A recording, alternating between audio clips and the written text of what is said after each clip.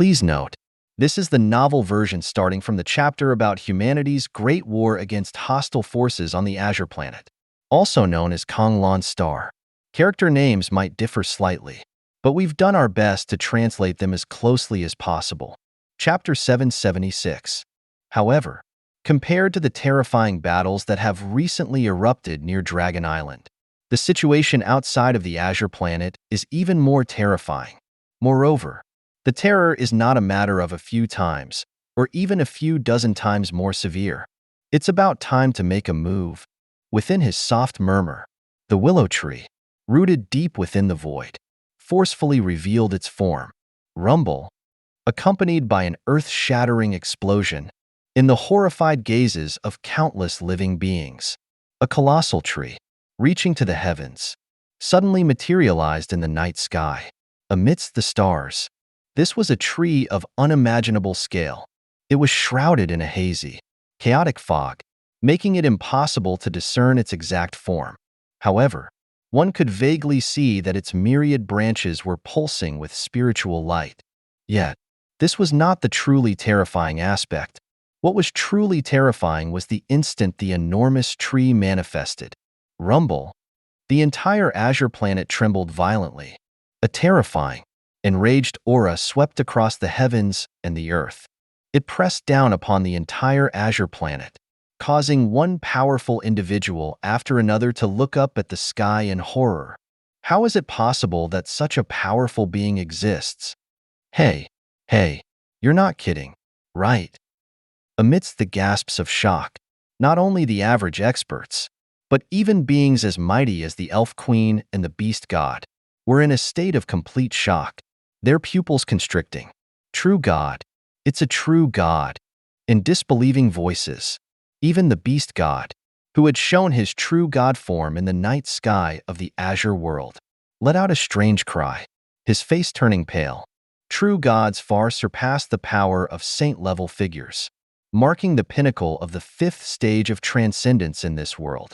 This terrifying existence was powerful enough to destroy planets. Yes, powerful enough to destroy planets. And now, amidst a sound like the roaring sea, the willow tree's spiritual energy was surging. Vanish, with a sharp glint in his eyes. The willow tree's thousands of godlike branches shot out. Thousands of feet, tens of thousands of feet, hundreds of thousands of feet, tearing through space. Countless streaks of light, numbering in the thousands upon thousands, flew toward the entire Azure planet. At this very moment, the entire Azure planet could see the streaks of light, like shooting stars, covering the night sky. It was as bright as day, and blinding. Even more frightening was that, before the streaks of light even arrived, the entire Azure planet had undergone a massive transformation, with huge air currents sweeping the world. No. One desperate cry followed another, and even those as powerful as the Elf Queen revealed a look of despair on their faces. But at this very moment, World, Barrier, raising his battle axe, the Beast God roared, and beside him, the Dream God and the Nature God also appeared, raising their weapons. Boom! With a tremendous bang, the entire night sky above the Azure planet flickered with light.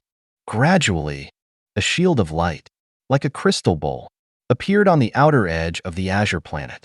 Then, before the experts of even Azure planet could react, boom, boom, boom, an incessant series of explosions, drowning out the sounds of the world, echoed through the night sky. One branch, after another, countless willow branches, like divine whips, struck the light shield repeatedly, creating boundless ripples. As expected, the world barrier is related to the gods. The willow tree chuckled, unconcerned. Any other fifth stage expert might be worried. But who was he? He was the master of 9 spaces, a being of divine ancestry, and his true form was the imperishable tree, a supremely powerful existence. Though both were 5th stage, their strength was not comparable. However, the willow tree had no intention of shattering the entire world barrier. After all, he could easily see that the source of power for this world's barrier came from the gods, but was also supported by the world essence itself. If he forcefully broke the entire world barrier, the Azure planet would be completely destroyed. And that was not what he wanted. Why wage war? Wasn't it for the so-called resources? If the entire Azure planet was destroyed, what meaning would this war hold? Therefore, shatter for me. With a soft shout, the willow tree's thousands of branches began to intertwine, forming a pillar of divine light, and slammed into the crystal light shield. With a huge boom, the world barrier cracked at one corner, becoming visible to the naked eye. However, it was only a corner. Compared to the entire world barrier, it was truly insignificant. But for the willow tree, it was enough. With a smirk, his spiritual energy surged, and the willow tree's myriad branches smashed the cracked corner of the world barrier again and again, revealing a gap about 100 meters in size. Go. Use this gap. You can reach the different realm. A soft murmur echoed in the hearts of many experts on Purple Star. Yes, God Tree. A unanimous response resounded on Purple Star like a wave. At this moment, the Earth experts standing on Purple Star saw the few cracks in the planet's surface and their eyes gleamed. Putting aside other things, the rich spiritual energy alone made them ecstatic. Compared to Earth, the spiritual energy here was much denser. Furthermore, they could vaguely see countless living creatures. Right at this time, as if thinking of something, the willow tree's spiritual power surged. Crack, crack. One crisp sound after another echoed as several rifts opened in the sky above Purple Star. At the same time, the willow tree's voice rang in the ears of many Earth experts.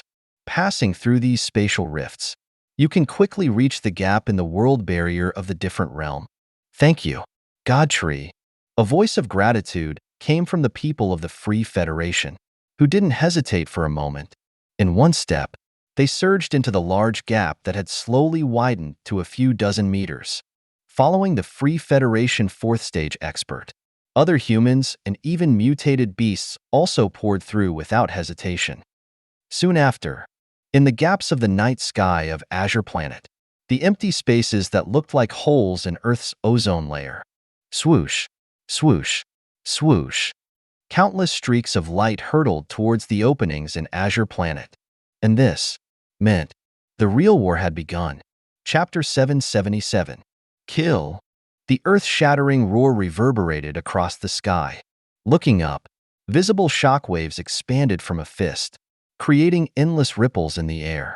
This was a fourth stage transcendent from the mutated killer whale clan of Earth's deep sea, a master of sound waves, and the vanguard commander of the Wrathful Sea Legion. And now, he shouted loudly. Heaven-covering waves surged through the gap in the world barrier. Countless deep-sea powerhouses, their spiritual energy surging, were stimulating the water element in the air, whipping up a tsunami. These waves were several times, even dozens of times, more powerful than the waves created by previous Sea Clan invasions of Earth. Slowly looking up, a galaxy of light awakened, descending from the heavens. But this galaxy was too vast, like a river of stars flowing in reverse. Within this river of stars, countless powerful Sea Clan members of the Wrathful Sea Legion were rushing toward the far eastern sea of Azure Planet. This was their mission, to establish a base in the far eastern sea of Azure World, in order to construct wormhole support equipment, and to send even more Sea Clan powerhouses from Earth. And this task was not exclusive to the Wrathful Sea Legion. Almost every legion's top priority was to occupy a base. Interworld warfare was unlike any other. This was a long and vast war. If it devolved into a stalemate, it might not end for hundreds or thousands of years. Of course, the outcome of this war would depend more on the high-level experts of both worlds. As for these legions, their most important task now was to seize resources. Let's go to. With a soft command, a fourth stage transcendent from the Great Cloud Federation led his legion towards the eastern continent of Azure World. Legend had it that the eastern part of Azure World was the territory of the giant demon clan. And now, this legion from the Great Cloud Federation was naturally going to confront the giant demons. However, they had it easy. After all, the Steel Legion of the Free Federation was facing the Beastman Empire, a nation known for its barbarity. A single misstep could lead to an irreversible catastrophe. However, the strength of the Steel Legion lay in Legion-based combat. It was unlikely that they would encounter significant problems. With a soft chuckle, this expert from the Great Cloud Federation was not concerned, instead following more than a dozen warships and airships towards the east. What was noteworthy here was that, except for a few second-stage Transcendent, most second-stage Transcendent experts could not fly. Therefore, now, whether it was human legions or mutated beast legions, they mostly relied on the airships provided by the Free Federation. One airship cost more than 10 times the price of a modern aircraft carrier and was one of the most important strategic resources for Earth right now. Each warship was capable of carrying tens of thousands of troops and contained a large amount of spiritual energy technology. Weapons like the Great Cloud Federation's spiritual energy railguns, powerful enough to threaten fourth-stage Transcendence, served as the main cannons. From this, it could be seen how terrifying the combat strength of an airship was. Rather than calling them airships, they were mobile fortresses, and this was one of Earth's strengths. Of course, only humans and mutated beasts possessed these airships. C-Clan had their own methods and did not require equipment like airships. After all, looking up at the rivers of light descending from the sky, even the Earth experts were dumbfounded, not to mention the experts of Azure World. The C-Clan is impressive. That's right. Look how many experts they have. The spiritual energy they're releasing is enough to create waves that could flip half a continent over. With gasps of awe, each Earth expert couldn't help but stare in shock. However, at this moment, seemingly not a time for exclamations, standing on an airship, looking at the figures on the land, some respectful, some confused, some strange, an expert from the Free Federation spoke coldly. This is just a small town. They probably don't realize what roles we are playing, let alone where we come from.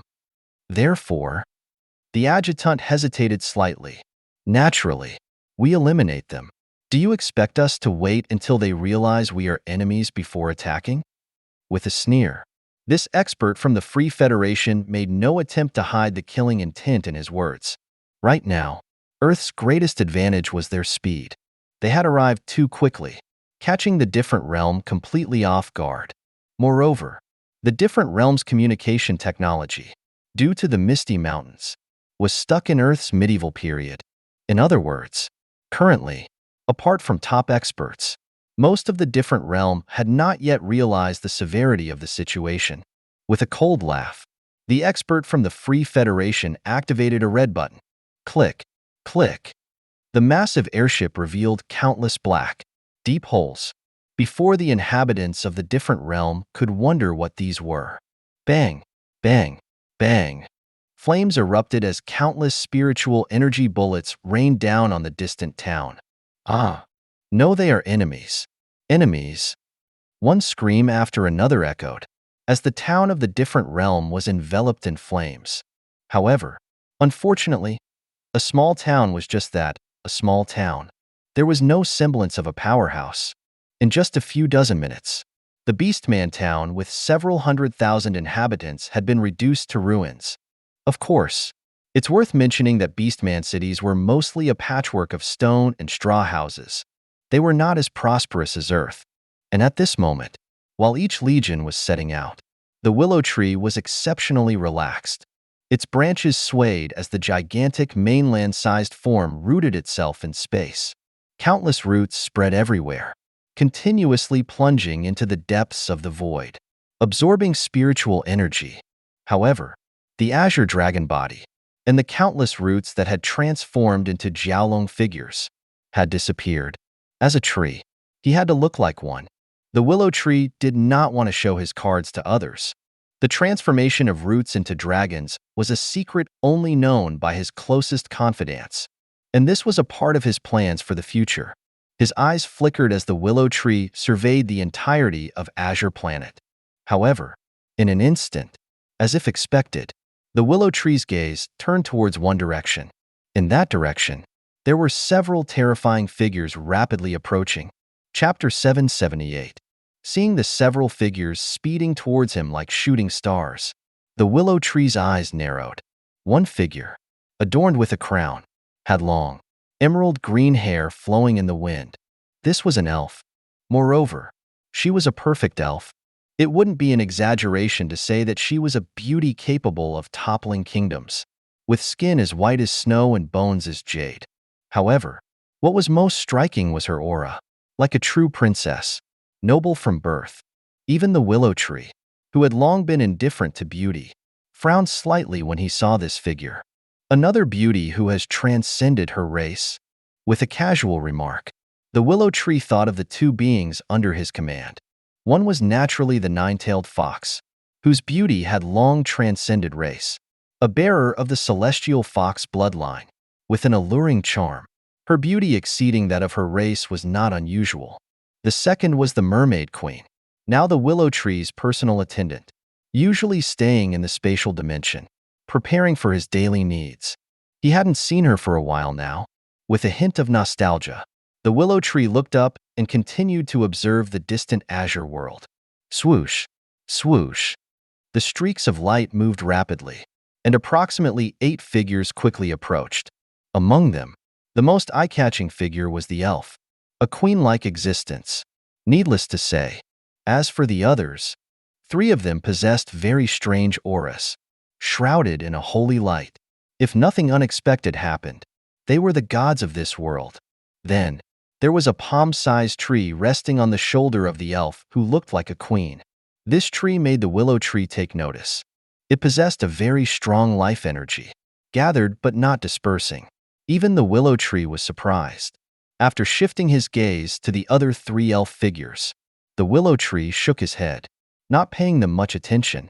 They were just some relatively strong 4th stage, transcendent elves, not worthy of concern.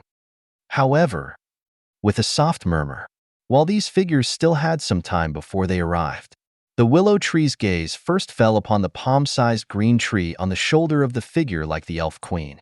The small tree was slowly swaying, with a narrowing of his eyes. The willow tree saw, race, tree of life, innate talent, nurturing life, can continuously nurture life, and over long periods of time, by consuming spiritual or even vital energy, can create beings with exceptional talent, special abilities. Healing leaves nurtures a large number of spiritual leaves with life force, which can heal people even just by placing them in the mouth. Mental recovery can restore others' minds and replenish spent energy. Life domain, when spiritual energy is activated, can create a large domain where life force flows, increasing the recovery rate of physical health and even the recovery rate of spiritual energy, and slightly enhancing the recovery rate of the elven race's mental power. Life elixir can create a sacred elixir that can not only cleanse impurities but also heal the body. Looking at the details in surprise, the willow tree was somewhat astonished. He hadn't expected this small tree to be the famed tree of life. The tree of life, according to legend, was the holy object of the elven race. It was also the lifeline of the elven race. And now, after seeing the tree of life skill list, the willow tree understood why it was the holy object of the elven race. If nothing unexpected happened, the so-called elves were birthed by her. Of course, ordinary elves were not an issue. They mostly reproduced by physical birth. However, the high elves, especially the all-elemental elves like the elf queen, must have been nurtured by this tree of life. Yes, all-elemental elves. The willow tree noticed that this beauty who had transcended her race was an all-elemental elf. Lightning, light, water, wind. She possessed all elements. However, looking at her skill list, it was clear that this elf queen mainly cultivated wind and wood. As for the other elements, she had either not had time to cultivate them or had not yet developed the abilities. It should be known that not every being had the willow tree's evolution points.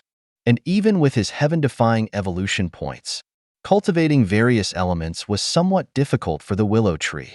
From this, it could be seen that an all-elemental talent was not necessarily a good thing. However, the options for cultivation were greater. And what was also worth mentioning was that Elf Queen was not simply a title, but the highest bloodline of the elven race.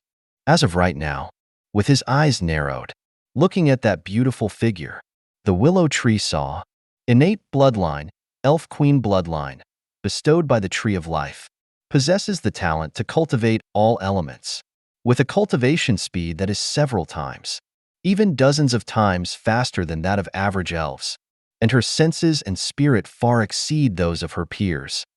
Tisk tsk. With a smirk, the willow tree was somewhat impressed. A very powerful bloodline. Ordinary dragons and even elves could hardly compare. However, that was not important. After all, the current elf queen had been around for too little time.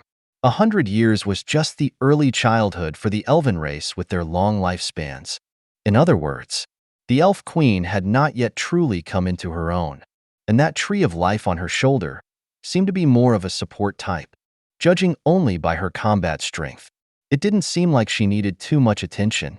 With this in mind, the willow tree didn't think much of it. This is going to be a massacre. With a soft mutter, the willow tree's smile deepened. Furthermore, there was one thing.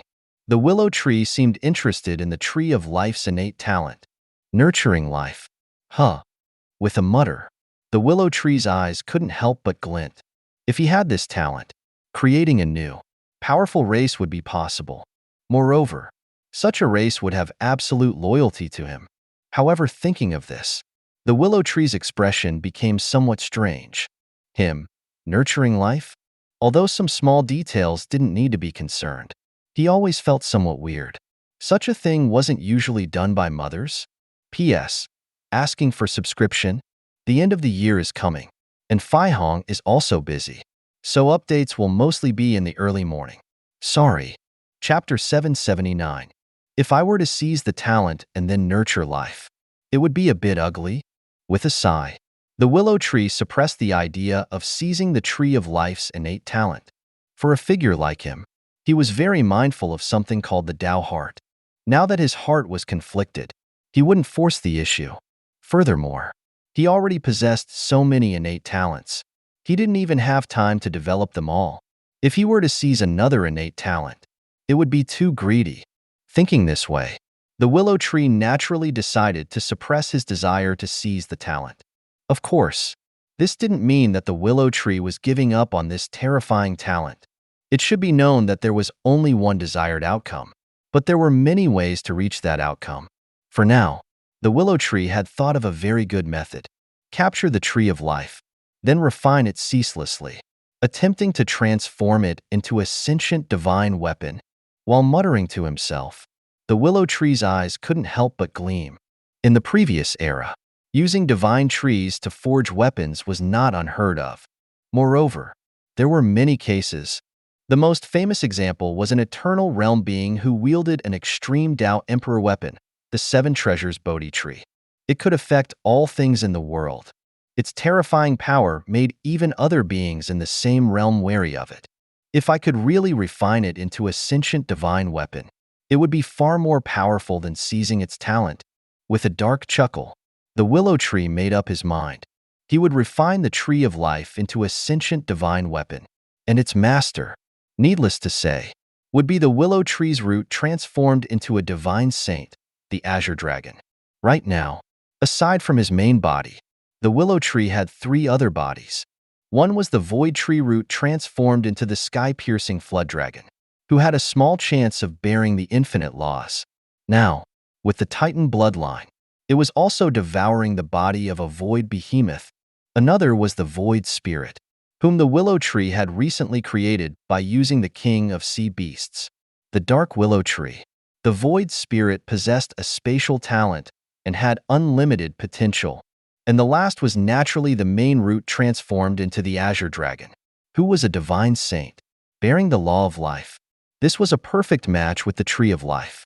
If the Tree of Life could truly be refined into a sentient divine weapon, who else would be more worthy than the Azure Dragon to wield it? After all, the willow tree's main body had a Tao weapon to protect it, the magnificent galaxy, and the void spirit had its innate weapon, the spirit bow. As for the sky-piercing flood dragon, with its Titan bloodline, its body was its strongest weapon. Thinking this way, the Azure Dragon certainly needed a weapon. Smiling to himself, The willow tree looked at the figures rushing toward him, and his eyes couldn't help but flicker, especially when he looked at the small emerald tree on the elf queen's shoulder. His eyes held a gleam, as if he were observing prey. At this moment, the small green tree on the elf queen's shoulder couldn't help but shiver. An inexplicable chill suddenly rose in its heart. What's wrong? As if sensing the tree of life's abnormality, the elf queen asked gently, I have a bad feeling. With a response, the tree of life frowned. For some reason, as she got closer, her bad feeling toward that giant tree that seemed to prop up the universe grew stronger. However, at this moment, as if thinking of something, she looked at the three figures shrouded in holy light not far away. Are you sure your methods will work? Of course. Pounding his chest, the beast god, also known as the war god, said confidently, the three of us are the native gods born of the Azure world. We are capable of channeling the power of the world. Although I wouldn't dare say that we can defeat this unknown true god, sealing him is definitely not a problem. Indeed. To the side, the whimsical dream god, surrounded by starlight, added, the beast god has never boasted or exaggerated. If he says he can do it, then he can definitely do it. That's good then. Nodding, the tree of life's confidence increased. If they could really seal an unknown true god, then this vast war would come to an end. After all, to capture the bandits, you must first capture their leader. Without a leader, the rabble would be nothing to worry about. With this in mind, her spiritual energy surged as the tree of life opened an emerald aura, enveloping everyone. Rumble. In a sudden, roaring sound, the auras of the figures shrouded in emerald light grew stronger. Haha. With a loud laugh, the beast god said with rare excitement, as expected of the famed tree of life, your abilities are nothing to sneeze at. With you here, I would even dare to fight this true god one-on-one. Don't be careless. I can only grant you temporary power at the true god realm. Moreover, we don't know what powers this true god possesses, nor what level of existence it is. If, his tone hardened, the tree of life was somewhat worried. It doesn't matter. Trust me, this universe won't be able to produce an overly powerful true god. It's strange enough that a true god has appeared now. If there was a true god with heaven-defying combat strength, then there would be nothing we could do but accept our fate. Having said that, with a surge of spiritual energy, the beast god had already turned into a golden streak of light, heading towards the end of space. And at this moment, quietly waiting, the willow tree did not make a move first. Being submerged for too long had made him forget what it was like to fight others. However, one thing was for certain, that was it had been etched into his bones. With his mouth curling up into a smirk, the willow tree's giant roots that pierced through space slowly withdrew from the depths of the void. Boom, boom, boom. More than a dozen roots flailed through space, creating a storm that blew everything away. And at this moment, a shout came from the end of space. Unknown power, where do you come from? And what is your purpose? There was no answer. Only the giant tree that seemed to prop up the entire universe slowly swayed its branches and roots. Humph! With a cold snort, the beast god suppressed the last glimmer of hope in his heart. If he was strong, then he would be discovering another world. And naturally, he would invade. But now, the situation was right in front of them. Don't harbor any hope. Push him back. After reminding them, the beast god didn't hesitate any longer. Gripping his divine axe tightly, his terrifying divine power suddenly erupted. If you're not going to talk, then let's fight. With a roar like thunder, a surging column of divine power shot into space. Looking from afar, inside that pillar of light, there was a hundreds of meters tall phantom, raising a terrifyingly large axe and slashing towards space. Boom! As if cutting through space. The golden divine power formed a golden axe blade that was tens of thousands of meters long and rushed forward. Chapter 780. Not bad. Indeed. Seeing the terrifying attack that seemed to tear through space, the willow tree gave a rare word of praise. This guy was definitely one of the most powerful opponents he had ever faced. He was already at the half-step 5th stage in terms of his own power. He wielded a divine artifact containing a part of the world essence, and was a renowned god in his own right. And that was not even counting the half-step 5th stage support, the Tree of Life. It could be said that this beast god's combat power had already exceeded the 4th stage, and was quickly approaching the 5th stage. He could even be considered strong among 5th stage beings. Based on the Willow Tree's perception, if this axe fell on a small planet like the moon, it could easily split it in two. Unfortunately, he was facing a monster that was known throughout the universe. More than a dozen roots twisted and transformed into a staff several thousand meters long. As the spiritual energy surged, the entire staff radiated a green light. Boom! The staff was thrown out, creating ripples that spanned tens of thousands of meters in the void. It then slammed into the golden axe blade formed by the beast god's divine power. Rumble! With a tremendous bang, two terrifying shockwaves rippled through space. One shockwave was like a golden ocean. The other was like endless green ripples. What kind of power is this? With a cry of surprise, the beast god's body trembled. He slowly raised his right hand. The area between his thumb and index finger had cracked. But before it could completely shatter, the power of the Tree of Life surged. In just a breath or two, the cracked area was healed. However, this time, the beast god, and even the Tree of Life and the other experts, looked at the willow tree with a trace of shock. Just a flick of a root had blocked their long-prepared, thunderous strike. This is not a common true god. Gritting his teeth, the beast god raised his axe again. His entire body turned into a streak of golden light, flying straight towards the willow tree. Following him, the dream god, the nature god, and even the elf queen and her experts, all turned into streaks of light, rapidly approaching. Do these people really think I'll fight them head-on? Looking at each of the experts flying toward him, the willow tree couldn't help but find it amusing. Were these people all too straightforward, or just plain stupid? Although the willow tree had the power to suppress them in a head-on fight, the problem was, there were too many variables, and the willow tree did not want to create any unnecessary complications. He should remember that these were unknown powers. Although the willow tree could see their skill lists, he still couldn't see their hidden cards.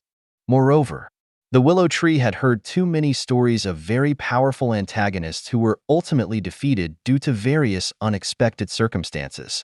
Movies and anime from my past life do a pretty good job of teaching you in some aspects. With a sigh, the willow tree's spiritual energy began to surge. Boom! Accompanied by a roaring sound, the 9 vortexes of different colors surrounding the giant tree came to a slight pause, much to the surprise of the beast god and the other experts. Along with the pause was a vortex filled with white mist, slowly expanding. In just a few breaths, it had grown into a gate that seemed to prop up the universe, standing tall in space. What is this? I have a bad feeling. One cry after another echoed as the beast god and the Tree of Life's group all changed their expressions. However, in that instant, the gate filled with boundless mist trembled violently. Then, in the shocked eyes of the beast god and the Tree of Life, countless objects that looked like eyes slowly opened. Yes, eyes. Looking closely, the eyes were all empty and emotionless, but they were indeed eyes. And this was one of the willow tree's legions. The legion led by the Undying Mist, king of dark twinlights, had reached the level of the 10 calamities under the willow tree's guidance. Their combat strength was just one step away from the half-step 5th stage. However, considering their almost immortal nature and the endless mist army behind them, a disaster for the beast god and his group was about to begin. Boom! With a loud bang, the gate that seemed to prop up space suddenly unleashed endless white mist. Like a tidal wave, it covered half of space. It then transformed into a vast mist river, heading straight for the beast god and his group. However, upon closer inspection, each mist particle was actually a mist beast. And now, the mist river was moving rapidly, and in just a few breaths, it had enveloped the beast god and the Tree of Life's group. What the hell is this? With a roar, a golden axe light had split half of the Mist River. But in an instant, the Mist River converged again. And within the depths of the Mist River, mist beasts continued to appear, fearlessly attacking the beast god. However, this was just the beginning. You guys, go to... Yes, Master. With a chorus of responses, the Undying Bloodfangs and the Demon Phoenix who were waiting in the Willow Tree's life space flapped their wings and flew towards the depths of the Mist River. The Undying Bloodfangs were extremely difficult to kill, and the Demon Phoenix could foresee the future. Her ability to protect herself was also extremely high. These two beasts would certainly cause great trouble for the Beast Gods group. And this was the Willow Tree's method. He never cared about ganging up on others, or any sense of honor among powerful beings. Haha, would the Willow Tree care about that? Compared to honor or anything else, being defeated by a sneak attack was the most terrifying thing. Of course, more importantly, the Willow Tree had never said that he was just observing. He would occasionally make a move. Just like now, Elemental Divine Power, Dark Domain, with a soft command, endless darkness descended, instantly swallowing the entire Mist River. The Dark Domain, one of the Willow Tree's divine powers. It could erase the five senses, turning everything into darkness. It was a support-type divine power. However, it was quite effective at separating battlefields. At least now, the Willow Tree could see that every expert in the depths of the Mist River had lost their five senses and didn't know what to do. The Willow Tree could even hear the beast god roar. Bastard, get out here. Let's fight one-on-one. A powerful being like you needs to have your underlings fight for you? Chapter 781. I do need them. With an inner response, the Willow Tree's mouth curved into a smile. Just then, each of his roots transformed into deadly venomous snakes, shooting towards the depths of the Mist River. There was no sound, nor anything else. There was only deathly silence. The Dark Domain not only erased the five senses but also devoured all sound. A few breaths after the Willow Tree's roots shot into the depths of the Mist River. As if discovering something, the Willow Tree's eyes lit up, following his gaze. Along the ends of several roots, he could see that a figure was tightly wrapped like a dumpling. One of them was a not-so-famous god of the Azure world, the nature god, and the others, aside from some unknown elves, there was a tree. Yes, a tree. The Tree of Life. A holy object of the elven race, who was not proficient in combat, had also been captured by the Willow Tree. And that leaves three people. Slowly looking up, the Willow Tree glanced at the King of Dark Twin Lights, the Undying Bloodfangs, and the Demon Phoenix, who were evenly matched against the Beast God, the Elf Queen, and the Dream God. He couldn't help but feel amused, because, while they were each fighting hard, they were unaware that their companions had already disappeared. Without hesitation, the Willow Tree's spiritual energy surged, opening the void space that bore the name of the Void. The void space was completely empty, the best place for imprisonment. More simply put, it could be described as banishment. Yes, banishment. Imprisonment in the void space was equivalent to banishment. As far as one could hear or see, everything was void, like a desolate universe, except compared to the universe where one could still see occasional stars. Even spiritual energy was non-existent. Go.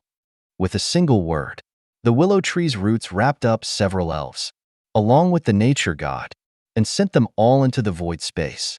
And at this moment, slowly looking up, looking at the Tree of Life that was still being eroded by the Dark Domain, the Willow Tree slowly dispersed his spiritual energy, allowing the Tree of Life's power to erupt. Boom! With a sudden explosion, a sky-piercing life energy burst forth. With the naked eye, one could see a green pillar of light piercing through space. And under this green pillar of light, a giant tree suddenly sprouted from the ground. Unlike the Willow Tree's mystical appearance, this tree was truly a tree. Its branches and leaves were lush, like a small forest. The emerald green leaves were translucent. The massive trunk was majestic, as if it wanted to prop up the sky. And this was the Tree of Life, the symbol of the god of life. Unfortunately, at the moment this divine tree revealed its true form, roar, an earth-shattering roar suddenly erupted in space. Following the sound, with the Tree of Life looking on in shock, space shattered and a huge azure dragon head, like a mountain, emerged from the depths of the shattered space. Yes, an azure dragon head, like the giant dragons on Dragon Island. It radiated a dragon's might. This azure dragon head brought with it immense power. There was an indescribable terror. Just from the dragon's majestic eyes, the Tree of Life felt its body freeze. However, what was even more terrifying was that the instant this azure dragon head revealed itself, boom, an inexplicable suction force suddenly emanated, and the Tree of Life felt its power ebbing away, bit by bit, little by little. But before long, this suction force became even stronger. Boom! Like a whale swallowing water, the azure dragon opened its mouth wide. No, no! With a series of cries of alarm, the Tree of Life's voice became sharp, and within her shrill voice was a mixture of fear and unease. Because at this moment, the instant the suction force increased, the Tree of Life realized that the azure dragon was not only swallowing her spiritual energy, but also her origin, the origin that was still nurturing life. No, don't. I beg you. Her voice trembled, and the entire Tree of Life was shaking. As the branches swayed, countless leaves fell down. Visibly, her sky-covering body was shrinking. The entire canopy was taking on a withered yellow color. It really is an unforgettable delicacy. With an inner sigh, the willow tree finally realized what the Tree of Life meant to the azure dragon. Divine trees and divine saints like the azure dragon were both exceptionally rare existences. In one era, it was very difficult for a second to appear. Just like in the previous era, when the elven race was at its peak, they only had 9 trees of life after accumulating for billions of years. From this, it could be seen how rare such figures were. Not to mention, they, like the one now, all had the possibility of grasping the law of life. However, this was also a good thing, at least for the willow tree now. It was a great opportunity. After all, the more powerful he was, the more easily he could treat the Tree of Life as a supplement and devour her, thereby replenishing himself. And in a short time, the willow tree felt that his understanding of the law of life had deepened several times over. A pleasant surprise? With a murmur, the willow tree's eyes flickered as he looked at the Tree of Life. Suddenly, boom! From within his body, a magnificent azure dragon body emerged from the depths of space. Then, with a powerful swoop, he wrapped around the entire Tree of Life. Will you be willing to follow me in the future? With a narrowing of his dragon eyes, his voice revealing a hint of mockery, the willow tree looked directly at the Tree of Life. I. Unable to say anything, the Tree of Life still did not understand what kind of existence the willow tree's azure dragon body was, or why he could absorb her power. However, one thing she was certain of. She had encountered trouble, a huge amount of trouble, and now, it was no longer up to her to decide. And at this moment, as if sensing the Tree of Life's thoughts, the willow tree's azure dragon's 2 dragon whiskers swayed, as if it were smiling. It seems you agree. That's good then. In the future, you will become my sentient divine weapon. I can promise. As long as you cooperate obediently, I won't erase your consciousness and let you become a weapon spirit. With a delighted chuckle, the willow tree's azure dragon body swept through the air, taking the Tree of Life with him, disappearing into space. Chapter 782. In the previous era, there were countless dimensions. Compared to the universe today, it was far more vast. However, some say that today's universe is like a singularity, still constantly expanding. In that way, it's still worth looking forward to. Of course, those things are not important. What is important is that, in the previous era, the vast myriad dimensions were generally divided into 2 factions, and their division was based on their cultivation systems, like they were each other's reflection, corresponding to one another. In the east, there were true dragons, and in the west, there were giant dragons. In the east, there were demon beasts. And in the west, there were demonic beasts. And likewise, in the east, there were innate divine saints bearing the law of life. And in the west, there were also divine trees bearing the law of life, the tree of life. However, one was active, focused on combat, while the other nurtured life.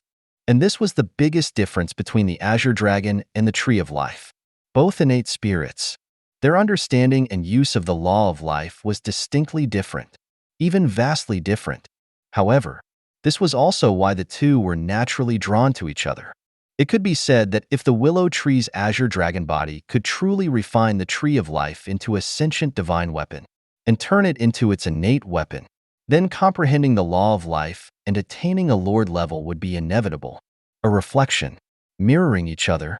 It was truly ineffable. And at this moment, the Willow Tree had not yet truly realized this heaven-sent opportunity. But it was coming soon. It was only a matter of time. It was only through luck that he not only created a divine saint but, in the vast universe, found another innate spirit who was his reflection, also bearing the law of life.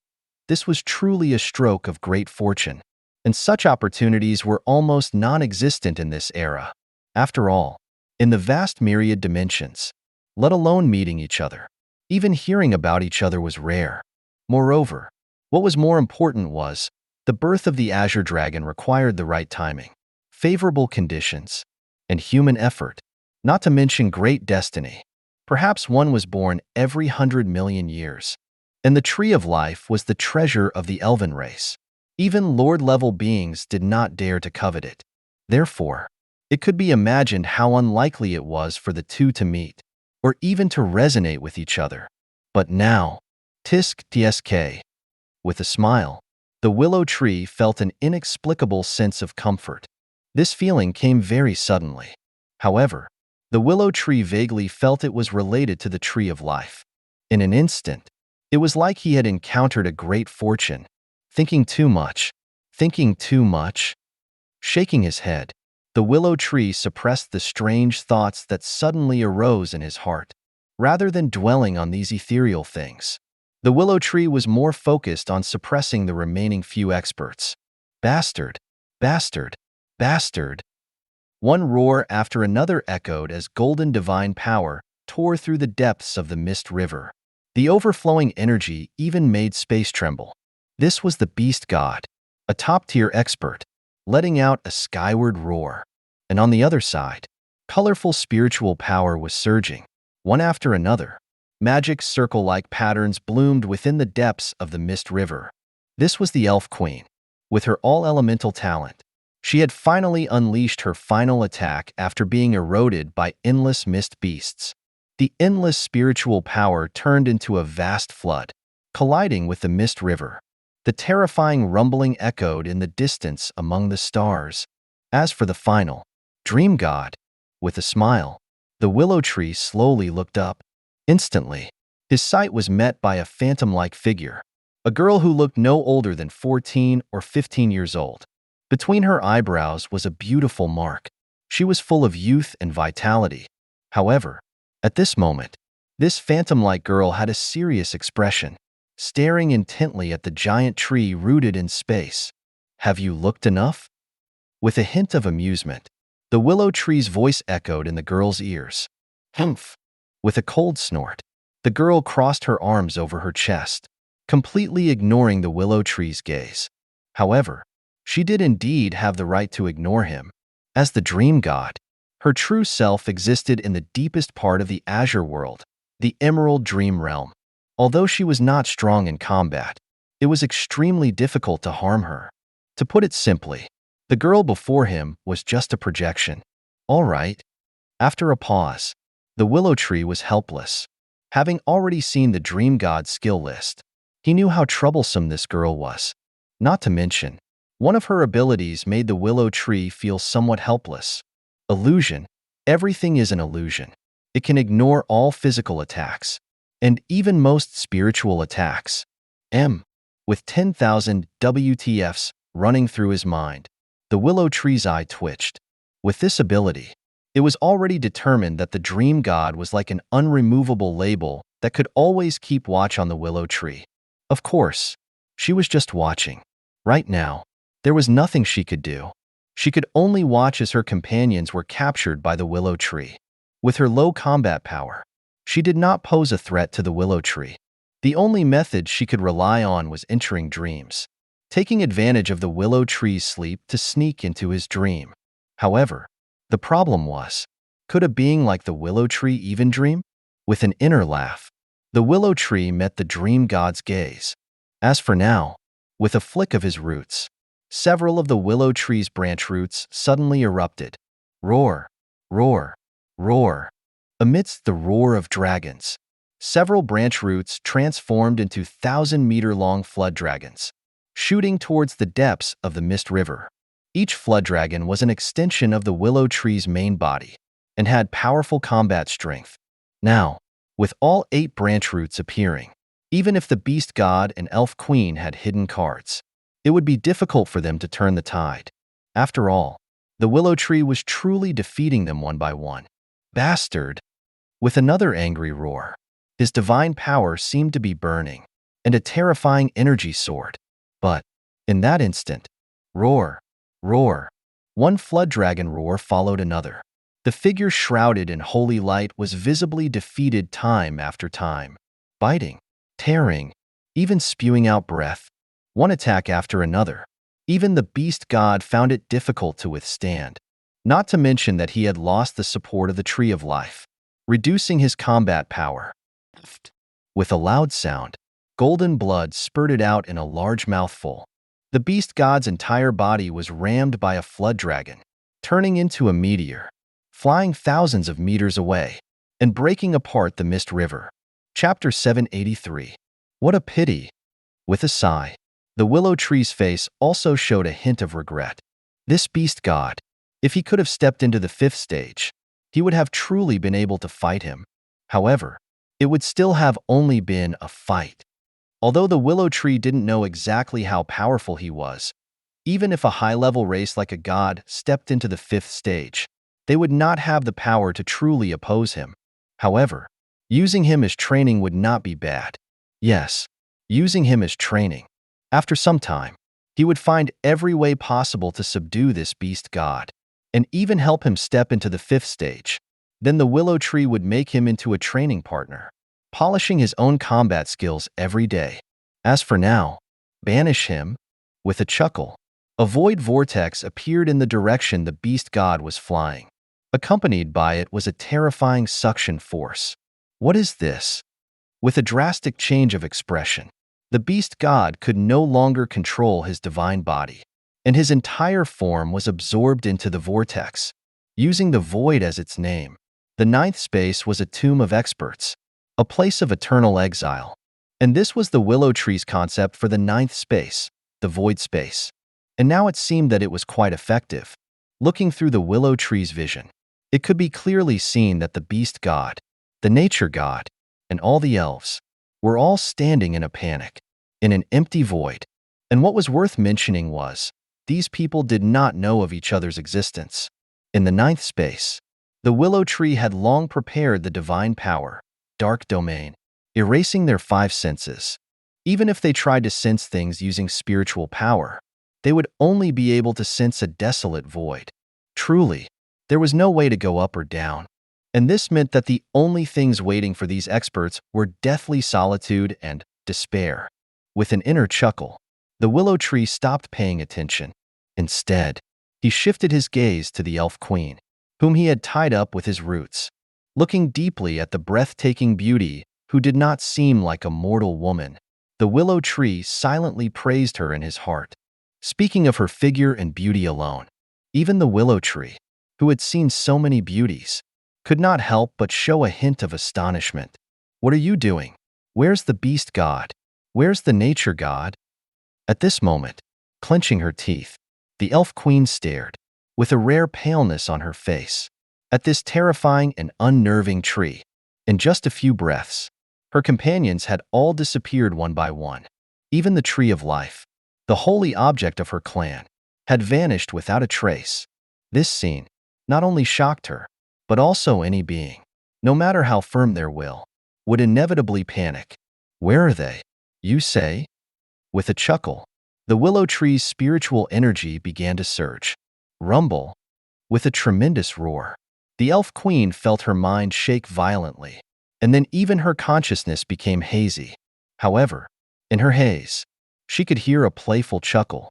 They went where they should be going. And not long after, opening his life space and bringing the elf queen in, the willow tree smiled. Obviously, he had won this battle without much effort. Although, he did not have that kind of feeling where he could easily turn things over with the flick of a hand. The willow tree liked to do things like this, step by step, carefully sailing for 10,000 years. It was better to be safe than sorry. After all, the three gods of the Azure world possessed divine artifacts that could potentially seal him. With this thought, the willow tree shifted his consciousness. In just half an hour, he descended onto the void spirit's body. Step. With a soft step, landing on his main body's sky-covering canopy, the willow tree chose to sit quietly. At the same time, he slowly raised his right hand, and in the next moment, boom, accompanied by a bright golden light, three objects that seemed to be weapons slowly appeared. One was a golden battle axe. This was the beast god's axe of war. Another was a long whip with a green glow and countless thorns. This was the dream god's dream-chasing whip. With a single lash, even the spirit would tremble, becoming dull and having its consciousness fall into a deep slumber. It was a true spiritual weapon that attacked spirits and souls. And the last one was a branch. This was the nature god's restoring branch that could awaken life in an area and could even produce sweet dew. Even ordinary water, after soaking this branch, would turn into spirit liquid. The longer it soaked, the higher the quality of the spirit liquid would be. To a certain degree, it was a valuable treasure. And these three divine weapons were the three gods' innate weapons, containing a part of the Azure world's origin. Combining the three could form the world cage. With a mutter, the willow tree's eyes couldn't help but gleam. The world cage was a difficult divine artifact to deal with. Moreover, it was a rare sealing divine artifact. With a narrowing of his eyes, the willow tree saw world cage can seal an area up to 10,000 meters wide and can draw on the power of the Azure world to strengthen it and truly separate that area from the universe. And this was the divine artifact formed from the combination of the three divine weapons, the world cage. It was a bit terrifying, although the willow tree would not worry about his life if he was sealed. However, any delay could cause him great trouble. After all, Earth today was not stable, and the Azure world had only just been contacted. There were too many things waiting for the willow tree to do, and at this moment, if the willow tree was sealed, not to mention thousands or tens of thousands of years, even if it was for only a few decades, he would be completely dumbfounded. And as for whether he could escape in a few days, the willow tree wouldn't even think about it. If things were to go that far, it would be too dangerous. The willow tree did not want to gamble, nor did he want to try. Gambling was something that the weak did, and as a strong being, the willow tree only needed to do things step by step, slowly consuming them. And now, it seemed that the results were quite good. With an amused smile, the willow tree clenched his fist. In an instant, the three golden weapons vanished into thin air. Of course, this scene, when it fell into the eyes of the dream god not far away, caused her to grind her teeth. Although her main body was still in the emerald dream realm in the depths of the Azure world, her innate weapon, the dream-chasing whip, was a weapon she truly brought with her. But now, she still had no idea what was going on, and the dream-chasing whip had already fallen into the hands of that violet, elf-like figure. Chapter 784. And at this moment, as if realizing something, the dream god was suddenly startled. Instinctively looking up, the dream god saw a purple elf smiling at her, with a subtle hint of mockery. You. Opening her mouth, unable to say anything, the dream god's expression was somewhat complicated. Although she was puzzled, she vaguely recognized the connection between this void spirit and the demonic tree. It was like the relationship between the elves and the tree of life. However, Compared to the elves, this purple elf and the demonic tree's auras were even more closely connected. It was as if they were one. And at this moment, a playful voice echoed in the dream god's ear. When I have time, I'll personally visit your home, the Emerald Dream Realm. What? With a cry of alarm, the dream god had no time to ask further. Swoosh! The willow tree casually sent out a streak of silver light. The silver light was brilliant and as fast as lightning.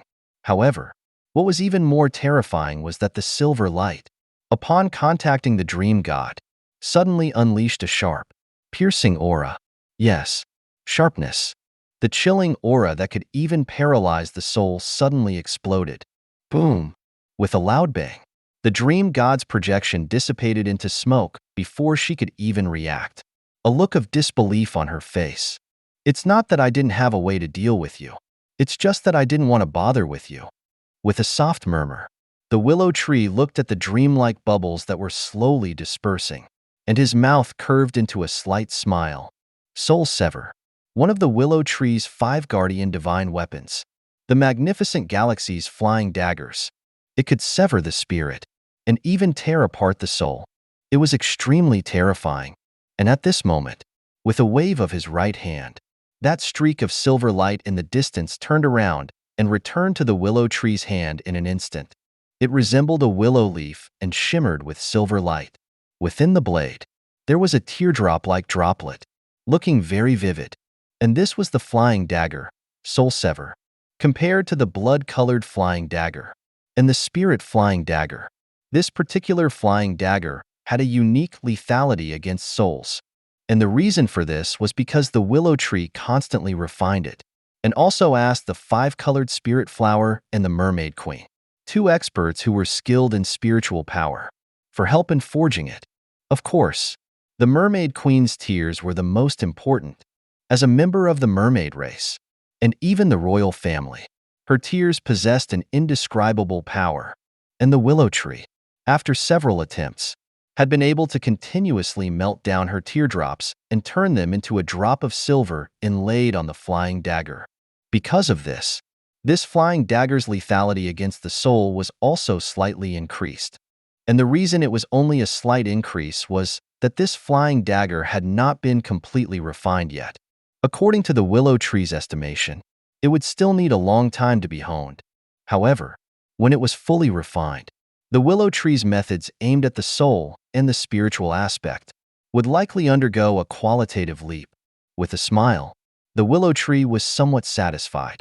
He could clearly feel that all of his aspects were improving. The overall spiritual power was approaching its limit. His body's transformation was more than halfway complete.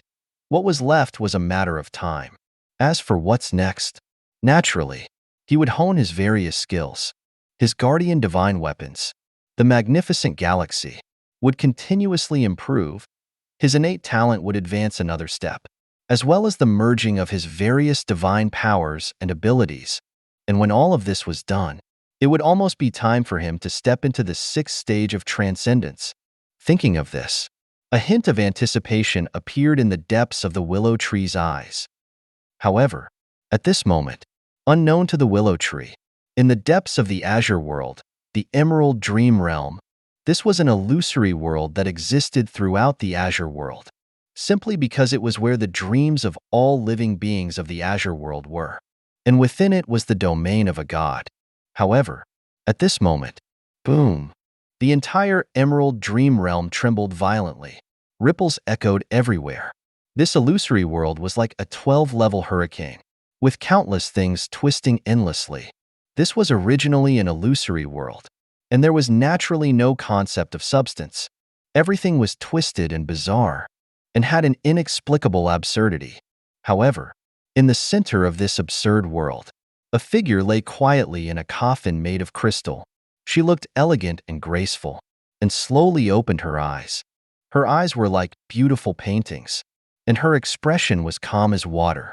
And then in the next moment, her lips slightly parted, and a cold voice reverberated throughout the Emerald Dream Realm. "You actually want to come to the Emerald Dream Realm to find me?" As if finding it amusing, the corners of her lips couldn't help but turn up slightly. If she was in reality, She would still fear the demonic tree. But this was the Emerald Dream Realm, and she was the mistress of this place. It could be said that, here, her power would be increased several times, even dozens of times. Like what people call a creator god. She was the creator of the Emerald Dream Realm. Everything was a toy in her hand. However, in an instant, as if thinking of something, her expression slightly darkened. Although in the Emerald Dream Realm, her combat power had increased exponentially. However, that demonic tree was indeed terrifying. Moreover, what was even more important was that the dream god did not know how much of its power the demonic tree was using. Sigh. With a sigh, a hint of sadness appeared on her face, and the dream god opened her mouth helplessly. Why did I have to meet such a monster? With that, the dream god raised her finger, and as her divine power surged, her unique authority as the dream god silently began to activate. Boom! A silent ripple spread out, like a stone falling onto a calm lake surface, causing the entire world to tremble slightly. And at this moment, in the Azure world, countless living beings who were in a dream all heard a voice murmur, "Our world is being invaded. We need your help." And along with this gentle voice, images appeared in the minds of these living beings. The sky of the Azure world was shattered, and countless strange experts descended like meteors. One city after another was being reduced to ruins by the sea of flames. Deeper still was a sky-covering giant tree, rooted in the space, like a god or a demon, terrifying to the extreme. Chapter 785. Divine Decree. This was a divine decree. After the divine decree that the dream god had issued due to the beast god's instigation decades ago, she had once again issued a divine decree. And this time, the divine decree did not have many words, but each word was shocking, especially when combined with the images that appeared in their minds. All the living beings in the Azure world were awakened from their nightmares. At the same time, in every corner of the Azure world, both major and minor forces seemed to understand what was going on. Looking into the depths of the night sky at that somewhat blurred, tree-like figure, their eyes couldn't help but flicker. A demonic tree, a foreign evil god. Muttering to himself, a long-dormant savage titan in the depths of the demonic beast forest slowly opened his eyes. He was a renowned demonic beast in the Azure world. However, he had been in a deep slumber for the past few years, having shut himself off completely. Even the tearing of the sky had not awakened him. But now, under the dream god's divine decree, he had awakened, and he understood the truth. If you want to fight, then come and fight. With a low roar, the ground shook as if a dragon was turning over, revealing a huge, earth-yellow titan that was like a mountain range. It was weathered and ancient, and it possessed an indescribable power. A top-tier fourth stage, transcendent demonic beast. His power was not inferior to the 3 Dragon Kings. And at the same time, sigh, with a sigh, in the dark forest, one of the 7 great forbidden lands, in the depths of this oldest restricted area, a large monster, a creature that looked like a bone dragon, slowly flew out. Originally, it was a terrifying dark creature, feared and even dreaded by many living beings. But now that the Azure world was being invaded, personal and racial grudges could be put aside. Of course, this was just the beginning. Yes, the beginning. Under the call of the divine decree, all the sleeping experts on the continent had chosen to awaken, and even more living beings had spontaneously gathered, preparing to welcome the true war. And this was something the Willow Tree had clearly not anticipated. He had thought that communication was undeveloped in this world, but it turned out they had a method like a divine decree. This, not to mention anything else. It was really convenient. In just less than half a night, the news of the foreign invasion had spread throughout almost half of the continent. However, even if the Willow Tree knew about this, he still would not care. After all, the rash actions of the 3 gods and the top experts of the Elven race had already sealed his victory. The victory was inevitable, and what the Willow Tree needed to do now was to wait. Yes, wait. War was the best catalyst for progress. Right now, both Earth and the Azure world were considered to be half of the Willow Tree's world. Therefore, the war between the two would, to a certain degree, greatly accelerate the progress of both world civilizations, and the Willow Tree only needed to keep the war within his controllable range. For example, avoid slaughtering too many fourth-stage, transcendent experts as much as possible. After all, powerful beings were the greatest resource, and as for the rest, it was reaping, continuing to reap. In each round of reaping, he would complete a qualitative accumulation from a quantitative change. And at this moment, in the deepest part of the Willow Tree's ninth space, in the life space, a tree with the appearance of a bull propped up the entire space. And under this tree was a stone platform and a stone table. The Willow Tree's void spirit body sat quietly, and beside him was a blonde beauty, as if she had been painted, slowly pouring a spiritual liquid. The Mermaid Queen, a peak fourth stage transcendent, skilled in the mermaid song that could purify both body and soul, was one of the many disciples under the Willow Tree. And now, pouring the spiritual liquid, the Mermaid Queen asked with a smile, "Master, what are your plans for the future?" Wait. After drinking a sip of the spiritual liquid, the Willow Tree's lips curved upwards. He had to admit, the spiritual liquid from his main body was a treasure. Now, using the void spirit body to taste it, the Willow Tree could feel this body strengthening at a speed visible to the naked eye, and his spiritual power was increasing by hundreds of thousands non-stop. And this was the highest level fifth stage spiritual liquid from his main body's life space. If he used such a spiritual liquid to polish the void spirit body for a long period of time, he would probably be able to push this body to the peak of the fourth stage in a short amount of time. With this in mind, the Willow Tree was somewhat satisfied. Normally, he would use his spiritual liquid to bless his subordinates. He hadn't thought that today. He would have a day when he would be able to use it himself. However, now did not seem to be the time to dwell on that. With a shift of consciousness, the majority of his consciousness returned to his main body, leaving only a small part of his consciousness in the void spirit body to continue honing it. However, according to the Willow Tree's estimate, the next time he used his void spirit body, that void spirit body would probably have the power of a peak fourth stage, or even a half-step fifth stage. After all, the Willow Tree's main body's life space resources were not a joke. Moreover, the void spirit body's talent was exceptional, and not long after, as branches swayed, the majority of his consciousness returned to the Willow Tree's main body. He was also controlling his main body to shrink down. Rumble, rumble.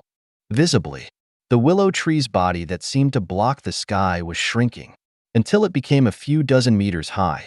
Now that the world barrier is more than halfway shattered, there's nothing that can stop my descent.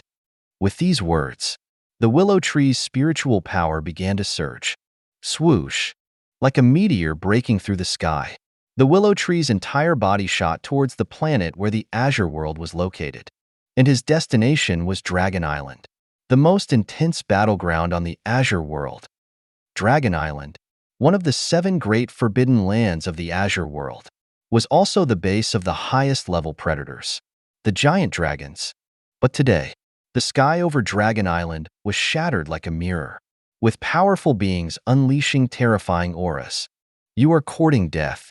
With a sudden roar, a golden dragon tail suddenly magnified, turning into a huge golden spiked club, and slammed towards a figure standing in the deep sea. Well done. With a loud laugh, Behemoth, the terrifying beast known as the King of Land Warfare, spread his arms, choosing to face the attack head-on. Boom! With a tremendous bang, terrifying shockwaves spread out, whipping up waves that were several hundred meters high. Accompanying it was that huge figure that kept being pushed back in the sea. Incredibly, even as he was being pushed back, that terrifying figure's arms were still firmly holding onto a section of the golden dragon tail. How is this possible? With a hint of astonishment, one giant dragon after another looked at the beast that had steadily withstood the Dragon King's tail strike, all of them in disbelief. Chapter 786. Behemoth. Known as the King of Land Warfare, even in the previous era, They were a terrifying race that could compete with the true pure-blooded giant dragons. If it were not for the small number of this race, their reputation would probably not be any less than the dragon races. But now, today, in the disbelieving eyes of countless experts, the behemoth, this legendary race, had appeared once again, and was even using his body to hold the Golden Dragon King's tail club, shocking everyone. How is this possible? Are you kidding me? This kind of power? This guy is a monster. One cry of alarm followed another, and countless giant dragons were dumbfounded. Even the distant Emperor Croc and the lightning giant dragons' mouths twitched. They had known of the behemoth for a long time. They naturally knew how terrifying this monster was. However, when they personally witnessed this beast steadily holding onto the ferocious and terrifying golden giant dragon's tail, they all exchanged glances, seeming helpless, but also like a stroke of luck. Helpless, because the behemoth's power was truly astonishing. Lucky, because the behemoth was on their side. And at this moment, what are you? Frowning, the Golden Dragon King looked at this beast. He had an ominous premonition in his heart. The Golden Dragon race was known throughout the world for its strength and power, not to mention anything else. That one-tail strike could shatter mountains and tear apart the sea. But now, without saying more words, the Golden Dragon King sharply swung his tail. However, in an instant, as if realizing something, the Golden Dragon King's expression drastically changed. Just then, he felt a boundless force from his tail. Now it's my turn. With a smirk, there was an indescribable ferociousness. The behemoth forcefully stabilized his body and exerted his strength. Rumble, with a tremendous bang. In the disbelieving eyes of countless giant dragons, the Golden Dragon King's hundreds of meters long body was sent flying. Anger rose in his heart, turning into an earth-shattering dragon roar. But before the Golden Dragon King could do anything, the behemoth had stepped onto a sea island, anchoring himself, and bent his other leg at a 90-degree angle. Ha ha ha ha! With unrestrained laughter and a look of unbridled joy, the behemoth swung the Golden Dragon King's body around as if it were a whip. Then, as his spiritual energy surged, the behemoth's silver fur fluttered. Die for me! Laughing even louder, the behemoth slammed the Golden Dragon King's body onto a sea island. With a huge bang, the entire sea island shattered, raising clouds of dust into the sky. Intense pain instantly spread throughout the Golden Dragon King's body. Even his head was somewhat dizzy. Pain, unimaginable pain. But this was not the end, because almost half of his tail was still in that monster's hand. Satisfying. With a loud laugh, the behemoth once again raised the Golden Dragon King's body and slammed him toward the sea in another direction. Rumble, accompanied by a huge bang. Waves several hundred meters high were whipped up, and the entire sea seemed to be torn apart. And along with it came the Golden Dragon King's roar, seemingly filled with extreme anger. Roar! The dragon roar shook the heavens and was earth-shattering. Golden's spiritual energy seemed to ignite like flames on his body, causing even the sea to boil. Rage to the extreme. Being swung around like a toy by such a monster had completely enraged this king of dragons. And at this moment, swoosh, like a meteor falling from the sky, a streak of starlight that was difficult for ordinary people to see flashed across the sky, falling into the depths of Dragon Island. Boom! With a loud bang, a huge crater appeared in the depths of Dragon Island, in an area that was like a small continent. And within the depths of the crater, countless branches swayed slightly. Immediately after, as his spiritual energy surged, a sky-covering giant willow tree suddenly rose from the ground. However, the willow tree was still trying to control his size, and a height of just 200 or 300 meters was enough. After all, being too large would easily attract attention on the battlefield. And at this time, the willow tree subordinates were clearly in a superior position. The dragon race, led by the 3 dragon kings, was being suppressed by the willow tree's guard and Emperor Croc. They had no power to fight back. Even the most stubborn Golden Dragon King had fallen because he didn't recognize the terrifying beast. Behemoth. Fighting a beast like Behemoth was like seeking death. So what if you were a giant dragon? How many giant dragons had been beaten to death by the Behemoth in the previous era? And now, looking up and glancing at the Golden Dragon King, who was enraged to the extreme, the Willow Tree chuckled. It's too late to fight back now. With a sigh, the Willow Tree saw a dark light approaching the Golden Dragon King silently. This was the Vine Serpent. Her entire body was black and radiated a dark glow. She looked like a mysterious mutated small snake. However, this little one had long since reached the 4th stage of transcendence and had also reached the mid-stage of the 4th stage under the Willow Tree's guidance. Her combat strength was nothing to write home about, but her venom was extremely terrifying. It could be said that her venom could reduce the combat strength of other beings at her level unless they had special means to resist it, even if they were immortal. And now, as a member of the Willow Tree's guard, she was silently approaching the Golden Dragon King. Opening her mouth, she revealed a pair of poisonous fangs that radiated a faint, dark light. She never liked head-on battles. Working with the Behemoth was her style. The Behemoth would face the enemy head-on, a powerful being that had no equal, and she would take advantage of the time when the enemy was occupied with the Behemoth to launch a sneak attack and be done with it. Simple and straightforward. They were one of the few unsolvable duos in the guard. And what was worth mentioning was that, although the Willow Tree's guard was complex, they were mostly grouped in pairs. Combining their strengths and weaknesses, they would choose to work with each other. Like the Behemoth and the Vine Serpent, they were a natural duo. And the Giant Serpent, Orochi, and the Dream Beast, who recently reached the 4th stage, were also a duo. The Orochi could devour fear, using fear as food, and the Dream Beast could enter dreams and weave nightmares. And the Fire Duckbill was working together with the newly crowned king of sea beasts, Leviathan. One was like a volcano, with never-ending eruptions. When it came to large area attacks, few were his equal, while the other was a deep-sea giant beast that could overturn the entire sea. The two were an unexpectedly good match. Chapter 787. After this battle, they will all have a greater breakthrough. Looking at the increasingly intense battle, the Willow Tree smiled. The Red Dragon Queen had already whipped up a wave of 10,000-meter-long dragon flames, evaporating the sea. However, she was facing the elemental ice dragon. As an ice dragon, she was already terrifying. But on top of that, the word elemental had been added. Tisk sk. With a twitch of his lip, the Willow Tree saw the Red Dragon Queen's 10,000-meter-long red ocean completely frozen over. At the same time, a chill began to emanate. The elemental ice dragon turned 10,000 miles into a frigid ice domain, as if stepping into the Ice Age. Absolute ice sting. With a clear and cold cry, countless chills condensed in the air. In just a half instant, they turned into countless ice spikes.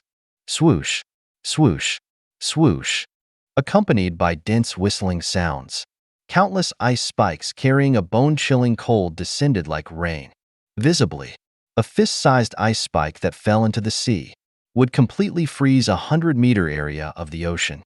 And now, thousands upon thousands, without end, with an estimated coverage of half a large city-sized area, a rain of ice spikes was falling onto the Red Dragon Queen. Bang, bang, bang. One sound followed another as the Red Dragon Queen's spiritual energy shield could not withstand it. Crack! With a crisp sound, the spiritual energy shield shattered at one corner, and at the broken corner, countless ice spikes, like raindrops, shot toward the Red Dragon Queen's body. Humph! With a cold snort, the Red Dragon Queen didn't pay much attention, not to mention her body. Like hot lava, her dragon scales were also not something these ice spikes could pierce. However, in an instant, a feeling of inexplicable danger rose in the Red Dragon Queen's heart. This is instinctively on guard. The Red Dragon Queen also saw the ice spikes approaching her begin to converge and turn into the shape of eels. No, they should be called dragons. These were beings calling themselves dragons. And now, the elemental ice dragon, using elemental transformation to approach the red dragon queen, suddenly curled its body around her body. Immediately after, "Freeze for me. Absolute zero." With a light shout, a bone-chilling cold that seemed to freeze the soul spread out. Even the red dragon queen couldn't help but shiver. Then, in her disbelieving eyes, parts of her body began to turn to ice. And this terrifying, ultimate chill continued to spread toward her entire body. Tisk, sk. Little White's coldness is getting stronger. She's almost touching the laws of reality. With a hint of praise, the willow tree was satisfied. This was not in vain. He had cultivated her all the way. Up until now, all of his confidants had grown and matured, and could handle their own affairs in the Azure world. And that was truly worthy of praise. However, just as the willow tree had said, below the 4th stage, he could still lend a hand. But the path after the 4th stage was something they had to walk themselves. Every being had their own path to follow. In this aspect, even the willow tree could not help them much. At most, he could provide some resources. And in this way, it was already set that the willow tree's cultivation of his confidence to the 4th stage of transcendence had already reached the limit. However, thinking of this, the corners of the willow tree's mouth curved into a smile. As of today, the 9 beasts he had cultivated, the left and right protectors, and even his elemental generals, had all reached the 4th stage, and that was good enough. As for those who had not reached it yet, after a moment of thought, the willow tree didn't dwell on it. Old 7, the armored dragon, and Old 8, the glacial mammoth, and the right protector, the once feared serpent witch, one of the 10 horrors of the continent. With a mutter, the willow tree's eyes couldn't help but flicker. Those people were all his confidants. Their loyalty was unquestionable. And as his power continued to expand, he would have more and more powerful subordinates. However, the only ones who were truly trustworthy were these few. Therefore, if they could be looked after, they should be looked after well. He would find an opportunity to give these little ones a little boost. With an inner chuckle, the willow tree's gaze shifted, looking into the depths of Dragon Island. When he descended, he had noticed several auras of life in a certain corner of Dragon Island. And if his guess was correct, these auras were probably from the young dragons and dragon eggs. With this in mind, as the willow tree's spiritual energy surged, a bloodshot eye slowly opened on the trunk of the tree. Boom! In an instant, the willow tree's perception of the world became clearer, and this was the heavenly eye's power. It could greatly enhance perception. Just like now, with the heavenly eye open, the entire Dragon Island was within the willow tree's perception. Even the small and weak demonic beasts hiding in their dens, the willow tree could feel them shuddering. 18 young dragons, and 5 dragon eggs. With a chuckle, a smile crept into the depths of the willow tree's eyes. This was an unexpected joy. And what was even more important was that the willow tree noticed one of the 5 dragon eggs had an unusually strong dragon race aura. If nothing unexpected happened, that should be a pure-blooded dragon. In other words, the kind of prodigy who could reach the 4th stage upon adulthood. As for the other young dragons and dragon eggs, their talents were not bad, and with some effort, reaching the 4th stage was much easier than a regular race. And that would mean that the willow tree would at least gain 24th stage transcendent beings. Haha! With a rare loud laugh, the willow tree's spiritual energy surged. Swoosh, swoosh, swoosh. One branch after another extended endlessly, reaching more than 10 kilometers, shooting toward every corner of Dragon Island. And not long after, in the willow tree's beaming eyes, one young dragon after another, and the 5 dragon eggs, were all wrapped up by the branches and brought back. Go to the Life Space's life pool for nurturing, and increase whatever talent you can. With these words, the willow tree ignored the struggling young dragons, and with a casual wave of his hand, directly threw them into a green vortex that opened up. Of course, the willow tree chose to ignore the cries of grief coming from the giant dragons who were waiting for their young and eggs on Dragon Island. He hadn't directly killed them. When all of Dragon Island was under his control, these giant dragons would be able to see their children. Moreover, With the willow trees nurturing, these young dragons and eggs could grow up better. According to the willow tree, this was a great opportunity for these young dragons and eggs. After all, being noticed by the willow tree was something that others couldn't even ask for. Chapter 788. After placing the 18 young dragons and 5 dragon eggs into the life pool in the life space for nurturing, the willow tree didn't rest. Right now, he had too many things to do. For example, rumble, rumble. As his spiritual energy surged, his roots were twisting like earth dragons, constantly plunging deeper underground. At the same time, deep within Dragon Island, all the previously hidden spirit stone mines that formed the foundation of Dragon Island were shaking slightly. Immediately after, gurgle, gurgle, as if devouring something, countless roots of the willow tree shimmered with various colors. He had to say, the dragon race was truly wealthy. They had several super-large spirit stone mines. One of them was a very rare light attribute super-large spirit stone mine. With this spirit stone mine, the willow tree's light dimension was likely to expand several times over. However, not only that, perhaps just as the lightning giant dragon had said, the dragon race liked shiny things. In the deepest parts of Dragon Island, the willow tree discovered countless star stones.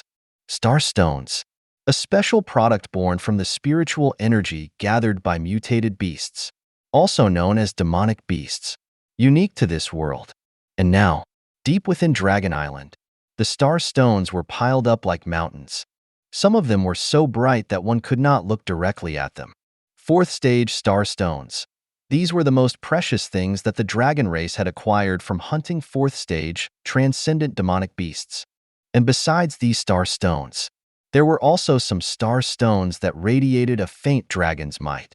If the willow tree's guess was correct, these were probably the dragon essences collected from fallen dragon race members after their deaths. These star stones were very valuable. They were a very important strategic resource, not to mention the high amount of pure spiritual energy they possessed. The imprints of the natural laws they possessed were also very attractive to the willow tree. With these 4th stage star stones and dragon essences, my research on formations will likely undergo a change in nature, even allowing me to truly develop a formation suitable for my guardian divine weapons, the magnificent galaxy. While muttering, the willow tree's face revealed a hint of excitement. He rarely showed such emotional excitement. But now, faced with countless star stones, the willow tree knew that invading Dragon Island was indeed a big profit. It was worthy of being called the dragon race, a race wealthy enough to rival a country. Their collection and accumulation of wealth was truly unparalleled. Hee.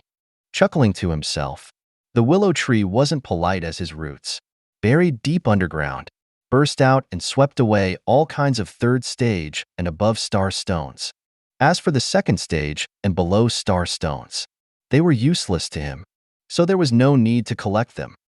And within this process of collecting one round after another, the entire Dragon Island was turned upside down. Spirit stone mines, star stones, were needless to say. Even the hides of some 3rd and 4th stage demonic beasts that contained a large amount of spiritual energy, and some spirit flowers and spirit fruits on Dragon Island. The willow tree did not let any of them go. At this moment, looking up, all across Dragon Island, countless roots were crawling out of the ground, like giant pythons attacking every corner. Occasionally, young dragons and even giant dragons would come out to stop them, but with one attack, they would be turned into nutrients for the roots. Ding! You have slain a 3rd stage transcendent young dragon. Evolution points plus 200.000. Ding! You have slain a 3rd stage transcendent azure dragon. Evolution points plus 300.000. Quietly listening to the sounds that echoed in his ears, the willow tree didn't pay much attention. Right now, apart from blatantly killing beings of his level and above, this amount of evolution points was no longer enough to satisfy his needs. They were just enough for one moment of insight. Moreover, he currently had tens of millions of evolution points. They were probably enough for the short term. In a few more days, he could send his disciples to every corner of the Azure world to suppress the battlefield. Right now, The killing of his disciples could also bring him evolution points, and the conversion rate wasn't low. In this way, the willow tree could avoid acting often, and avoid getting the reputation of a world-destroying demonic tree. This kind of bad reputation should be shouldered by his disciples. Although he didn't care much about reputation, it was still necessary to act when necessary. After all, right now, he was becoming the de facto ruler of both worlds. If his reputation was too bad, it would be detrimental to his future rule. Moreover, relying on blatant slaughter was not a path to a great ruler. Helplessly shaking his head, suppressing the thoughts in his heart, the willow tree spent a short half-day to thoroughly collect everything on Dragon Island. At the same time, in the depths of his life space, a treasury was piled high with star stones, spirit flowers, and spirit fruits. Of course, the willow tree had not removed Dragon Island's several super-large spirit stone mines. He still wanted to stay on Dragon Island for a short period of time. These were not urgent, and at this moment, in the sky, the battle seemed to be coming to an end. Looking up, one giant dragon after another had either turned into an ice sculpture or been bound by lightning. However, the ones who were in the most pitiful state were the giant dragons who had encountered terrifying monsters like Emperor Croc and the Behemoth. They were covered in blood, and even half of the scales on their bodies were shattered. For example, the Golden Dragon King.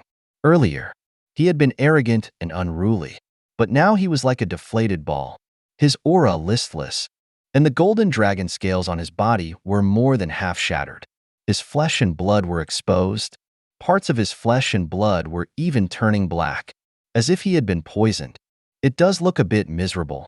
With an inner sigh, the willow tree glanced at his subordinates. Not bad, probably because there were a relatively large number of experts, and they were all attacking together.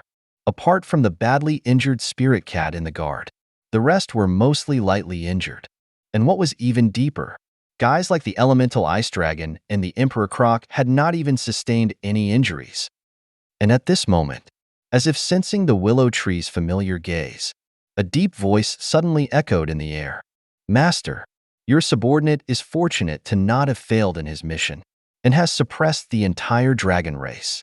As he said this, a gigantic beast in the sea slowly raised its head, its eyes looking directly at the willow tree's position. The Emperor Croc, the fourth of the willow tree's 9 beasts, who had recently arrived and had pulled out half of the Earth's power from Dragon Island and turned it into an armor for himself. And now, he was so enormous that even just standing offshore, half of his body was exposed. Although the nearby shallow waters were part of the reason, more than anything, it was because his body was just too enormous, like a city, and terrifying to the extreme. Well done? With a slight nod, the willow tree was satisfied. However, in an instant, as if thinking of something, the willow tree gave an order. Clean up the battlefield, and then take inventory of the spoils of war. After saying this, the willow tree also glanced at the defeated dragon race and added, "By the way, all of the giant dragons and young dragons who have reached the 4th stage, banish them to the void space. And as for those below the 4th stage, you can imprison them as you see fit." "Yes, Master." With a low reply, the Emperor Croc looked with a smile at the giant vortex that was slowly opening in the sky. It was as deep as a black hole, and it was also radiating the intent to kill. This was the void space, using the void as its name, the place of exile. A prison for the powerful. Chapter 789. After simply announcing how the dragon race should be dealt with, the willow tree stopped paying attention. Today, he only needed to lead the big picture, and that was enough. As for the rest, it was not his concern. After all, the 9-tailed fox, the bull demon, and even the Emperor Croc and the others were strong enough to handle their own affairs. With this in mind, the willow tree shifted his consciousness and looked at the space bearing the name of Void. In the depths of this space, there were now one powerful individual after another, either sitting quietly or roaring to the sky. But unfortunately, the entire void space was a place with no way up or down. No matter how they roared, all they would receive was deathly silence. And at this moment, shifting his gaze, The willow tree's gaze also fell on a hazy figure shrouded in holy light not far away. The nature god, one of the three gods of the Azure world.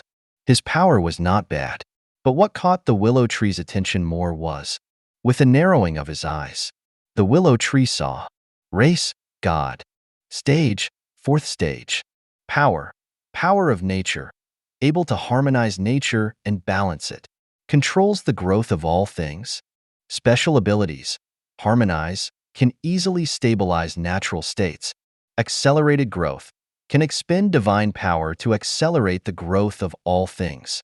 Healing, can use divine power to heal others and quickly recover from injuries. Spontaneous light, when divine power surges, a halo is opened, enough to greatly increase the speed of recovery from injuries. Light of nature, launches a beam of green light, piercing everything. Looking at him deeply, the willow tree couldn't help but find it amusing. No wonder.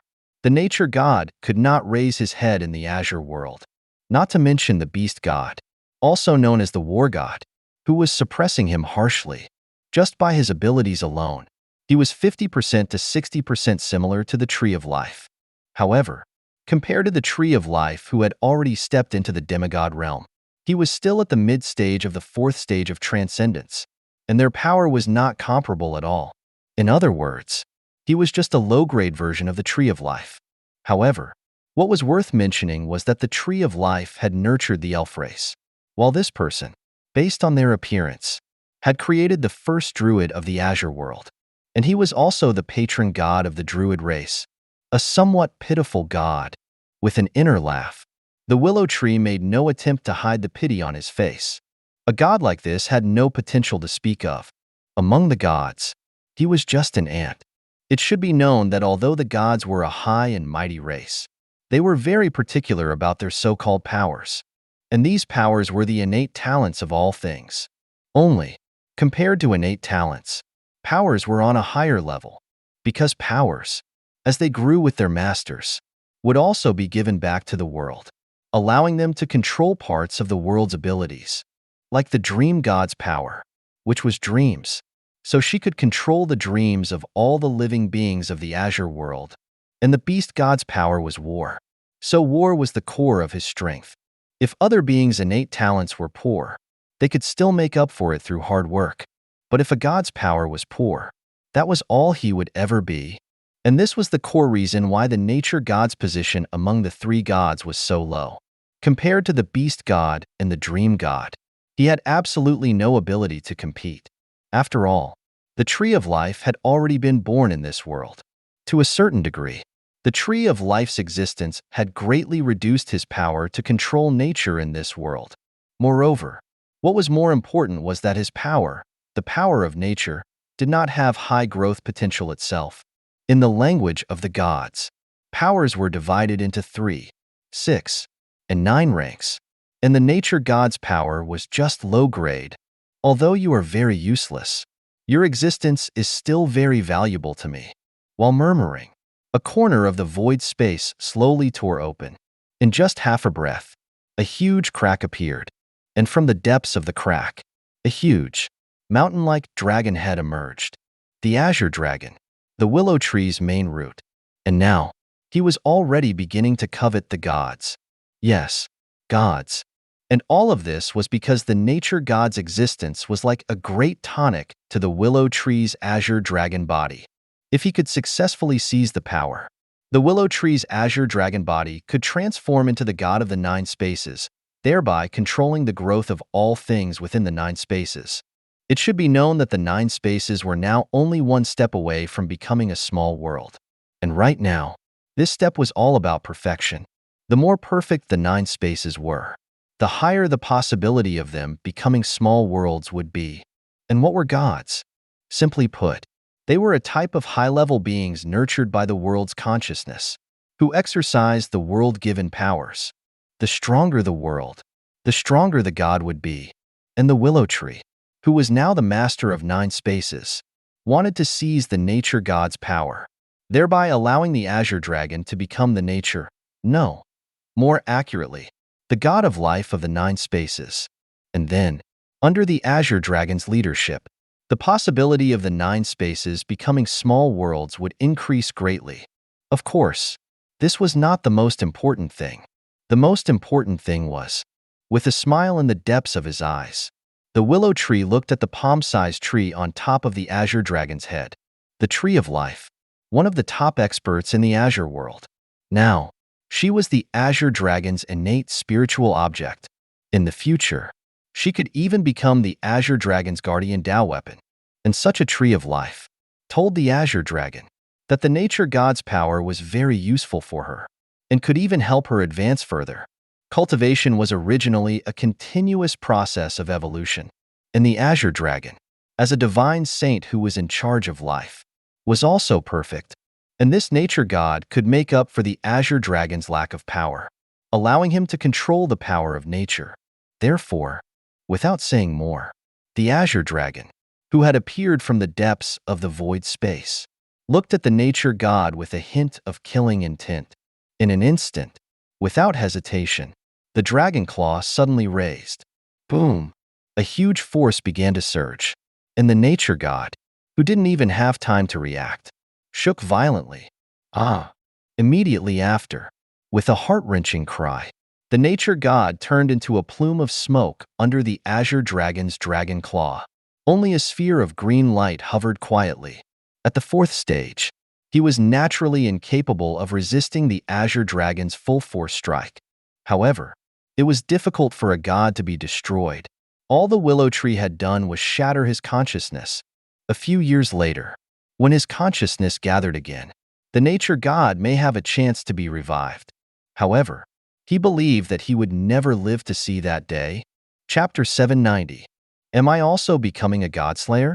While murmuring, the willow tree's face also revealed a hint of pondering. Gods, to him now, were nothing more than that. But then again, weren't gods also just some high-level races? Only, compared to races like the elves and even the giant dragons, gods were much rarer. In the previous era, there was a saying that the more gods a world had, the stronger that world was. However, even the most powerful worlds would give birth to no more than 10,000 gods, and those kinds of worlds were already above all the other worlds. A true and unparalleled superpower. According to the Golden Monkey, they were called the Temple of 10,000 Gods. With an inner laugh, the willow tree, whose consciousness had descended into the Azure Dragon body, also raised his eyes, taking a deep look at the green sphere of light not far away.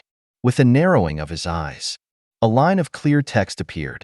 Power, power of nature, able to harmonize nature and balance it, controls the growth of all things. Power, the innate talent of gods, or rather, the authority of the gods. It was a kind of powerful ability given by the world essence. And right now, this power's significance to the willow tree was more of a reference. After all, this power was for controlling the nature of the Azure world. In other worlds, this power would be hard to influence, unless that world had no gods, or it had already been eroded by the Azure world's essence consciousness. And this was why the gods liked to start divine wars, simply because their strength relied on the strength of the world. And only if their world continued to expand would they have the power to erupt in a terrifying way. And at this moment, roar! The dragon roar gradually began, as the willow tree controlled the Azure Dragon body and slowly opened his mouth. Boom! Accompanied by a terrifying suction force, the green sphere of light foolishly surged into the willow tree's mouth. Rumble! With a loud bang, countless images flowed through the willow tree's mind. There was a small blade of grass rooted in the grasslands, which lived through its entire life from spring to autumn. There was a tree that suddenly sprouted from the ground and stood for hundreds of years. Even more terrifyingly, the willow tree seemed to transform into a forest, long occupying a corner of the world. At this moment, the willow tree seemed to transform into all of nature, with even his entire body radiating a profound and mysterious aura. So this is the perspective of a god? With an inner murmur, the willow tree understood. This was what the nature god heard. He was a god of nature, and if it were in a normal world, he would be the embodiment of nature. With a wave of his hand, floods would come crashing down. With a flick of his sleeve, the ocean would surge back. However, this was not a normal world. This was a transcendent era. In this era, experts could shatter mountains and split open the earth. The so-called nature was no longer enough to make people revere it. Because of this, the nature god's powers were drastically reduced.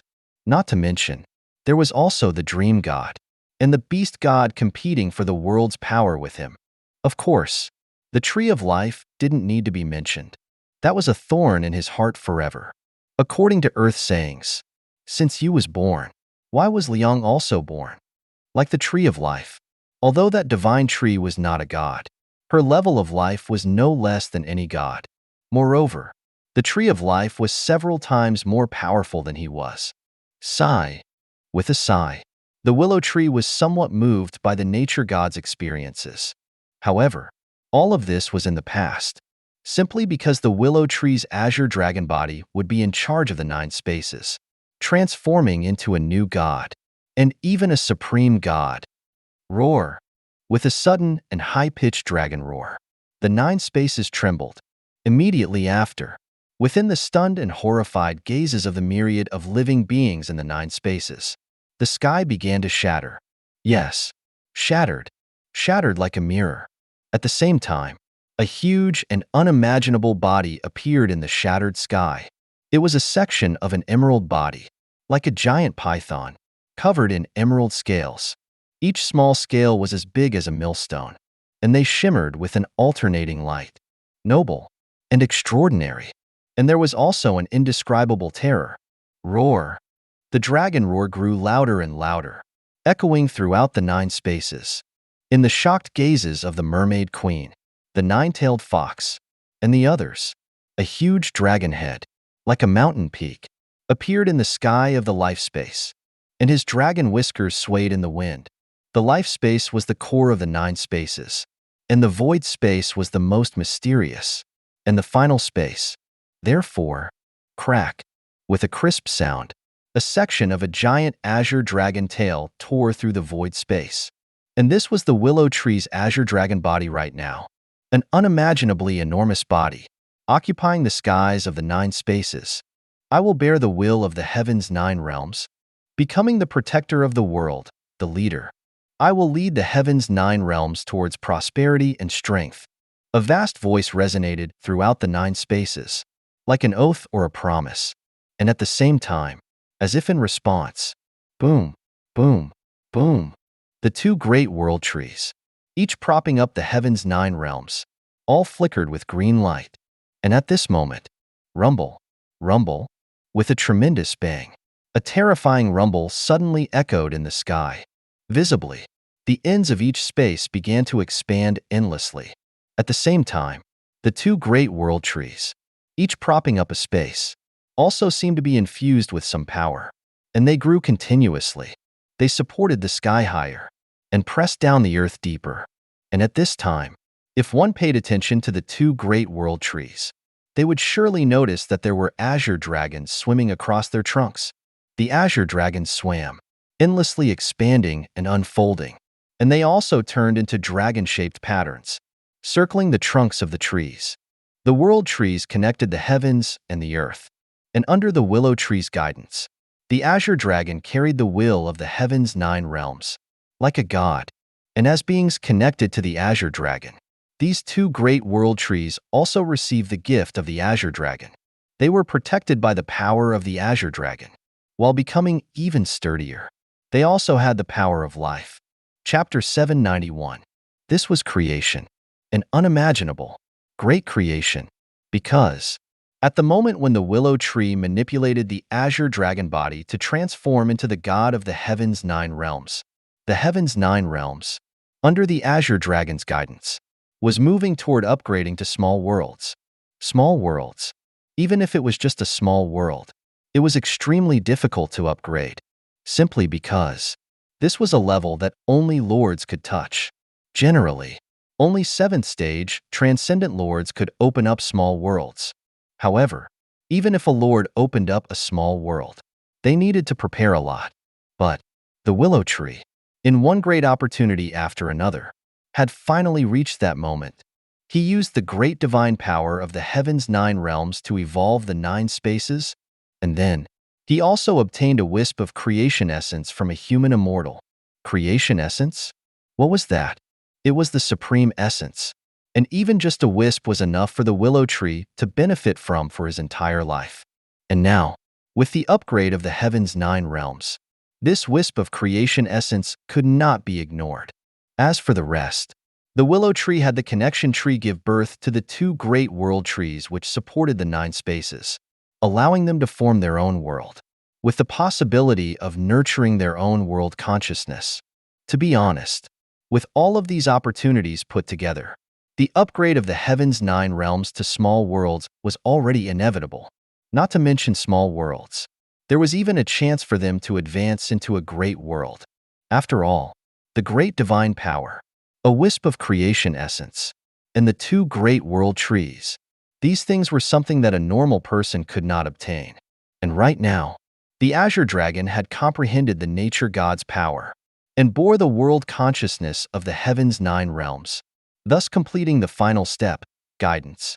Yes, guidance. Having already had the qualifications to upgrade to small worlds, what was missing was just the guidance. And now, with the Azure Dragon transforming into the heavens, everything would follow naturally. The 9 spaces of the heaven's 9 realms continued to expand, seemingly without end. At the same time, a dense and ultimate life force erupted from the earth. This was the essence of life, a new ability that the Azure Dragon had just awakened. And now, having transformed into the heavens, it naturally needed to bestow its grace upon this world. Therefore, the Azure Dragon made the earth of the 9 spaces spew out the essence of life, causing all things to grow. Visibly, one tree after another suddenly sprouted from the ground. In just a few breaths, one forest after another was engraved into the sight of many mutated beasts. And this was just the beginning. Roar! As the dragon roar gradually started, in the sky, the dark clouds swirled. In just half a breath, spiritual rain descended from the heavens. And this rain was not ordinary rain. It was spiritual rain that contained a large amount of life force. Even third-stage transcendent mutated beasts would greatly benefit from it. The earth spewed out the essence of life. The heavens rained down spiritual rain. But was this the end? With an inner smile, the willow tree followed the inspirations within and made his final, most heaven-defying move, creating life. A complete world not only had complete laws and even the cycle of the celestial bodies. It needed to have life belonging to that world. However, not every small world had the power to create life. But one thing could be affirmed. That was, if a small world wanted to upgrade to a great world in the future, then creating life would be a must. And now, as the master of the world, the Azure Dragon would act on behalf of the heavens, creating life. However, it was not him that was creating it, but his innate weapon, the Tree of Life. Tree of Life? As the dragon roar resounded, the palm-sized tree on top of the Azure Dragon's head trembled. Immediately after, yes, my master, the Tree of Life, who had already understood the Azure Dragon's intentions, flew away from the Azure Dragon's head. Swoosh! Like a meteor, the Tree of Life shot towards a mountain. Then, as her roots spread out, the Tree of Life size continued to expand. In just a few breaths, she had transformed into a 1,000-meter-tall giant tree. And at this time, if one were to pay attention, they would surely see that within the countless swaying leaves of this giant tree, countless spiritual forces containing a large amount of life force were continuously gathering. Visibly, one flower bud after another formed on the Tree of Life. Not too many, not too few, just 9. And at the same time, as if thinking of something, the willow tree's spiritual power surged. Boom, boom, boom. Accompanied by a series of explosions, the 9 spaces all shook violently. Visibly, a ray of spiritual light shot up from each space, all shooting towards the life space where the Tree of Life was. Before long, in the life space, the sky shattered like a mirror, and approximately 8 rays of light descended, together with the green light that rose from the life space. They shot towards the 9 flower buds that had formed on the tree of life. And in just half a breath, they fused, changing the colors of all 9 flower buds. The spiritual light from the void space stained the flower buds a deep violet color. The spiritual light from the flame space stained the flower buds a flame-like red. And this was the perfect cooperation between the willow tree and the tree of life, thereby nurturing life. Yes, life. Life belonging to this world.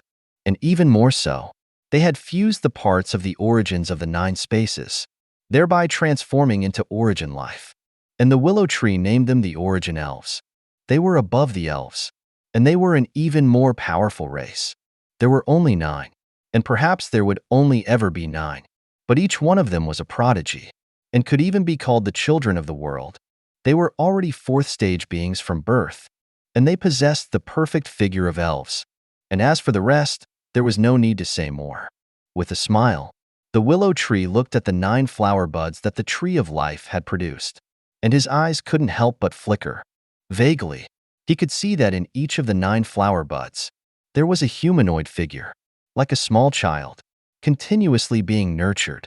As for how long this nurturing would take, the willow tree didn't know, nor did he want to know.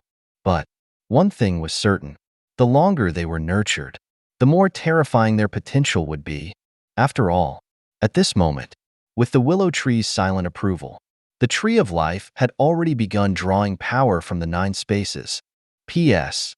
Asking for subscription. A complete great world. Required laws. Spiritual power. And even life. And the small world was a world in itself, and even had its own spiritual power. As for the different dimensions, and even secret realms, they were just an area of space, at most absorbing spiritual energy and living things from the outside. Chapter 792. The upgrade of a small world, from an external point of view, was silent and without sound. At least, Dragon Island was peaceful. There were only the 9 colored vortexes that revolved around the willow tree that slightly trembled, and the depths of the vortexes grew even deeper. However, that was also normal. As a small world, it had become its own world, capable of blocking most of the perception of the world. And the willow tree had 9 small worlds, with the worlds connected as one. Their ability to cut off the world's perception increased significantly. It could be said that the willow tree's heaven's 9 realms ability to block the perception of the heavens and earth was comparable to that of a normal great world, enough to prevent the prying of a lord or even a portion of eternal realm experts. As for the consciousness of the universe itself, unless the willow tree did something that defied the heavens and attracted its attention, it would never spare its vast gaze. After all, the upgrading of a small world, or even a great world, was too insignificant to it. The willow tree knew that. The only ones who could attract the universe's consciousness to descend were beings at or above the eternal realm. Nearly unspeakable, terrifying figures. Only such existences had the power to break this universe. Of course, the tranquility of the outside world didn't mean that the inside was also peaceful. Through the willow tree's observation, the 9 spaces were like a sea overturning, nearly earth-shattering. The spaces were expanding endlessly, and in the blink of an eye, they were the size of a continent on Earth. The land, the sea, and even the sky were undergoing indescribable changes. What the willow tree paid attention to the most were the countless stars in the sky. These were originally formed by the willow tree using his star-flying daggers, which formed a star formation, guiding countless starlight. And now, these 10,000 stars seemed to have a life of their own, endlessly rotating in the skies of the 9 spaces. With each rotation, they would bring a piece of starlight with them. Like now, as the stars that seemed to rise in the east and set in the west rose in the flame space. The flame space shimmered with starlight, and the concentration of spiritual energy increased drastically. And not long after, when the stars set in the mountains, boundless darkness enveloped the flame space. And this was the sky of the willow tree's 9 small worlds, with countless stars as the sun, guiding endless starlight into one world after another. Then, as they set, the world seemed to fall into darkness. If countless stars turned the world into daytime, Then the endless darkness should have a trace of moonlight.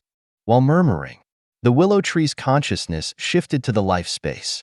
In the deepest part of the life space, there was a jade tree, as if draped with a divine mist, standing quietly. This was the moon laurel, one of the willow tree's disciples. Of course, this was not the moon laurel's main body, but a clone of her. She had taken a root and planted it in the willow tree's life space. In this way, even if they were separated by 1,000,000 miles, she could use this clone-like existence to communicate with the willow tree. However, it consumed too much spiritual power. Long conversations would probably make the moon laurel unable to handle it. Moon laurel, with a soft call, as if realizing something, the distant jade tree suddenly trembled. Immediately after, Master, with an excited call, the consciousness of the real immortal moon laurel, who was still on the distant moon, descended. I need this clone of yours to reside in the darkness for me and take on the role of the moon. Is that okay? With a rare question, the willow tree opened his mouth with a smile. Reside in the darkness? Slightly stunned, the moon laurel finally noticed the massive changes that had happened to the space. And in that instant, as if she understood something, the moon laurel said happily, Master, is this perhaps? That's right. Nodding, the willow tree also admitted it. Then, after glancing at the moon laurel again, the willow tree said directly, Right now, my azure dragon body is communicating with the heavens and the earth, and can bestow a divine position. If you are willing, I will grant you the position of moon god, and from now on, you will control the darkness of the 9 realms. Quietly listening, the moon laurel's face revealed a trace of excitement. As an ancient divine tree with a heritage, she naturally knew what a divine position meant. She would not be a member of the divine race, but she would be like a member of the divine race. She would have the power of one world, and would exist with the world. It was a very mysterious and terrifying role. Master, I am willing. With a hint of indescribable excitement, the moon laurel was the first to respond. With a slight nod, the willow tree was satisfied. Then, his consciousness descended into the azure dragon body again. Boom! In an instant, an indescribable feeling enveloped the willow tree. At this moment, he seemed to exist with the heavens and the earth. Looking up, he could see the vast starry sky of the heavens' 9 realms. Looking down, he could see the verdant and lush great earth. So this is the feeling of carrying the will of the world. With an inner murmur, the willow tree also understood. This was not a simple change that could be explained, but a transformation that was almost at the level of life itself. At this moment, he was the lord of the world. The entire heaven's 9 realms were under his control with a single thought. When necessary, he could even mobilize the power of the heaven's 9 realms, approximately the power of 9 small worlds, and suppress everything. However, if he did so, the heaven's 9 realms also had a chance of being severely injured. Suppressing weaker enemies was fine, but suppressing stronger enemies would have a terrifying backlash. Unless it was necessary, the willow tree would never use it. Taking a deep breath, he suppressed the sudden surge of emotions in his heart. The willow tree's dragon eyes narrowed as he mobilized his divine power. Yes, divine power. When he took on the will of the world, his spiritual power already contained the world essence, thereby transforming into divine power. And from this, it could be seen that the so-called divine power was nothing more than a slightly higher level form of spiritual power. There was no difference between the two, and apart from divine power, there was the so-called demon power, fiend power, etc. In the end, they were all just forms of spiritual power. Only, compared to the impartial and peaceful spiritual power, these powers all had strong racial attributes. For example, fiend power was mostly used by the fiend race. Compared to spiritual power, fiend power was more violent, and divine power was mostly used by the divine race. And compared to spiritual power, it was more vast and powerful. From now on, the moon laurel shall preside over the darkness, becoming the moon god of the heaven's 9 realms. Muttering to himself, The willow tree's vast voice echoed in the hearts of all living beings in the heaven's 9 realms. Immediately after, it was as if his words were the law. In the horrified gazes of countless experts, a jade tree, along with half of the continent that she had been rooted in, rose into the air, flying towards the depths of the night sky. Boom! With a huge bang, the 9 spaces all trembled, and along with it, the half of the continent that the moon laurel was rooted in, shattered, turning into countless fragments of rock. And at this moment, as her spiritual energy surged, a terrifying suction force radiated from the moon laurel's body. Boom! Boom! One explosion after another echoed as countless fragments of rock gathered towards her, turning into a huge sphere. And this was clearly a miniaturized version of Earth's moon. It's more comfortable having a place to reside in. One day, when the small worlds are bigger, I'll just pull the moon in. With a voice like a silver bell, the moon laurel swayed her branches and released a sky full of moonlight, illuminating the earth in a haze. Chapter 793. And at the moment when the willow tree named the moon laurel as the moon god, a vague feeling suddenly arose in his heart. It was indescribable, and yet it was profound and mysterious. Vaguely, the willow tree felt that this world seemed to be a little more complete. However, that was also normal. Compared to the different dimensions, the small world's strength was in the word complete. The more complete it was, the more powerful the small world's power would be. As such, the power that would be fed back to the willow tree's main body would be even more terrifying. Yes, feedback, like what Earth called filial piety, or a lamb kneeling to be fed. The willow tree had spent so much effort to nurture the 9 spaces until now. It was also time for them to truly give back. And at this moment, as if sensing the willow tree's intentions, boom! With a tremendous roar, the 9 spaces all trembled violently. Immediately after, with the willow tree also looking delighted, rumble, accompanied by a terrifying and extreme roar. A terrifyingly pure energy surged into the willow tree's main body. In an instant, the willow tree's main body trembled. Originally hundreds of meters tall and rooted on Dragon Island, it had begun to grow wildly out of control. Yes, growing. Rumble, rumble. One root after another spread wildly, heading deeper into Dragon Island, deeper into the sea, and even deeper into the Azure planet. They transformed into dragons. And as they roared, they churned up the entire sea. Visibly, the ocean, with Dragon Island as the center, was being covered by shadows that were so huge that one could not see the whole body. These were the willow tree's roots, and this was just one of them. Even more roots were spreading in other directions. At the same time, the trunk of the willow tree, rooted on Dragon Island, shot up powerfully. In just a few breaths, it had reached its complete form, towering into the clouds. The tree canopy, which blocked out the sun, had expanded to the size of several Earth cities. And this expansion was still continuing. It was difficult to control, and even more difficult to grasp. The vast power, like a galaxy, slammed into every inch of the willow tree's body. Karse, karse. The bark kept bursting, but before they could fall, ancient black barks, like dragon scales, slowly grew back.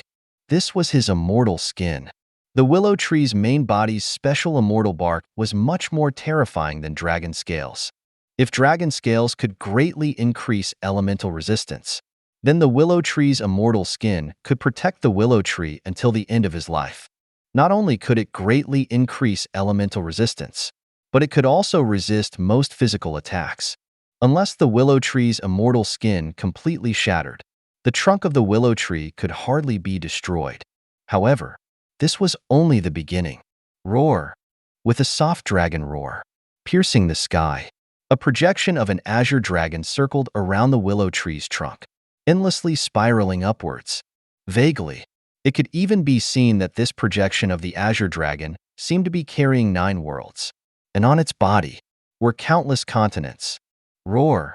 With another high-pitched dragon roar, the azure dragon's spiral suddenly accelerated. At the same time, even more vast energy surged from the willow tree's body. Whoosh! Whoosh! Like a rushing river, The willow tree could hear his spiritual power surging rapidly. Guardian of the 9 realms? While murmuring, the willow tree understood. This was the protection granted by the 9 small worlds, which could absorb half the damage when the willow tree was attacked. Of course, it could also be viewed as one of the great divine power, the Heaven's 9 realms abilities, which could negate half of the attacks that the willow tree suffered. There was no difference between the two. Only, while others were truly cultivating the great divine powers, the willow tree was nurturing them like children. And this was the most marvelous thing about great divine powers.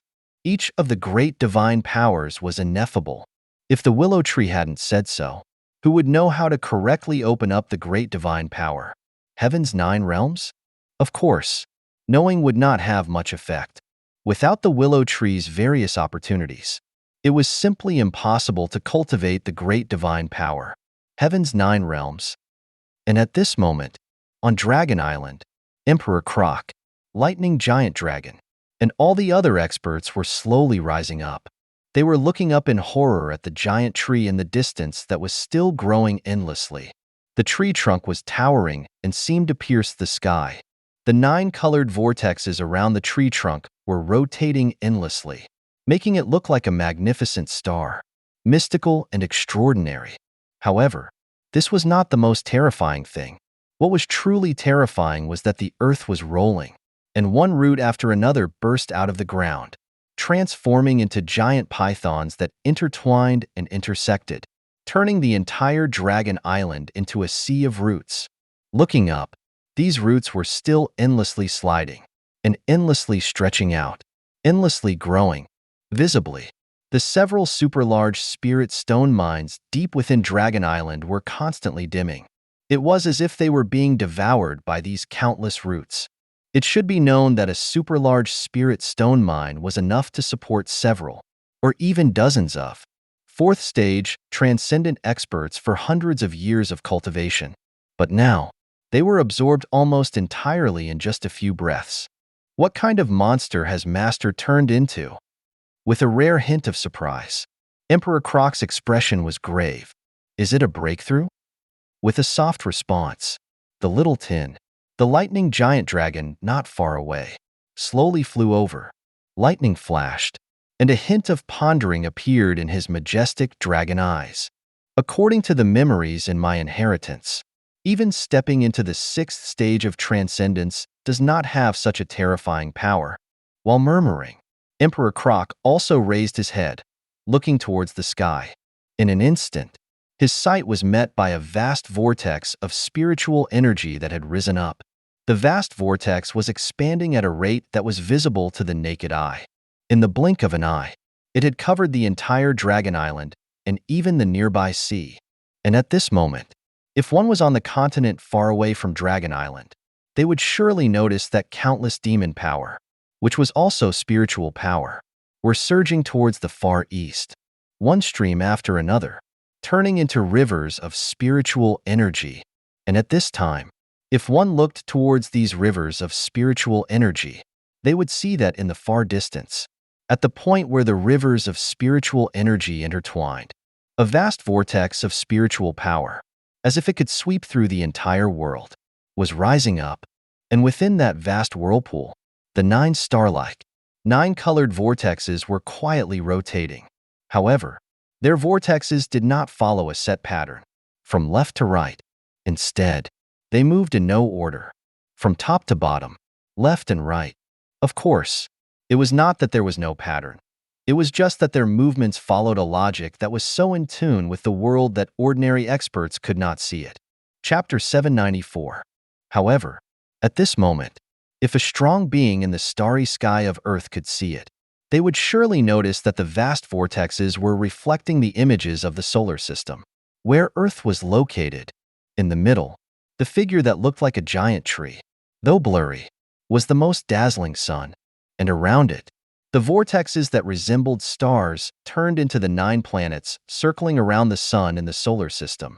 And this was the pattern of the willow tree's 9-colored vortexes, a perfect imitation of the starry sky. In the past, when the willow tree was learning about formations, he took the starry sky as his teacher. Rooted on the moon, he would observe the entire solar system day and night. He used the sun as a basis, and the 9 planets as points. In the cycle, he unintentionally grasped the great Tao. And this was why the 9 small worlds that surrounded the willow tree were extremely similar to the 9 planets of the solar system. Because, to a certain extent, the willow tree was imitating them. The life space was the most vibrant with life, and it nurtured life like Earth. The flame space was like the hot Mars, which was sweltering all year round. The Earth space was like the Earth. One space after another matched up, interpreting the changes of the stars. However, it was worth mentioning that this was still very crude. The willow tree had not yet truly understood the true meaning of the changes of the stars.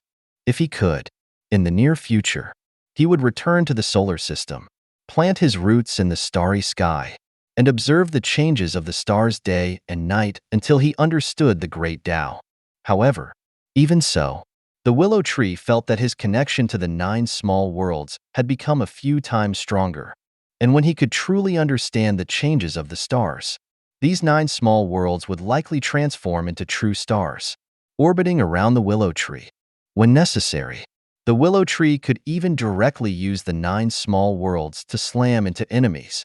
And at that time, when it fell like a planet, it would be enough to annihilate everything in an instant. And this was another way that the willow tree would utilize the great divine power, the heaven's 9 realms.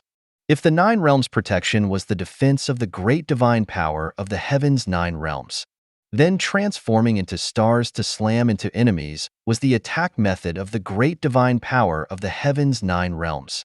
As a great divine power, it was naturally capable of both offense and defense, and was perfectly complete. It could even trap enemies. However, in order to trap enemies, the willow tree needed to understand the changes of gravity between celestial bodies, and then use the 9 small worlds to create a formation, turning them into an endless gravitational force, attracting everything. In the end, there were still many ways to utilize the great divine power of the heaven's 9 realms. It was just that the willow tree needed to take the time to consider each one of them. And at this moment, not to mention the great divine power of the heaven's 9 realms, the willow tree was, through the feedback from the 9 small worlds, taking a step and entering the 6th stage of transcendence. Crack! With a crisp sound, the sky stilled, and the wind ceased. Everything seemed to be frozen in place. But in an instant, rumble! With a terrifying and extreme roar, a terrifyingly extreme power soared into the sky. In that instant, roar! With a mournful dragon roar, the lightning giant dragon in the sky slipped and was pressed to the ground, slamming into the willow tree's roots. And not only him, one floating expert after another fell down like rain in disbelief. Even Emperor Croc, who was still standing on the willow tree's roots, trembled violently, his short limbs sinking deep into the roots. A terrifying, horrifying, an extremely terrifying power, like a divine might, was vast and immeasurable. Even 4th stage transcendent experts, such as those who had suffered great calamities, could not withstand it. At this moment, the lightning giant dragon, and even the Emperor Croc looked at the body that was blocking the starry sky in the distance.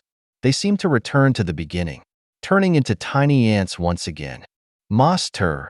With an excited cry, as if realizing something, the lightning giant dragon's dragon eyes had a hint of crystal tears in them.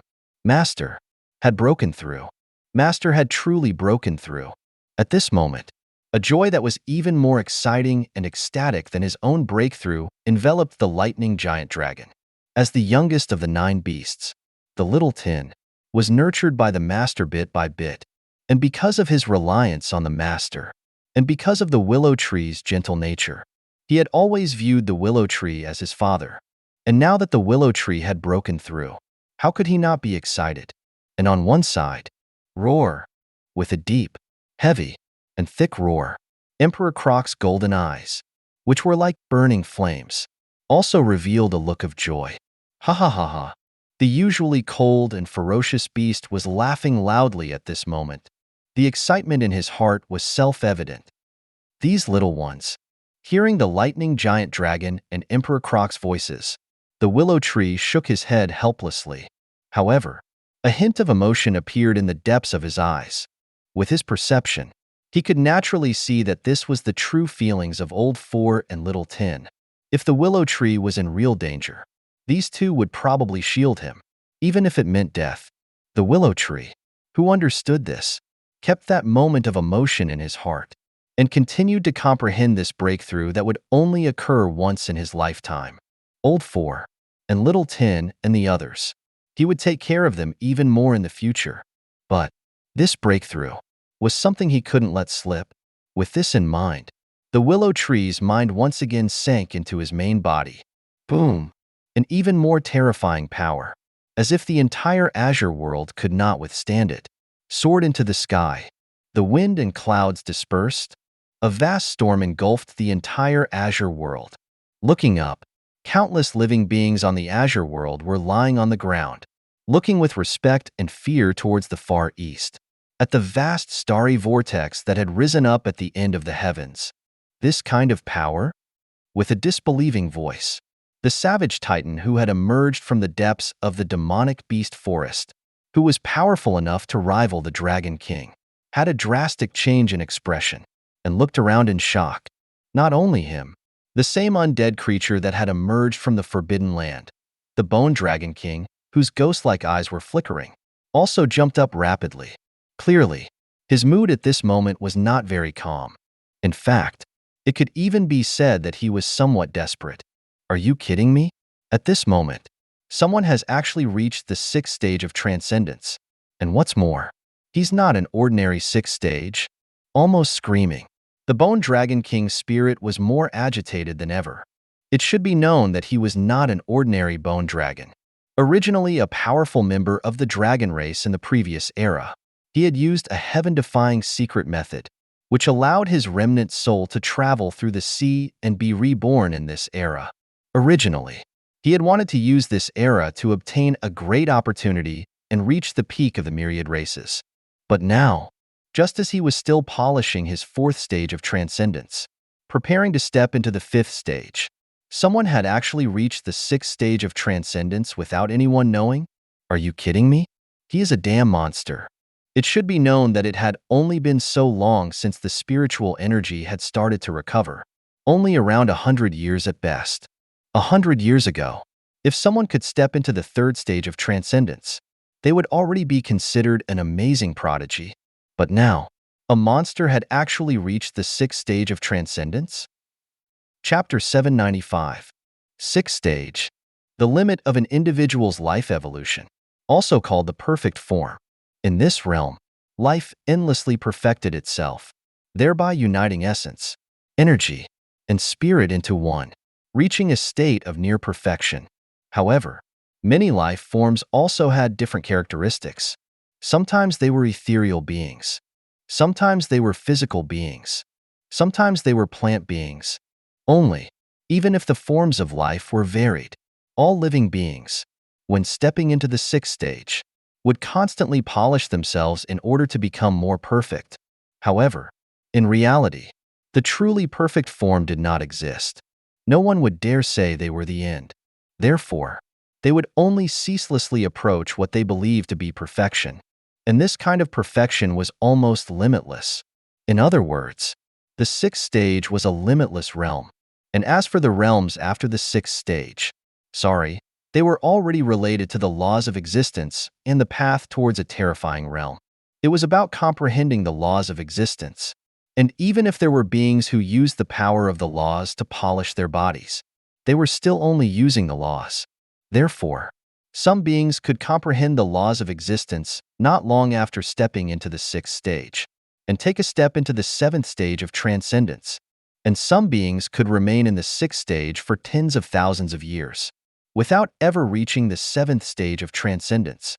And the ultimate reason was that the 6th stage of transcendence, this realm that symbolized the peak of the life form, was too mysterious. To a certain degree, no living being had truly reached the end of the form of life. Even the human immortal in the previous era had only stayed for 10,000 years in the 6th stage of transcendence, and then stepped into the 7th stage of transcendence. However, according to legend, In the previous era, there was a blood lake that had reached the sixth stage. With its own power, it had transformed into a sea of blood and had absorbed all things to refine itself, turning into an endless red ocean. Although he was a sixth-stage transcendent, even seventh-stage transcendent lords were reluctant to provoke him. And this was the terrifying aspect of the sixth stage of transcendence's path toward its limit. Using the sixth stage to fight against a seventh-stage transcendent was not just a legend. To constantly polish oneself in order to fight against the laws of existence was theoretically possible. And so, the previous era had a division for the sixth stage of transcendence. That was the 9 revolutions of the sixth stage. Each revolution was a sublimation of oneself, and it was also a perfect polishing of oneself, and that human immortal, according to legend, after cultivating to the 6th revolution, had no hesitation in stepping into the 7th stage of transcendence, and that sea of blood was at the 7th revolution. Yes, the 7th revolution. In the countless years of the previous era, there were few who had reached the 7th revolution. With their own strength, they were able to fight against 7th stage transcendent lords. Their terrifying combat power was not inferior to that of a lord. As for the higher 8th revolution, and even the 9th revolution, they had never been heard of. However, according to people's speculation, if someone could reach the 8th revolution, even fighting an eternal realm expert head-on was not impossible. But was this possible? Would there truly be someone who could cultivate their own life form to such a peak?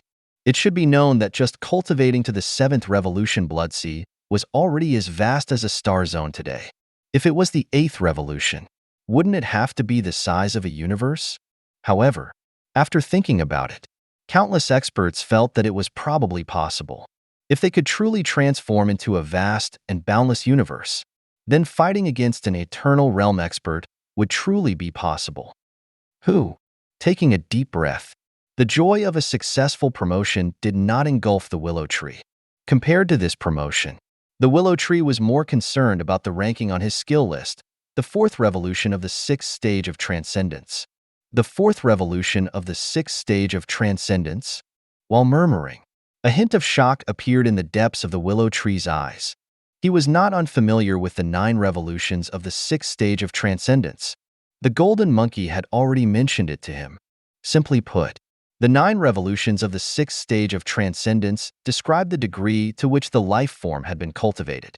In general, when humans stepped into the 6th stage, they were mostly at the 1st revolution of the 6th stage, simply because the human body was weak. Reaching the 1st revolution was already remarkable. And for races like giant dragons and elves, when they stepped into the 6th stage, they were mostly at the 2nd revolution of the 6th stage of transcendence.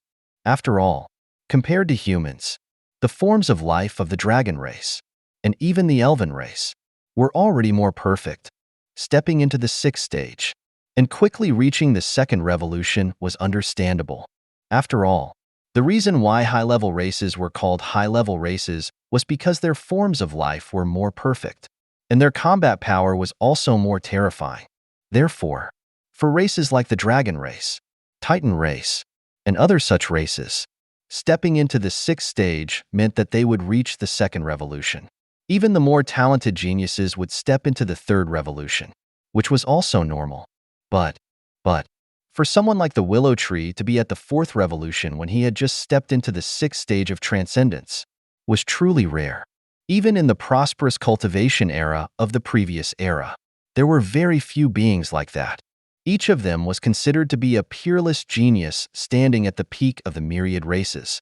Apparently, there was only the 2nd leader of the most mysterious iron element race within the elemental race, who had stepped into the 4th revolution of the 6th stage of transcendence when he reached it. And there was also the most dazzling genius in the Titan race, the Supreme Titan, who, upon reaching the 6th stage, had quickly stepped into the 4th revolution. And these experts were all heaven-defying geniuses from the previous era. And now, the Willow Tree's life form when he had just stepped into the 6th stage of transcendence was already comparable to them. What did that mean? There was no need to say more. To a certain degree, it had already proven that even if the Willow Tree had been born in the previous era, he would still be able to sweep through that era. After all, the 9 revolutions of the 6th stage, in addition to symbolizing the near-perfect outburst of a life form, was also a powerful testament to combat strength. Therefore, even if there were beings who reached the 6th stage of transcendence at the same time as the Willow Tree, it would still be difficult for them to compete with him. Stepping directly into the 4th revolution already said a lot. So that means, when I was in the 5th stage, my life form had already surpassed powerful races like the giant dragon, elf, and even the titan. With deep admiration, the Willow Tree's eyes flickered.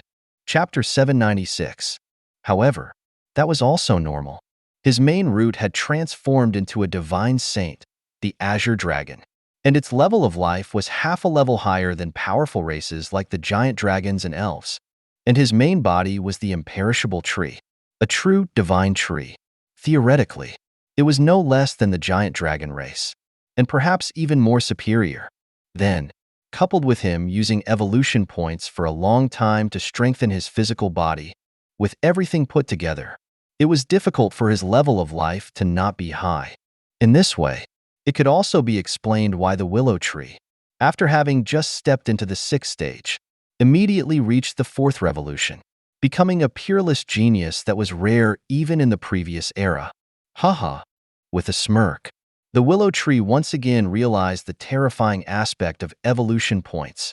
No, it should be said that it was the true purpose of evolution points.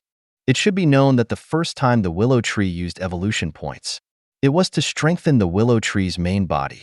And now, for the 9 revolutions of the 6th stage of transcendence, the Willow Tree should now be able to use evolution points to strengthen them, one round of strengthening after another, aiming for the 5th, 6th, and even 7th revolutions to fight against the Lords head-on. And this was probably the most terrifying aspect of the Willow Tree's evolution points.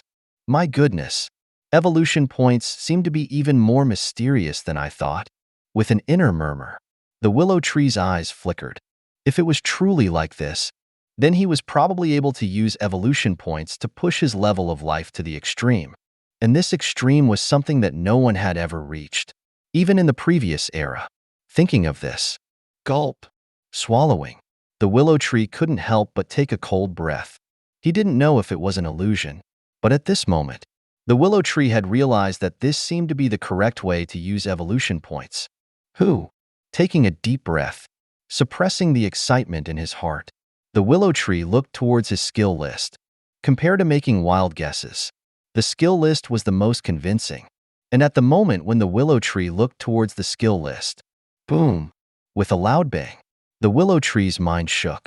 Immediately after, countless leaves intertwined and transformed into an ancient-style blackboard that was filled with dense life force.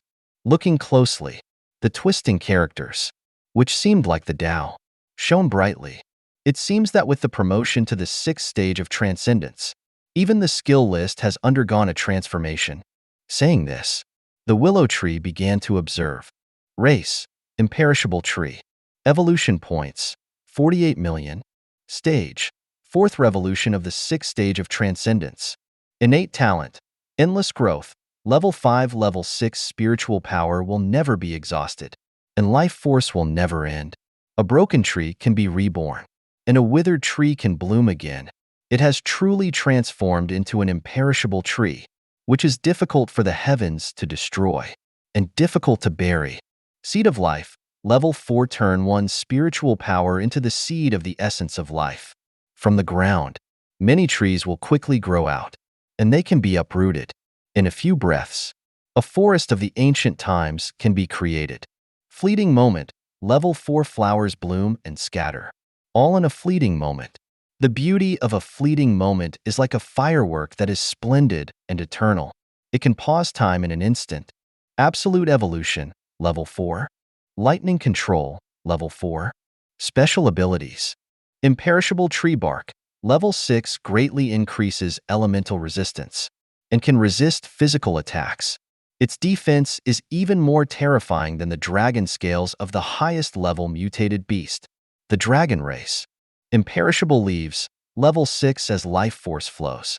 They are crystal clear, able to sharpen the eyes and calm the mind. and can also heal everything. And even spiritual injuries can be resolved. They are a true treasure. Imperishable tree roots. Level 6, every single root can transform into a jiaolong. And not only can they turn all things into nutrients, they can also nurture themselves. Imperishable fruit. Level 6 expend great power to create the imperishable fruit, enough to revive the dead, and even grant ordinary people 10,000 years of lifespan. But it consumes too much power and can even injure the origin.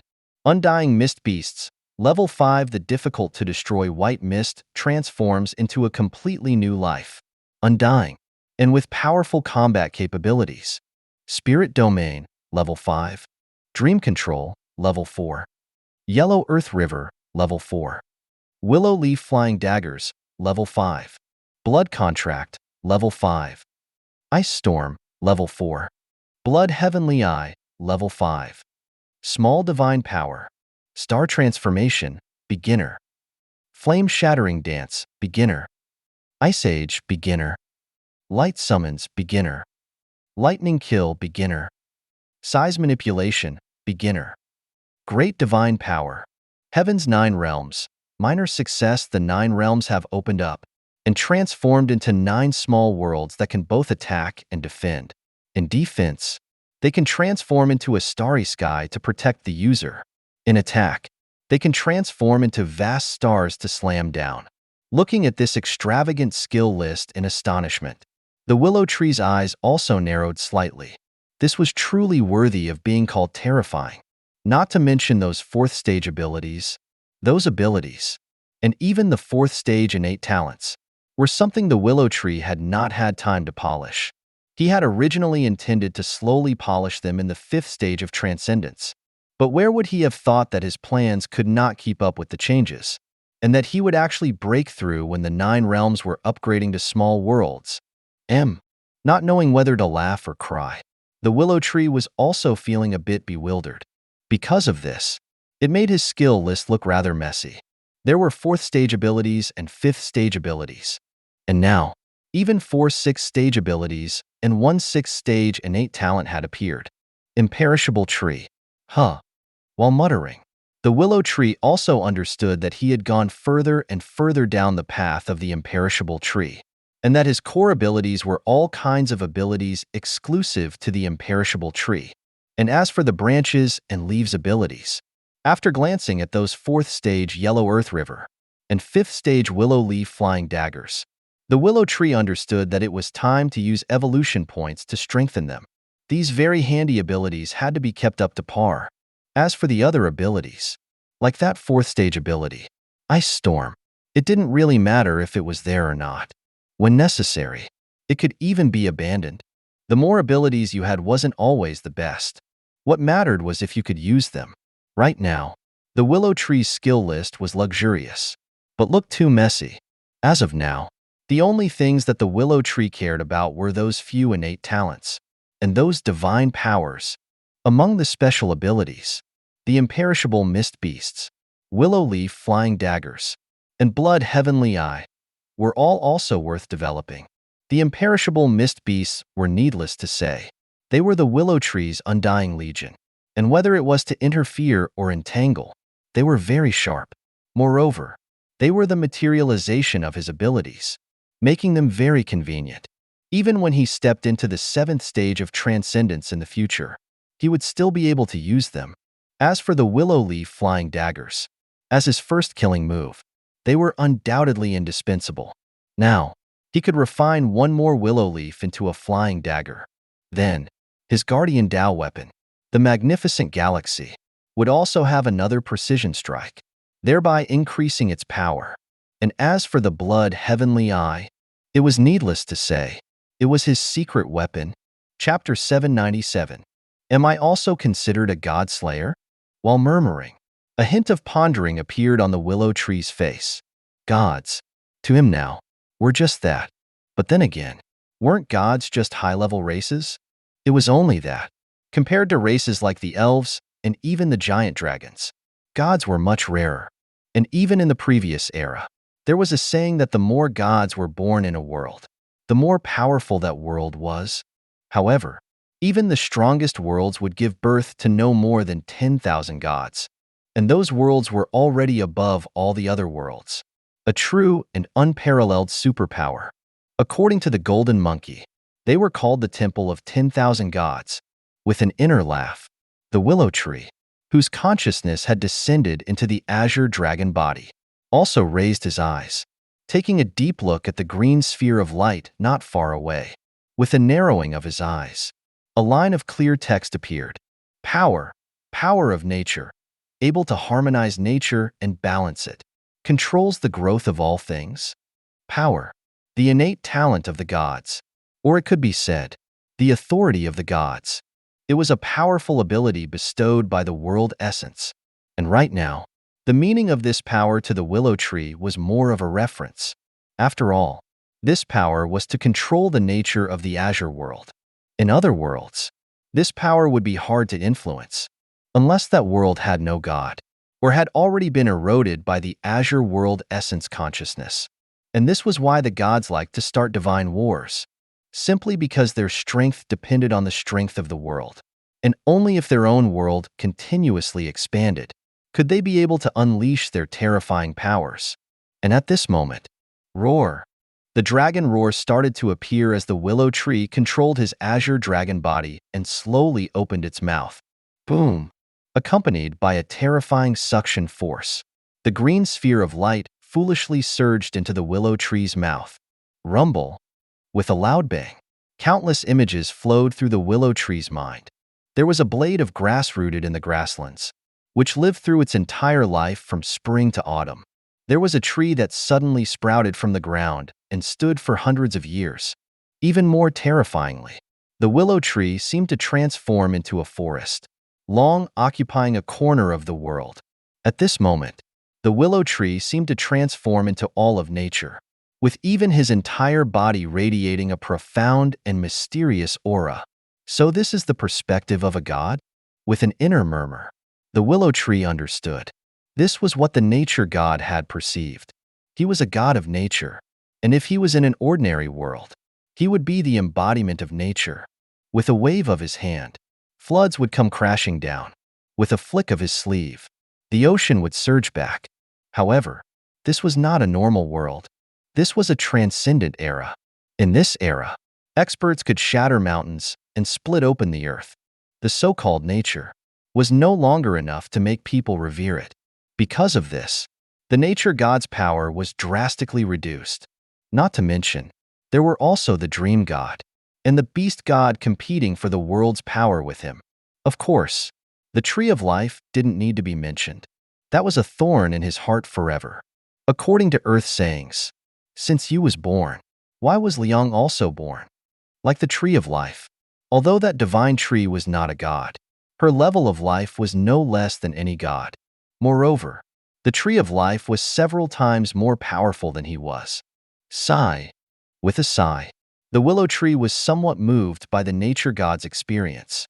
However, all of this was in the past, simply because the Willow Tree's azure dragon body would reside within the depths of the 9 spaces, transforming into a new god. And what's more, a supreme god. Roar. With a sudden and high-pitched dragon roar, the 9 spaces trembled. Immediately after, within the stunned and horrified gazes of all the living beings in the 9 spaces, the sky began to shatter. Yes, shattered like a mirror. And at the same time, a huge and unimaginable body appeared in the shattered sky. It was a section of an emerald body, like a giant python, covered in emerald scales. Each small scale was as big as a millstone, and they shimmered with an alternating light. Noble and extraordinary. And there was also an indescribable terror. Roar. The dragon roar grew louder and louder, resounding throughout the 9 spaces. In the stunned eyes of the mermaid queen, and the 9-tailed fox and the others, a huge dragon head like a mountain peak appeared in the sky of the life space, and its dragon whiskers swayed in the wind. The life space was the core of the 9 spaces, and the void space was the most mysterious, and the last one.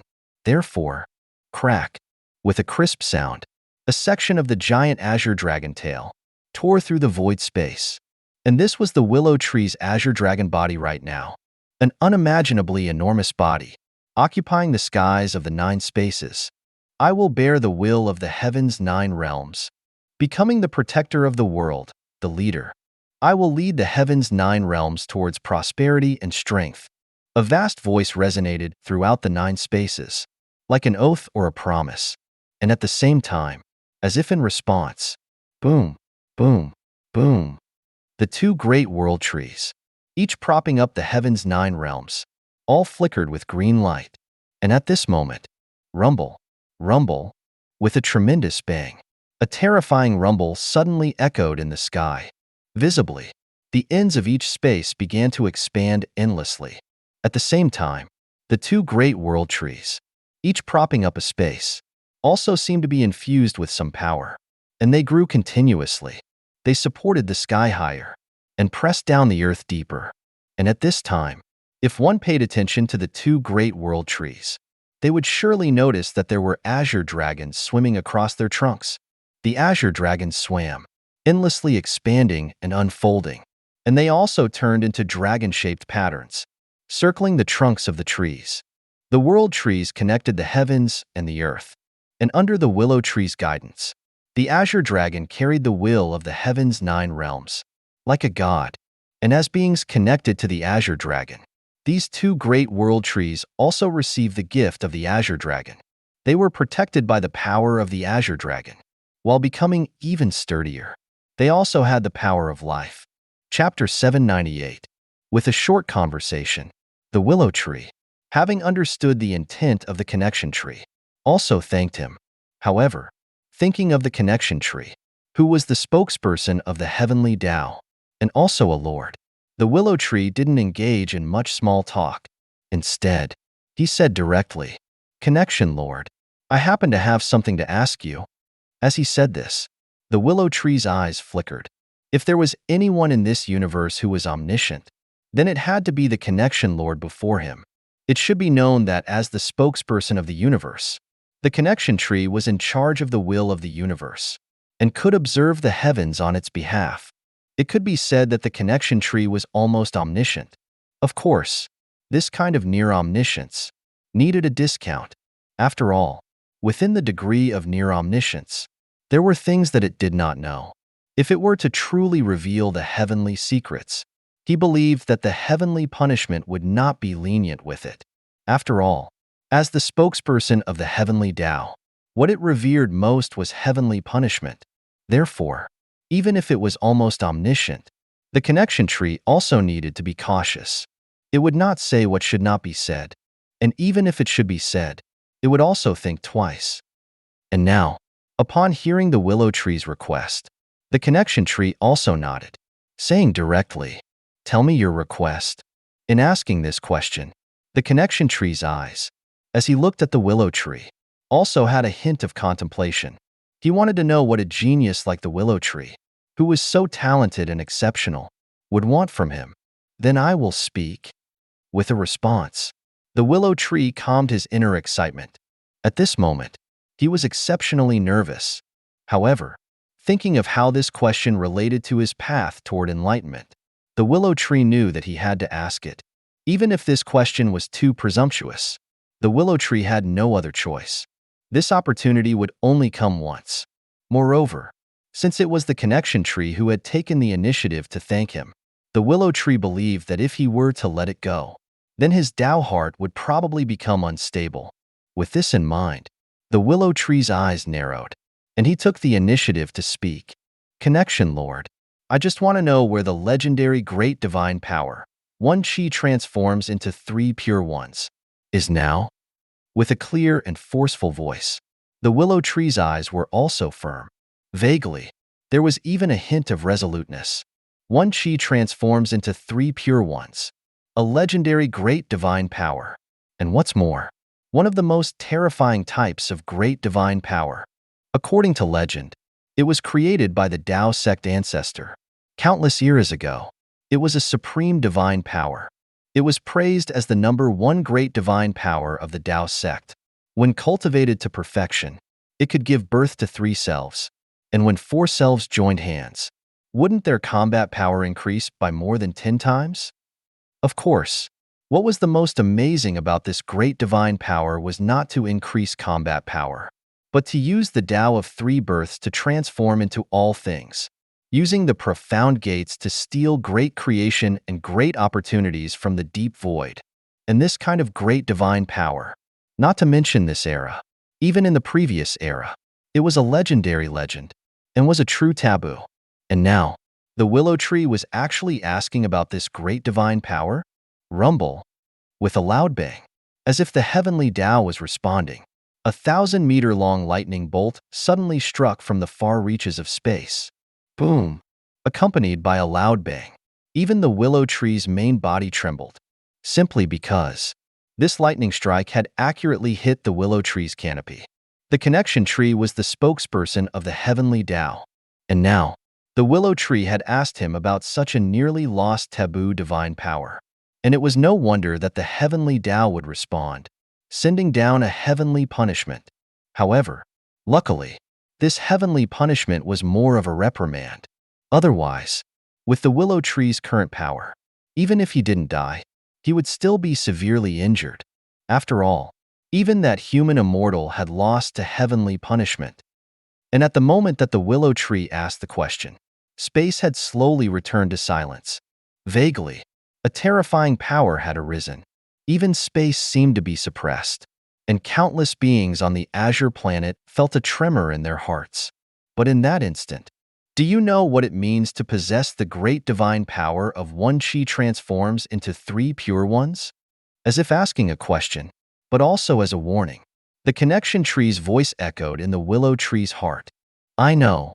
Nodding, the willow tree said calmly, it is the legendary great divine power, which is praised as the #1 divine power of the Tao sect. It cannot be heard by ordinary people, and it cannot be seen by the divine. Saying this, the willow tree's tone changed, saying, however, this great divine power is related to my opportunity to achieve enlightenment. If I can find even a trace of this great divine power, I will even have hope of reaching the eternal realm. Eternal realm. With a soft murmur, the connection tree also looked deeply at the giant tree that seemed to be propping up 9 stars. He had to say that at this moment, he had become silent, simply because even he looked up to those in the eternal realm.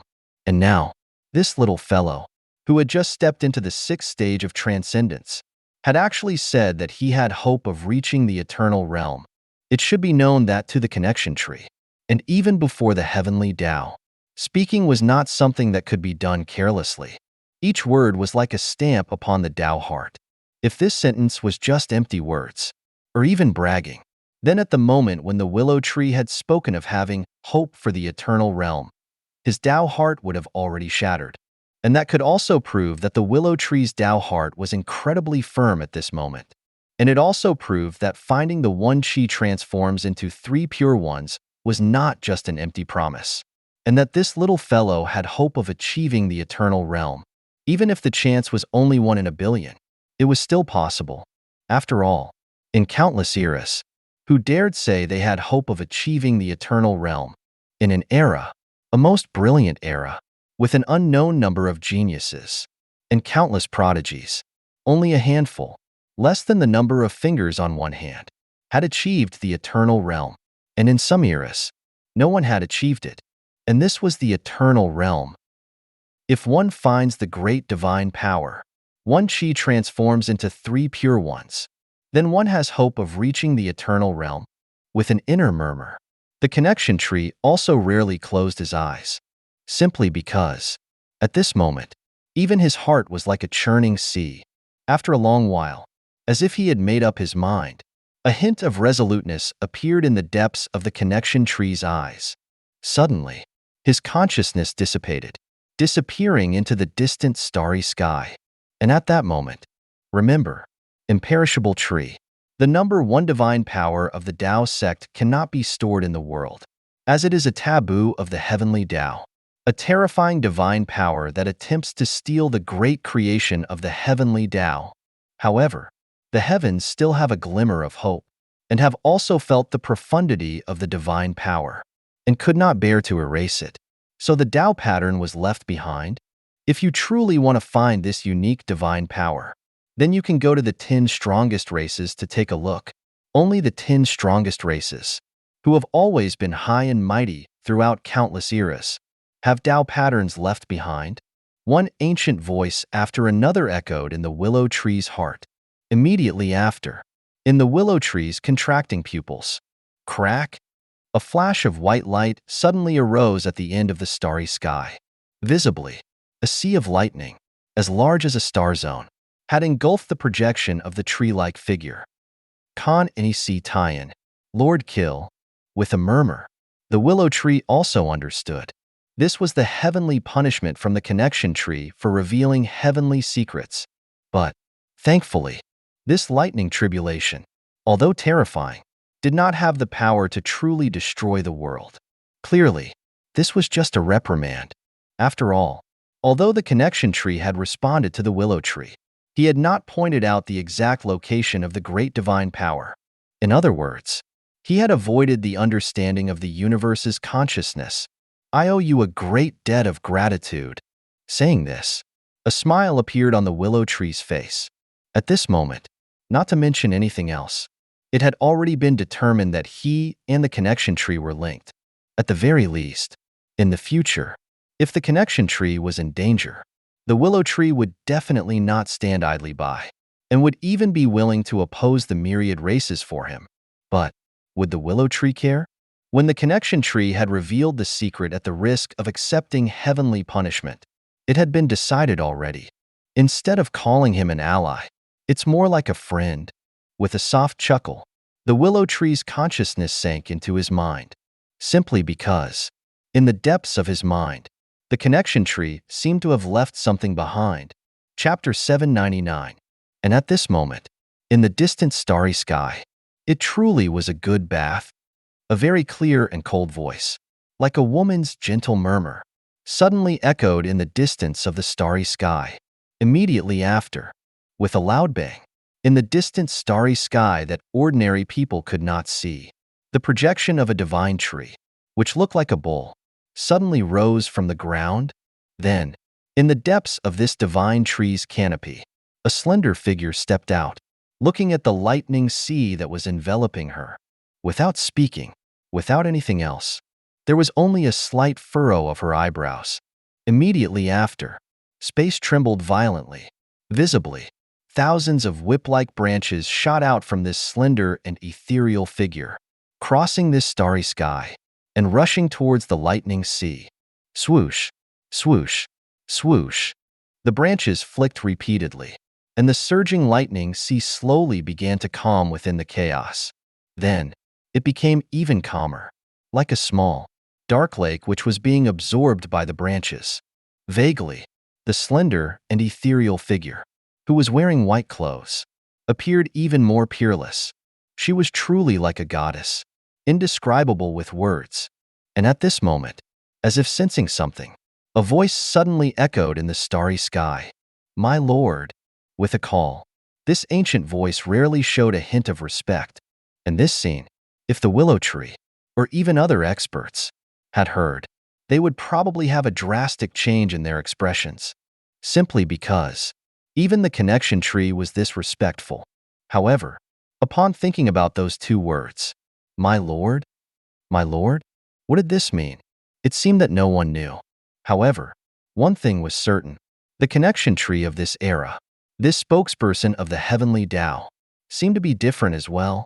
And at this moment, as if hearing this ancient voice calling out, the slender and ethereal figure, who was wearing white clothes, also nodded slightly and said while stroking her chin, "You did well this time. That little one is worth the price we paid." "Indeed." With a response, the ancient voice also said with a hint of pride, "Before I left, I made a point to stop for a moment, and he should have seen the lightning tribulation that enveloped us." But before the ancient voice could finish speaking, the clear and cold voice interrupted. "Yours is but a small method." Saying this, the slender and ethereal figure glanced at the starry sky, waved her hand, and lifted a piece of spiritual light, as if sealing this area of the world. Only then did she sigh softly and say, "We are destined to have a tribulation, and even now, after cultivating a Dharmakaya, we cannot escape." Sigh. There's no choice. Not only are the myriad races unwilling for us to exist for long, but even the universe's origin will erase us after using us. Upon hearing the voice of the projection of the bull-like divine tree, the slender figure also smiled bitterly. Therefore, we have no choice but to invest in beings like him. If there is a being who truly reaches the eternal realm, then they might be able to shelter us and even allow us to truly reincarnate and cultivate anew. Speaking to this point, a hint of anticipation appeared in the depths of this slender, white-clothed figure's eyes. In this universe, the only one who could fight against the consciousness of the origin of the universe, and even the myriad races, was someone who had truly reached the eternal realm. And for figures like her, if they wanted to exist for long and seek shelter, this was the only way. As for them reaching the eternal realm themselves, sorry, that was impossible. Under the shackles of the heavenly Tao, her cultivation of the Dharmakaya had already reached its limit. Now, she had fused more than half of her consciousness into the Dharmakaya, but it was still difficult for her to escape the understanding of the universe's origin. A single mistake could lead to an imminent end. It was truly sad and lamentable. Now, the races of the starry sky had invited her to be the connection lord. But who knew that she was just a puppet? And what's more, a puppet who was destined for a tribulation. Only, it was worth mentioning here that Dharmakaya was a secret method of Buddhism. The more accurate name for it was the real and truthful body that is the manifestation of reason. It was a type of very profound avatar. Only, compared to other avatars, the connection tree had fused most of her consciousness into the Dharmakaya, and from then on, had disappeared from the main body. And in this way, it also allowed her main body to better become a puppet of the heavenly Tao. As for her true self, she was quietly cultivating. However, unfortunately, with the heavenly Tao shackles, she would never be able to touch the secret of the eternal realm. And now, this was just a final struggle. Sigh. With a sigh, which was both self-pity and a lament, the slender figure silently disappeared into the bull-like giant main body. In the end, it was a tribulation. She could not avoid it, and could only hope that the end result would not be in vain. And at this moment, the willow tree did not know that the connection tree had such methods, nor did he know that this divine tree, with an ancient voice, had cultivated a Dharmakaya, and was that peerless. However, even if he knew, there was no need to hurry. It was not related to him. Right now, what was most important to him was the information that the connection tree had left in his mind. It was an introduction, a general introduction of the starry sky today.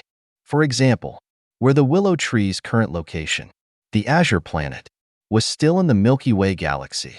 It was just that it was rather far away from Earth. And outside the Milky Way galaxy, there were many terrifying star zones, and the most famous were undoubtedly the Titan God Zone and the Angel Star Zone, which were not too far from the Milky Way galaxy. Apart from that, there was also the Dragon Race Holy Zone, the Mysterious Dark Zone, etc. Many different star zones. These star zones were mostly where the myriad races gathered. Taking the Titan God Zone as an example, other races were almost non-existent, and there were only the true pure-blooded Titans of God, each of them as large as a continent. They floated solitarily in the starry sky, and these were the true pure-blooded Titan gods. Not only were their forms large, their combat power was even more terrifying. Clearly, they were in the same fourth stage of transcendence, but they were also capable of slapping a fellow expert of the same level to death. Of course, a few with terrifying combat power, who were at the fourth stage of transcendence, could still fight them, especially the Void Race, who could tear through their defenses. They were their natural enemies. Therefore, the Titan God Race was very wary of the Void Race that was born in this era. They had even organized an army to exterminate them. However, unfortunately, the Void was too vast, and even after decades, the Titan God Race had not been able to kill off many of the Void Race. Instead, One of their renowned geniuses was eroded by the Void Race's king and had transformed into a terrifying fallen titan, and that had stirred up a small-scale battle between the Void Race and the Titan God Race in the Titan God Zone. Chapter 800. Titan God Zone, Angel Star Zone.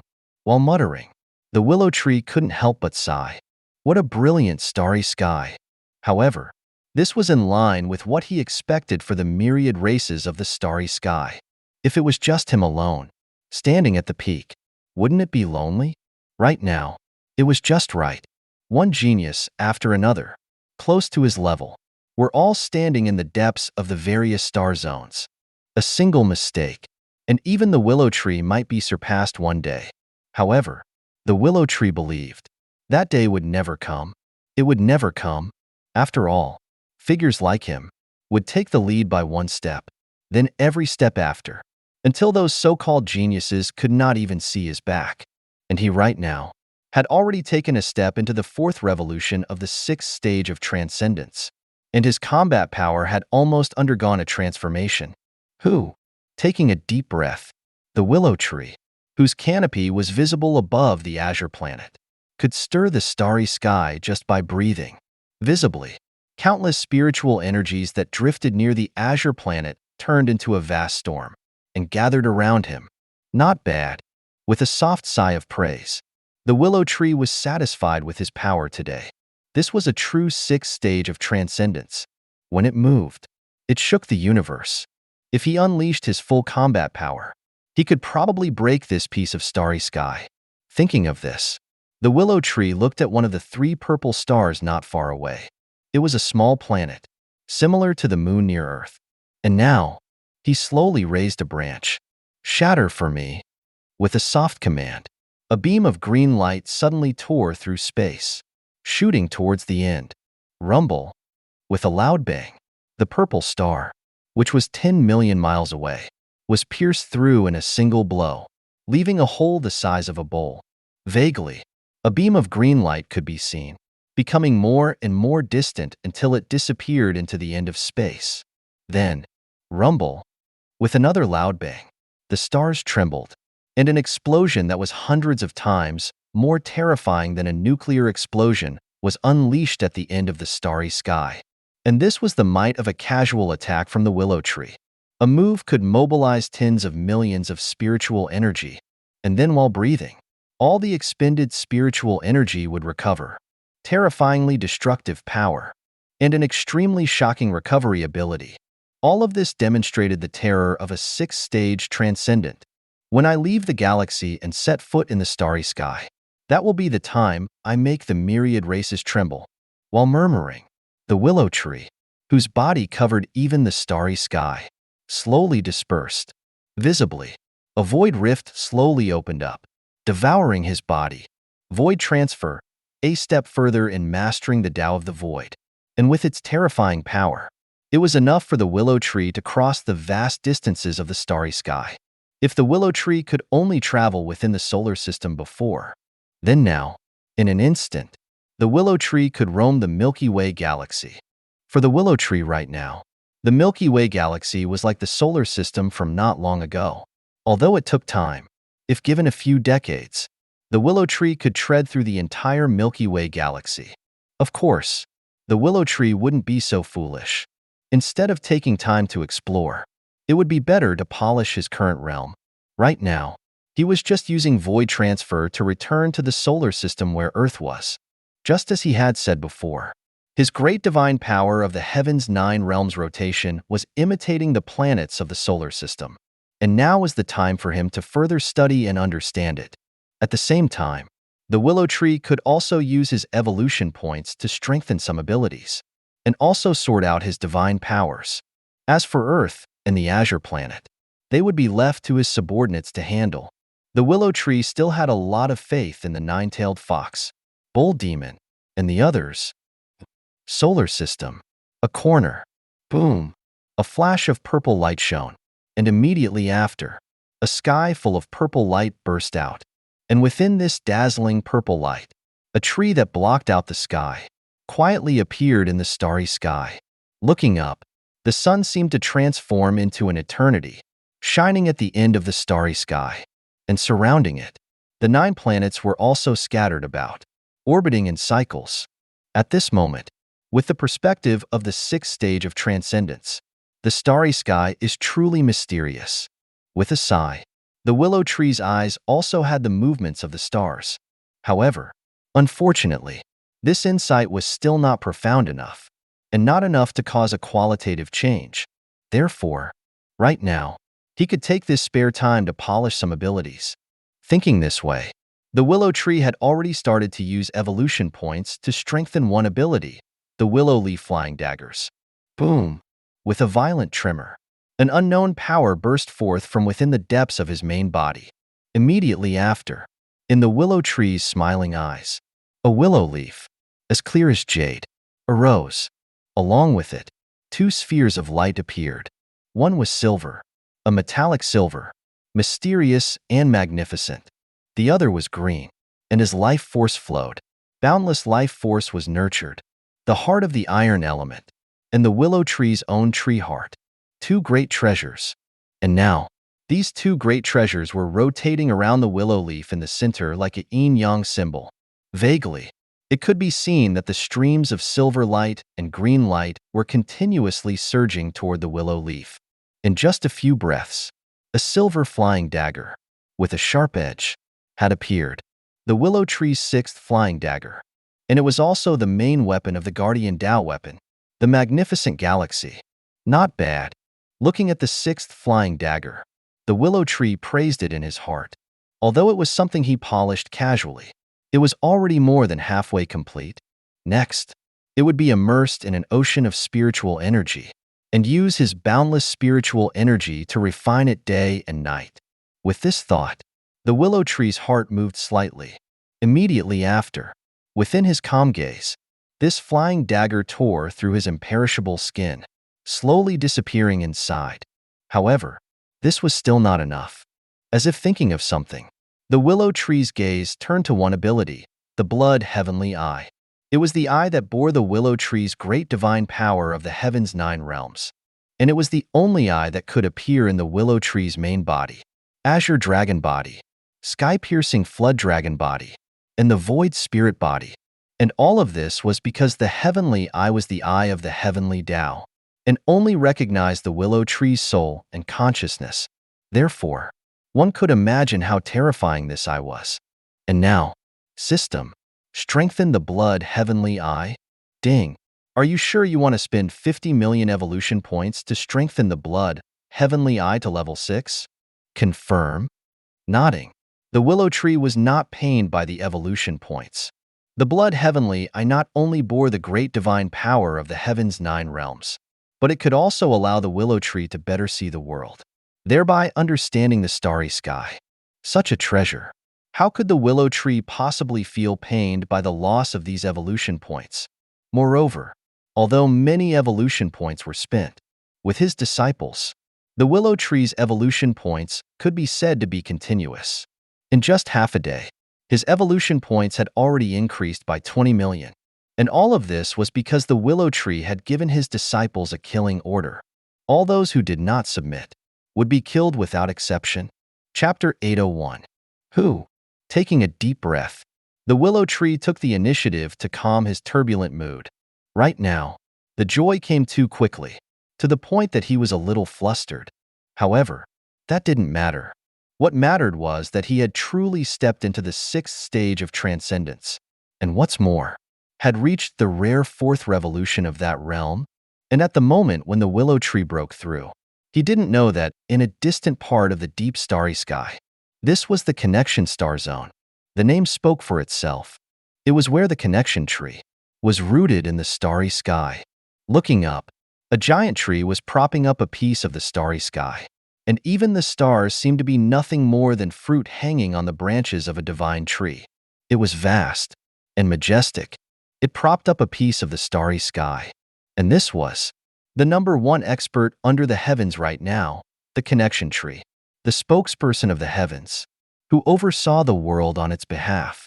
And now, as if sensing something, his tree trunk suddenly trembled. Immediately after, a pair of old and weathered eyes that shone with a light looked towards a distant piece of the starry sky. He's truly talented and exceptional, as if praising him. A smile appeared on the face of this divine tree. To think that a common willow tree had actually managed to reach where he was now through his own efforts, and had even stepped into the sixth stage of transcendence. This was truly not simple. Not to mention that his life's level was beyond what an ordinary person could imagine. He had actually reached the fourth revolution of the sixth stage.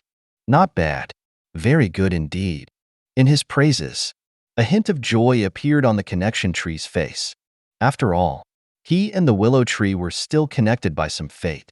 Now that he could see him having such achievements, it was naturally a pleasant surprise. However, as if thinking of something, the connection tree's gaze fell upon one leaf after another. In just half a breath, his sight was met by one peerless expert after another. There was a human-like figure, as large as a planet, whose entire body had no fur, but was covered in golden scales, and the half-opened godly eye was filled with coldness. His overall blood energy was like the deep sea, like a demon god walking the earth.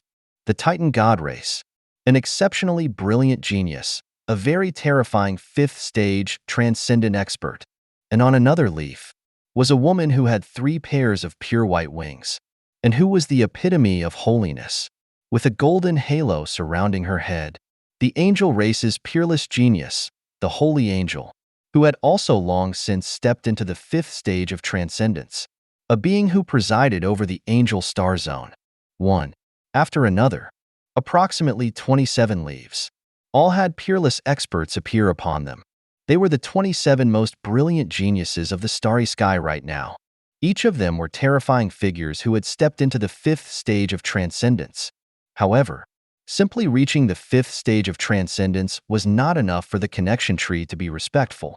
What truly caught the connection tree's attention was that every one of these experts was exceptionally talented and exceptional, each with an incomparable reputation. They were either the lords of a planet, or they presided over a star zone. They were all backed by terrifying powers. But now, these 27 peerless geniuses of the starry sky would all have to stand behind him, simply because, at this moment, a leaf emitting a faint light rose up, and on this leaf, there was a tree that blocked out the sky, and which seemed to be carrying a piece of the starry sky, with 9 great trees that were like stars, circling its body. If these geniuses knew that someone had reached the 6th stage of transcendence at this time, they probably wouldn't be able to sit still. Old 8. With a smile in his voice, the connection tree looked with interest at the other experts that appeared on the leaves. Right now, these ambitious fellows had actually fallen one step behind a common tree. This kind of thing, if it was said, no one would believe it. However, it didn't matter.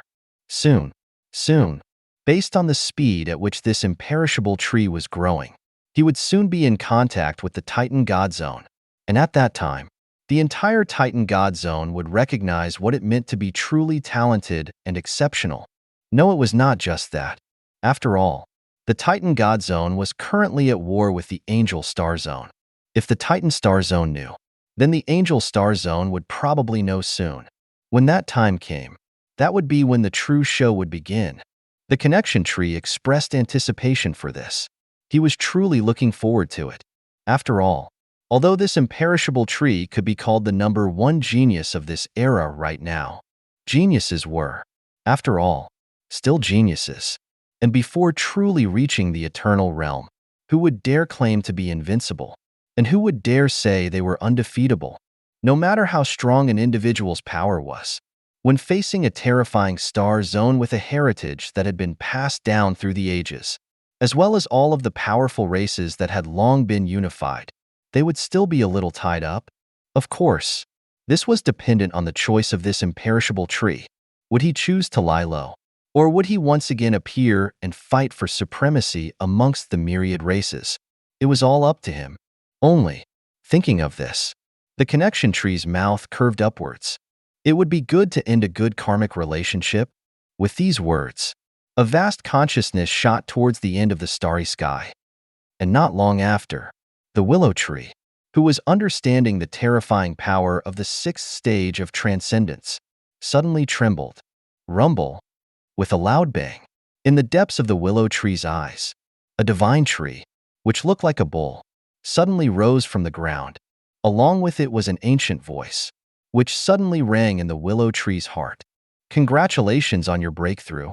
Ah, slightly stunned, the willow tree was also a little dumbfounded. His breakthrough had actually alarmed such a great figure. And at this moment, as if realizing something, that ancient voice also said with a smile, "If it was other people, it would have been fine. But you have become the first being under the heavens who has truly stepped into the sixth stage of transcendence. And it's natural that I would pay attention. You are now someone who can discuss matters with me on equal footing. Is that so?" With a murmur, the willow tree was not flustered. Instead, he politely greeted, "Greetings, Connection Lord." Haha. With a resounding laugh, the connection tree also admired the willow tree's humility and lack of arrogance. As expected of someone who had refused the connection tree's inheritance, this kind of bearing was truly not bad. Only, in that instant, as if thinking of something, the connection tree said directly, "Before, I owed you a karmic debt, and although I have repaid it, but today, I would like to form a karmic connection with you. I wonder if you would be willing?" Of course. With a nod, the willow tree also understood the connection tree's intentions. From countless eras ago, the connection tree's fate had not been good, and now, forming a karmic connection was also a way to prepare for the future. And for this, the willow tree had no reason to refuse. After all, a single mistake, and he could become the next connection tree and attract the prying gazes of the myriad races. An enemy's enemy was a friend. And what's more, when the connection tree had been willing to endure heavenly punishment and had answered the willow tree's question, everything had already been decided. Instead of calling you an ally, it's more accurate to call you a friend. With a light chuckle, the willow tree's consciousness sank into his mind, simply because, in the depths of his mind, the connection tree seemed to have left something behind. Chapter 802. Spring went, and autumn came. In the blink of an eye, 2 years had passed. 2 years was not long, but for this era, where spiritual energy had just recovered, 2 years was no less than 20 ordinary years, or even longer. And in these 2 years, the war between Earth and the Azure planet had reached its final conclusion. Looking up, the entire Azure planet was covered in meteor-like craters of all sizes across the continent. Those were the marks of the battles between experts, and especially those who had reached the calamity level had unleashed their final moves before their deaths. One after another, they had turned the entire Azure world into 100 wounds and 1,000 holes. However, it was because of this that this battle between worlds had only taken 2 years to come to a conclusion. Roar! With a roar that shook the heavens, at the far end of the horizon, the endless dark curtain was rolling back. Vaguely, one could see that within the sky-covering black tide, there was a huge and majestic black tiger rushing forward. That was the commander of the Dark Legion, one of the 7 great calamity legions of the Misty Mountains, the Dark Tiger, who had devoured the fruits of the dark element and had transformed into a being of true darkness, who controlled the darkness, a terrifying figure. Over the past 2 years, in one battle after another with the giant demon race that held sway over the giant demon forest, this dark tiger had grown to become a top-tier calamity, and his terrifying combat power had reached a level where he could even rival a demigod. And apart from him, in another direction, roar! With a soft cry, a bright light suddenly flickered. Immediately after, a pillar of pure white light tore through the clouds and descended, and in the center of the pillar of light, magnificent butterfly wings opened, and a holy and warm power enveloped everything. Visibly, the injuries of the countless mutated beasts that were still covered in blood all stopped bleeding. Even their auras returned to normal. It's the Butterfly Empress. It's the Butterfly Empress. It really is the legendary Butterfly Empress who can release a light that can shatter the sky. One excited cry after another echoed, as countless experts from Earth showed a look of joy. The Butterfly Empress, the commander of the Misty Mountains Light Legion. She was the embodiment of light, and rarely fought. However, She was indispensable in the invasion of the different realm, simply because, every time, she would illuminate the sky and heal everything. The entire battlefield, because of her alone, had probably reduced countless casualties. It could be said that every expert who had survived to this day owed her a favor, and that was also the reason why countless Earth experts who were invading the different realm had such reverence for her. And it was also worth mentioning that, among the many Earth experts who had survived to this day in the invasion of the different realm, there were also quite a few exceptional beings. Whether it was the 4 heroes of the Great Cloud Federation, or the 3 calamities of the Free Federation, or the 7 emperors of the Sea Race, and even the newly appointed 10 horrors of the mutated beasts, each of them were terrifyingly powerful and frightening figures. Some of them even had combat power that was enough to rival that of a demigod. Of course, this did not include the experts of the Misty Mountains. The Misty Mountains of today were overwhelmingly powerful, so powerful that it made people gasp for air. And to a certain degree, the Misty Mountains had even become a detached power. It was known that all these experts whose names shook the mountains and rivers were all honorary guests of the Misty Mountains. And what did this mean? There was no need to say more. Each of these experts had emerged from piles of corpses and seas of blood, and had honed themselves to the extreme. Whether it was combat power or anything else, they were far from what other experts could compare to. When they returned to Earth, the entire structure of Earth would undergo a drastic change. And now, all of these experts were honorary guests of the Misty Mountains. No wonder. Some people said that the invasion of the different realm was nothing more than a test by the Misty Mountains to select its experts. However, at this moment, roar, with a dragon roar, at the end of the far sky, heavy clouds, which seemed to want to crush the earth, came rolling in. At the same time, the terrifying dragon might, unique to the higher races, in the apex of the food chain, the dragon race, came crashing down. Rumble, rumble. The earth seemed unable to bear it, and was constantly cracking.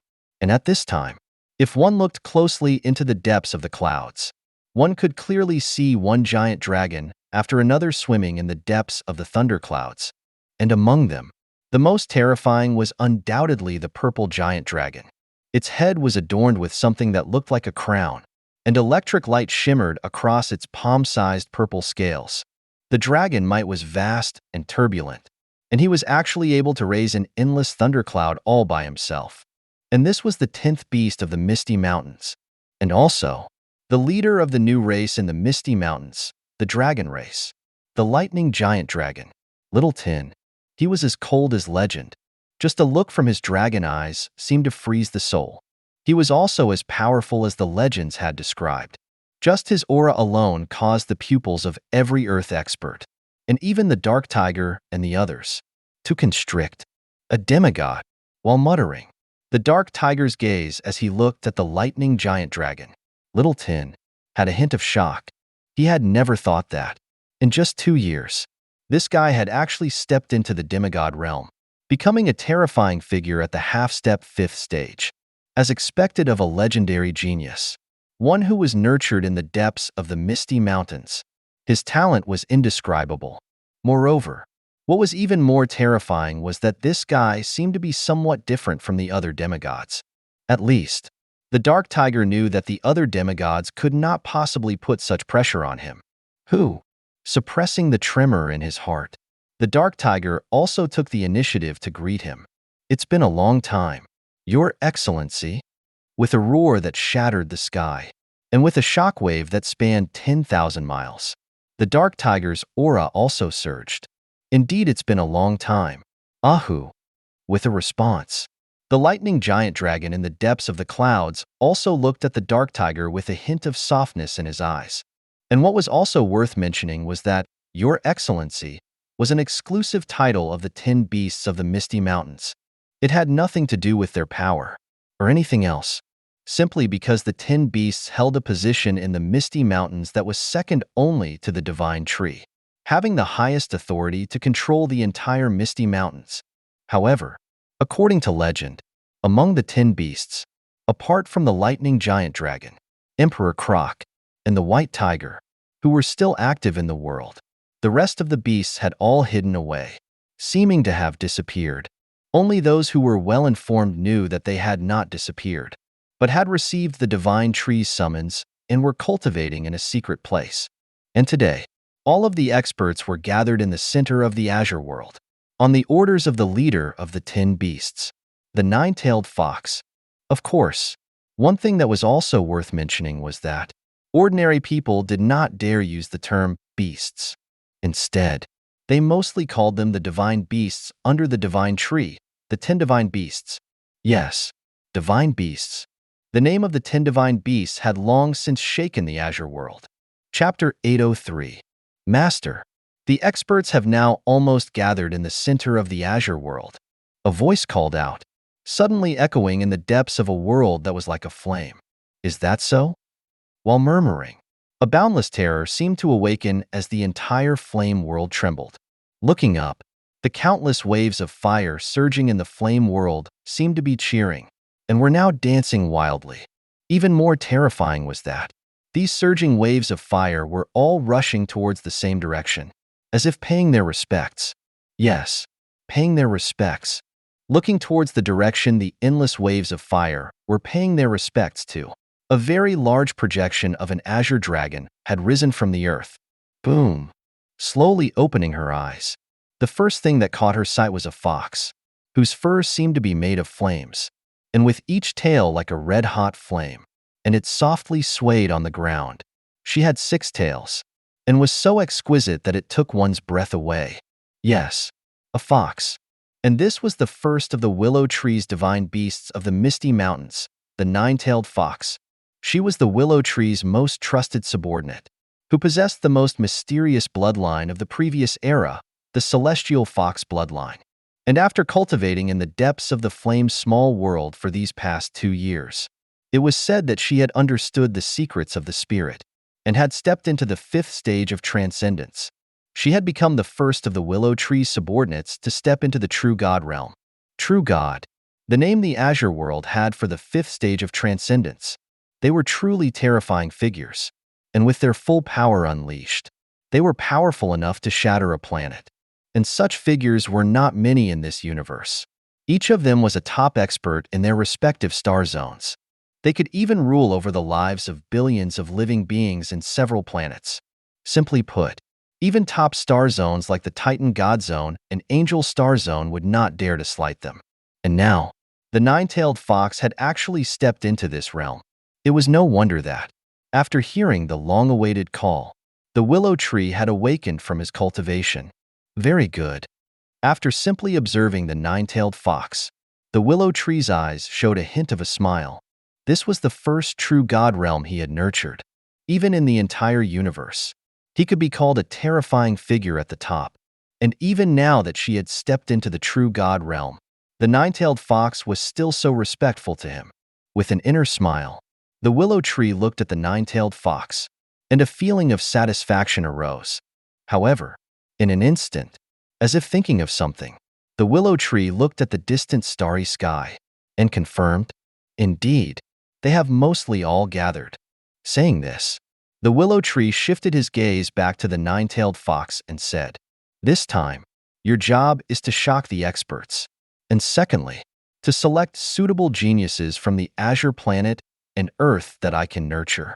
"Yes, Master." With a response, the nine-tailed fox smiled alluringly.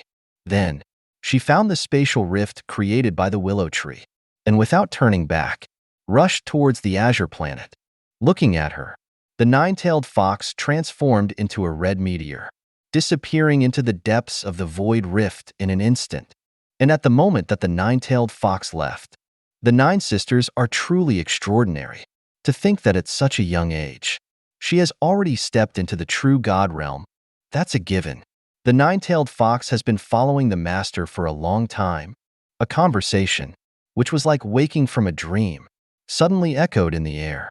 Immediately after, 2 very graceful figures slowly appeared. One had a head of dazzling golden blonde hair, with snow-white skin, and eyes as blue as the ocean, which seemed to contain the deep and mysterious depths of the sea. And below her beautiful waist, A golden fish tail gently moved in the air, creating ripples, and occasionally, it would playfully flick, even more so, creating a ripple of vibrations. However, this was not what was important. What was most important was her red lips, and the most beautiful voice that had never been heard before. Just by opening her mouth, she seemed to want to melt. The Mermaid Queen, Elsa, one of the Willow Tree's disciples, who was usually in the life-small world, taking care of the chores. And apart from the Mermaid Queen, Elsa, another figure, whose beauty was no less than hers, and even seemed to be more noble, the Elven Queen, Aileen, the queen of the elven race of the Azure world. She was noble and extraordinary from birth, and was also a demigod-level terrifying figure. Now, she was also the Willow Tree's disciple, and together with the Mermaid Queen, Elsa, they were called the Divine Attendants, meaning the divine female attendants. And as for this divine, it was needless to say, it was naturally referring to the Willow Tree. Moreover, what was worth mentioning was that the Willow Tree now was not someone that people could casually address. He didn't know if it was because of his increasingly powerful strength, but the Willow Tree had become sensitive to titles. If people called out to him strongly, especially with ill will, the Willow Tree would be able to see the face, mannerisms, and hear the voice of that person. Of course, the person who called out to him also needed to have the ability to draw the Willow Tree's attention. Otherwise, the Willow Tree would not care much. And those who had the ability, those terrifying beings who had stepped into the sixth stage of transcendence, their title for the Willow Tree had also changed. He. It was not he, nor was it she, and even less was it, but he, a title of the utmost holiness. It originated from legends, and was a respectful term for life forms that were beyond comprehension. And now, under the guidance of the Misty Mountains, most of the common people used this title for the Willow Tree. After all, using other titles would cause the Willow Tree's heart to react, disturbing his mind, and this kind of respectful title would not do that. Therefore, the more powerful an existence was, the more cautious they were in addressing the Willow Tree. Those low-level beings, on the other hand, did not care much about that. It was not because of anything else, only because, if a being at the demigod level arbitrarily addressed the Willow Tree, they would be more likely to attract the Willow Tree's attention. And the Willow Tree's attention, TSK, it was probably something that all experts would not like. It was indifferent and cold, powerful and terrifying. Just the sight of a single ethereal bloodshot eye was enough to make people shudder, and even demigod-level experts would have their minds tremble. And at this moment, as if hearing Elsa and Eileen's conversation, the Willow Tree also smiled, saying, "To tell you the truth, I didn't even think that the nine-tailed fox would be the one to break through. I thought that I would first hear about Little Tin or Orochi's breakthrough." Saying this, the Willow Tree's eyes flickered. The fifth stage of transcendence. It was different from the other realms. This realm's breakthrough was truly dependent on an individual's talent and even comprehension. And now, the most dazzling geniuses under the Willow Tree were undoubtedly the lightning giant dragon, Little Tin. As for Orochi, he was also known as the Orochi giant serpent. He had some inheritance from the eternal realm. Although the inheritance was very small, it had given Orochi endless potential. In the Azure world, over 2 years of battles, this little fellow had devoured the fear of countless living beings, and had already grown into one of the most terrifying beings at the demigod level. And now, it was no exaggeration to say that he would soon step into the fifth stage of transcendence, to have a partial inheritance from the eternal realm, and still not be able to step into the fifth stage of transcendence. He should just smash his head into a rock and kill himself.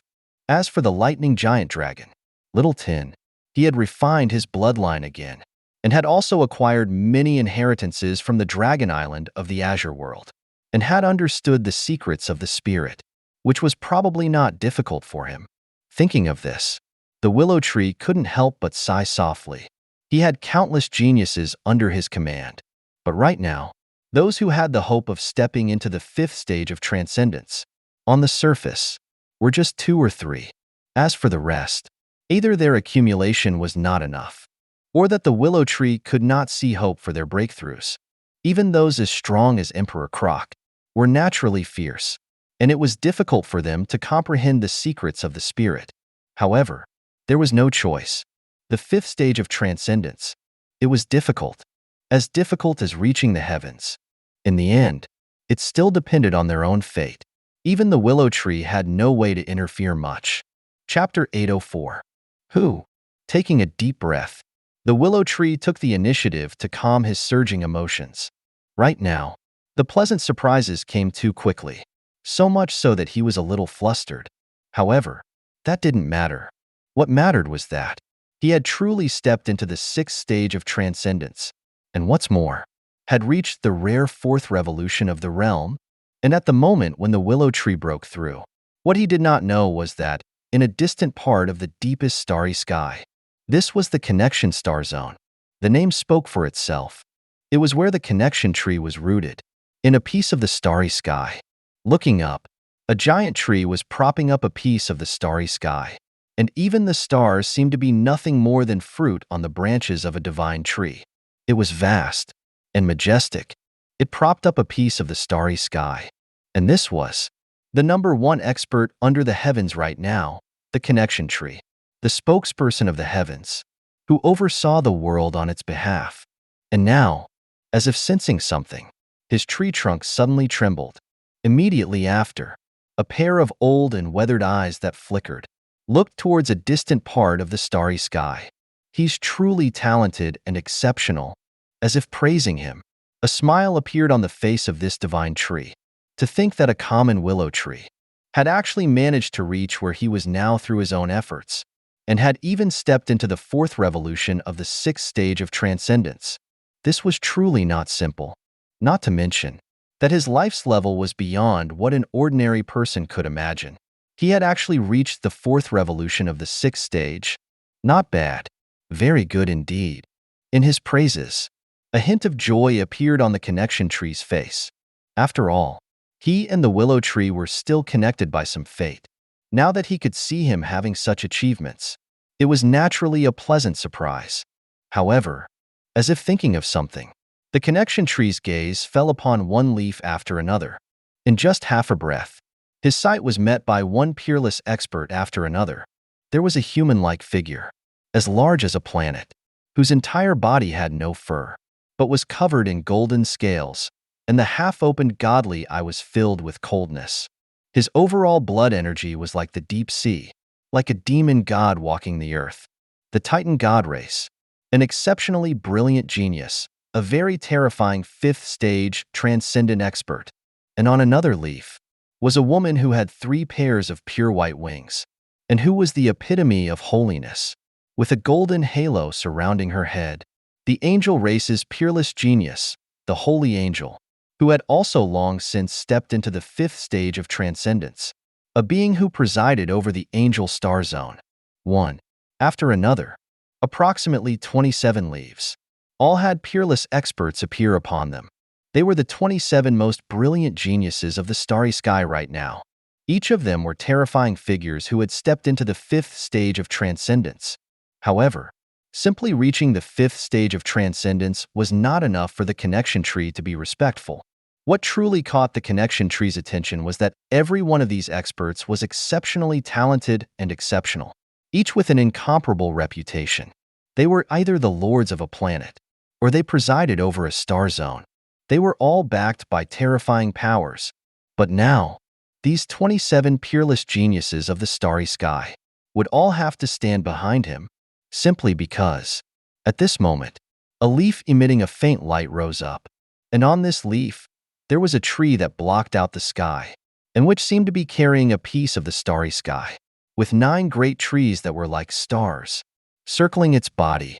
If these geniuses knew that someone had reached the sixth stage of transcendence at this time, they probably wouldn't be able to sit still. Old 8. With a smile in his voice, the connection tree looked with interest at the other experts that appeared on the leaves. Right now, these ambitious fellows had actually fallen one step behind a common tree. This kind of thing, if it was said, no one would believe it. However, it didn't matter. Soon, soon, based on the speed at which this imperishable tree was growing, he would soon be in contact with the Titan God Zone. And at that time, the entire Titan God Zone would recognize what it meant to be truly talented and exceptional. No, it was not just that.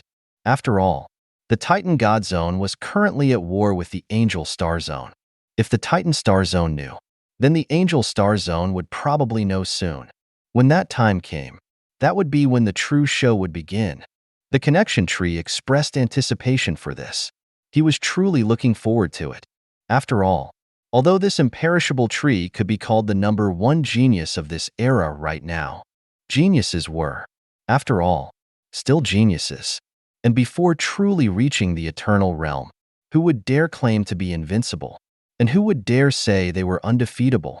No matter how strong an individual's power was, when facing a terrifying star zone with a heritage that had been passed down through the ages, as well as all of the powerful races that had long been unified, they would still be a little tied up. Of course, this was dependent on the choice of this imperishable tree. Would he choose to lie low? Or would he once again appear and fight for supremacy amongst the myriad races? It was all up to him. Only, thinking of this, the connection tree's mouth curved upwards. It would be good to end a good karmic relationship. With these words, a vast consciousness shot towards the end of the starry sky. And not long after, while the willow tree was understanding the terrifying nature of the sixth stage of transcendence, he suddenly trembled. Rumble. With a loud bang, in the depths of the willow tree's eyes, a divine tree, which looked like a bull, suddenly rose from the ground. Along with it was an ancient voice, which suddenly rang in the willow tree's heart. Congratulations on your breakthrough. Slightly stunned, the willow tree was also a little dumbfounded. His breakthrough had actually alarmed such a great figure. And at this moment, as if realizing something, that ancient voice also said with a smile, if it was other people, it would have been fine. But you have become the first being under the heavens who has truly stepped into the sixth stage of transcendence. And it's natural that I would pay attention. You are now someone who can discuss matters with me on equal footing. Is that so? With a murmur, the willow tree was not flustered. Instead, he politely greeted, "Greetings, Connection Lord." Haha. With a resounding laugh. The connection tree also admired the willow tree's humility and lack of arrogance, as expected of someone who had refused the connection tree's inheritance. This kind of bearing was truly not bad. Only, in that instant, as if thinking of something, the connection tree said directly, "Before, I owed you a karmic debt, and although I have repaid it, but today, I would like to form a karmic connection with you. I wonder if you would be willing?" Of course.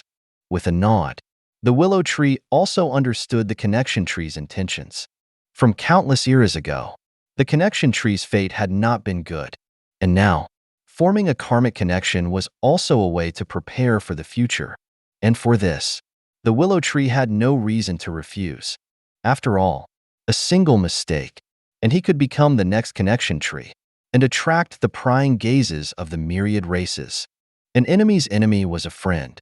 And what's more, when the connection tree had been willing to endure heavenly punishment and had answered the willow tree's question, everything had already been decided. Instead of calling you an ally, it's more accurate to call you a friend. With a soft chuckle, the willow tree's consciousness sank into his mind, simply because, in the depths of his mind, the connection tree seemed to have left something behind. Chapter 805. Taking a deep look at the lightning giant dragon. Little Tin. The nine-tailed fox's eyes were filled with a hint of a smile. Not bad. Very good indeed. His talent was indescribable, and he was only half a step away from the fifth stage of transcendence. However, now was not the time to focus on Little Tin. Thinking of this, the nine-tailed fox shifted her gaze, looking towards the plains not far away.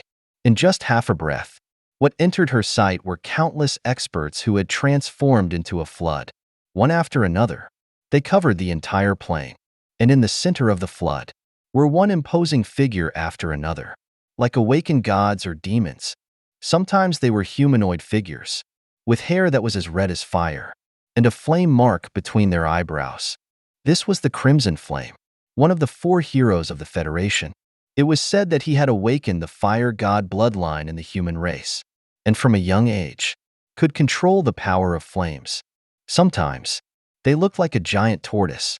Their entire bodies were black, radiating a deep darkness, with palm-sized scales that were dense, covering their entire body like a mirror.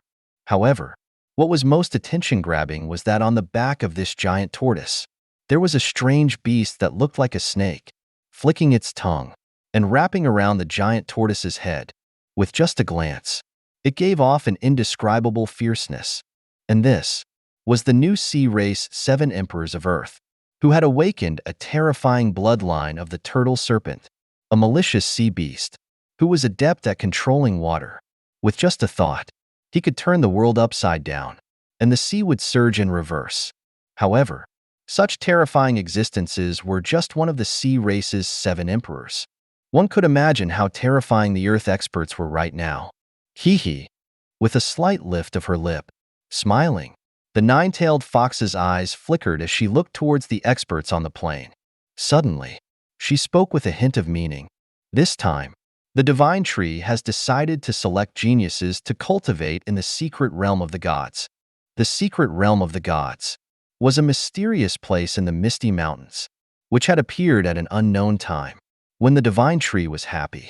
According to legend, the place was like a fairyland, with spiritual energy turning into mist, and spiritual flowers and spiritual fruits everywhere. It was a true holy land for cultivation. Therefore, upon hearing the 9-tailed fox mention the secret realm of the gods, the experts were all shocked. Among them, the most impulsive, Crimson Flame, took a step forward and looked towards the sky, asking, "Your Excellency, is there really a secret realm of the gods? What do you say?" With a teasing smile, the 9-tailed fox asked back, "What do I say?" Pointing at himself, Crimson Flame's face was confused.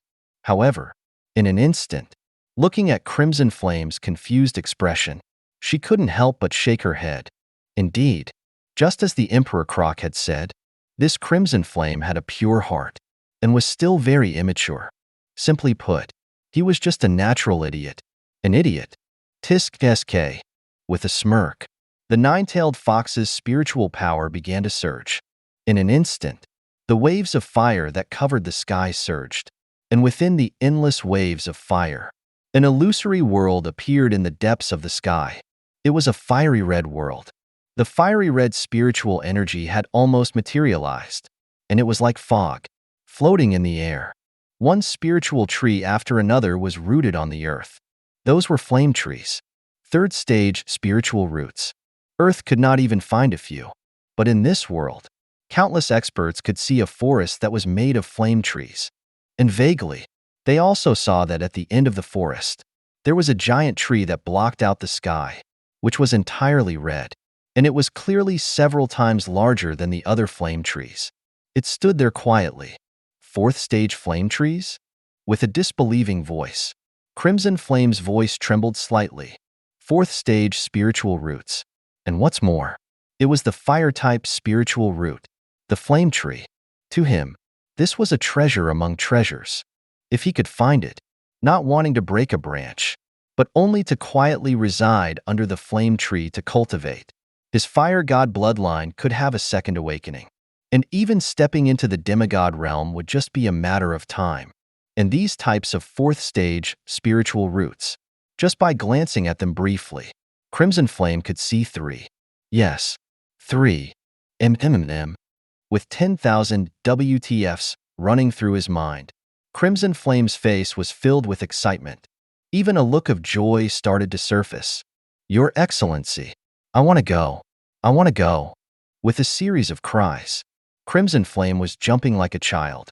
However, at this moment, the endless waves of fire surged once again, and yet another image of another world was revealed. One world, after another world. Approximately 5 images of the world evolved, and had already stimulated the minds of the experts. Looking up, each of the experts had more labored breathing.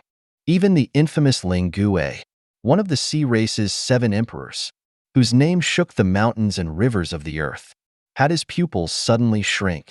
He stared intently at that final world that had appeared. A spiritual root had appeared in the life space. Who? Who? With more labored breathing, suppressing the excitement in his heart, Lingue took a step forward and spoke in a very deep voice.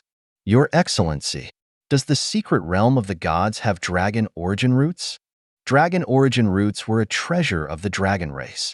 Although Lingue did not have the bloodline of the dragon race, he greatly needed this treasure. And what had he just seen? A high-quality dragon origin root, looking like a true dragon shooting into the sky, was rooted on the peak of a mountain. Gulp. Swallowing. Lingue's expression had changed. You have good eyes indeed. With a chuckle, the images behind the nine-tailed fox shifted. Immediately after, they were constantly changing, and in the end, were focused on a green, dragon-like, spiraling, strange plant, the dragon origin root. It was a type of spiritual root that had formed from the power of the azure dragon that had unintentionally leaked out during the willow tree's main roots cultivation. It should be known that the master of today had already reached the 6th stage of transcendence. And what's more, the azure dragon had transformed into the heavens of the 9 small worlds, and was comparable to the heavenly Tao of the small worlds.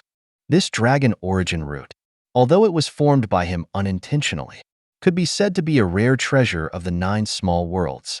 Although it was a 4th stage spiritual root, for those who needed it, it was more valuable than even a 5th stage spiritual root, and Lingue was someone who needed it the most. And it was also worth mentioning that Lingue's talent was truly exceptional. He was one of the few who had caught the nine-tailed fox's attention. Therefore, those who needed taking care of had to be taken care of. As the waves of fire evolved, it finally depicted a natural spiritual root, like a true dragon flying into the sky, which stimulated Lingue again. Vaguely, 2 streams of mist could be seen escaping from Lingue's nostrils, and at this moment, as if whispering in his ear, the nine-tailed fox's voice rang in Lingue's heart. That is the dragon origin root, and what's more, it is a dragon origin root with excellent quality. It is just right for you. If you meet with the divine tree, you can make a request. Chapter 806. Looking deeply at the lightning giant dragon, Little Tin, the nine-tailed fox had a smile in her eyes. Not bad. Very good indeed. His talent was indescribable, and he was only half a step away from the 5th stage of transcendence. However, now is not the time to focus on Little Tin. Thinking of this, the nine-tailed fox shifted her gaze, looking towards the plains not far away. In just half a breath, what entered her sight were countless experts who had transformed into a flood.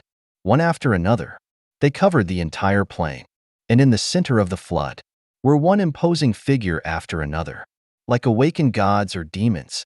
Sometimes they were humanoid figures, with hair that was as red as fire, and a flame mark between their eyebrows.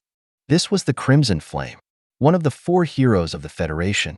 It was said that he had awakened the fire god bloodline in the human race, and from a young age, could control the power of flames.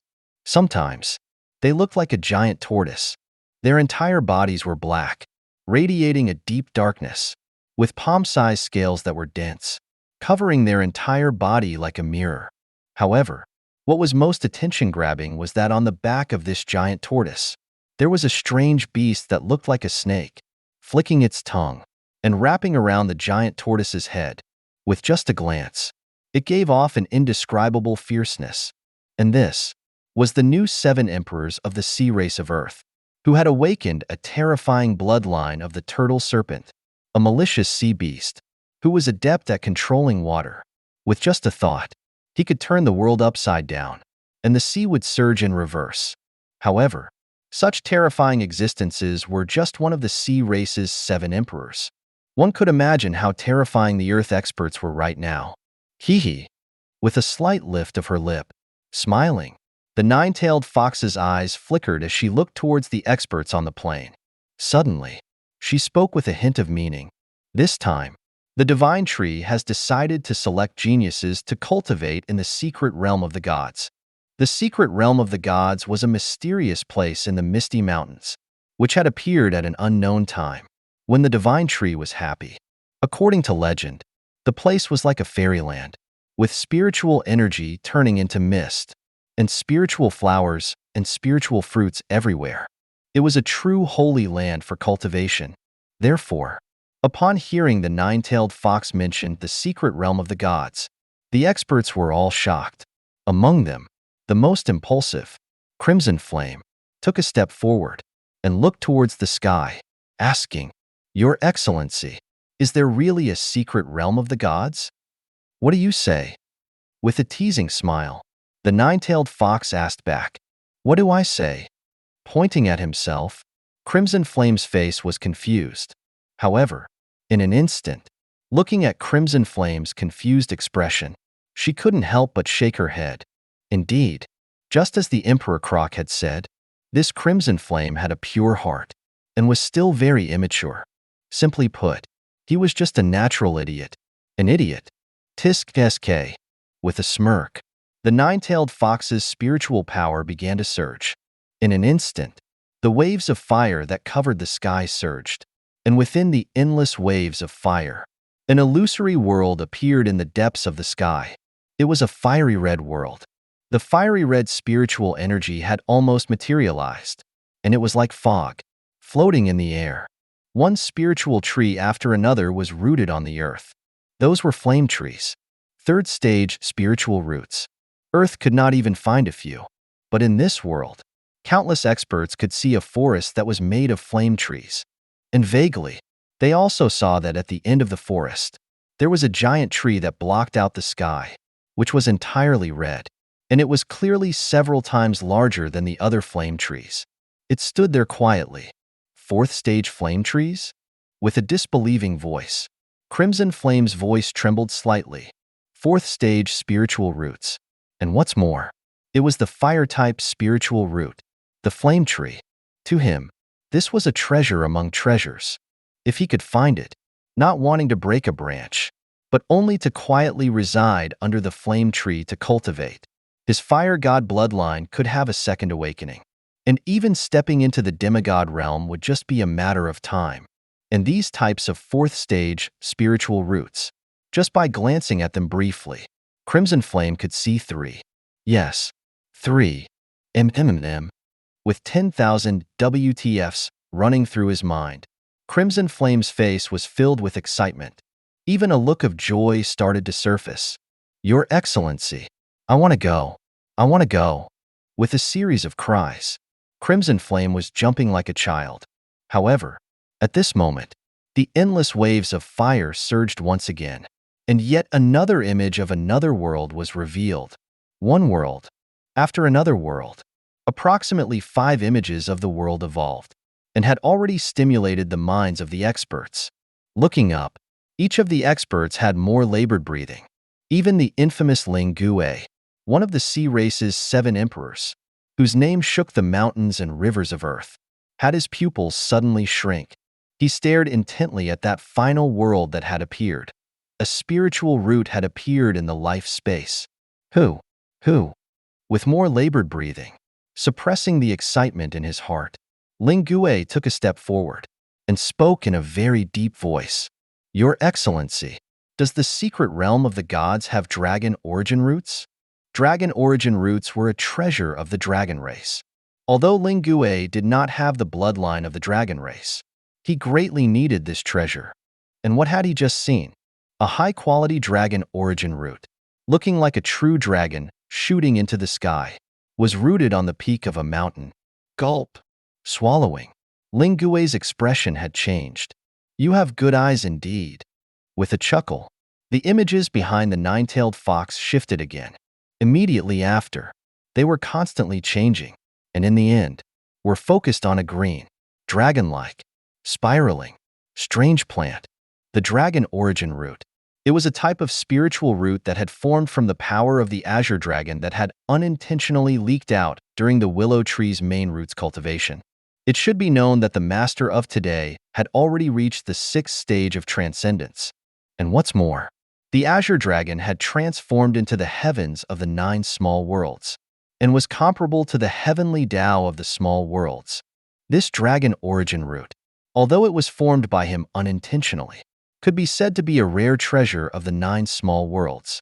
Although it was a 4th stage spiritual root, for those who needed it, it was more valuable than even a 5th stage spiritual root, and Lingue was someone who needed it the most.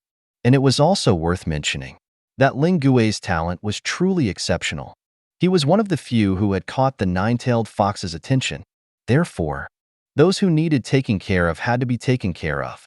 As the waves of fire evolved, they finally depicted a natural, spiritual root, like a true dragon ascending to the sky, which stimulated Lingue again.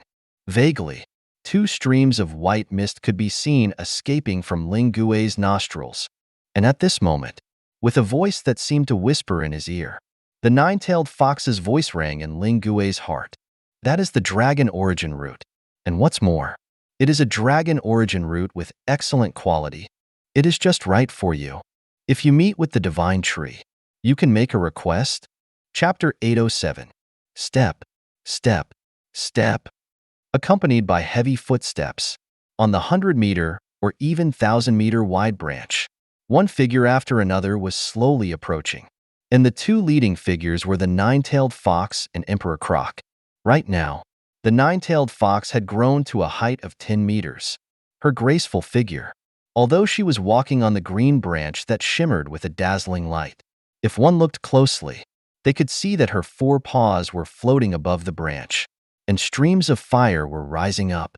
Moreover, what was more important was one ethereal chain after another, which seemed to surge out from the depths of the void, circled around her, and vaguely, it even obscured her figure, making it seem even more blurry.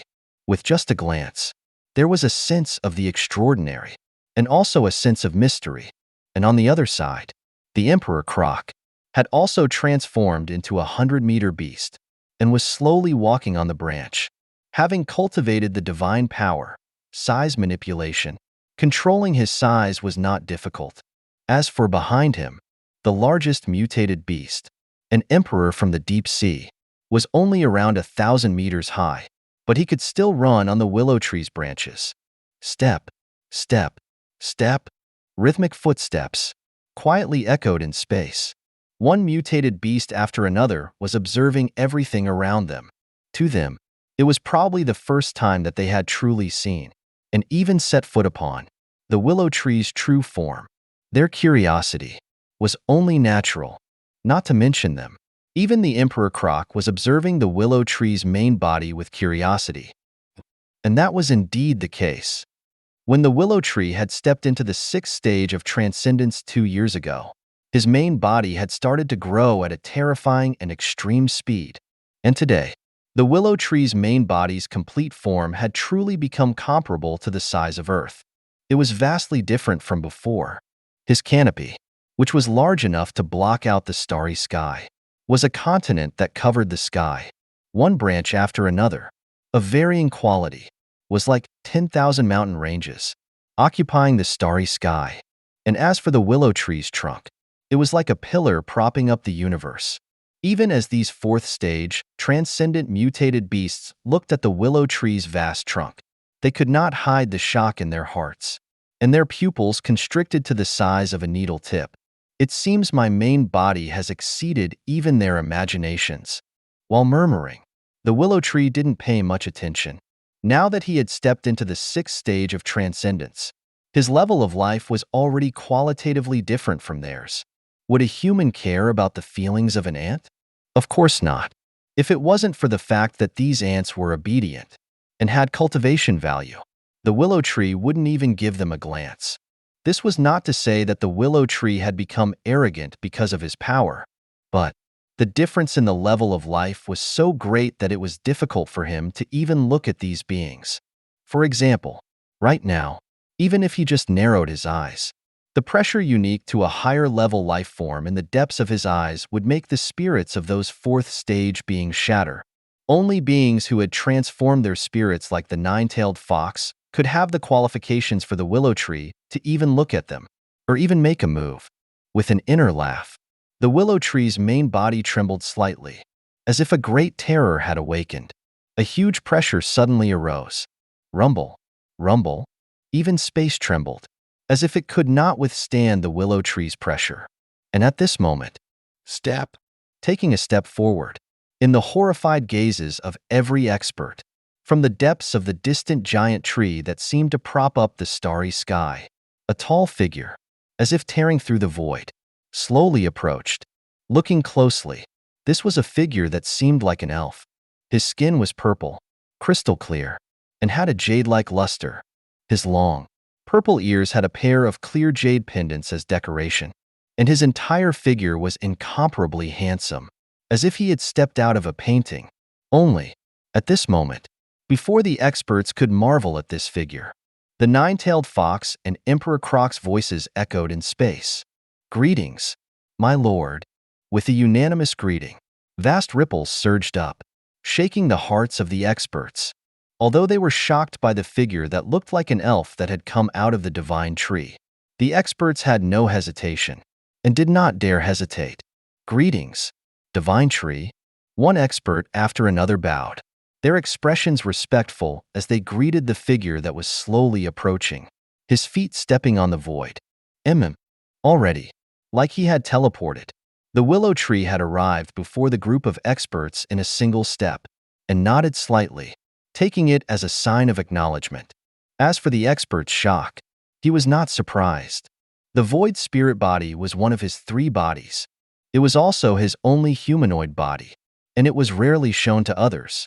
It was normal that they were shocked since they had never seen it before. However, thinking of how the willow tree's void spirit body would be in command of his guard in the future, and would be fighting in the starry sky, the willow tree didn't plan to hide it from these chosen members of his guard. After all, they were all going to be his subordinates. So why would he hide it from them? And what was also worth mentioning was that the willow tree's void spirit body had already stepped into the 5th stage of transcendence. The willow tree's spirit had long transformed, so controlling his void spirit body to step into the 5th stage was as simple as drinking water. However, that also meant that when the willow tree's void spirit body stepped into the 5th stage of transcendence, it was only his spiritual power and physical body that had undergone a transformation. As for his spirit, it was acting as the medium for the willow tree's consciousness. And right now, without having obtained the great divine power, one chi transforms into 3 pure ones. The willow tree, although he could split his mind to control many bodies, but when it came to true battle, only one body could unleash its true combat power, and the other bodies were mostly there for support. And this was the biggest reason why the willow tree desired to obtain the great divine power of one chi transforms into 3 pure ones. Only by possessing such a terrifying and supreme divine power of the Tao sect could the willow tree truly be able to split off into 3 bodies and gather the power of 4 beings, unleashing a battle power that was dozens of times, or even hundreds of times greater. And what's more, with one transforming into 3, he could seize great creation and great opportunities, and prove he had a chance at eternity. Suppressing the ripples in his heart, the willow tree's gaze was calm as he looked at the experts. With just a glance, the experts felt a tremor in their spirits.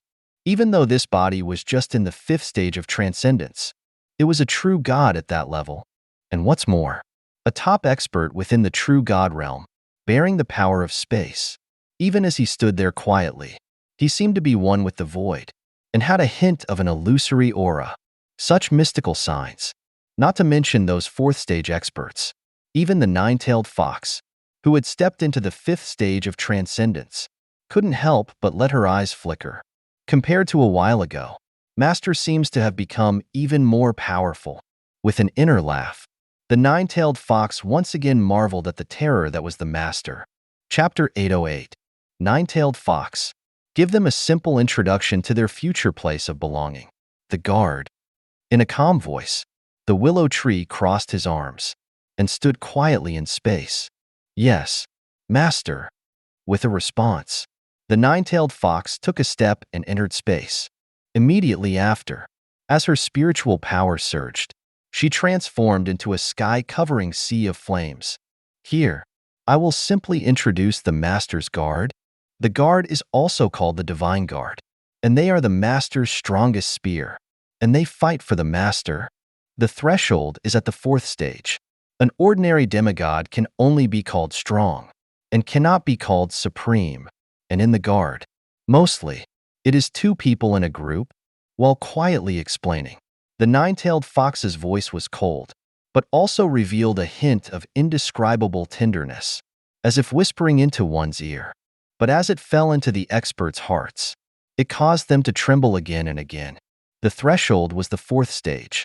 They already knew that, but a demigod could only be called strong, and could not be called supreme.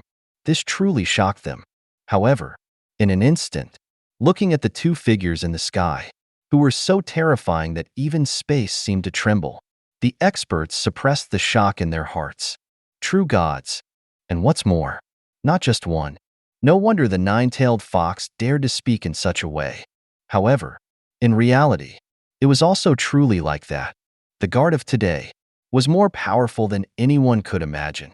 For example, although Ling Gue had the combat power of a demigod, in the eyes of the behemoth, the fire duckbill, Livia, and even the Orochi in the guard, he was nothing more than a child.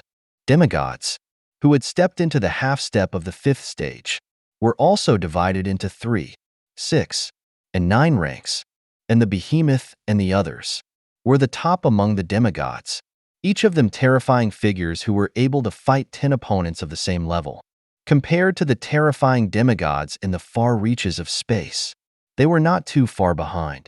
And the Orochi, who had an inheritance from the eternal realm and grew stronger by devouring the fear of others, could even be called the invincible of his level.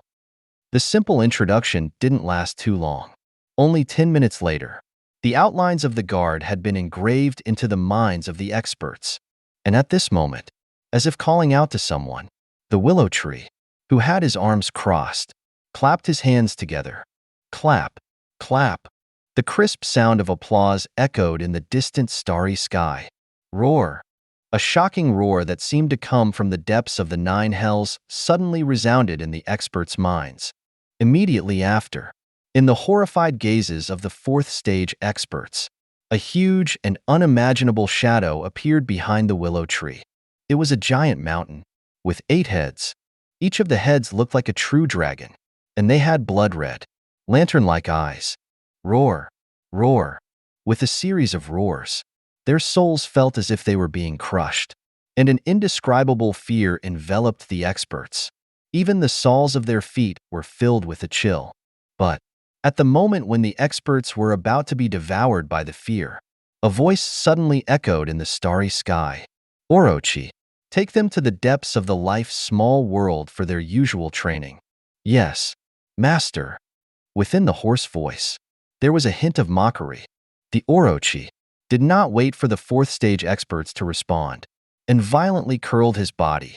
Hiss, hiss. With a series of roars, hundreds of thousands of dark, spiritual energies transformed into thousands of giant serpents, and swept away the experts. Even Ling Gue, a demigod, was also swept away in a chill that covered his entire body, and was easily swept up by the Orochi. Fear, an indescribable fear, had devoured them, and when faced with such a large serpent, not to mention now, even if they were to become 1 level stronger, it would still be difficult for them to resist. Tisk sk. And at this moment, looking at the experts that were being toyed with and taken away by the Orochi, the willow tree also found it amusing. Indeed, right now, the gap between them and true experts was too large.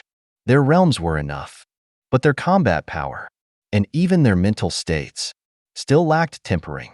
As the willow tree would say, they had no real potential. However, there were also ways to fix this. Without the willow tree's guidance, their limits would probably just be that.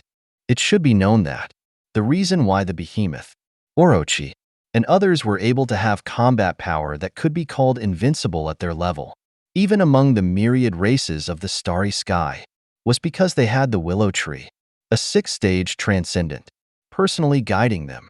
A good teacher could produce excellent students, and what's more, their natural talents were not bad. And on top of that, The willow tree had provided them with the fifth and even sixth stage spiritual liquid, which was beyond their level of life. With everything put together, the most prominent members of the guard could be called invincible of their level. And at this moment, after looking at the Orochi, who had disappeared into the entrance of the life small world, the willow tree finally shifted his gaze towards the Emperor Croc not far away. Master, as if sensing the willow tree's gaze, the Emperor Croc lowered his head in embarrassment. You are. With a sigh, a bloody mark appeared on the willow tree's brow. Immediately after, boom, as his spiritual energy surged, a blood-colored ripple, with a vast starry sky displayed within it, slowly opened in the depths of his eyes.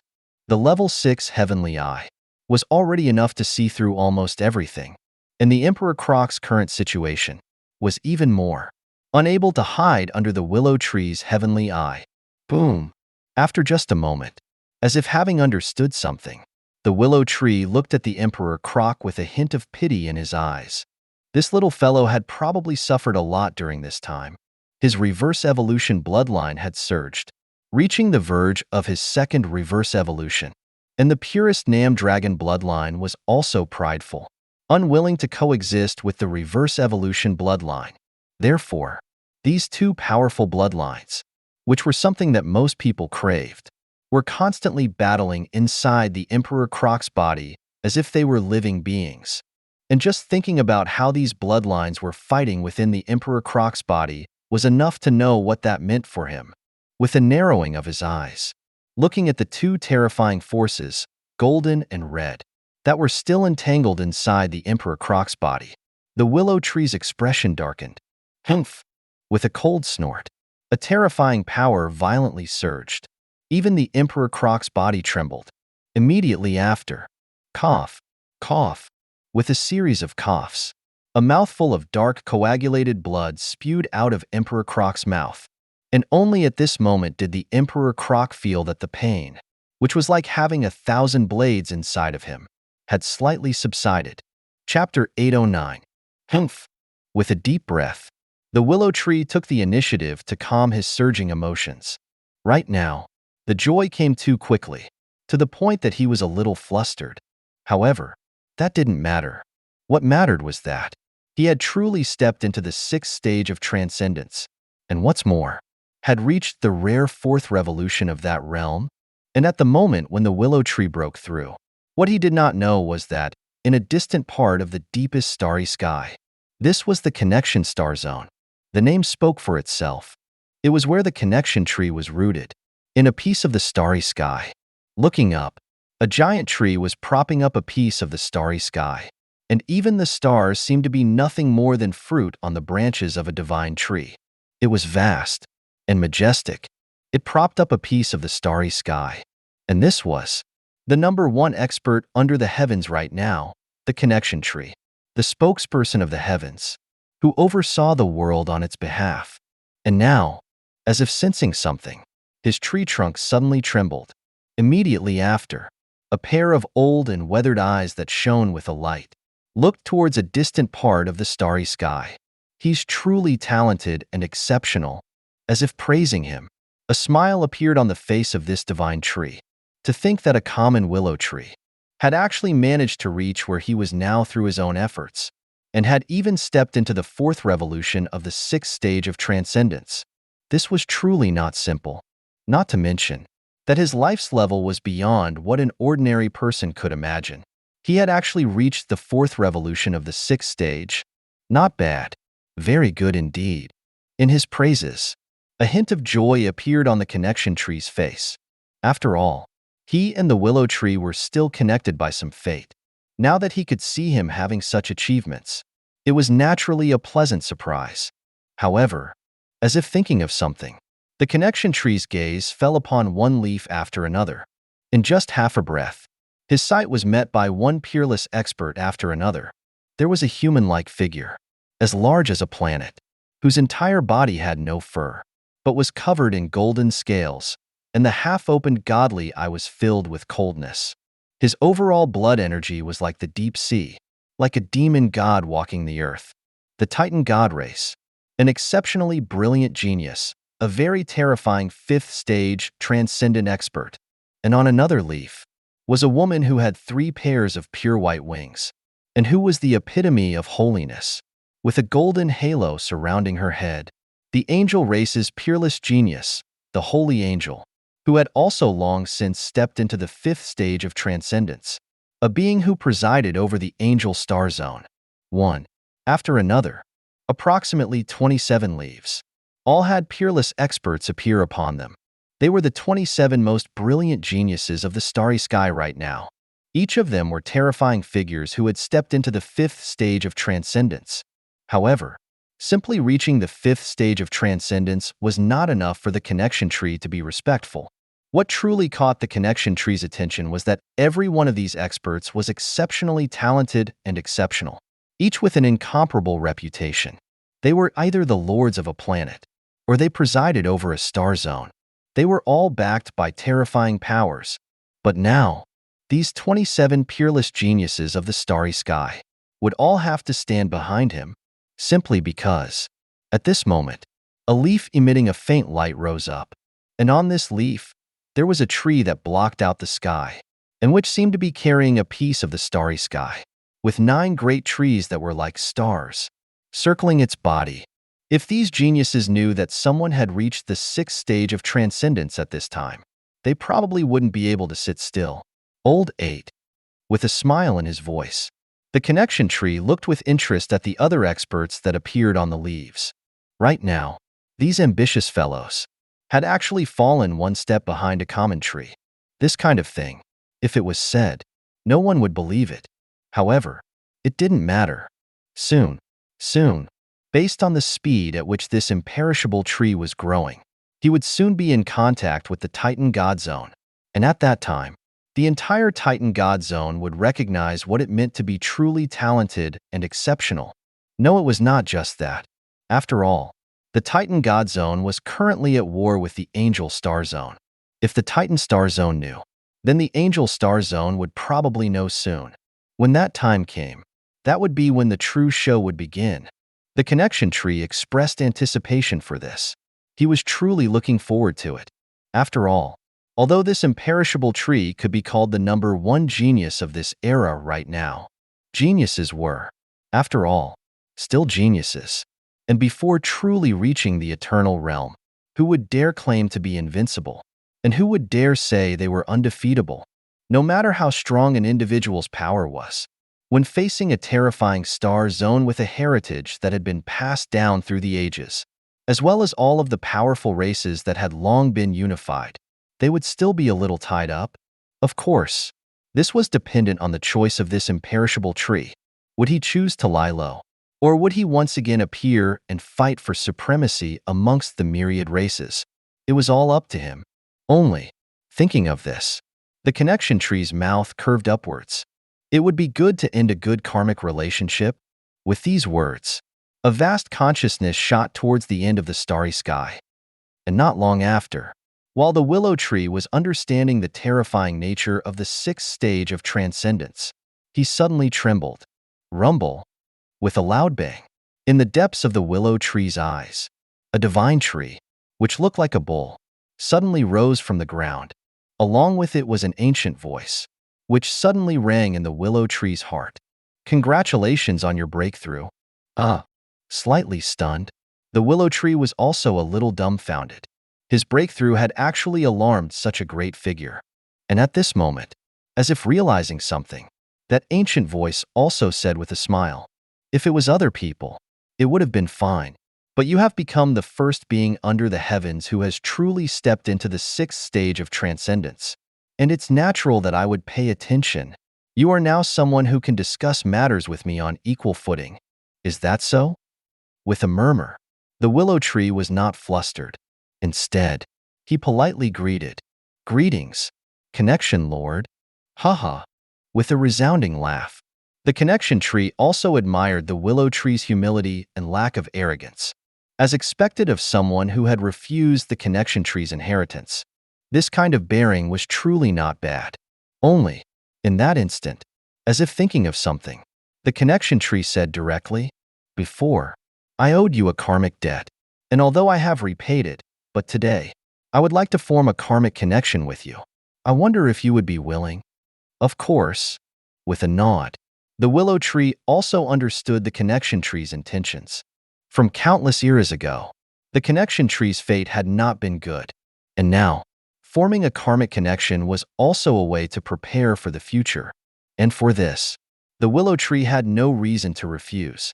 After all, a single mistake, and he could become the next connection tree and attract the prying gazes of the myriad races. An enemy's enemy was a friend. And what's more, when the connection tree had been willing to endure heavenly punishment and had answered the willow tree's question, everything had already been decided. Instead of calling you an ally, it's more accurate to call you a friend. With a soft chuckle, the willow tree's consciousness sank into his mind, simply because, in the depths of his mind, the connection tree seemed to have left something behind. Chapter 8:10. Nine-tailed fox. Simply introduce their future place of belonging. The guard. In a calm voice, the willow tree crossed his arms and stood quietly in space. "Yes, master." With a response, the nine-tailed fox took a step and entered space. Immediately after, as her spiritual power surged, she transformed into a sky-covering sea of flames. "Here, I will simply introduce the master's guard." The guard is also called the divine guard, and they are the master's strongest spear, and they fight for the master. The threshold is at the fourth stage. An ordinary demigod can only be called strong, and cannot be called supreme.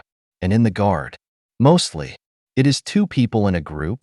While quietly explaining, the nine-tailed fox's voice was cold, but also revealed a hint of indescribable tenderness, as if whispering into one's ear.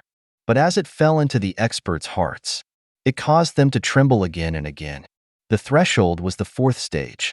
They already knew that, but a demigod could only be called strong and could not be called supreme. This truly shocked them. However, in an instant, looking at the two figures in the sky, who were so terrifying that even space seemed to tremble, the experts suppressed the shock in their hearts. True gods. And what's more, not just one. No wonder the nine-tailed fox dared to speak in such a way. However, in reality, it was also truly like that. The guard of today was more powerful than anyone could imagine. For example, although Lingue had the combat power of a demigod, in the eyes of the behemoth, the fire duckbill, Livia, and even the Orochi in the guard, he was nothing more than a child. Demigods, who had stepped into the half-step of the fifth stage, were also divided into 3, 6, and 9 ranks, and the behemoth and the others were the top among the demigods, each of them terrifying figures who were able to fight 10 opponents of the same level. Compared to the terrifying demigods in the far reaches of space, they were not too far behind. And the Orochi, who had an inheritance from the eternal realm and grew stronger by devouring the fear of others, could even be called the invincible of his level. The simple introduction didn't last too long. Only 10 minutes later, the outlines of the guard had been engraved into the minds of the experts. And at this moment, as if calling out to someone, the willow tree, who had his arms crossed, clapped his hands together. Clap, clap. The crisp sound of applause echoed in the distant starry sky. Hiss. A shocking roar that seemed to come from the depths of the 9 hells suddenly resounded in the experts' minds. Immediately after, in the horrified gazes of the fourth stage experts, a huge and unimaginable shadow appeared behind the willow tree. It was a giant mountain, with 8 heads. Each of the heads looked like a true dragon, and they had blood-red, lantern-like eyes. Hiss, hiss. With a series of roars, their souls felt as if they were being crushed, and an indescribable fear enveloped the experts. Even the soles of their feet were filled with a chill. But, at the moment when the experts were about to be devoured by the fear, a voice suddenly echoed in the starry sky. Orochi, take them to the depths of the life's small world for their usual training. Yes, master. Within the hoarse voice, there was a hint of mockery. The Orochi did not wait for the fourth stage experts to respond. and violently curled his body. Hiss, hiss, with a series of roars. Hundreds of thousands of dark, spiritual energies transformed into thousands of giant serpents and swept away the experts. Even Ling Gue, a demigod, was also swept away in a chill that covered his entire body and was easily swept up by the Orochi. Fear, an indescribable fear, had devoured them, and when faced with such a large serpent, not to mention now, even if they were to become one level stronger, it would still be difficult for them to resist. Tisk SK. And at this moment, looking at the experts that were being toyed with and taken away by the Orochi, the Willow Tree also found it amusing. Indeed, right now, the gap between them and true experts was too large. Their realms were enough, but their combat power, and even their mental states, still lacked tempering. As the Willow Tree would say, they had no real potential. However, there were also ways to fix this. Without the Willow Tree's guidance, their limits would probably just be that. It should be known that the reason why the behemoth, Orochi, and others had combat power now that was enough to be called invincible at their level, even among the myriad races of the starry sky, was because they had the Willow Tree, a six-stage transcendent, personally guiding them. A good teacher could produce excellent students, and what's more, their natural talents were not bad. And on top of that, the Willow Tree had provided them with the fifth and even sixth-stage spiritual liquid, which was beyond their level of life. With everything put together, the most prominent members of the Guard could be called invincible of their level. And at this moment, after looking at the Orochi, who had disappeared into the entrance of the life small world, the Willow Tree finally shifted his gaze towards the Emperor Croc not far away. Master, as if sensing the Willow Tree's gaze, the Emperor Croc also lowered his head in embarrassment. You are. With a sigh, a bloody mark appeared on the Willow Tree's brow. Immediately after, boom, as his spiritual energy surged, a blood-colored ripple, with a vast starry sky displayed within it, slowly opened in the depths of his eyes. The level 6 heavenly eye was already enough to see through almost everything, and the Emperor Croc's current situation was even more, unable to hide under the Willow Tree's heavenly eye. Boom! After just a moment, as if having understood something, the Willow Tree looked at the Emperor Croc with a hint of pity in his eyes. This little fellow had probably suffered a lot during this time. His reverse evolution bloodline had surged, reaching the verge of his second reverse evolution, and the purest Nam Dragon bloodline was also prideful, unwilling to coexist with the reverse evolution bloodline. Therefore, these two powerful bloodlines, which were something that most people craved, were constantly battling inside the Emperor Croc's body as if they were living beings. And just thinking about how these bloodlines were fighting within the Emperor Croc's body was enough to know what that meant for him. With a narrowing of his eyes, looking at the two terrifying forces, golden and red, that were still entangled inside the Emperor Croc's body, the Willow Tree's expression darkened. Humph! With a cold snort, a terrifying power violently surged. Even the Emperor Croc's body trembled. Immediately after, cough, cough, with a series of coughs, a mouthful of dark coagulated blood spewed out of Emperor Croc's mouth. And only at this moment did the Emperor Croc feel that the pain, which was like having 1,000 blades inside of him, had slightly subsided. Chapter 8:11. They each have their own fates. If Old 7 and Old 8 were to know that their master was worried about them, they would probably blame themselves even more. Saying this, the nine-tailed fox also slowly walked to the Willow Tree's branch, standing closely next to him, and continued, Moreover, Master probably has a way to help them. Otherwise your expression wouldn't be so hesitant. The person who understands me the most is you. With a smile, the Willow Tree's branch also began, as was his habit, to comb the nine-tailed fox's smooth fur. Then, after reorganizing his thoughts, the Willow Tree also said directly, I've been thinking, if it's possible to forcefully wash away the bloodlines of Old 7 and Old 8, thereby reversing their talents. Speaking to this point, the Willow Tree also added, You should know that.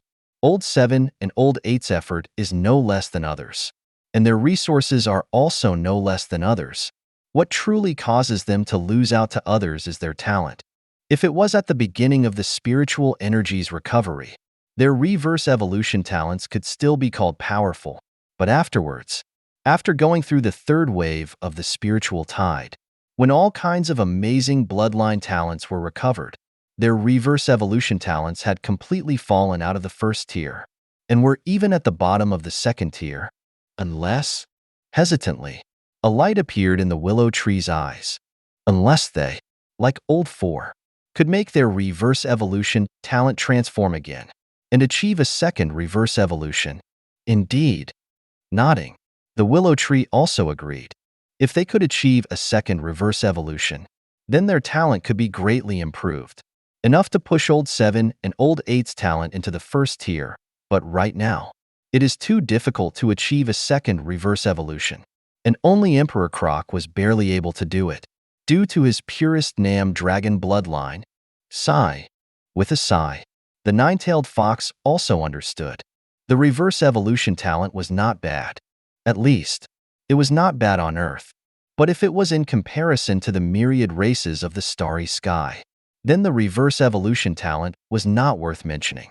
Only when beings like Emperor Croc achieved a second reverse evolution, becoming an ancient lord of his race, could they have the true qualifications and the talent to contend with the peaks of the myriad races. Emperor Croc. A second reverse evolution was a progenitor of the crocodile race, the ancestor of the crocodile-like fish, and for Old 7 and Old 8, only when they achieved a second reverse evolution and became the most ancient rulers of their respective races would they have the true capital and talent to contend with the myriad races. Who? Suppressing the emotions in her heart, the nine-tailed fox also raised her eyes and asked, "Master, if you have plans to wash away the bloodlines of Old 7 and Old 8, then why not do it directly? It is too risky, and what's more, not every mutated beast is suitable for bloodline washing, and right now, I am still thinking of whether there is a more suitable bloodline." Quietly listening to the willow tree explain, the nine-tailed fox asked with a hint of suspicion, "A more suitable bloodline?" "That's right, a more suitable bloodline." Nodding, the willow tree said directly, "Old 7, the armored dragon, is still okay. He has the potential for a second reverse evolution. But Old 8, the glacial mammoth, it is very difficult for him to have a second reverse evolution, and instead of forcefully reverse evolving, it would be better for him to change his bloodline, and right now, I am thinking about what bloodline would truly be more suitable for him." Saying this, the willow tree's eyes narrowed, looking towards the depths of the Earth's small world, at that 1,000-meter-tall glacial mammoth, who was like a walking mountain. His long fur was hanging down. The terrifying gravity constantly oppressed every inch of his body. However, with one step, the ground trembled, and the glacial mammoth's face was more determined and resolute than ever. However, every time he could not bear the pressure from all directions, his long trunk would roll up a drop of the essence of life and send it to his mouth. He was trying hard. Indeed, he was trying hard. But if effort was useful, then what would one need talent for? Zelian was also a fellow who had tried to the extreme, but in the end, he still had to risk everything to obtain the Void Race's talent, to be able to truly shine. Therefore, although effort was important, talent was also indispensable. Thinking of this, a hint of determination appeared in the depths of the willow tree's eyes. In an instant, looking at the glacial mammoth, who was still walking across the earth, trying hard to polish his body, the willow tree also slowly opened his mouth, saying, "Glacier." With a single call, the heavens and the earth trembled, and the sound waves raised endless ripples. "Master, you've come?" With an excited response, the glacial mammoth suddenly raised his head, and his trunk rolled up, roaring towards the sky. With a slight nod, the willow tree did not hesitate, and said directly, "I intend to change your bloodline. I wonder if you would be willing?" "Change my bloodline?" With a hint of surprise, the glacial mammoth also trembled slightly, as if he had not reacted yet. You should understand your limits today. Your bloodline is your shackle today. The path of reverse evolution is not suitable for you. Therefore, after much consideration, I have come up with this method for you. However, this method has a 1 in 10 chance of success, and even I am not confident. With a tone that became more and more serious, the willow tree's eyes also narrowed as he explained. After a long moment of silence, the glacial mammoth did not say anything. But, in an instant, as if thinking of something, the glacial mammoth raised his head and said loudly, "Master, will this affect you?" You. With a chuckle, the willow tree was helpless. Why did each of these little fellows worry about him so much? However, to tell the truth, the willow tree was still somewhat touched. His efforts of cultivating them for so long had not been in vain. It's nothing, it will not affect me much. But for you, it is a 1 in 10 chance of survival. A 1 in 10 chance of survival. Huh. With a self-deprecating laugh, the glacial mammoth also violently swung his trunk and said half-jokingly, "Master, for someone as worthless as me, I'm just a piece of trash. If something unexpected happens, you don't necessarily need to mind. At that time, I believe there will be an even better 8th divine beast for Master." But before the glacial mammoth could finish speaking, space trembled. Humph! A heavy snort interrupted the glacial mammoth's words, and then a cold voice echoed through the heavens and earth. Remember, the 10 divine beasts are unique, and no one can replace them. Chapter 8:12. The 10 great divine beasts are unique and irreplaceable. There is simply no one who can take their place. This was not a casual statement from Treant Root. Rather, it was Treant Root's firm conviction. Under his command, besides the 10 great divine beasts, the left and right protectors, and even the elemental generals, were all irreplaceable. These were all companions who had been with Treant Root since his youth. They were his true confidants. They were not positions that could be taken by just any strong individual. And at this moment, hearing Treant Root's voice, the mammoth also gritted his teeth, suppressing the emotion in his heart and responding, "Master, I was wrong." With that acknowledgement, before leaving, Treant Root left behind one last instruction. "Prepare yourselves. In 3 days, I will grant you a new bloodline." Time slowly passed, and in the blink of an eye, 3 days had gone by, and on that very day, far off in the starry skies, the powerful gathered, the 10 great divine beasts. All were present.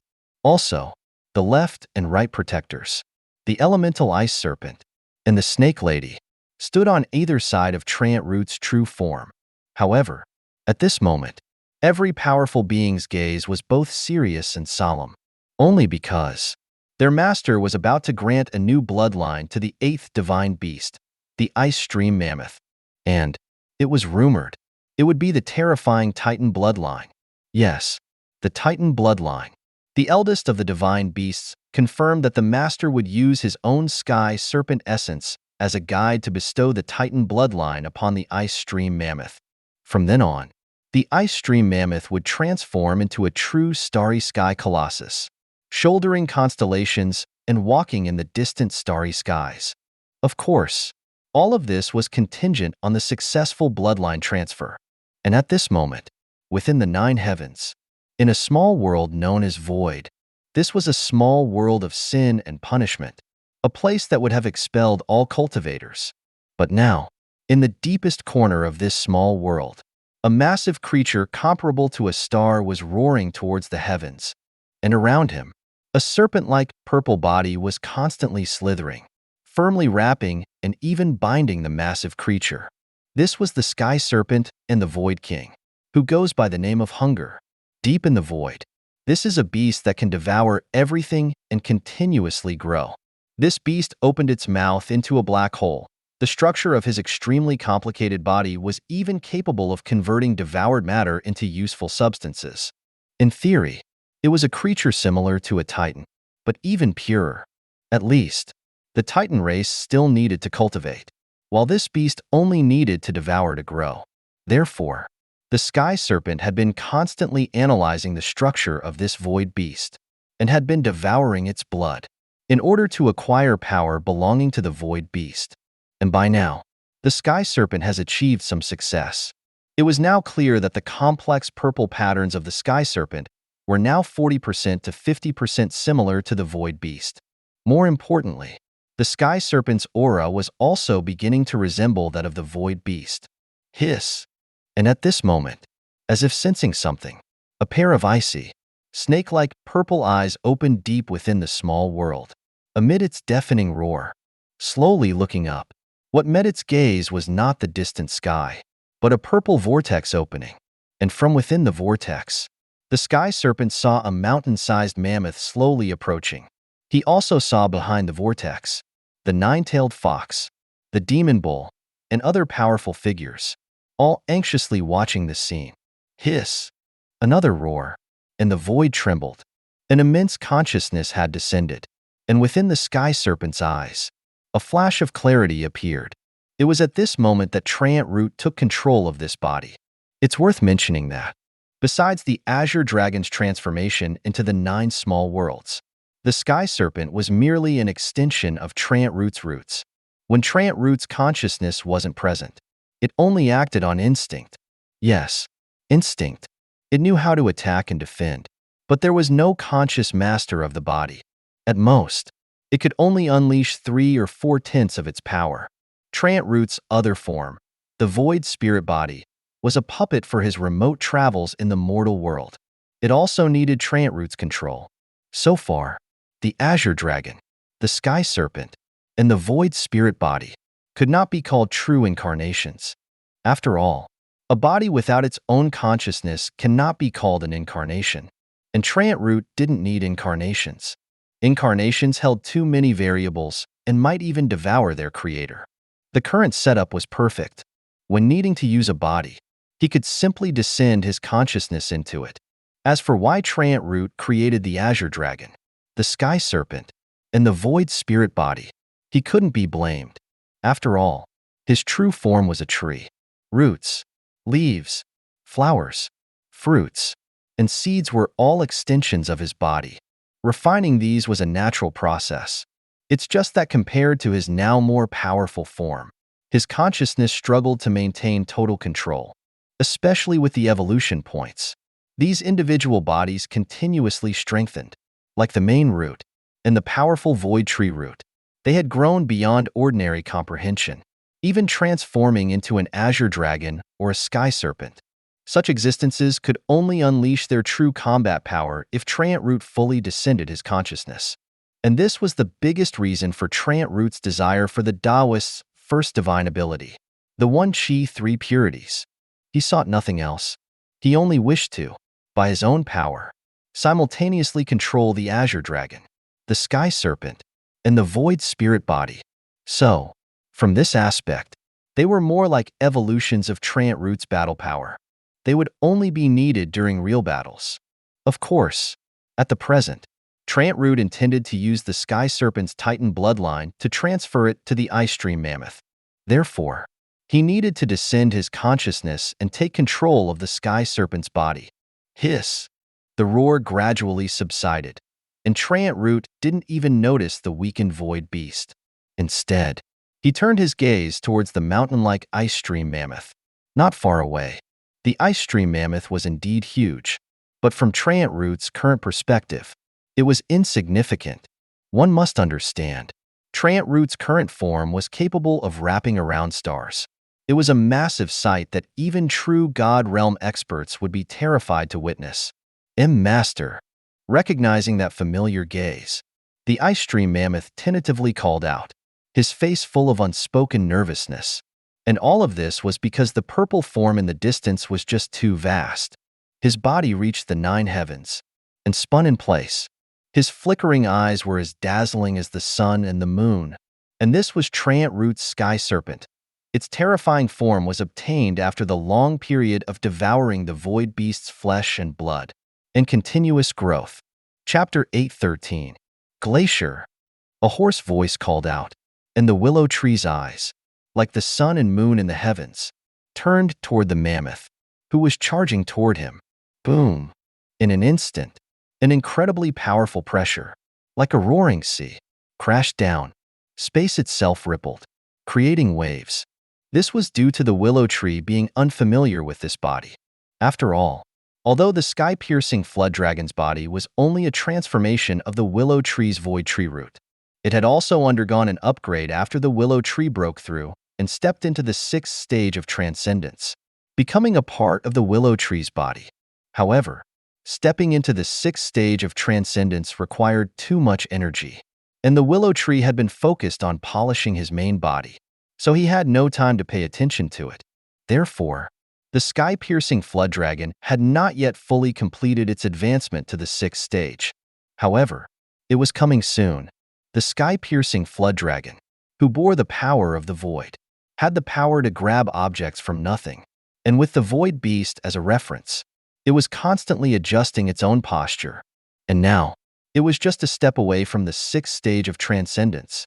And now, with the willow tree's consciousness having descended, it was just enough to integrate the power and complete the true breakthrough. With this in mind, the willow tree looked at the glacial mammoth and then opened his mouth, saying, "Let me break through first." Saying that, the willow tree ignored the surprised look on the glacial mammoth's face and forcefully began to transform his own body. Boom! The void trembled, and his purple, snake-like body slithered endlessly, occupying the entire void small world.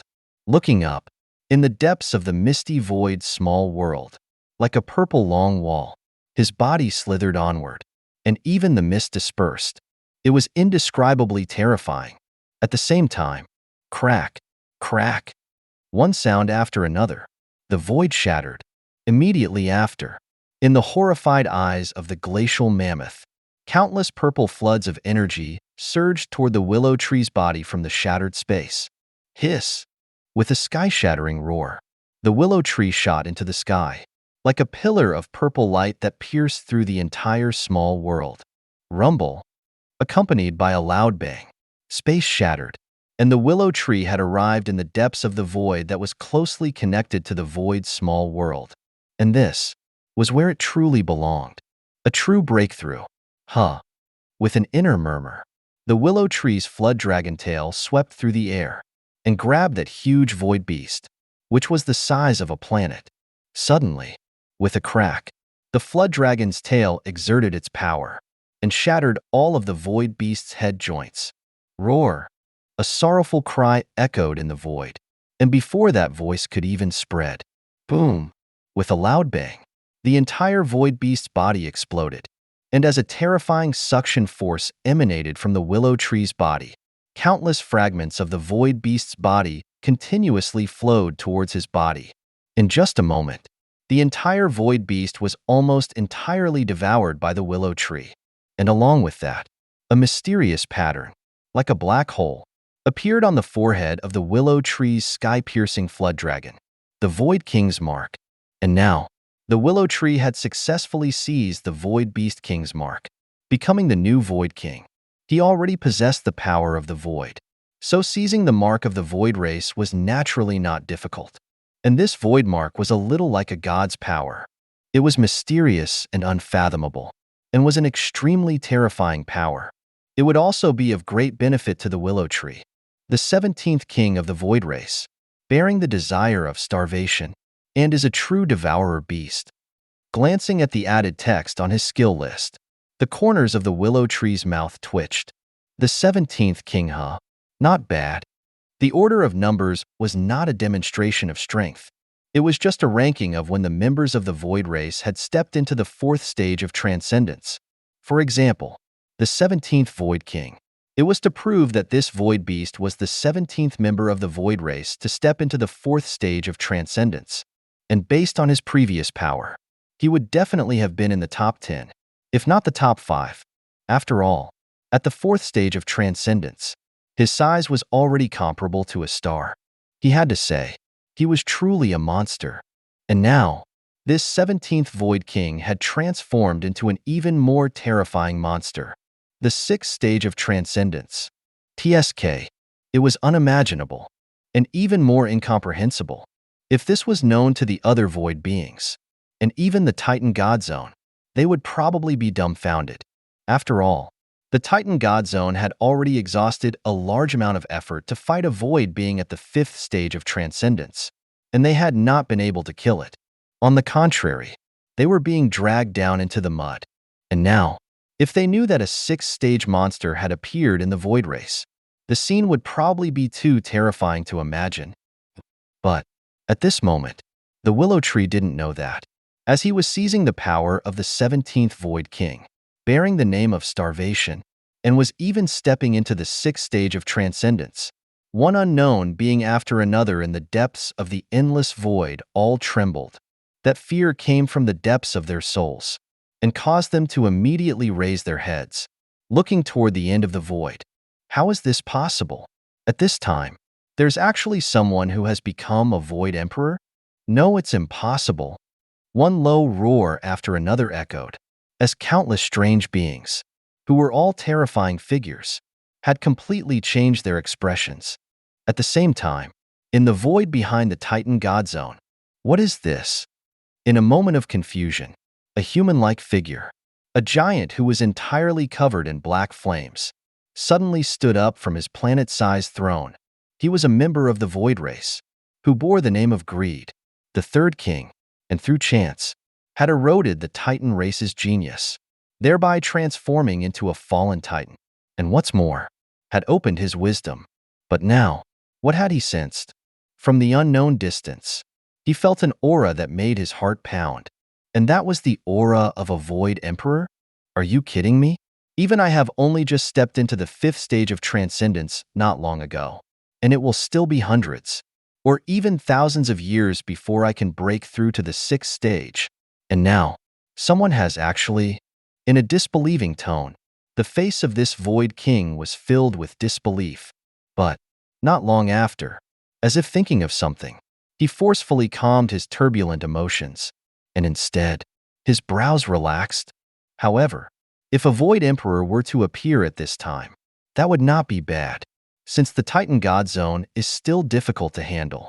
Thinking of how he had been hunted down by the Titan God Zone recently, and how he had a life of being unable to fend for himself, a cold smile appeared on his face. A true God realm being like himself could not do anything against the Titan God Zone. So what about a Void Emperor? Go, find that Void Emperor, and invite him to join the Titan God Zone. Yes, my lord. With a response, a human-like figure, who was entirely purple and was 1,000 meters tall, shot toward the depths of the void. This was a small Titan, but he had been eroded by a void being, thereby transforming into a Void Titan. Only, compared to the powerful fallen Titan, this small Titan was only at the 4th stage of transcendence. However, even so, he was the fallen Titan's right-hand man. After all, the fallen Titan had too few members. Too few. Until now, he had only gathered 100 or so of his race. And this was the biggest sorrow of the Void Race. The void was too vast, which made the power of the Void Race extremely scattered. For example, right now, to send out a 4th stage, transcendent Void Titan to search, based on the fallen Titan's estimate, it would take at least a few decades, or even a few hundred years to find him. However, it was fine. Once they had reached their level, they would never lack time. Moreover, a few decades, or even 100 years, was just a blink of an eye in the starry sky. But, at this moment, this Void Titan did not know that, compared to how fast he was moving, not far from the Willow Tree, in a certain part of the void, a strange void being, whose entire body was purple and looked like an octopus, but whose eyes occupied most of his body, suddenly froze. A Void Emperor? With a mental tremor that was like a light, continuously jumping, he seemed to be thinking. In an instant, as if thinking of something, this void being also stopped and forcefully shot towards the direction of the Willow Tree. I'm truly curious as to what the structure of a Void Emperor's body is like. With his mind's frequencies jumping wildly, his purple eyes were also flickering frantically. And this was the 72nd Void King of the Void Race, who went by the name of Knowledge. He yearned for knowledge, and was skilled in creating terrifying beings. The Void Race's outsider, and was a terrifying being who had innate wisdom. And at this moment, the Willow Tree, who had just completed his breakthrough, did not pay attention to the frequencies that were transmitted from far away. Instead of focusing on those, what was more important to him right now was separating the Titan bloodline. For him now, who bore the name of Starvation, the Titan bloodline was no longer of great use. After all, Starvation was originally a form of the power of Devouring. If he could truly master a deeper power of Devouring and constantly devour to grow himself, then what would be the use of the Titan race's power? Hee. With a mocking smile, the Willow Tree's power also began to surge. Drip, drip, one drop after another. Visibly, the Willow Tree's purple sky-piercing tail was dripping drops of pure blood. They were purple, translucent, and were the purest Titan blood. And just a few drops of this Titan blood was as vast as a lake. It was truly shocking to behold. Only, at this moment, Thorny Vine, remove Old Eight's bloodline. Yes, my lord. With a response, a crimson figure appeared from the depths of the void's small world. This was the Thorny Vine, the blood-colored queen, who was most adept at manipulating blood. And now that she had already stepped into the fourth stage of transcendence, removing Old Eight's bloodline was not difficult. Like now, slowly raising her hand, boom, accompanied by a terrifying suction force, Old Eight's body trembled. Immediately after, roar. With a sorrowful roar, Old Eight's body cracked open, and along with it, countless streams of red blood continuously flowed out. And these streams of red blood converged in the sky, transforming into a blood-colored giant mammoth, roaring skyward, as if lamenting, and as if in fear. The blood still retained Old Eight's spiritual will, and even as it was forced out, it was still able to naturally converge into Old Eight's shape. Only, at this moment, shifting his gaze, looking at Old Eight, whose body was continuously weakening, and was almost about to transform into a dried-up corpse, Thorny Vine felt a little unbearable. I said, remove his blood. Hearing the Willow Tree's voice, Thorny Vine suddenly paused, then said with a hint of worry, Master, this will make Glacier die. I will not say it a second time. A soft voice echoed in the void, and it had a hint of indescribable coldness. Yes, Master. Gritting her teeth, a resolute look appeared on Thorny Vine's face. Boom! As an even greater suction force erupted, the final traces of red blood were stripped from Glacier's body, leaving only his increasingly pale, corpse-like body, swaying precariously. Moss-ter, as if smelling the scent of death, Glacier tremblingly raised his head, and his eyes looked at the Willow Tree's eyes. With reluctance, you will be fine. A murmur of the Willow Tree echoed in Glacier's heart, as if trying to comfort him. But, in that instant, Glacier's body trembled, slowly lowering his head. What entered his sight was a blood-stained heart, and that ever-mysterious figure, Zelian. And at this moment, his claws were holding Glacier's heart, his expression with a hint of indescribable coldness. It was somewhat unbelievable, and also somewhat disbelieving. But the reality was right before their eyes. Chapter 8:14. The Void Race. They were very strong, very strong. Their power was almost frightening. They were terrifying beings who resided in the depths of the void. However, the depths of the void was barren and boundless, and when compared to the beauty of the starry sky, it paled in comparison. Moreover, what was even more important was that because the void beings were born with ill omens, and had an incompatible aura that was somewhat rejected by the starry sky, the myriad races viewed them as a great enemy. To this day, even the fallen Titan knew that wherever void beings appeared, a large number of experts from the myriad races would rush to eliminate them.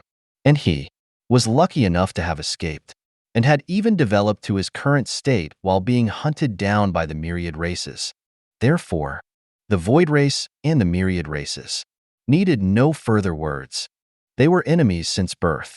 Although the void race often engaged in infighting, devouring each other in order to grow stronger, however, the void race of today also had an unwritten rule. That was, those who had stepped into the fourth stage of transcendence were not allowed to devour others of their race. And this was also because of the great enemy that was the myriad races. They couldn't believe what they were seeing. Some were even so impulsive, their eyes bloodshot, glaring at Purple Lotus, who had gouged out the glacier's heart. They didn't dare to resent their master, but Purple Lotus, the one who had killed the glacier right before their very eyes. Just then, before the thorned vine and the others could do anything, boom! A terrifying aura violently erupted, visible to the naked eye. The glacier's corpse was lifted by an invisible force. Accompanying it was a torrential rain of purple blood falling from the sky. Boom! With a deafening sound, countless purple streams of blood fiercely engulfed the glacier. Moreover, these blood streams, manipulated by an invisible force, continuously flowed. In just a few breaths, they had already enveloped the glacier's mummified corpse. However, even so, the glacier was still a corpse. Dead. Truly dead. Master, why?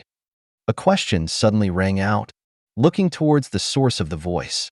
It was the third brother, White Tiger, his eyes bloodshot as he asked the question on everyone's mind.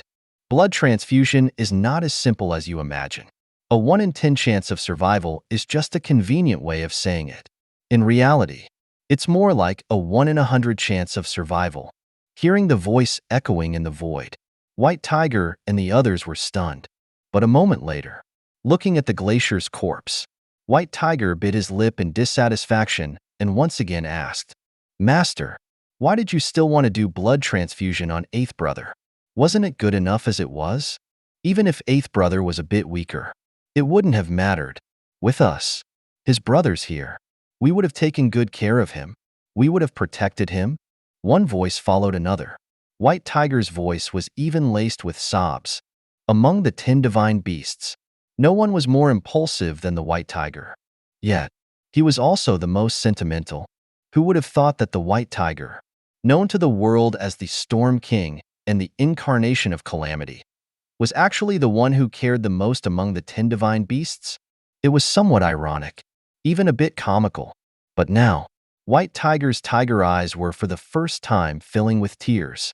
However, at this moment, the only response White Tiger received was silence. Even Uzu was silent. After all, it was a rare sight to see White Tiger shed tears. Moreover, this unusual atmosphere was a kind of physical and mental cleansing for all the divine beasts. It helped to hone their Tao hearts. Otherwise, Uzu wouldn't have allowed them to watch. In fact, Uzu was extremely meticulous in his planning. Even with a situation like this, he still wanted to plan ahead, indirectly honing the Tao hearts of numerous divine beasts and the elemental generals. Only by experiencing life and death separations could their minds be elevated. And this was Uzu's true plan. And now, it seems it had worked. The effect was quite good. At least, Uzu witnessed every familiar face revealing their true feelings. Even the usually stoic Blue Steel was gritting his teeth, staring at this scene in disbelief. However, that's just about right. Muttering inwardly, Uzu looked towards the glacier's corpse, his eyes gleaming. If he couldn't revive the glacier now, it might have adverse effects. So, it was time to make his move. As for saving him? Having achieved a 6th-stage life form, with the title of Undying Tree, and his roots having transformed into an azure dragon, if he couldn't even revive his subordinate, wouldn't he become a laughingstock? Moreover, he wasn't just going to revive him, he was also going to reconstruct the glacier's foundation. But with that, Uzu would have to pay a precious treasure. Nevertheless, after some thought, Uzu decided to endure the reluctance in his heart. Compared to a so-called precious treasure, the glacier's life was much more valuable. Moreover, Uzu believed that the glacier would repay him tenfold in the future. With this thought, Uzu's spirit power surged. Rumble! A loud sound reverberated, shaking the void.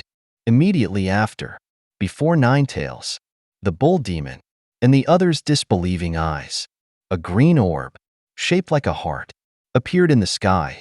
The tree heart, Yu's cherished treasure, a second life for him, filled with boundless vitality, and along with him reaching the sixth stage of transcendence.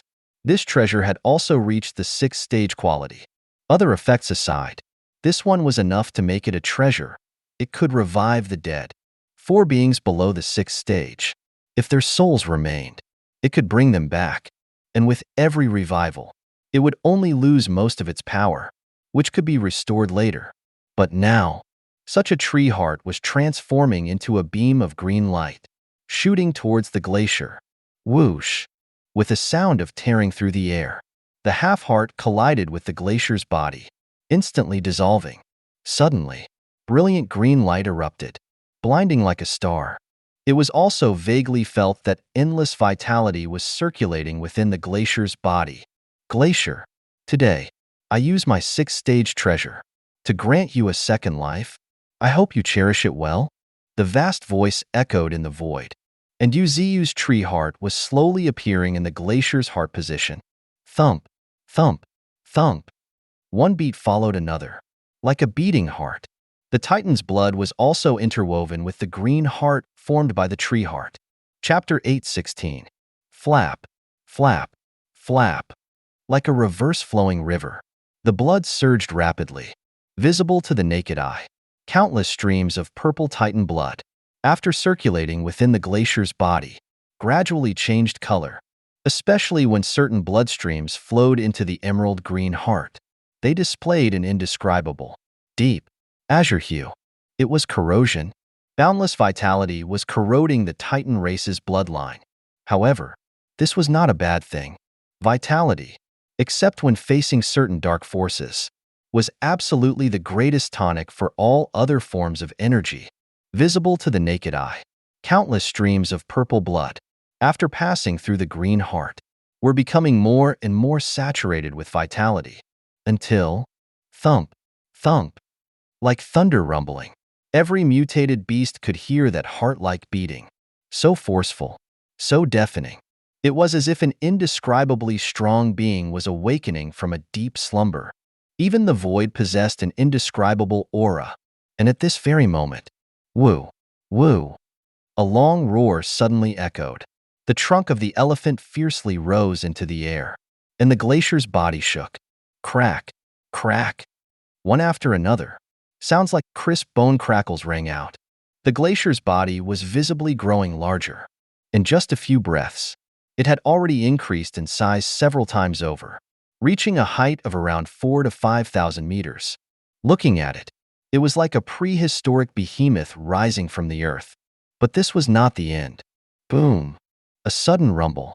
Countless streams of purple torrents reversed and surged towards the glacier's body. And this was the power of the void. Although Yu had replaced the glacier's bloodline with that of the Titan race, the problem was that this bloodline came from Yu's heaven-piercing purple flood dragon. And Yu's heaven-piercing purple flood dragon had a very special Titan bloodline. It was only because it had merged with the void and could absorb the power of the void. Although the glacier could not perfectly merge with this bloodline yet, even if it only merged with a fraction of it, the ability to harness some of the power of the void was already a great stroke of luck. And this was how a transcendent sixth-stage powerhouse, Yu, could sculpt an ordinary fourth-stage powerhouse. Woo, woo. Another roar echoed, and the world stirred. Layers upon layers of energy, like waves of the sea, spread in all directions. The glacier's aura went from nothing to something, and it was growing stronger at a visible rate. Until now, fourth stage, mid-fourth stage, peak fourth stage, until a final, crisp crack was heard. Demigod, within a murmur, Ninetails, Bull Demon, and the other powerhouses all looked in disbelief at the figure in the void, who was roaring to the sky. Emerald green light enveloped it, its trunk soaring high, and its body grew at a terrifying speed. And this was the glacier of today, or more accurately called, the Titan elephant. Mas Ter. A sudden bellow, as if its consciousness had returned. The colossal figure that was blocking out the sky lowered its head respectfully. Your subordinate has nothing to repay you. Filled with excitement, The glacier's voice trembled slightly. He had initially thought he was going to die, but he never expected to be resurrected by his master with heaven-defying methods, and his very foundation had been reconstructed. Now, the glacier felt as if he was growing stronger every second. Even breathing caused an immeasurable amount of void power to flow into his body. More importantly, his heart was pulsing with a continuous flow of vitality. And that was the true gift, the true blessing. As long as he didn't exhaust the vitality of his heart, his growth would know no bounds. But was it really possible for the vitality within his heart to ever truly be exhausted? Feeling the terrifying, unimaginable vitality, the glacier was shaken. "This is what you deserve." A calm voice echoed in the void. Yuziu also took a deep look at today's Titan. Not bad. Very good indeed. The glacier's transformation exceeded his expectations. With the tree heart as his heart, it drew endless vitality. And with the Titan race's bloodline as the guide, his body would grow infinitely. Moreover, he could also absorb the power of the void. What did that mean? Needless to say, just by looking at the colossal behemoth before him, Yuziu understood. Soon, within the solar system, a planet-carrying monster would emerge. His forelegs would stand in the void. His trunk would rise to the highest heavens. Even planets would be carried on its back, and countless life forms would take root, sprout, and even grow on its back. It would be a world on legs, and an incredibly terrifying life form.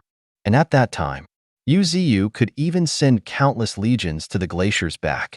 From then on, the glacier, the eighth divine beast of the misty mountains, could transform into the most fearsome starship, leading hundreds of millions of soldiers to fight against the myriad races. Tisk Tsk. Just thinking about it, Yuziu could already visualize it. It had to be said that this was what he had been expecting. The Titan elephant. Huh.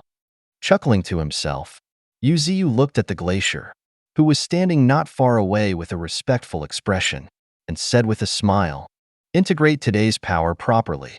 Looking at your current situation, you haven't even integrated 4/10 of it. You still have a long way to go?"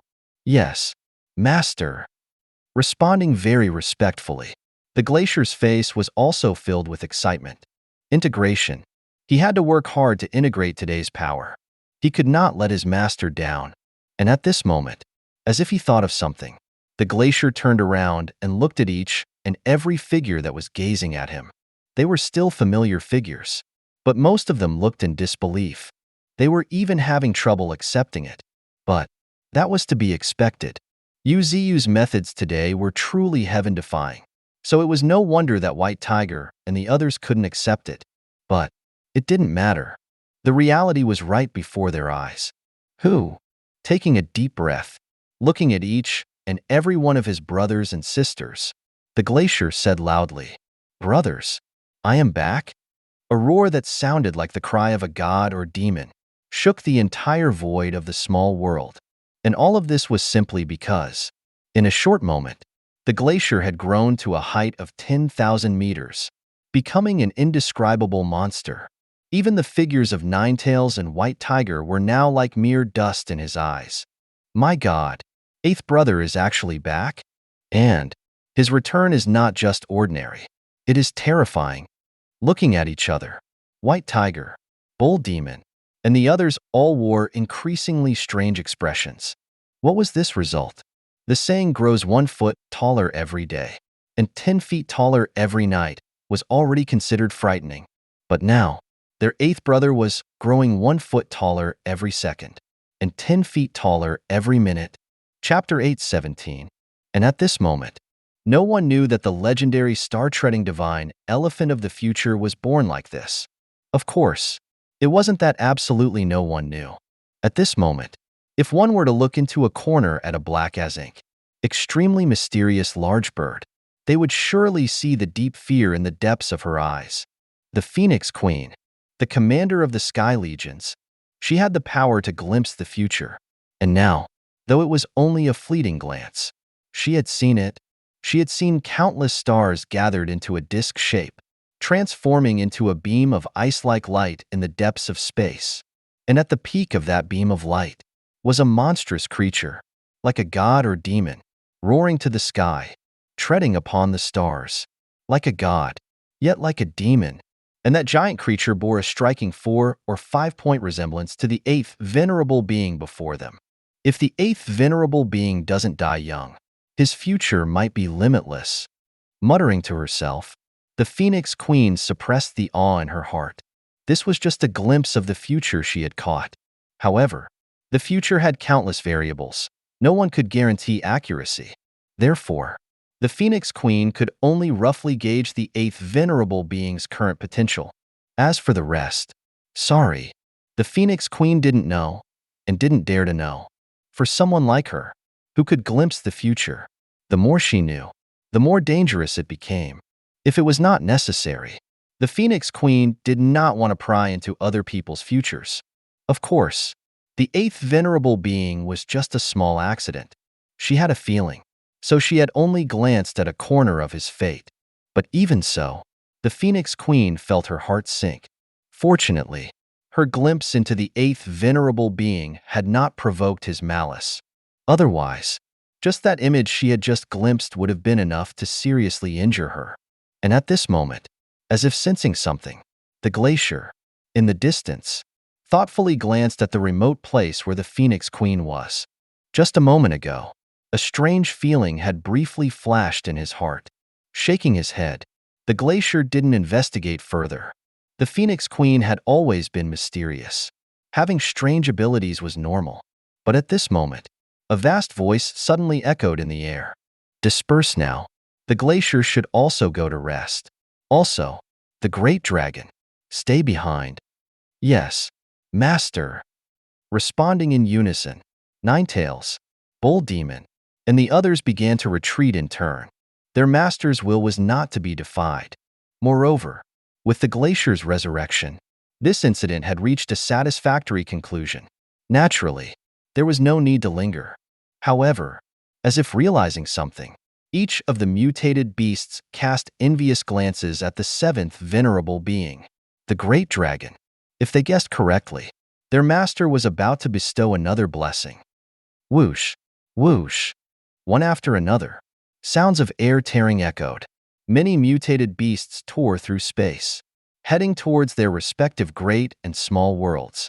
As core members of the Misty Mountains, most of them had keys granted by Uzu, which could open the doors to enter the small worlds. Of course, these keys were only temporary. If necessary, Uzu could also seal the entrances of each great and small world with a single thought. And soon after the numerous mutated beasts had left, Uzu slowly looked up, looking at a ferocious beast, nearly 100 meters tall, not far away, standing on 2 legs in the void. A whip-like, steel-like dragon tail swayed in the air. The dragon-like head, however, did not possess the majesty of a dragon. Instead, it was filled with violent colors, especially when the beast raised its head. Its long, slender, and sharp claws, like lances held by a knight, possessed an indescribable dread. The great dragon, the 7th divine beast of the Misty Mountains, descended from a prehistoric tyrant, possessing combat strength not inferior to the overlord among the dinosaurs, the Tyrannosaurus rex. But now it was only at the initial stages of the 4th transcendent stage. Even with his terrifying strength, he could at most fight against opponents at mid or even late stage of the 4th transcendent stage. Although at the same stage, the great dragon's combat prowess was not weak, and might even be called powerful. But there was one thing that was regrettable, that was, he was advancing too slowly. If he advanced faster and reached the mid or even late stage of the 4th transcendent stage, Uzu wouldn't have kept him behind. And the main reason for this was that the great dragon's affinity with spirit power was not high. He wasn't adept at cultivation. He was good at fighting, but not at cultivation. Sigh.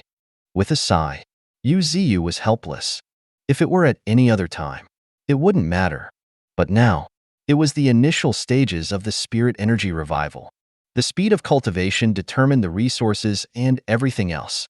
After all, no matter how heaven-defying one's combat ability was, it would be difficult to rely on a 4th stage body to defeat a 5th stage opponent. Therefore, the Great Dragon's combat ability at the same stage could be weaker, but his cultivation base absolutely could not lag behind. Therefore, his eyes narrowed for a moment, and a decisive look appeared on Yu Ziyu's face. Extraordinary times called for extraordinary methods, without harming the Great Dragon's foundation.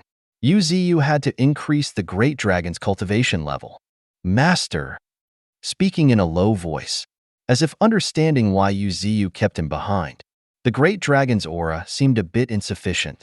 After all, putting it bluntly, if his strength wasn't good enough, his master was only giving him special treatment through a backdoor, and that was quite shameful. However, unfortunately, Yu Ziyu wasn't concerned about such things.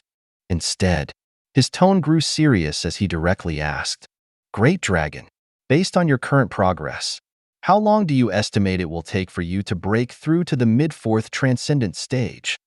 Mid-4th stage of transcendence required 30 to 60 million spiritual energy and required a deeper understanding of one's own power. His eyes twitched slightly. After hesitating for a long time, the Great Dragon finally responded, "Based on my current speed, I estimate 2 to 3 years if it's slow, or 5 to 6 years if it's longer." Oh my God! Hearing the Great Dragon's reply, Yu Ziyu felt 1,000 mythical mud horses galloping in his heart. Seriously, this guy's cultivation speed was truly slow. Although the Great Dragon used most of his spirit energy to temper his body, this was still too slow. At least, among the many prodigies of the Misty Mountains, Little Tin the Thunder Dragon only took 2 months to advance from the initial to the mid-stage of the 4th transcendent stage. Ninetails took less than 3 months. Even the somewhat slow Bull Demon only took 1.5 years. But the Great Dragon, he had reached the 4th transcendent stage a year ago, and now, he still needed 2 or 3 years to break through. All in all, nearly 3 or 4 years, and that was still under the situation of abundant resources. All right. With a hint of helplessness in his voice, Yu Ziyu also felt fortunate. Fortunately, he had a very decent treasure in his hands, and with this treasure, his cultivation would at least not become the Great Dragon's shackle. Moreover, it was possible that the Great Dragon could become like the glacier, taking a leap into the sky in one step. Chapter 8:18. It is time to unleash you. Whispering to himself, Trant Root flicked a branch. In just half an incense stick's time, a spherical object with countless silver patterns flowing across it slowly materialized in the air. The steel core, the treasure of the elemental race, was of a similar standing to the life tree of the spirit race, and even to the third eye of the three-eyed god race. And as it circulated and resonated with Trant Root's tree heart, the steel core gradually rose from 4th tier to its current 6th tier quality. Yes, 6th tier quality. Trant Root had continuously nourished a second high-quality treasure with his own power. As of now, aside from the escorting Dao soldier weapon, the magnificent Silver Galaxy, Trant Root's 2 most valuable treasures were the 6th tier tree heart and the 6th tier steel core. Now, the tree heart was gone, and its power, along with the steel core, which was like a yin-yang Tai Chi symbol, was nowhere to be found. Taking a deep breath, Trant Root looked at the object, hovering in the air, almost turning the air itself metallic, and grinned. "Do you have the confidence to control this object?" A look of bewilderment came across his face, watching the void solidify, forming a strange object with a metallic texture. The golem's face showed an appropriate level of confusion. He didn't understand. What was this thing? However, he felt a surge of courage. This thing seemed terrifying, and at this moment, as if explaining, a voice suddenly echoed in the air. In the last era, each of the 10 great races had a precious treasure, and the treasure of the elemental race is the elemental core. Each elemental core is not different from a powerful being. Azure Steel, Axia, and other elemental generals would, after entering the 4th tier, use their essence to condense an elemental core. However, besides the common ice, fire, light, and darkness elements, The elemental race also has a very special element, steel. And this is the steel core, which can transform people into metallic life forms. Speaking up to this point, Trant Root paused slightly, glancing at the golem, before changing the subject. However, transforming into a metallic life form comes at a high price. The most terrifying being that one's emotions will constantly fade away, leading to a cold indifference. Listening quietly, a flash of understanding appeared on the golem's face. However, after a brief moment, as if remembering something, the golem grinned and actively inquired, "Master, how does the elemental race compare to the Titan race?" The Titan race is ranked 7th among the top 10 races, while the elemental race is ranked 8th. However, while the top 10 races have rankings, the difference in power between their members in the same realm is not significant. Having said this, Trant Root seemed to understand something. The corners of his mouth curled into a playful smile.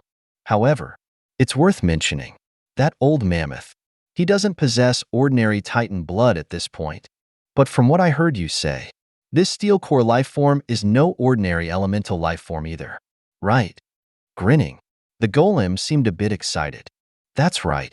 Steel core life forms are indeed not ordinary. They are the most mysterious branch within the elemental race. Nodding, Trant Root agreed. However, after a brief pause, his eyes turned serious, and Trant Root warned. However, you must understand, this is a 6th-tier steel core. If you merge with it, the most likely outcome is that you'll turn into a cold metal statue, with your soul imprisoned in darkness forever. So, if you really want to control this steel core, you need to go find the mammoth. Only the boundless vitality surging within him can suppress your metallization. Speaking calmly, Trant Root's voice also revealed a hint of seriousness. After all, merging with the steel core was no small matter. However, he couldn't interfere much in this kind of fusion. So, everything would depend on the golem's fate. However, thinking of the mammoth, Trant Root felt somewhat relieved.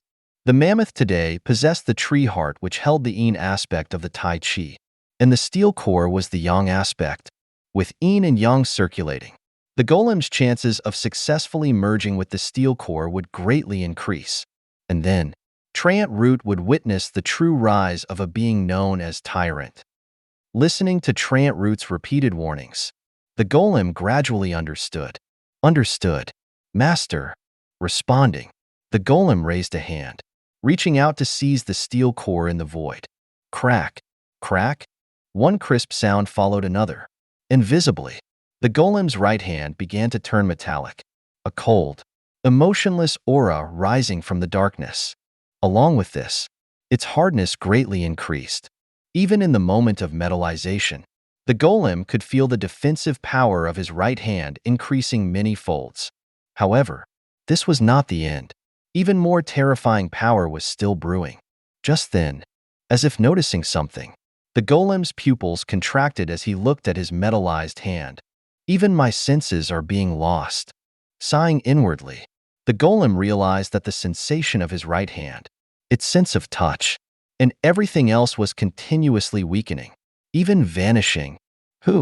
Taking a deep breath, suppressing the strange feeling, the golem gritted his teeth, slowly lifting the somewhat stiff hand. Boom! A loud explosion, as the mass of his body dramatically increased, crushing the space around him. And only then did the golem realize that it wasn't just his right hand, but his legs too, had started to metallize. It was a similar sensation to petrification, but even more terrifying. Go on. If you become fully metallized before reaching the mammoth, not even a great Luo immortal can save you. And this is the life and death trial I have set for you. Yes, Master.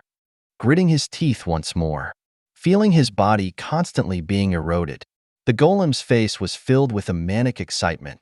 This was truly stimulating. One step towards life, one step towards death. Between life and death lies great creation. Step, step, step, step after step, the golem dragged his increasingly heavy body, walking towards the green vortex entrance not far away. And at the end of that green vortex, the mammoth, who had received advance notice. This 10,000-foot-tall and terrifying giant was looking anxiously at the approaching golem. Chapter 8:19. Root was very fond of playing stimulating games. However, these kinds of games were always under Root's control. Like now, even if the golem fully metalized, Root had methods to save him. Thus, it could be said that if the golem's heart raced, it would be considered a tempering of his spirit. So, from this perspective, Root was truly a very good teacher, and he did not disappoint the title of teacher. He continuously brought out treasures, nurturing the golem and the mammoth, even reshaping their foundations, leaving aside the rest for the moment. With Root's unique Titan bloodline and the mammoth's tree heart, their futures were truly limitless. And as for the golem, if he could successfully merge with the steel core, elemental transformation would be within a thought. Further, after 2 instances of returning to the origin, it was likely that there would be a qualitative change. And at that time, each of the 10 great divine beasts under Root's command, it was likely that each could be considered a genius, and even be able to contend against the geniuses of countless races in the starry sky, without falling behind. And individuals, such as the 9-tailed fox, or the emperor crocodile, monsters amongst monsters, could be called brilliantly talented and renowned throughout the stars. Chuckling, Root was somewhat pleased with himself. These were his masterpieces. With these fellows growing step by step, his future strength would become even more substantial. And at this moment, a voice suddenly echoed in the void. "Master, you truly have a grand vision." Along with this voice, the air began to ripple, and within the layers of concentric ripples, a streak of starlight appeared. Upon closer inspection, this was actually a golden monkey, reduced to several dozen or even several hundred times smaller. However, at this moment, as if sensing Root's strange gaze, the golden monkey did not enlarge his body. After a moment, a 2-meter-tall figure appeared, with a resplendent golden fur, and his whole being gave off an extraordinary aura. This was Golden Monkey, the most mysterious of Root's subordinates, and one of Root's confidants. However, for the past 2 years, this person had been in seclusion in the Life Force small world. Today was his first time out, and at this moment, taking a long look at today's Golden Monkey, Root's lips curled into a smile. "It seems that your seclusion has yielded great results." In his deep admiration, Root praised, "Beyond 5th tier, one step away from true God, the second true God of the Misty Mountains. In terms of combat power, he was 3rd behind the 9-tailed fox and the emperor crocodile." And at this moment, hearing Root's praise, the golden monkey slowly made a gesture, respectfully saying, "Thank you for the master's care." Having said this, the golden monkey also gratefully said, "If it wasn't for you, master, on the day the 9 small worlds were upgraded, granting me a strand of the world's essence, it would have been impossible for me to reach the true God realm in these short 2 years." "Don't mention it." Shaking his head, Root interrupted, "You have been a great help. It is only right that I would care for you. Moreover, with your abilities, reaching true God was only a matter of time." This, chuckling, Golden Monkey decisively closed his mouth. With his abilities, reaching true God was indeed only a matter of time. After all, the key to the 5th tier was understanding the secrets of the spirit, and he was born with innate wisdom, as well as having the inheritance of the previous era. 5th tier was merely a natural progression. For him, the real challenges were the 6th tier, and even the 7th tier. Let's not speak of the 7th tier, but the 6th tier was the perfect fusion of body and soul, progressing towards the perfect life form. And on this point, those who had awakened their past life's wisdom, or were lucky enough to reincarnate with a remnant soul of the previous era, would all have great troubles. After all, their souls did not belong to this era. Therefore, it was all give and take. There were losses and gains. In this world, there was nothing perfect, even if they had an inheritance. What then? The true calamities were waiting for them ahead. But at this moment, casting a deep glance at the golem, who was moving towards the vortex entrance in the distance, and the quietly waiting colossus.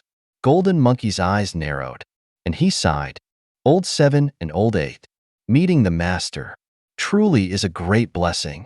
Is this even considered a great blessing? Somewhat doubtful, Trant Root asked curiously.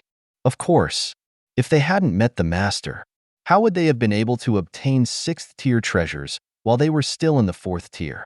And furthermore, the Tree Heart and the Steel Core are both rare treasures in the world that not even a lord could obtain.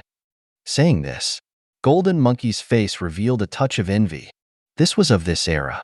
If it was in the previous era, not to mention the Tree Heart that the Master nurtured, if a treasure like the Steel Core were to appear, it was likely that even Lord-level experts would fight to seize it. Of course, the most terrifying was the Elemental race, who would likely use their full force. As one of the 10 great races, their foundation was unfathomable, and Lord Realm experts continuously emerged. If such a race were to use their full force, it was likely that thousands of dimensions would undergo a great transformation. It was a pity that, with the replacement of eras, the Elemental race no longer had their past divine might. Thinking of this, a flicker of anticipation appeared deep within Golden Monkey's eyes. This was the biggest reason he had chosen to follow Trant Root. One step ahead, step by step ahead. With the opportunities presented by the Master, it was entirely possible that before countless races fully rose, they could grow into monsters. And at that time, countless races would become the hunting targets of the Master. Resources, secret treasures, would be countless. Then, not to mention that the Master might reach eternal. Even he would have a hope to glimpse the eternal realm. Who, taking a deep breath, suppressing the excitement in his heart, Golden Monkey's expression returned to calm once more. Instead, he looked at Trant Root and asked, Master, what are your plans now? Plans? Whispering to himself, the corners of Trant Root's mouth curled up slightly, as he said with a smile, I plan to first stabilize the Blue Star and the Azure Star, and after that, I will go to the various top-level star domains. It is said that many races in the star domains are growing rapidly. That is true. Nodding, Golden Monkey agreed, saying, according to the current development, it is normal for some races to grow quickly. However, I am looking forward to seeing their expressions when they see you. Master, in this era, when even beyond 5th tier is rare, you have reached beyond 6th tier. Haha. Speaking to this point, Golden Monkey couldn't help but laugh. Leaving aside everything else, they could truly be said to be rising now. With the Master's current strength, he could completely sweep across a few star domains. Thinking of this, Golden Monkey excitedly reminded, Master, if possible, you must go to some star domains and seize their Imperial weapons. Imperial weapons? A sound of doubt, as Trant Root was slightly startled. Chapter 820. That's right. Imperial weapons. Nodding, a glint of starlight flashed in the depths of Golden Monkey's eyes. Imperial weapons, also known as the legendary Supreme Tao Imperial weapons, are the exclusive weapons of Eternal Realm powerhouses. Such weapons are akin to a sleeping eternal being, and their power is immeasurable. Didn't you say that the weapons from the previous era cannot possibly exist in this era? Somewhat surprised, Trant Root asked doubtfully. If they were other weapons, naturally they would not be able to exist. Even the Tao-protecting divine weapons of the Lord Realm would be difficult to preserve. But Imperial weapons are different. They are weapons exclusive to the Eternal Realm, etched with the Tao and laws of the Eternal Realm powerhouses. You must understand, an ordinary Eternal Realm cultivator cannot forge a Supreme Tao Imperial weapon. Each owner of an Imperial weapon, even among those in the Eternal Realm, is a well-known powerhouse, and completely different from the rest of the Eternal Realm existences. And these characters, though their weapons cannot be completely preserved in this era, whether sleeping, damaged, or in reincarnation, each of them has methods to recover in this era. Having said this, Golden Monkey hesitated for a moment, and only then did he raise his gaze, look at Trant Root, and actively ask, Master, Do you know how many Eternal Realm powerhouses there were in the previous era? And how many Supreme Tao Imperial weapons there were? I don't know. Shaking his head, Trant Root looked perplexed. He really didn't know any of that. The previous era was the flourishing age of immortal cultivation, with cultivation prospering to a peak. In that era, which spanned tens of thousands of years, a total of 17 Eternal Realm powerhouses were born. But there were more than 33 Supreme Tao Imperial weapons. What? Rarely startled, Trant Root was dumbfounded. 17 Eternal Realm powerhouses? But they possessed 33 Eternal Realm exclusive weapons? What was going on? Unless, as if thinking of something, Trant Root's eyes flickered uncontrollably. You mean to say that some of the Supreme Tao Imperial weapons do not belong to the previous era? Master, you are truly quick-witted. Chuckling, Golden Monkey no longer concealed anything and spoke directly. To be precise, in the previous era, only 2 Supreme Tao Imperial weapons were born.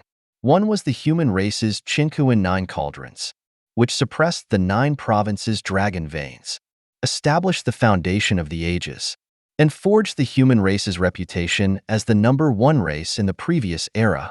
And the second one was the divine race's eternal divine artifact, Michelangelo's spear. This was the exclusive imperial weapon wielded by the divine race's king.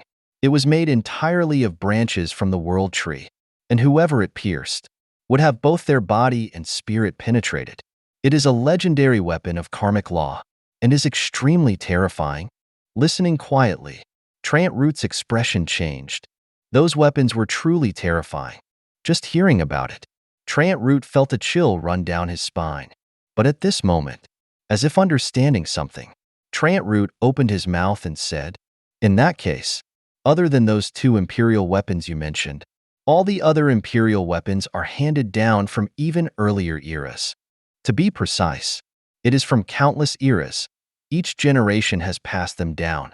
It is rumored that the oldest Supreme Tao Imperial weapon, the Tai Chi diagram, was forged by the first person of the Taoist sect, the great being who created the great divine ability 1 Qi 3 purities, and that great being existed at least a dozen eras before ours." After explaining, Golden Monkey sighed. These true powerhouses were truly terrifying. Even when facing the end of an era, their bodies and souls perishing, the weapons etched with their Tao would still remain. Of course, at this moment, as if thinking of something, Golden Monkey raised his head and added, "However, Master, don't worry. As of now, each of the Supreme Tao Imperial weapons is not complete. To put it simply, even though they remain in this era, they are akin to human-shaped weapons. They need to cultivate and be nourished now, let alone unleashing their eternal realm strength. It would be difficult for them to even unleash their 6th-tier strength, and their activation requires an enormous amount of energy. If a complete Imperial weapon were to recover, it could drain the spiritual energy of an entire star domain." With one explanation after another, Golden Monkey completely alleviated Trant Root's worries. "No wonder you want me to seize Imperial weapons." Chuckling, Trant Root finally understood. He would take advantage of their weakness while they were sick. Now that the era was restarting, these Supreme Tao Imperial weapons had not yet recovered. At most, they had recovered a 10,000th of their power. And these opportunities were once in a myriad of ages. If one could seize an eternal Imperial weapon during this time, and make it one's own, leaving everything else aside, it would provide enough capital to truly live freely in the future. It seems you understand my meaning, Master." The corners of Golden Monkey's mouth curled up, and his face revealed a touch of anticipation. Supreme Tao Imperial weapons. These were weapons he could not even imagine in his past life. But now, following the Master, he was entertaining the idea of seizing Supreme Tao Imperial weapons. No, it was too greedy. Though he thought this, Golden Monkey's expression grew even more excited. He waved a hand in the void, using starlight to encircle the star map Trant Root had once given him. On the map, the Titan God Domain and the Angel Star Domain were all located around the Milky Way. And now, Golden Monkey was using heavy starlight to mark the Titan God domain and even the Angel Star domain. Master. The reason why the 10 Great Races are called the 10 Great Races is not only because their members' combat power is far superior to their peers, but more importantly, the 10 Great Races all possess supreme Tao imperial weapons that suppress the ages. And the Titan race, it is said, has the Titan God Crown, which can increase one's strength and vigor 10 or even 100-fold, with no side effects. If the legendary Titan God Crown truly exists in this era, it will definitely be in the deepest part of the Titan race's territory. And the Angel race, there is no need to say much about them. Their holy 12 wings have long echoed through the ages. They are the symbol of extreme speed and an unshakable foundation of the Angel race. You must know, most of the Angel race has 6 wings at most, and only certain individuals possess 12 wings. The Holy 12 Wings can allow a member of the Angel race to have wings far superior to their own bloodline.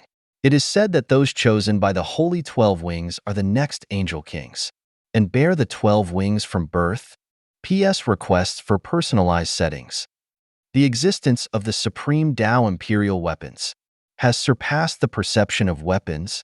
They are all indestructible, and can even detach from their bodies to cultivate. Therefore, having an Imperial weapon, even a body without power or consciousness, is still valuable. In this regard, I, the author, have taken reference from various novels and myths. Chapter 821. Listening quietly. Trant Root's eyes couldn't help but flicker. For him, this was the first time Supreme Tao Imperial weapons had truly entered his consciousness. Titan God Crown, Holy 12 Wings. Muttering to himself, a touch of longing appeared on Trant Root's face. These were truly the unique treasures that were worth anticipating. Compared to them, Trant Root's other treasures seemed much less impressive. Thinking this, Trant Root spoke directly. If there's an opportunity, we might as well take a shot at these Supreme Tao Imperial weapons. Haha. Chuckling, seeing the look of desire on Trant Root's face, Golden Monkey knew that his words had had an effect. But that was also the case. These were Supreme Tao Imperial weapons. Any strong individual who knew about them would try to get their hands on them. Moreover, more importantly, they actually had a real chance. With the Master's current strength, just as Golden Monkey was thinking about this, a voice suddenly fell into his ears. Golden Monkey, you have just awakened from seclusion. You might as well go and bring back a few of the powerhouses guarding the Blue Star. His idea is... His eyes flashing, Golden Monkey suddenly realized something. It's time to integrate the forces under our command. Saying this, Trant Root's gaze also turned towards the direction of Blue Star. On that blue planet, a young girl was waiting for him with exhaustion. Linger, it's been a while. Whispering to himself, Trant Root felt a sense of nostalgia. And at this moment, on Blue Star, numerous forces had now joined together to form a super federation, which had recently been established. With 16 council members as the pillars, they jointly decided on the overall development of Blue Star, though the various forces still developed separately. When facing the starry sky, or even the forces beyond the starry sky, this super federation would operate like a machine. And this time, the hunting of otherworld beings was the first operation of this super federation. Countless forces did not hesitate and, under the leadership of the 16 council members, all stepped through the stargates and win a war in the otherworld. And here, it's worth mentioning that many members of the Super Federation's council were acquaintances of Misty Mountain. The first council member, naturally, was the nine-tailed fox of Misty Mountain. That goes without saying. As the number 1 force on Blue Star, the nine-tailed fox of Misty Mountain had the qualifications. And the second council member was the gravity controller of the Free Federation. In reality, he was also an apostle under Trant Root, the gifted one. And the fourth council member was Empress G. Linger. The 12th council member was also Trant Root's apostle, the flame controller, Axia. Even the third council member, the leader of the Great Cloud Federation, was leaning towards Misty Mountain. It could be said that all of Blue Star was already, imperceptibly, under the control of Misty Mountain. And concerning this, the person who contributed the most was Linger's planning. using her own power to forge alliances. She had truly brought together numerous forces into one entity. Her methods were definitely far beyond what people imagined. Even numerous powerhouses who vaguely sensed the girl's power were deeply wary of her and didn't even dare to speak of it. However, at this moment, unbeknownst to anyone, in a small building, listening to the rain and wind, with an artistic atmosphere, a young girl was quietly looking at the stars. Faintly, she saw the outline of a great tree in the distant starry sky. She was a very beautiful girl, clad in unchanged red clothing. Between her ears, she had a pair of very exquisite earrings in the shape of a serpent and a dragon. At first glance, she was especially alluring, but as one's eyes moved down, seeing her unparalleled beauty, her slender, swan-like neck, and her snow-white and smooth skin, it was likely that any man would have a desire stirred in his heart. And this was Empress G. Linger, who was renowned throughout Blue Star. 2 years had passed, and her demeanor was as it had been before. Moreover, there was now an additional touch of maturity, but at this moment, looking up at the starry sky and gazing at the outline of the great tree, as if hearing something, Linger's mind and body shook slightly. "You've suffered, Linger," a familiar voice echoed deep within her heart. Immediately after, the air rippled. Along with this was a verdant green branch, slowly emerging from the depths of space. It gently fell before Linger's eyes. Master." In a voice of astonished joy, Linger covered her mouth, somewhat unable to believe what was happening. "Come on up. I'll take you to where you need to be." In a whisper, Root spoke in a low voice. "Can I really?" Rarely hesitant, Linger turned around and glanced at the small building, and even at Flame City, and the vast lands. After so long running her business, she really felt reluctant to leave it all behind just like this. But this was an invitation from her master. And at this moment, as if sensing Linger's hesitation, Root continued, "Rest assured, everything you have built will be handled by someone. You have done more than enough. Next, your most important task is to cultivate. You've been too busy with trivial matters. Your cultivation has fallen behind." With a hint of self-reproach, Root felt ashamed.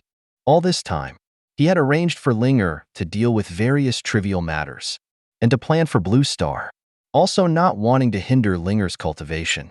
Until now, Root had just realized that Linger's cultivation was merely at the mid-stage of beyond 4th tier.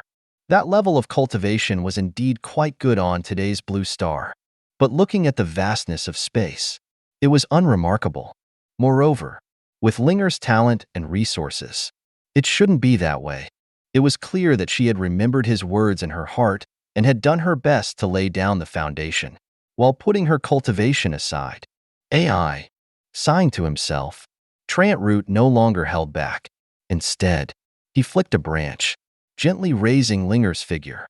Then, he gently pulled her up.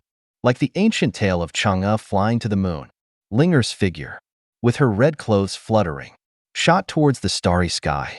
And at this moment, a vast voice suddenly echoed throughout Blue Star. "In a few days, Misty Mountain's venerable golden monkey will descend and take over Misty Mountain." Boom! Their minds rattled, and countless people looked up in unison. In an instant, what met their eyes was an ancient tree that covered the sky, with an illusion of it covering the entire sky of Blue Star, shimmering like starlight, vast and magnificent, holy and extraordinary. A god tree. Chapter 8:22. God tree. It's truly a god tree. One gasp of surprise after another, as countless people changed their expressions. However, many more people also revealed a touch of reverence on their faces. Supported by the Super Federation's deliberate guidance, Root's existence on Blue Star had become deified, like a guardian god. For Blue Star, he had fought alone, battling the otherworld beings. And in the distant, unknown starry skies, he had fought the otherworld Azure Dragon for several years, shattering star systems. Though these were intentionally exaggerated words, the merits could not be overshadowed by the shortcomings, as it still attracted countless young people. And because of this, in the past 2 years, Countless young people with fiery passion and sky-high fighting spirit had stepped through the stargates and departed for the other world, which was also the Azure Star. And at this moment, turning his gaze and looking at the entire blue star, Root could clearly see, one after another, living being was coming out from their places, clasping their hands together, and bowing to his spiritual projection. Among them, there was no lack of beyond fourth-tier living beings, respectfully bowing their heads. Tisk, tsk. Linger, it's a pity that you're not a goddess. Really? Revealing a playful expression, Root's teasing voice echoed in Linger's heart. Humph. Sniffing and lifting her small mouth, Linger said somewhat proudly, "If Master could conquer vast star domains, I don't mind being a goddess and poisoning all living things for you, Master." You. Chuckling, Root even suspected whether this girl Linger had colluded with Golden Monkey. Both were hoping he would conquer the starry skies. But that was also true. In the current era, it was difficult to find a worthy opponent. If he didn't truly battle, wouldn't it be a waste? Thinking of this, Root's ever-calm heart grew restless. However, the most urgent thing was that, while he was free, he wanted to improve the strength of the close ones, his subordinates, or perhaps his friends, and even his family members. Now that he had reached the 6th tier, he had the ability to nurture them. If he did not make good use of this, wouldn't he be letting down the name of the God Tree?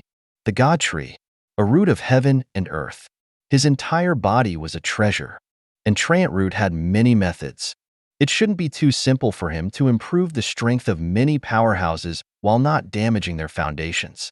Just like the golem and even the mammoth, one had merged with the steel core, and the other had merged with the tree heart.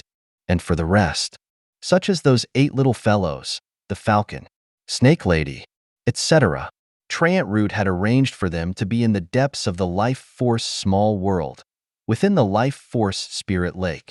With the 6th tier spirit liquid, they would not lack resources. Moreover, they were also not lacking talent, and a rapid advancement in rank would also be no problem. As for why Root didn't give them a tree heart, or even a steel core, sorry, but treasures were limited. They were naturally given to those who needed them. Moreover, the falcon, snake lady, and others didn't have many chances to battle. It was still the 10 great divine beasts who would truly fight for Root. Therefore, nurturing the 10 divine beasts was naturally the most important, and this was considered a rare injustice of Root. Of course, the targets of Root's greatest favoritism were still Linger and the 9-tailed fox, the most trustworthy of his confidants. The 9-tailed fox, without saying anything, had already reached the true god realm and didn't need Root's intervention. But Linger, taking a deep look at her, sitting on his branch, with even her head resting against the branch, like a sleeping princess who was very adorable. A look of tenderness appeared on Root's face. With a gentle stroke of his spiritual power, he tidied her messy hair.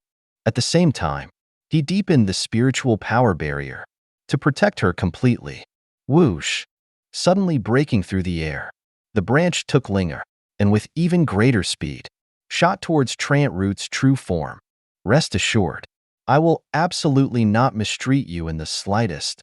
Thinking of Linger's contributions outside, once again paying the price for him, and even Misty Mountain, the resolve in Root's heart deepened.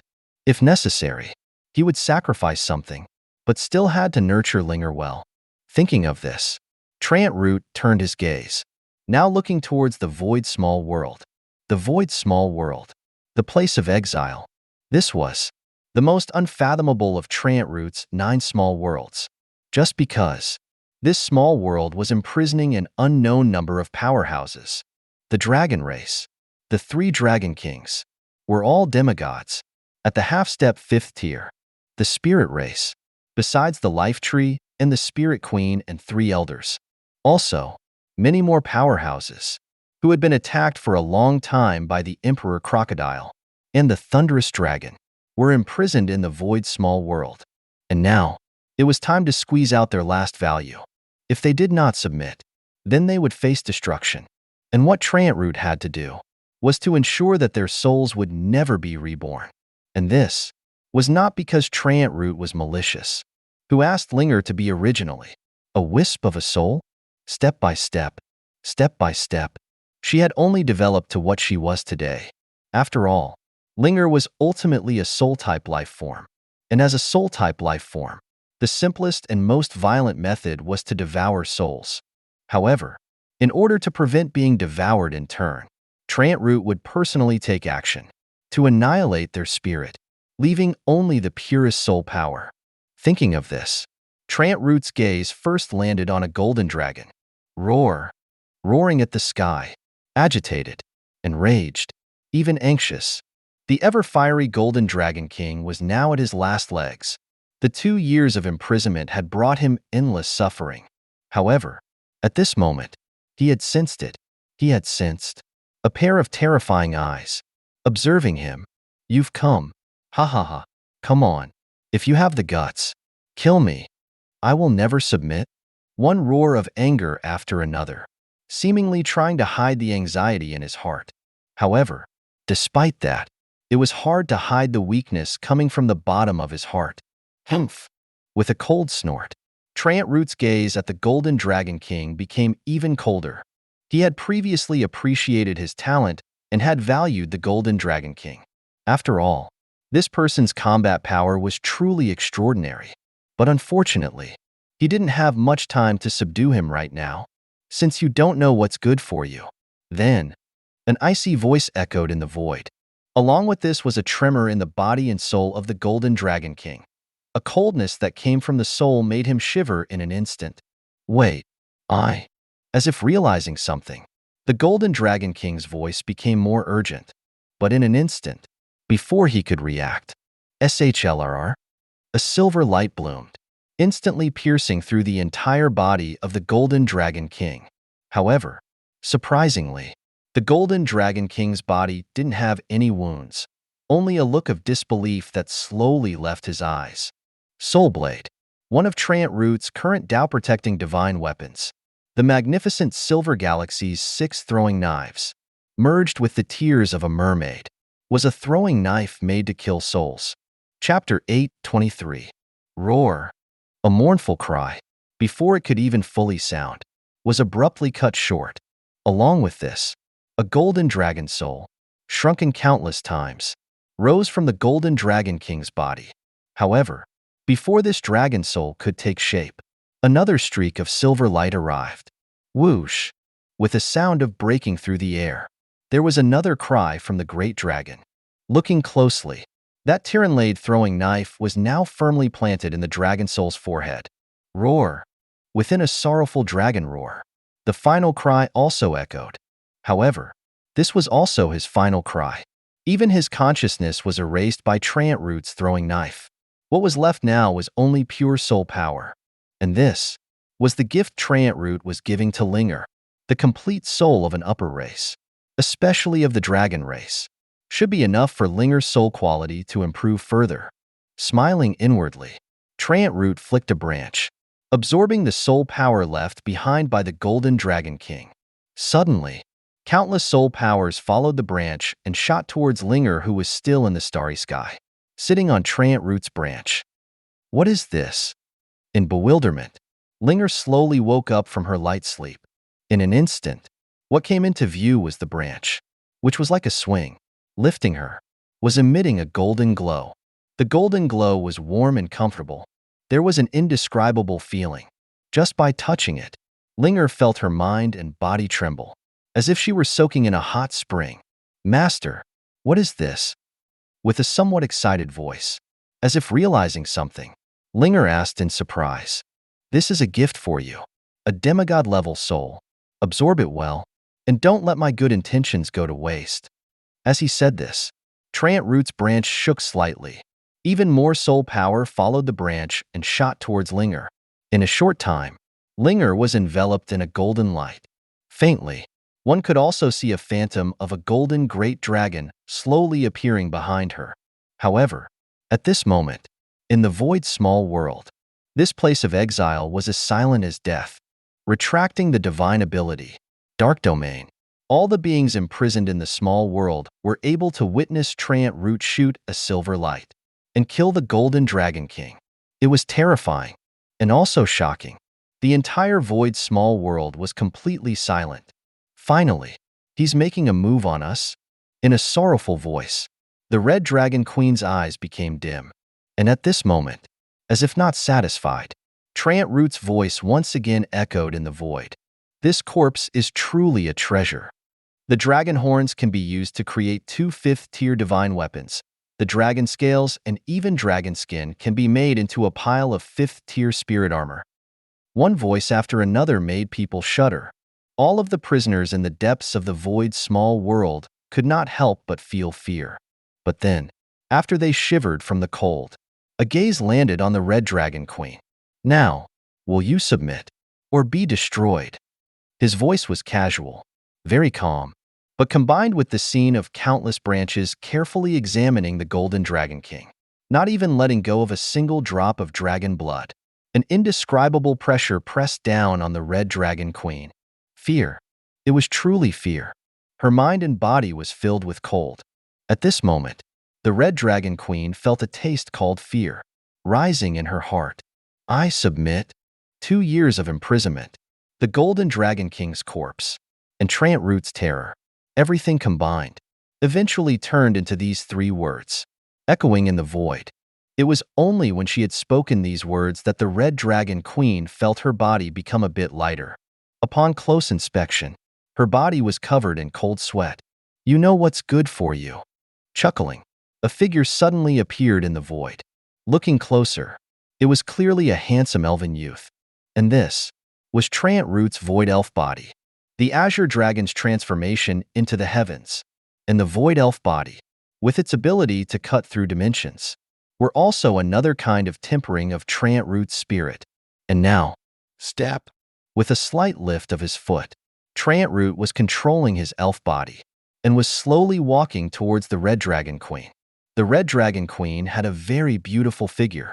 She wasn't like ordinary fat dragons that resembled lizards. Instead, she had a perfect teardrop shape. Dark red scales covered her narrow abdomen. Lighter red scales covered the rest. Looking closely, each of the palm-sized scales had a red flame flowing through it, and her face was no longer vulgar like the Golden Dragon King. Instead, she possessed a gentle and delicate look. If his guess was correct, based on the dragon race's aesthetic standards, she was likely among those with the best appearance. However, it was said that the dragon race possessed transformation divine abilities. If there was a chance, he could have the Red Dragon Queen transform so that he could look at her normally. But for now, step, step, step, walking calmly in the void, Trant Root's foot landed on the Red Dragon Queen.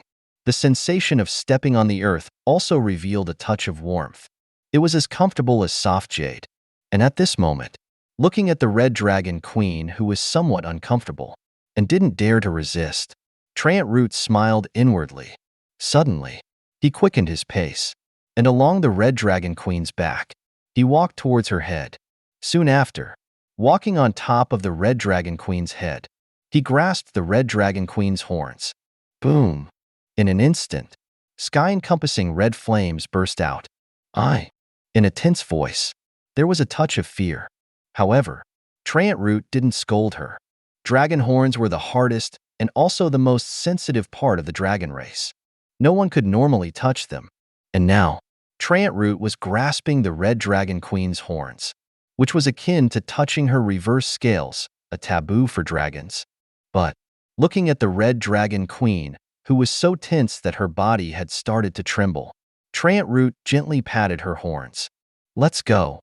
As he spoke, Trant Root's spiritual power started to move. Not far away from the Red Dragon Queen, a green vortex opened up. Along with it, dense life force surged out, the entrance to the life force small world. And this was the benefit of joining Trant Root. Even the place they were staying would change. Yes, Master. With a response, suppressing the tension in her heart, the weakened Red Dragon Queen slowly flapped her wings and flew towards the entrance to the vortex. And at this moment, A chuckle suddenly echoed in the Red Dragon Queen's ears. Wait until you get to the Life Force small world and sign a contract with me. In the future, you will follow me? But if that's the case, it seems like I would be the legendary Dragon Knight. In a somewhat ambiguous voice, the thoughtful smile at the corners of Trant Root's mouth grew even deeper. Chapter 824. Dragon Knight, like the sword immortal, who in legends spent 1,000 years honing a single sword. It was an extremely terrifying profession, and one that was highly regarded. Once the contract with the Red Dragon Queen was truly signed, Trant Root's elf body would be able to share part of her power. And at that time, the already terrifying Void Elf body would become even more terrifying, not to mention possessing the terrifying strength of the dragon race. Just having part of the dragon race's elemental resistance was already impressive. And this was the terrifying aspect of the strong alliance between two great races. But it was all due to Trant Root's power. Subduing the dragon race alone, and spending several years wearing away their pride, only then could the Void Elf body be truly completed. Smiling inwardly, Trant Root was satisfied with the Red Dragon Queen's submission. When he returned to the Life Force small world, he could begin to prepare for signing the contract. It will still be a master-servant contract. A contract of equality?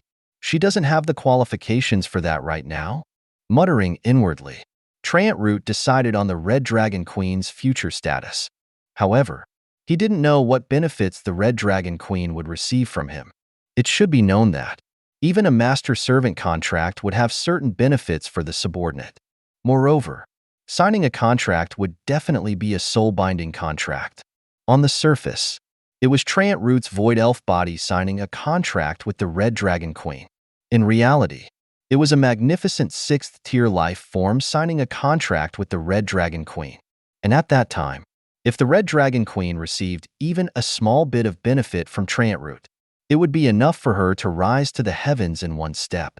However, this would depend on her destiny. After all, Trant Root didn't understand much about the dragon race's contracts. It was just that, according to Golden Monkey, the dragon race's contracts were one of the most mysterious and terrifying among all the worlds. While the Void Elf body was stepping on the Red Dragon Queen and leaving the Void small world, Trant Root, in his Azure Dragon form, turned his gaze once more onto each of the imprisoned life forms within the Void small world. The weakest of them were in the 4th tier. Some of them were even demigods. Each was like a god or a devil. Even with 2 years of imprisonment, their demeanor had not changed. And now, feeling Trant Root's gaze, each of them instinctively bowed their heads. And at this moment, Trant Root's voice echoed in the void. Next time when I come, I hope you can make a better choice. With that, Trant Root's consciousness slowly left. Those people still had their uses. There was no rush to eliminate them. And this was like in the countryside, raising chickens, ducks, geese, and pigs, fattening them up to be slaughtered, or to kill them when needed. Though it might sound cruel, that was the reality. They were the meat on the chopping block, while Trant Root was the butcher. Everything was already decided. There was no need for sympathy. After all, if Trant Root wasn't strong enough, if he fell into their hands, his end would be even more miserable. The law of nature, survival of the fittest, was even more bloody in the era of the extraordinary. Those who could not adapt to the rules were destined to be eliminated, not even worth mentioning. And those who were able to reach the extraordinary 4th tier so quickly were undoubtedly stained with blood. Even the life tree, when it had first grown, had absorbed the life essence of nearly half of the Azure land. It must be understood that, among the natural selection, only the most adaptable can survive. And having handled all of this, Linger also came over slowly lifting her eyes, looking at the young girl, who was both excited and a bit nervous. Trant Root's lips curled into a smile. Welcome home. As he said this, countless branches intertwined, forming a human-like figure, reaching out to hug Linger. Master, calling out excitedly. Linger immediately hugged Trant Root's intertwined branches tightly. You little one, with a hint of indescribable indulgence. Trant Root gently patted Linger's head. And at this moment, this Empress G, who was renowned throughout Blue Star, had turned into a small girl, no longer having her previous majesty and aloofness. Her face was peacefully resting in Trant Root's embrace. Of course, this touching moment didn't last for too long. Today, Linger was still absorbing the Golden Dragon King's soul power, and they couldn't afford to waste too much time. Let's go. I have prepared a place for you to cultivate in the Life Force small world. Okay, Master. Nodding, Linger followed the nine-tailed fox and slowly went towards the Life Force small world. Along the way, these two girls were making joyful and cheerful noises. In some aspects, Linger and the nine-tailed fox were actually a very close pair of friends. Now, it's time to take care of my own matters. Watching Linger and the nine-tailed fox leave, Trant Root could finally feel at ease and prepare to take care of some of his own matters regarding cultivation. Now, Old 7, the golem, was merging with the steel core, and Old 8, the mammoth, was adapting to the tree heart and his new bloodline, and Linger was also brought back. The truly important people were being settled one by one. As for the others, such as Old 9, the iron-eating beast, the undying bloodfang, etc., with their innate gifts, didn't need much care. And for the falcon, snake lady, and even the general-ranked honey badger, and the armored wild boar, Trant Root had provided them with good treatment and had promised them the best place to cultivate. And this was the limit of what Trant Root could do. It wasn't that every subordinate was worth Trant Root's investment, just like the three great generals, the honey badger and the armored wild boar. Their talents were limited, and providing them with care was already enough. Where they would end up in the end would depend on their destiny. Of course, this didn't mean that Trant Root was heartless. It was just that only those who could keep up with Trant Root's pace could have more resources poured into them. Otherwise, it would be unfair to the other mutated beasts. And for the honey badger and the armored wild boar, living quietly like this was not bad. At least, with Trant Root, they now had a chance to reach the extraordinary 4th tier. Thinking of this, Trant Root had not treated them unfairly. It should be known that for the other mutated beasts, let alone the extraordinary 4th tier, even reaching the extraordinary 3rd tier was as difficult as ascending to the heavens. And for them, their talents were originally average, and the 3rd tier was their limit. Now, they actually had a hope to reach the 4th tier. This was enough. AI. Sighing, Trant Root was not willing to think too much. As a lord, Trant Root had to suppress the many emotions in his heart. He needed to calculate more. After all, he was not a god, and could not train each person with all of his strength. Resources were limited. How much they could obtain would all depend on themselves. Moreover, for those who had followed him from the start, Trant Root had not treated them unfairly. On the contrary, he had given them many benefits. Thinking of this, Trant Root felt at ease. Now, it was time to organize his own matters concerning cultivation. P.S. Requests for personalized settings. How should I put it? Today, in Misty Mountain, there were too many geniuses, and naturally, there would be those who would fall behind. Therefore, I, the author, do not want to waste too much writing on them. Lest it get repetitive, it is fine as it is.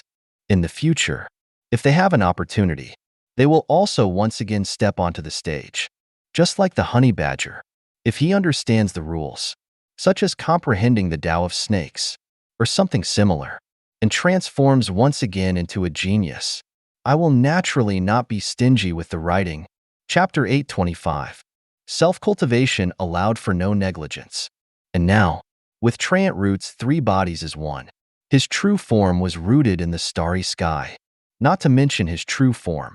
After 2 years of refinement, watching stars rise and fall, his spiritual power had become even more condensed.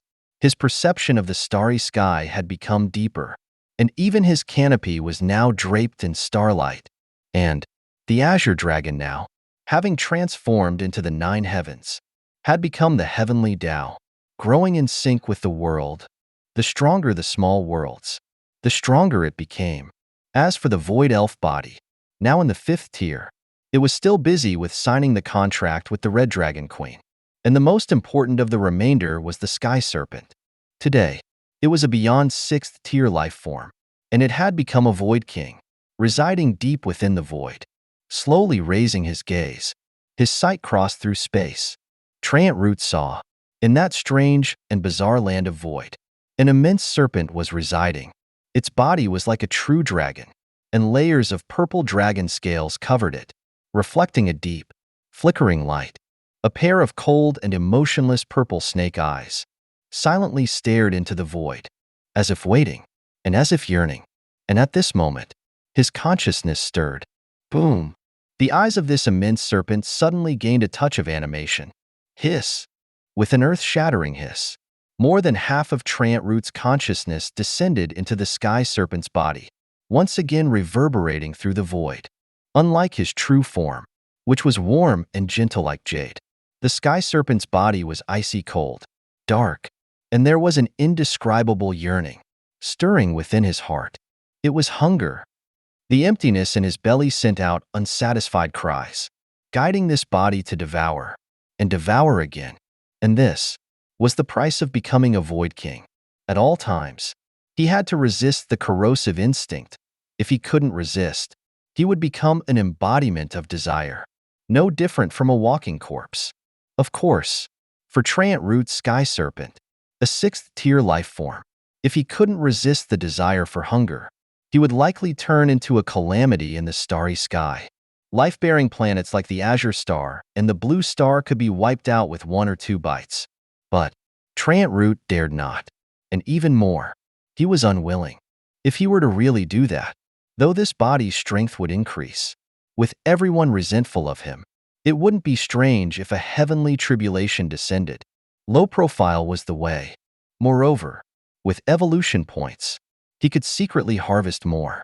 Why should Trant Root do something foolish like killing the goose that laid the golden eggs? After all, while unrestricted devouring was refreshing, the conversion efficiency and utilization rate were clearly not as high as using evolution points. Evolution points were omnipotent for Trant Root. With the Azure Star and the Blue Star, Trant Root's evolution points would be continuous and unending. Devouring those 2 planets wouldn't be better than the current situation. In this aspect, Trant Root had always been very clever.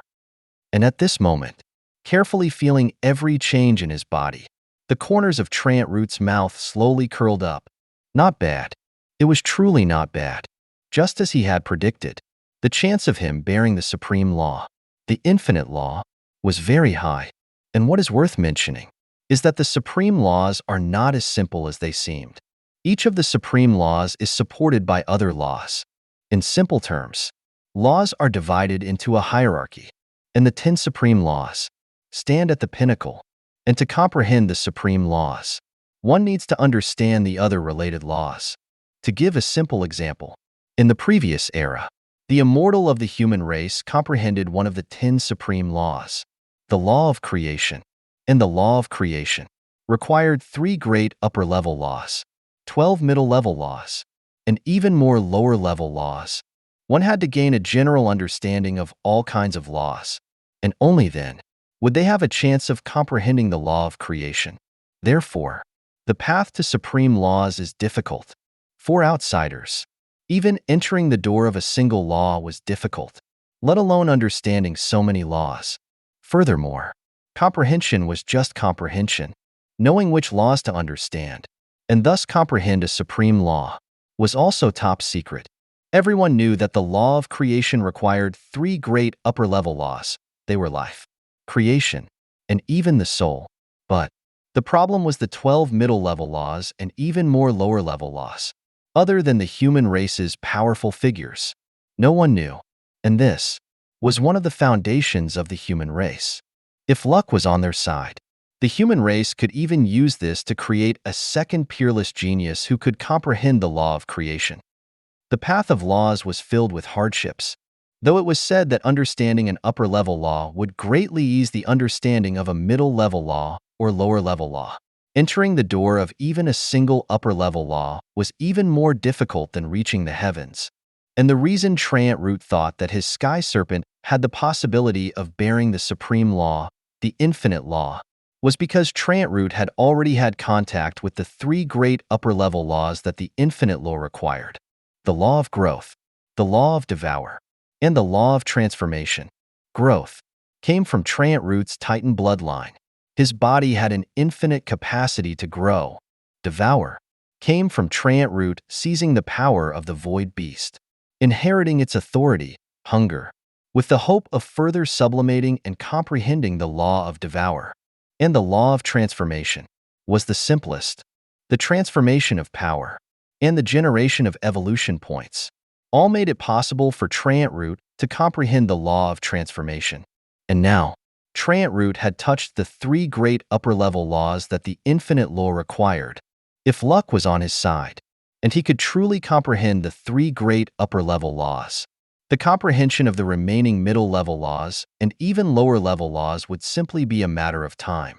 At that time, following the natural order, Trant Root would have a chance to bear the infinite law, as for which middle-level laws and even lower-level laws were needed to enter the door of the infinite law. There was no need to rush. The path ahead was uncharted. He could slowly explore it. After all, of the 10 supreme laws, only the law of creation was relatively known to the world. The remaining supreme laws were all extremely mysterious. To a certain extent, the comprehension of supreme laws required an unseen guide, just like how Trant Root's Sky Serpent had the possibility of bearing the supreme law, the infinite law.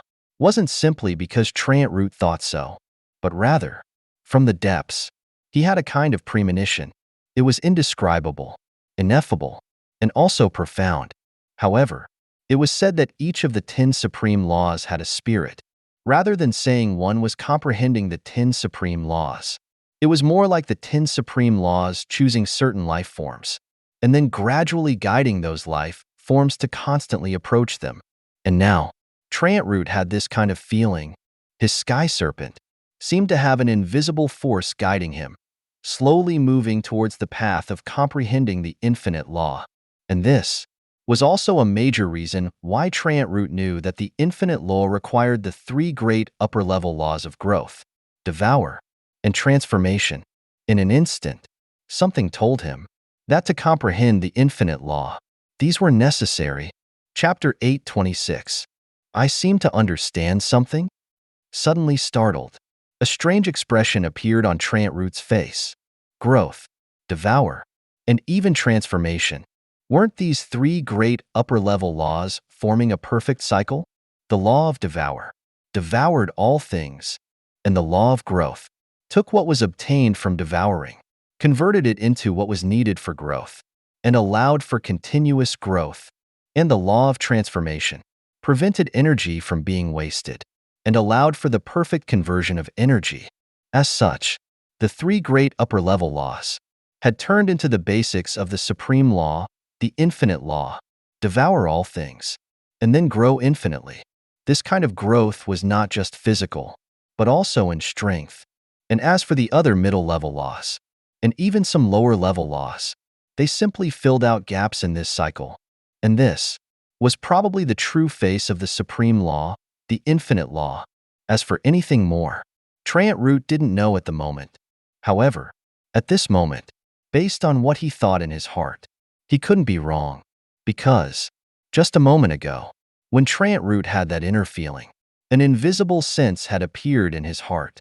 And it was this kind of feeling that made Trant Root not waver from his guess. Indescribable, ineffable, and also profound. Now, what I should comprehend first is probably the upper-level law, the law of devour. As he said this, Trant Root's mind sank into his body, carefully comprehending the feeling of hunger constantly transmitted by his body. The more he was hungry, the more he yearned, and thus, he wanted to devour everything. Just like now, as he slowly opened his mouth, boom, along with a loud explosion, a giant beast, residing in the depths of the void, large enough to rival a star, released a terrifying suction force from its mouth. And at this moment, if one looked carefully, they would see a deep, dark scene within that mouth. Like a black hole, it spun endlessly, and became ever deeper. This was the gluttonous Devour, one of Root's abilities. He could instantly unleash a terrifying extreme suction force, creating a sky-encompassing hurricane and devouring everything. And now, visibly, in the moment that Root opened his mouth, the strange, chaotic world began to distort uncontrollably. The shattered and twisted lands, the debris floating in the depths of the void, even the broken villages, all distorted uncontrollably. Rumble. During the endless devouring, the flood of the void, which had swallowed countless of the strange and chaotic debris, formed a sky-covering purple dragon hurricane, entering Root's mouth. Rarely startled, feeling the sensation in his abdomen, Root looked doubtful, still not satisfied. More precisely, this was not what this body desired. What it truly desired was probably— his cold snake eyes flickered, and Root understood.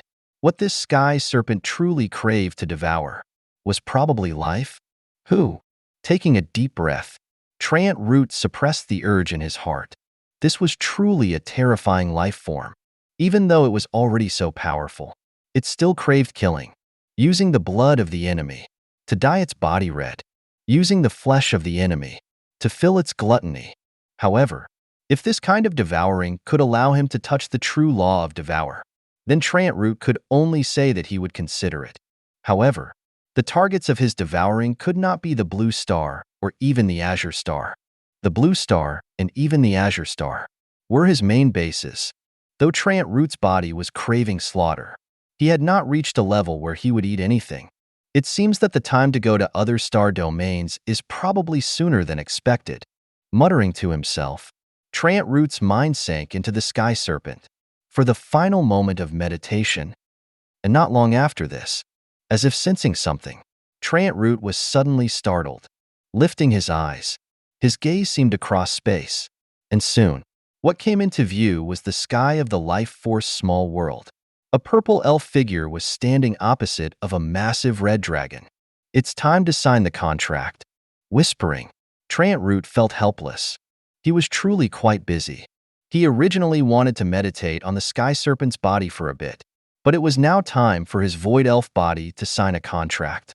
And what was worth mentioning was that other than when he was fighting or comprehending the laws, Root could mostly spare a strand of his mind to control his other bodies. In simple terms, while most of Root's consciousness was controlling the sky serpent, Root's true form, the undying tree, and the void elf body were not dormant. On the contrary, they were like machines, each doing its own thing. For example, Root's true form was still rooted in the starry sky, while countless stellar force flowed. Even more spiritual power poured into his body. That was cultivation. He had integrated cultivation into his instincts. Even without Root's conscious guidance, Root's true form would still cultivate. And his void elf body, a strand of conscious control, could handle most matters other than fighting. For example, cultivation, or even tempering the body, or even traveling through the world. However, matters like signing a soul contract were beyond what a single strand of Root's consciousness could handle. Therefore, he still needed most of Root's consciousness to descend. Thinking this, Root's heart stirred, and at the same time, in the sky of the life force small world, boom, his mind shook violently, and a blood mark suddenly appeared on the forehead of Root's void elf body. The blood mark was a transformation of Root's third eye, and also proof of Root's power when his consciousness descended. After all, the third eye would only acknowledge Root's soul. Wherever most of Root's consciousness was, the third eye would be in that body. And at this moment, it had to be said that as the blood mark slowly appeared on the forehead of the void elf body, the entire aura of Root's void elf body had changed. It was now more sinister and more terrifying. It was enough to make one's heart turn cold. Gulp. Instinctively gulping, the red dragon queen in the distance asked hesitantly, "Master, what's wrong?" While asking this, her blood-covered dragon claw suddenly stopped in mid-air. For some unknown reason, just a moment ago, She felt as if something was different about her master in front of her. In an instant, he became even more terrifying. "Continue your ritual," an icy voice echoed in the void, and Trant Root slowly opened the third eye on his forehead, silently observing and studying this ritual that belonged to the dragon race. Chapter 8:27. Yes, Master. Responding, the Red Dragon Queen once again began to circulate her spiritual power. Boom! Like a surging river, her spiritual power roared and rolled into the sky. Visibly, the dark red, flame-like spiritual power continuously expanded. Like a dragon-shaped whirlwind, it enveloped the Red Dragon Queen. However, at this moment, following the ancient contract, I, the Red Dragon Queen, now sign this contract with your majesty. From now on, his life is my life. One incantation after another, in a language that Trant Root didn't know, echoed in the void. This was the language of the dragons, a high-level language. It was said that this language resonated with heaven and earth, and when chanted, it could better mobilize the spiritual power within the body. And at this moment, along with the Red Dragon Queen's chanting, heaven and earth trembled. Visibly, day turned into night. Along with it, the void was filled with a sky-encompassing dark red blaze. This dark red blaze, like a tidal wave, roared in all directions. However, this was just the beginning. Yes, the beginning. I, the Red Dragon Queen, here beseech your majesty to sign this contract. With these words, in Trant Root's somewhat surprised gaze, the sky above him and the Red Dragon Queen formed a magic circle with a diameter of 3,000 meters, slowly appearing. It was complex and profound. The surface of it looked like the spiritual power of flames. The center of the magic circle was like an ancient six-pointed star pattern. However, it was only like a six-pointed star pattern. Looking closer, within the six-pointed star, there were countless small, complex patterns, flashing continuously. Truly an extraordinary ritual. Seeing this rare phenomenon, a look of interest appeared on Trant Root's face. And at this moment, slowly looking up, Trant Root realized that the Red Dragon Queen had a stream of golden blood dripping from her right claw. Drip? With a gentle sound, it fell directly into the center of the magic circle, like a ripple spreading across a lake's surface. Visibly, fiery waves were continuously surging. At the same time, Trant Root's body also felt a slight tremble. An indescribable heat rushed to his head. Looking up, Trant Root finally realized countless flames were rising from the soles of his feet. Faintly, a phantom of a great dragon was intertwining and emerging from the flames. Is this to have me touch its forehead? Looking at the intertwining phantom of the great dragon in the sea of flames, a look of plea on its face, Trant Root felt an inner feeling. Lifting a fingertip, he slowly touched the phantom of the great dragon's forehead. Boom! And the moment Trant Root's finger touched the forehead of the great dragon, with a loud crash, Trant Root's soul shook.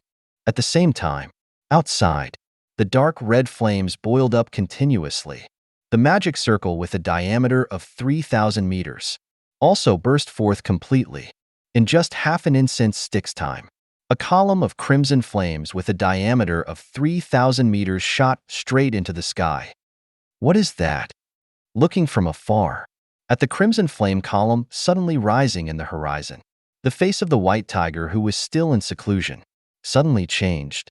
Without even needing to think, he strongly spread his wings. Rumble!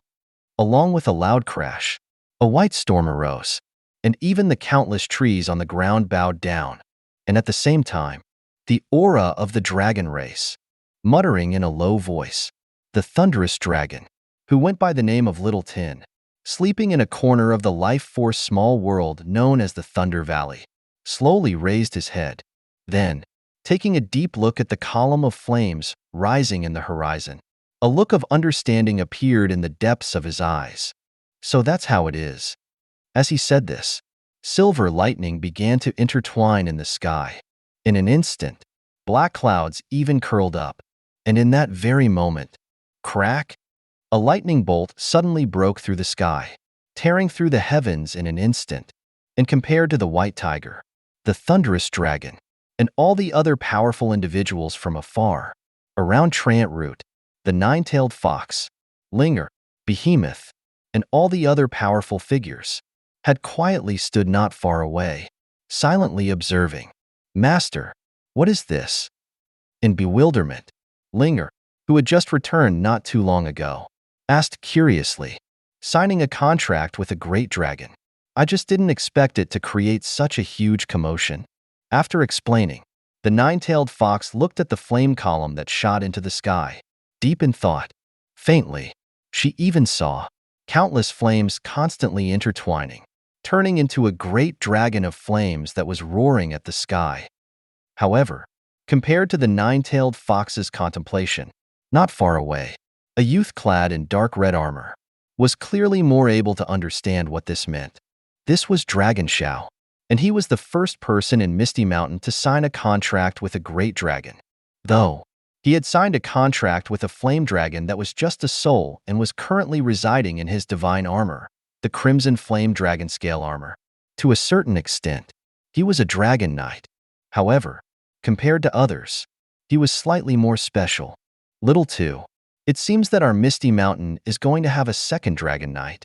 Chuckling, Dragon Shao's voice revealed a touch of anticipation. "I can feel it. This newly born dragon knight is very extraordinary."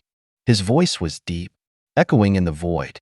Faintly, one could also see that on the shoulder of this youth clad in dark red armor, the gaze of a phantom dragon head looking up at the sky had a touch of indescribable solemnity and shock. A master-servant contract. Moreover, it wasn't a normal contract.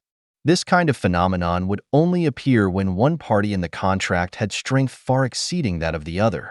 And the reason for it was because a master-servant contract would allow each other to share part of their race's abilities.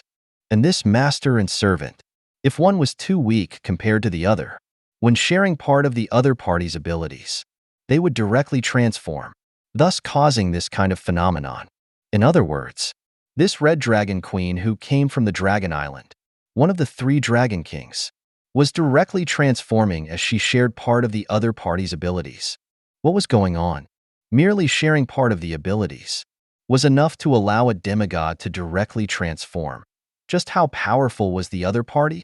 And what was worth mentioning was that when they had conquered the Dragon Island, Dragon Shao had also gone. Therefore, the Flame Dragon Soul was not unfamiliar with the aura of the Red Dragon Queen. And when it sensed the aura, it immediately recognized this Dragon Queen from the Dragon Island. However, after a brief moment, as if thinking of something, this Flame Dragon's expression changed slightly. "It's the God Tree. Only the God Tree has that kind of strength. Even giving the Red Dragon Queen part of its power would cause her to transform. But, why would such a magnificent life form as the God Tree sign a contract with a mere demigod?" One whisper after another, as the Fire Dragon Phantom's face was filled with confusion. Chapter 828. And at this moment, let's not mention the Fire Dragon Soul, Harper's confusion. Roar. Suddenly, a dragon roar, extremely resounding and excited. Visibly, the huge pillar of fire that had stirred a huge shockwave on the horizon was suddenly shaking violently, and along with this, the boundless flames began to contract. In just a few breaths, a great dragon's outline appeared in the middle of the sky, and that was the Red Dragon Queen. The sky-covering dark red flames continuously returned to her body. Immediately after, an indescribable power began to stir within her. Powerful, yet terrifying, and it had an indescribable vastness. Roar. The great dragon roared at the sky. A pair of ruby-like eyes shone radiantly, as bright as the stars. Advancement. She had actually advanced. While sharing part of her master's power, she, the Red Dragon Queen, had actually advanced, stepping into the extraordinary fifth tier, the true God realm. This was truly somewhat unbelievable. However, suppressing the excitement in her heart, the Red Dragon Queen's mind also actively sank into her body. Her body was surging, Her palm-sized scales were also slowly growing, while their hardness increased. Their defensive power also increased. However, compared to the changes in her body, the changes within her were even greater. Her spiritual power and spirit were resonating under the guidance of an unknown power. And this unknown power, the Red Dragon Queen recognized. Yes, Master. With a voice full of excitement, the Red Dragon Queen truly called out the word Master for the first time. Before she could think more, a warm voice suddenly echoed in her heart. Calm yourself. Concentrate your mind. Hearing the voice, the Red Dragon Queen's mind also tensed, not daring to think too much. Her consciousness once again sank into her body. And the moment her consciousness sank into her body, her mind also shook violently. Countless unfamiliar images suddenly appeared, swirling continuously, like memories, but even more like an inheritance. And this was the dragon race's inheritance. The dragon race, a terrifying race. Though there weren't many members in the race, it didn't affect their power, just because they buried their inheritances deep within the bloodlines of their descendants. If they broke through, one after another, inheritance would be unlocked. Therefore, in some ways, any dragon race member shouldn't be underestimated, because no one knew what kind of inheritance they had awakened, and even more, no one knew what kind of power they had obtained from ancient times. And now, the Red Dragon Queen, this great dragon who had just entered the 5th tier, the true God realm, was unlocking her inherited memories. Tisk, SK. This guy, he has good luck. With a sigh, Root, who was now standing on top of the Red Dragon Queen's head, slightly curled his lips. He had not expected that the Red Dragon Queen would actually advance after signing a contract with him. However, thinking about it, Root also felt at ease. The Red Dragon Queen was originally at the half-step 5th tier and had accumulated a lot of power. And after signing a contract with Root, she shared part of Root's power. Not just her body, but even her soul shared a part. And this part was enough to allow her, who was just a step away from the threshold, to break through. This could be considered an unexpected harvest. Touching his nose, Root chuckled. She was originally just a demigod-level mount, but now, she had actually stepped into the true god realm in one step. TSK. Just thinking about it, Root was also a bit pleased with himself. It should be known that even in Misty Mountain today, there weren't many who had the combat power of the true god realm, and in the top-level star domains, a true god realm existence could become a general stationed in one area. And even the top forces in the star domain wouldn't dare to ignore them. And now, a true god realm being had actually become his servant. With a cough, suppressing the joy in his heart, Root lifted his arm, taking a look at it. In an instant, what came into his view was a dark red flame rising on Root's slender arm. Dragon flame, a very high-level flame. As long as the spiritual power didn't run out, the flames wouldn't cease. Furthermore, they had a temperature and scorching heat far superior to ordinary flames. And this was the ability that the Red Dragon Queen had given him, manipulation of the dragon flame. Aside from that, Root also felt his body's strength increase by around 50%. 50%. This was no small number. Though the spirit race's physique was inferior to the dragon race, compared to other races, they were still much stronger. And now, based on that foundation, it had increased by another 50%. If his guess was correct, Root was now able to fight against some powerful mutated beasts with strong physiques.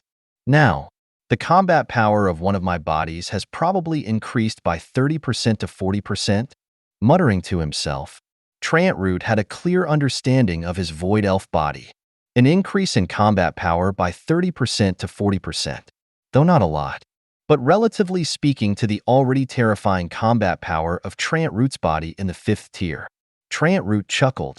At least in the 5th tier, the Void Elf body was unrivaled in the same realm, with space abilities. And now with the contract signed with the Red Dragon Queen, its offensive power had also undergone a qualitative improvement. who in the same realm could rival him. And that wasn't even mentioning the Red Dragon Queen underneath Root, who was also a part of his combat power. However, at this moment, as if discovering something, Root was slightly startled.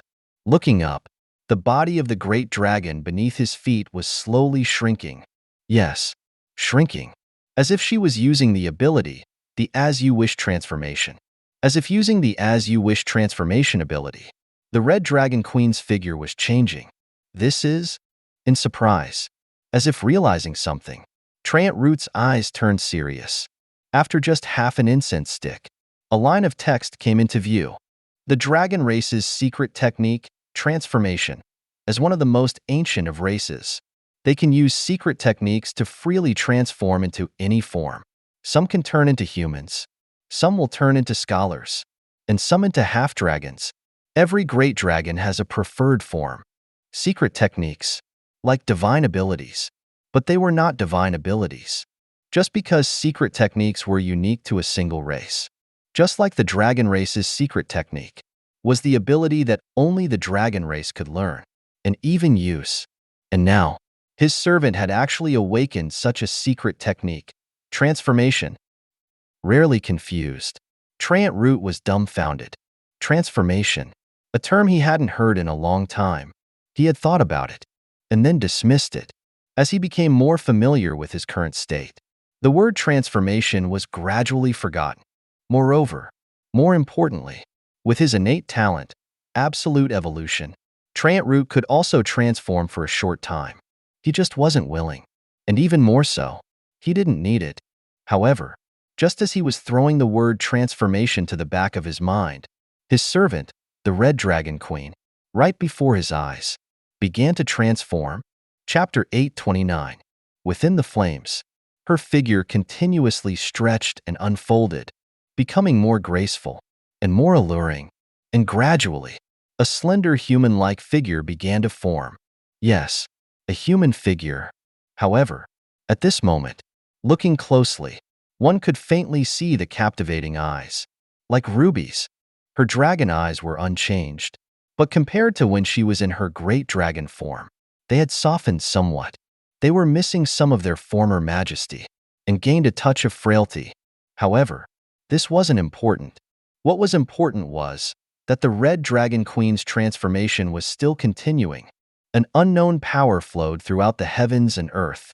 The sky-covering dark red flames were all receding, like a thin piece of silk, slowly draping over her body. And not long after that, a jade hand suddenly reached out from the depths of the flames. It was as white as snow and as warm as jade. Looking at it, it truly fit the saying, hands like young shoots, skin like creamy fat. Your Majesty, with a soft call, in the sky full of flames, that figure slowly materialized.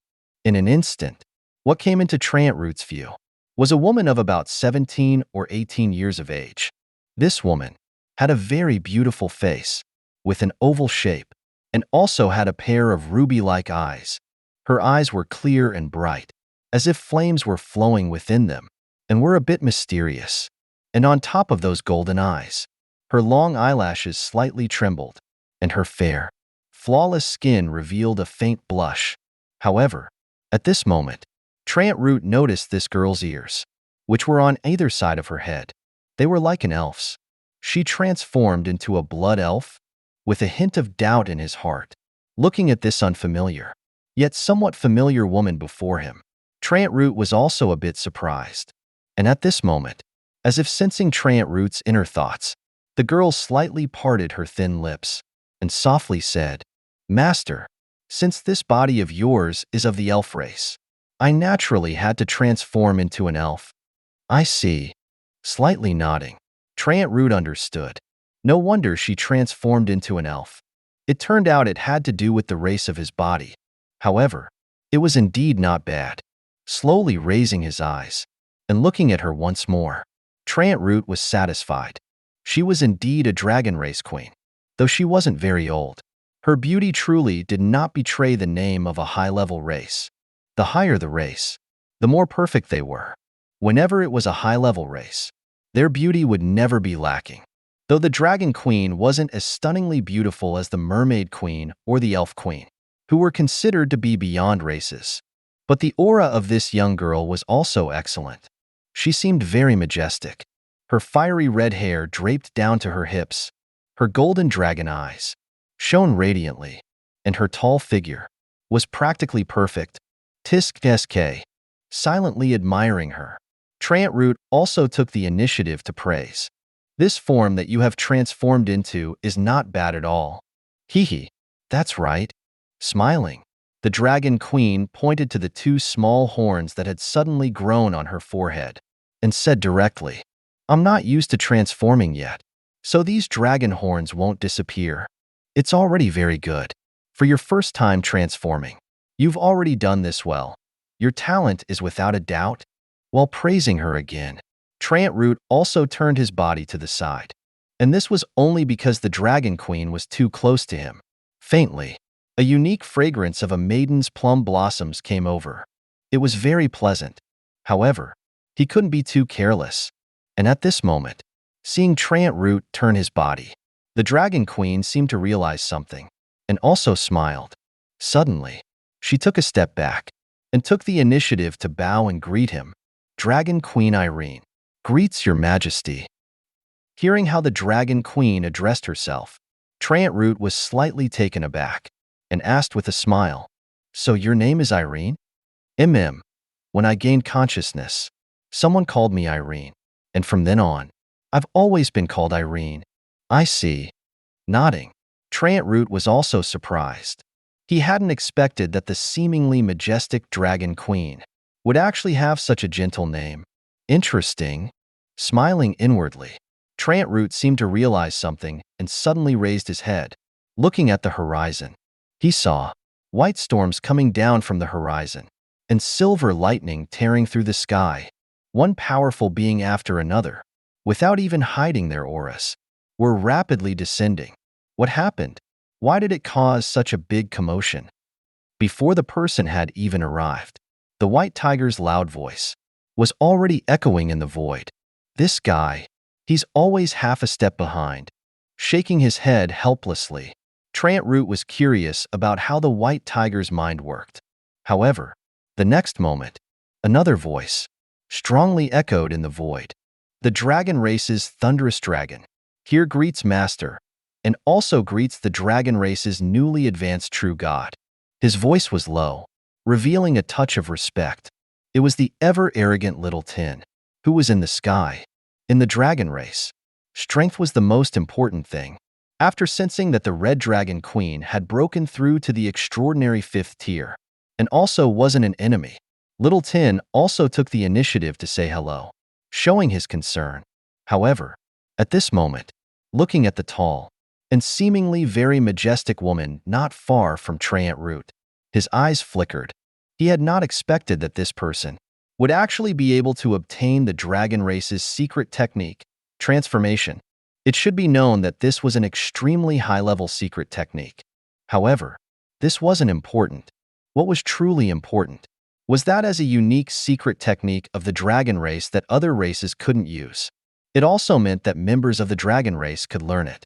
From this perspective, if one person learned it, it was the same as the entire dragon race learning it. And that was why, after the thunderous dragon, Little Tin had sensed a dragon race member entering the true god realm. He was the first to arrive. Greeting the true god was secondary. His goal was probably the dragon race's secret technique. After all, the thunderous dragon was currently the head of the dragon clan's lineage, bearing the rise and fall of his clan. It's you. Responding, the Dragon Queen's face, who was looking at the thunderous dragon, Little Tin, from afar, changed. Previously, she had been beaten down by the thunderous dragon, Little Tin, until she was completely powerless to fight back. Therefore, with her always holding grudges, upon seeing Little Tin again, her pale white hands clenched into fists. However, after a brief moment, as if thinking of something, she pouted and took the initiative to pull closer to Root. As a servant of the Master, and with the Master's sword pointing, that was her direction. Without the Master's orders, she didn't dare to do anything. And at this moment, as if guiding her, Treant Root's voice echoed in the Dragon Queen's ears. Little Tin is one of the 10 great divine beasts under my command, and cannot be humiliated. After reminding her, Treant Root then raised his eyes, and looking towards the sky, introduced to everyone, Dragon Queen, Irene. She is now my fighting partner. You all can treat her as an equal. Yes, Master. Responding in unison, the eyes of the nine-tailed fox, Demon Bull, and all the other powerful figures couldn't help but flicker. Chapter 830. To be treated as equals. Those 4 words were not simple at all. In some ways, it was also declaring the Red Dragon Queen's status in Misty Mountain was similar to the 10 great divine beasts. But after thinking about it, it also made sense. The Red Dragon Queen had already entered the extraordinary 5th tier, and had also signed a master-servant contract with their master. Though that master-servant contract name didn't sound very nice, but their relationship was set there. And even more, if one were to talk about relationships, there weren't many in all of Misty Mountain that were closer to the master than the Red Dragon Queen. As such, one could imagine what kind of status the Red Dragon Queen would have in Misty Mountain in the future. And at this moment, after a simple introduction, Treant Root also dismissed the crowd. The Red Dragon Queen was after all a girl, and also his servant. Being stared at and examined by a crowd like this wasn't very good after all. Moreover, the newly advanced Red Dragon Queen also needed to meditate. Thinking this, Treant Root spoke directly. Later, go to the Flame Small World. There is a cultivation ground that is suitable for you there. As he spoke, Treant Root turned his gaze towards the nine-tailed fox, who had not yet left, and added, Nine-tailed fox, remember to give the Red Dragon Queen a lesson about Misty Mountain's current territory and the power distribution. Yes, Master. Responding, the gaze that the nine-tailed fox looked at the Red Dragon Queen with also had a touch of curiosity. A great dragon, transformed into a human. It was indeed interesting. However, at this moment, looking at the thin silk cloak of flames that the Red Dragon Queen was wearing, the nine-tailed fox also said with a smile, Master, later on, ask Old Nine to make a set of armor for little Irene.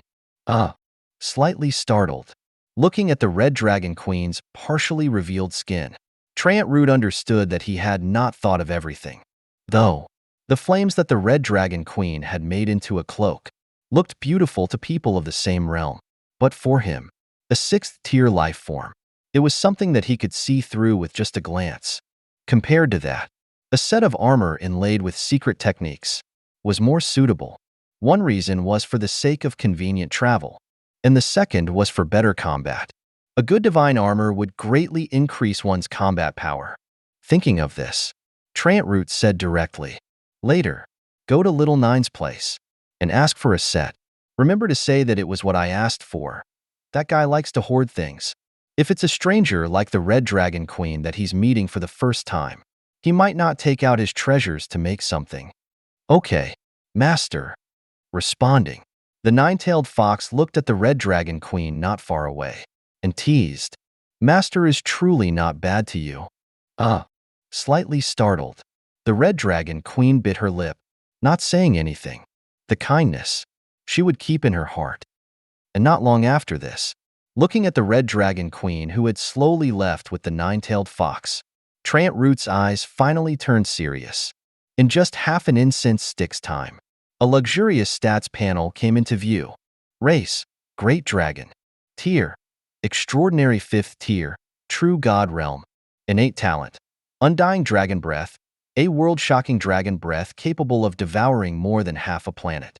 It can instantly turn into a flame column, tearing apart the void completely. Special abilities, Undying Dragon Flame, the high-level flame that only the Red Dragon clan can possess. As long as the spiritual power doesn't run out, the dragon flame won't cease. Dragon's Wrath, the extreme sublimation of anger. It can surge one's spiritual power and unleash an even more terrifying flame. It can increase combat power by 50%. Flame Dragon Claws, sharp claws wrapped in the dragon flame, enough to melt everything. Elemental Resistance, has almost absolute resistance against the fire element, and also has a large reduction to damage from other elements. Flame Furnace. Her body is like a furnace, constantly radiating a terrifying extreme temperature. Dragon Might, Dragon Roar, Dragon Race Secret Techniques, Transformation, Heaven Burning Purgatory. The Dragon Race's flame system forbidden technique by chanting in a sea of flames. It mobilizes the boundless fire element and casts a red magic circle that covers the heavens and earth, then unleashing boundless dragon flame that will burn everything to ashes. Taking a deep look at the Red Dragon Queen's stats, Trant Root was also surprised. She was indeed worthy of the dragon race. If one were to say that the dragon race's secret techniques were like the human race's divine abilities, then the Red Dragon Queen was already carrying 2 divine abilities.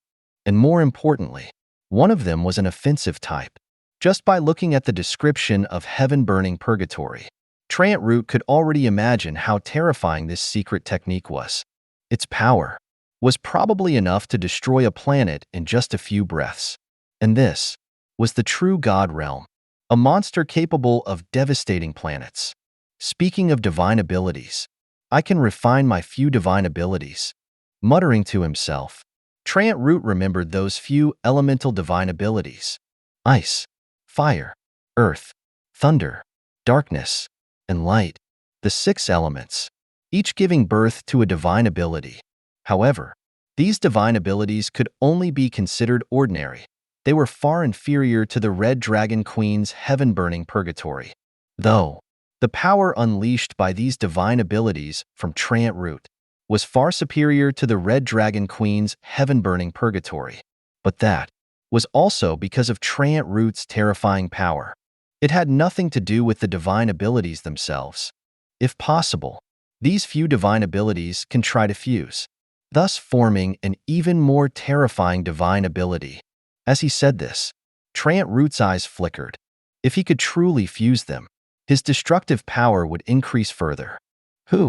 Taking a deep breath, Trant Root didn't hesitate. Instead, turning his gaze, he looked at his own stats panel. Evolution points. He still had a lot. It was enough. Thinking of this, Trant Root spoke directly. System, I want to fuse my several elemental divine abilities and make them into one. Can I directly use evolution points to unlock enlightenment? Ding. You can. Every breath will use 10.000 evolution points. With that, Trant Root's spirit shook violently, and along with it, Trant Root's perception of the world rose sharply. Visibly, the giant tree that was rooted in the starry sky began to flicker with dark and bright light.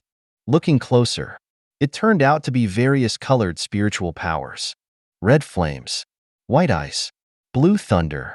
Each of the basic spiritual power particles were all showing and were gathering more and more. In an instant, Trant Root was covered in a multicolored cloak, appearing even more extraordinary.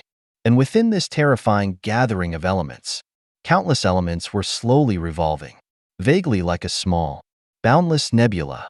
And this was the terrifying power of evolution points.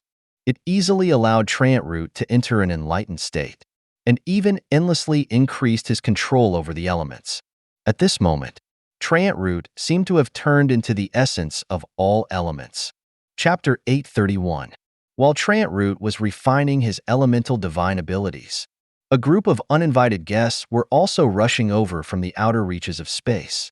Though saying they were rushing was not quite accurate, just because their distance from the Blue Star and even the Azure Star was simply too far.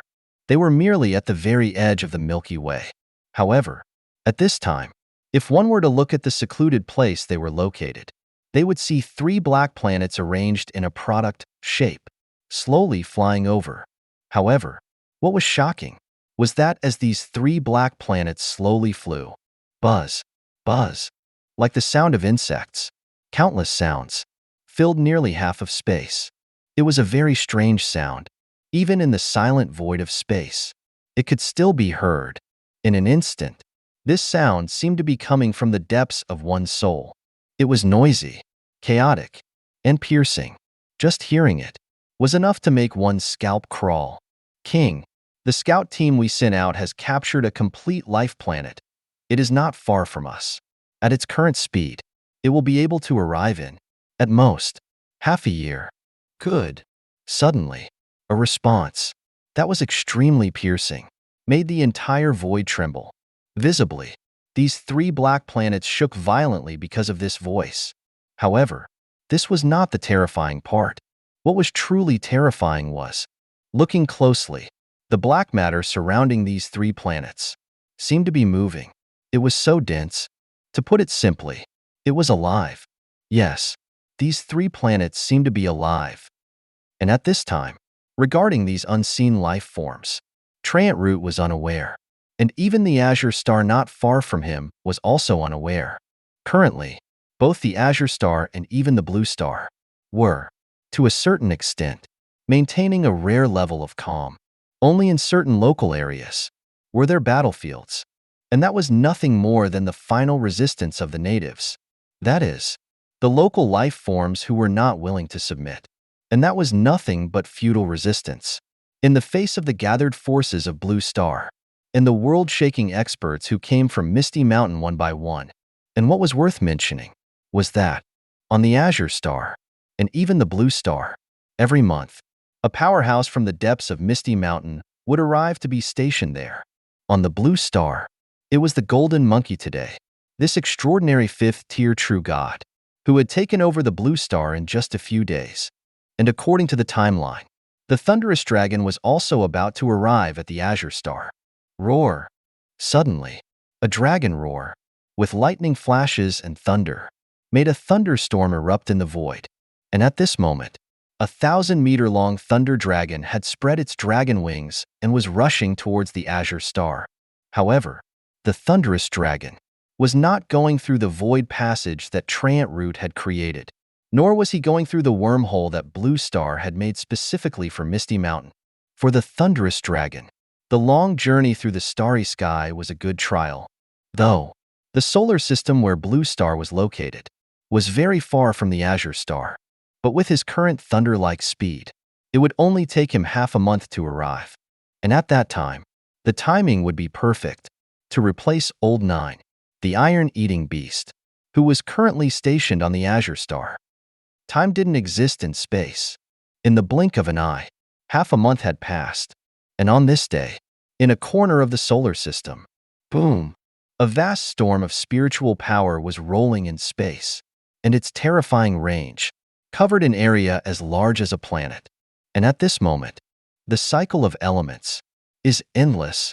Muttering to himself, the vast storm of spiritual power accelerated its rotation, making the void shimmer with a touch of 7 colors: red like fire, white like ice, and that mysterious purple, one color after another intertwined, signifying that Root's understanding of the elements had reached a deeper level. Now, he had managed to incorporate the power of the void into the storm of spiritual power stirred by the elements. The blood-red third eye in the center of his tree flickered dimly. It had an indescribable indifference. An increasingly profound aura flowed in the void, sometimes enlightenment, sometimes exploration. In this cycle, Root had gained a clear understanding of the fusion of elemental divine abilities. If there were no accidents, after some time, Root could truly fuse the elemental divine abilities, thus sublimating into an even more terrifying divine ability. However, accidents would come sooner or later. On this day, the starry sky was as silent as ever, and only a giant tree was quietly rooted, as if it was observing the sun and moon. However, at this moment, news like a storm suddenly swept through the higher echelons of the Azure Star, and even the Blue Star. What? You say, Little Tin has discovered life outside of space. With a low voice, the Golden Monkey looked at the elf, who had come out of the wormhole, to deliver a message, and his expression changed slightly. Yes, Venerable Tin, while on his way to the Azure Star, suddenly had an inner feeling, and sensed some watchers. After violently striking out, he realized that they were unseen life forms. Moreover, according to Venerable Tin, These life forms seemed to be one entity, and extremely vicious. Though they were clearly only a team of extraordinary third tiers, they fiercely launched an attack on Venerable Tin, and even more terrifying. After Venerable Tin eliminated them, he felt an extremely terrifying aura from afar, as if some terrifying figure was enraged.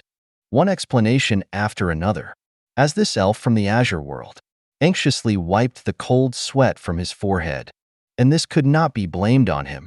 It was only because, not far away, the figure on the throne of that grand hall was simply too terrifying.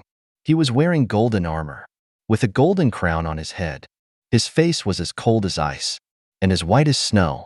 And what was worth mentioning was that the golden armor that the golden monkey was wearing was made from the scales of the golden dragon king of the Azure world. It was a 5th-tier divine armor. Not only was it impervious to blades and spears, it could also weaken elemental damage. And that golden crown was also forged from one of the golden dragon king's horns. As the one true god in Misty Mountain, the golden monkey's treatment would naturally not be lacking. Besides, the golden armor and the golden crown, even the shoes and the weapons hidden on his body were all of great origin. However, those things were naturally not mentioned at this moment.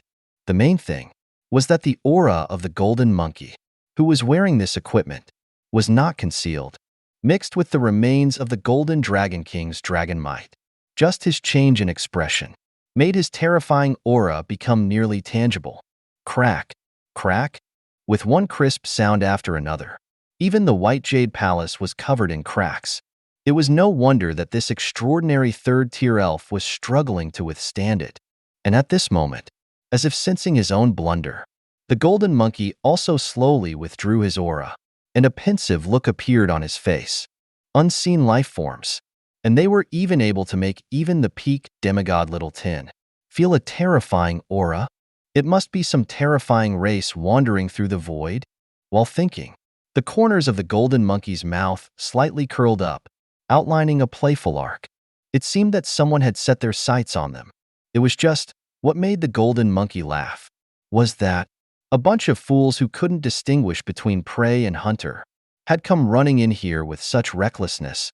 Were they seeking death? Chapter 832. Just like the desolate starry sky, only solitude remained unchanged. However, at this moment, in a certain corner of the starry sky, screech, screech, suddenly, a sharp sound, full of anger, rang out. In an instant, the void of space trembled. Looking up, in the distance, the 3 planet-like black vortexes were all shaking continuously, as if in fear. My children, my children. Within a mournful cry, the voice became even more sorrowful. However, if one listened closely, they would be able to feel that more than sorrow. It was a cold rage, of one who had been provoked. Go, my children, tear them apart. Once again, a piercing shriek rang out, and the 3 planet-like black vortexes shook violently. Immediately after, a chilling scene appeared. One of the planets suddenly released countless dense black figures. Each one of those black figures was a being covered in black scales, with eerie eyes, icy cold and emotionless. And more terrifying was the fact that each of them had a pair of sharp, slender claws, reflecting a deep light and giving off an indescribable chill. This was the Zerg, an extremely terrifying and cruel race, and also one of the few races that roamed in the distant reaches of space. They wandered in space and constantly hunted. Wherever they passed, nothing was left behind. If the mutated locust plagues on Blue Star were the most terrifying disasters, then the Zerg were like upgraded, premium versions of the mutated locust plagues. Not only were their numbers endless, but even more terrifying was that their clans were clearly divided in their tasks and were highly efficient.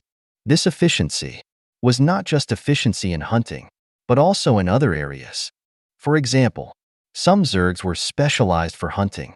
They would charge towards their enemies without hesitation, were extremely strong, without any pity, and were very selfless. For another example, some were very skilled in tracking. Their main task was to search for suitable races to absorb into the Zerg swarm. And once they found such a race, they would directly lead the army to absorb them. There were even some Zerg who specialized in guerrilla warfare and harassment. In short, the Zerg were an extremely complete and terrifying race that was made for the battlefield. Moreover, what was even more terrifying was that the Zerg also seemed to be unique to this part of the starry sky. This era, so far, all the races who had discovered this race did not recognize them. They only knew that they were extremely terrifying. Wherever they went, everything would be turned into a desolate land. And along with this, the Titan God domain, the Angel Star domain, and many other top forces jointly gave them a name, the Zerg. The Zerg, enemies of the stars, enemies who vanished in the distant reaches of space. Their numbers were extremely terrifying, and they were distributed in every corner of space. And now, the Zerg that had come to the Milky Way were just a relatively well-known branch. Some strong individuals of this branch were called the Hunters, as a race of terrifying Zergs who were specialized in hunting. Screech, screech. Within their sharp and piercing hisses, thousands upon thousands of black, praying mantis-like Zergs with sharp scythes flowed like a tide, rushing towards a corner of space. Those who led them even released the cold aura of the fourth tier. They were icy cold and chilling. Like the hunters who stood at the top of the food chain, they radiated a chilling coldness. And at this moment, in the center of the Azure Star, on top of a tall tower, known as the Tower of All Gods, several figures stood silently. They are truly unseen life forms. Saying this, the thunderous dragon also took a deep look at the special beings on the ground not far away, which looked like honeybees but were also several times more ferocious and had sharp claws. It was these kinds of beings that were spying on him from the shadows. If the thunderous dragon's surroundings weren't filled with a magnetic field, which he used to sense them, he would not have been able to discover them. After all, the auras of these beings were completely gone, and their bodies were similar to their environment. They were impossible to find with the naked eye. This was camouflage.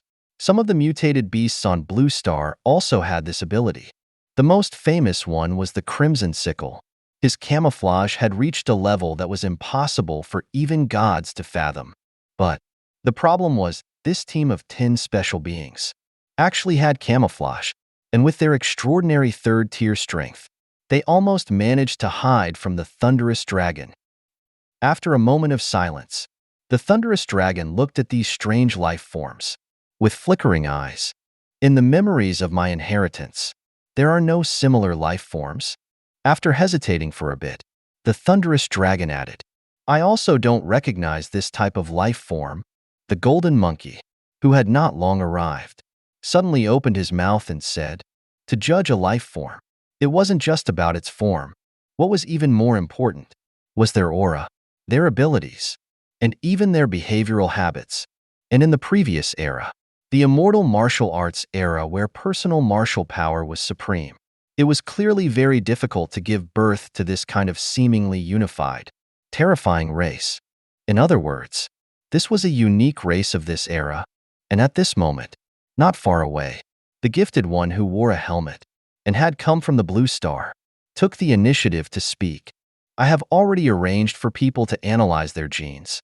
I believe that it will not be long before there will be a more detailed answer.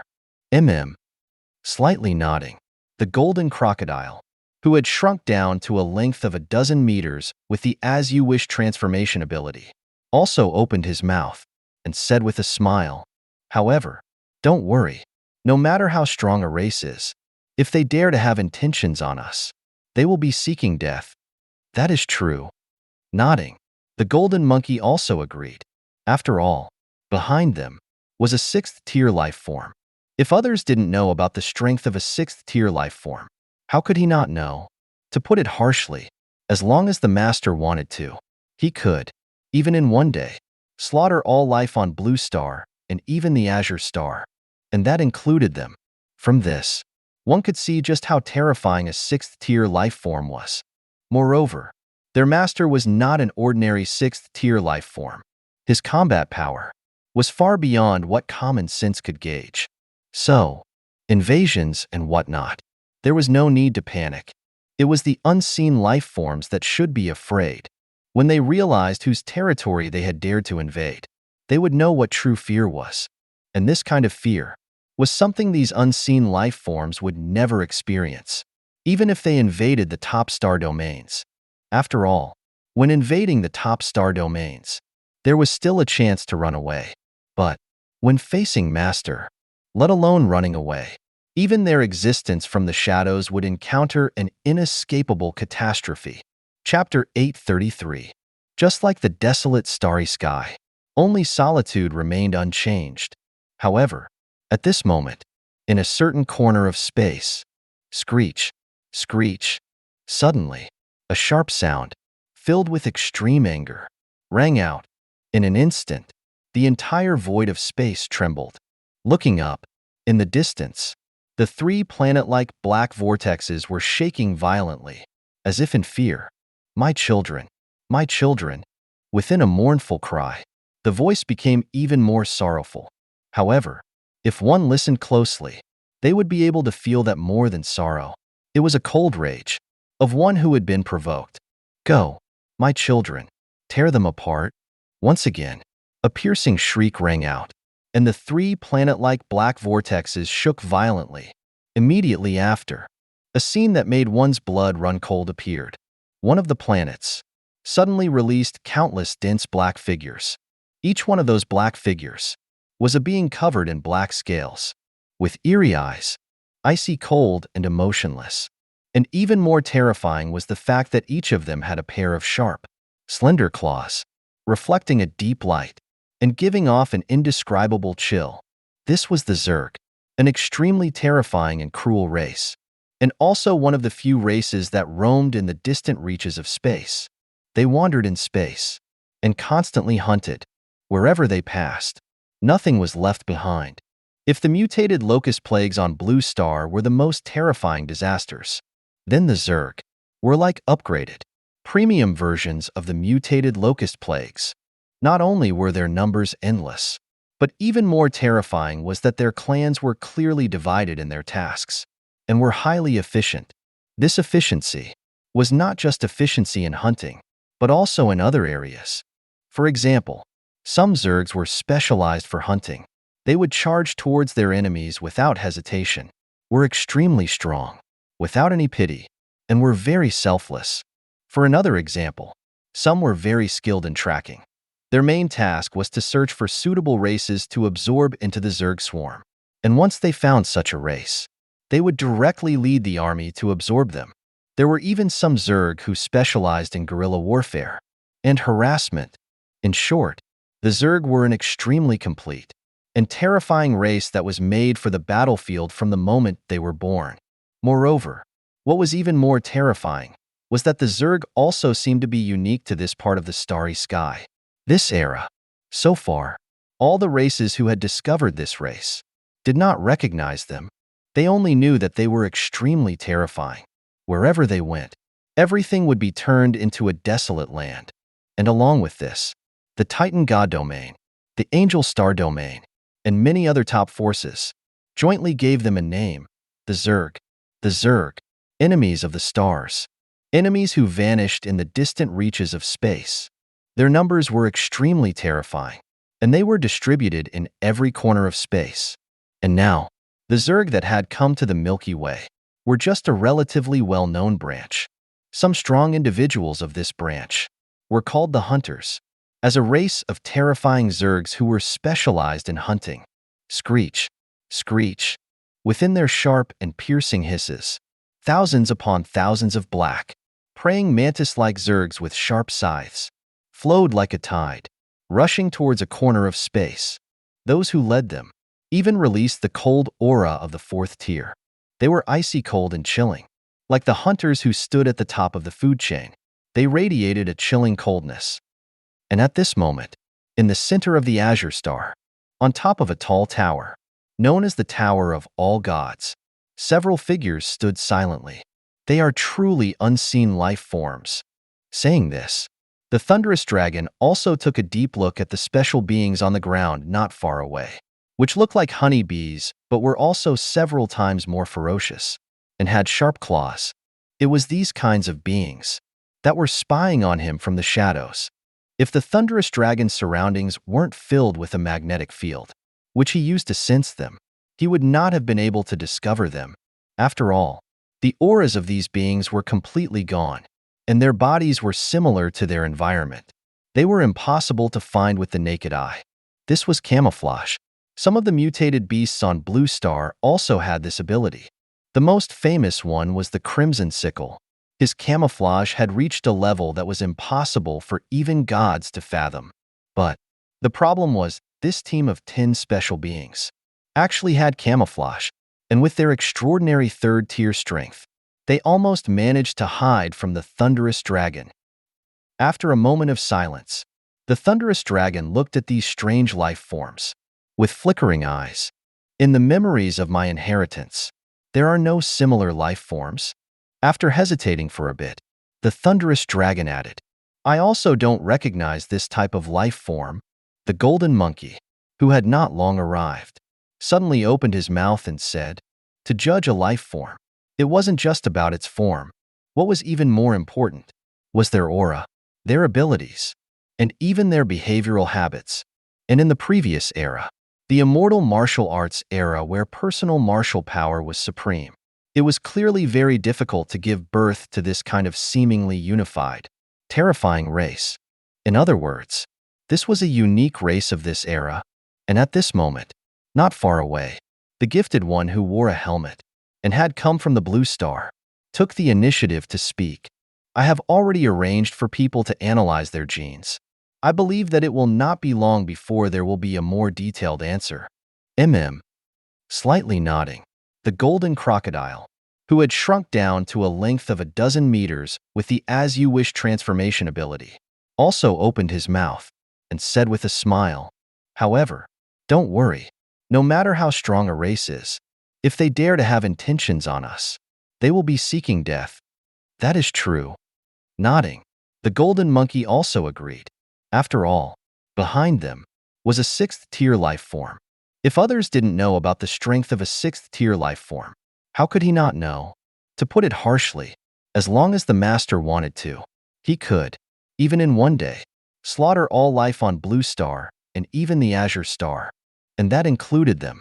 From this, one could see just how terrifying a 6th-tier life form was. Moreover, their master was not an ordinary 6th-tier life form. His combat power was far beyond what common sense could gauge. So, invasions and whatnot, there was no need to panic. It was the unseen life forms that should be afraid. When they realized whose territory they had dared to invade, they would know what true fear was.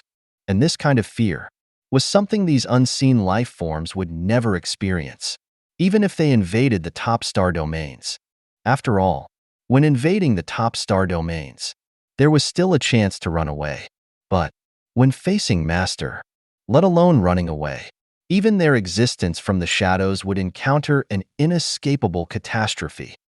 And at this moment, deep within the solar system, unseen life forms from the outer star domains, with a soft mutter, the nine-tailed fox, who was quietly resting on a branch of Trant Root's tree, revealed a pensive look.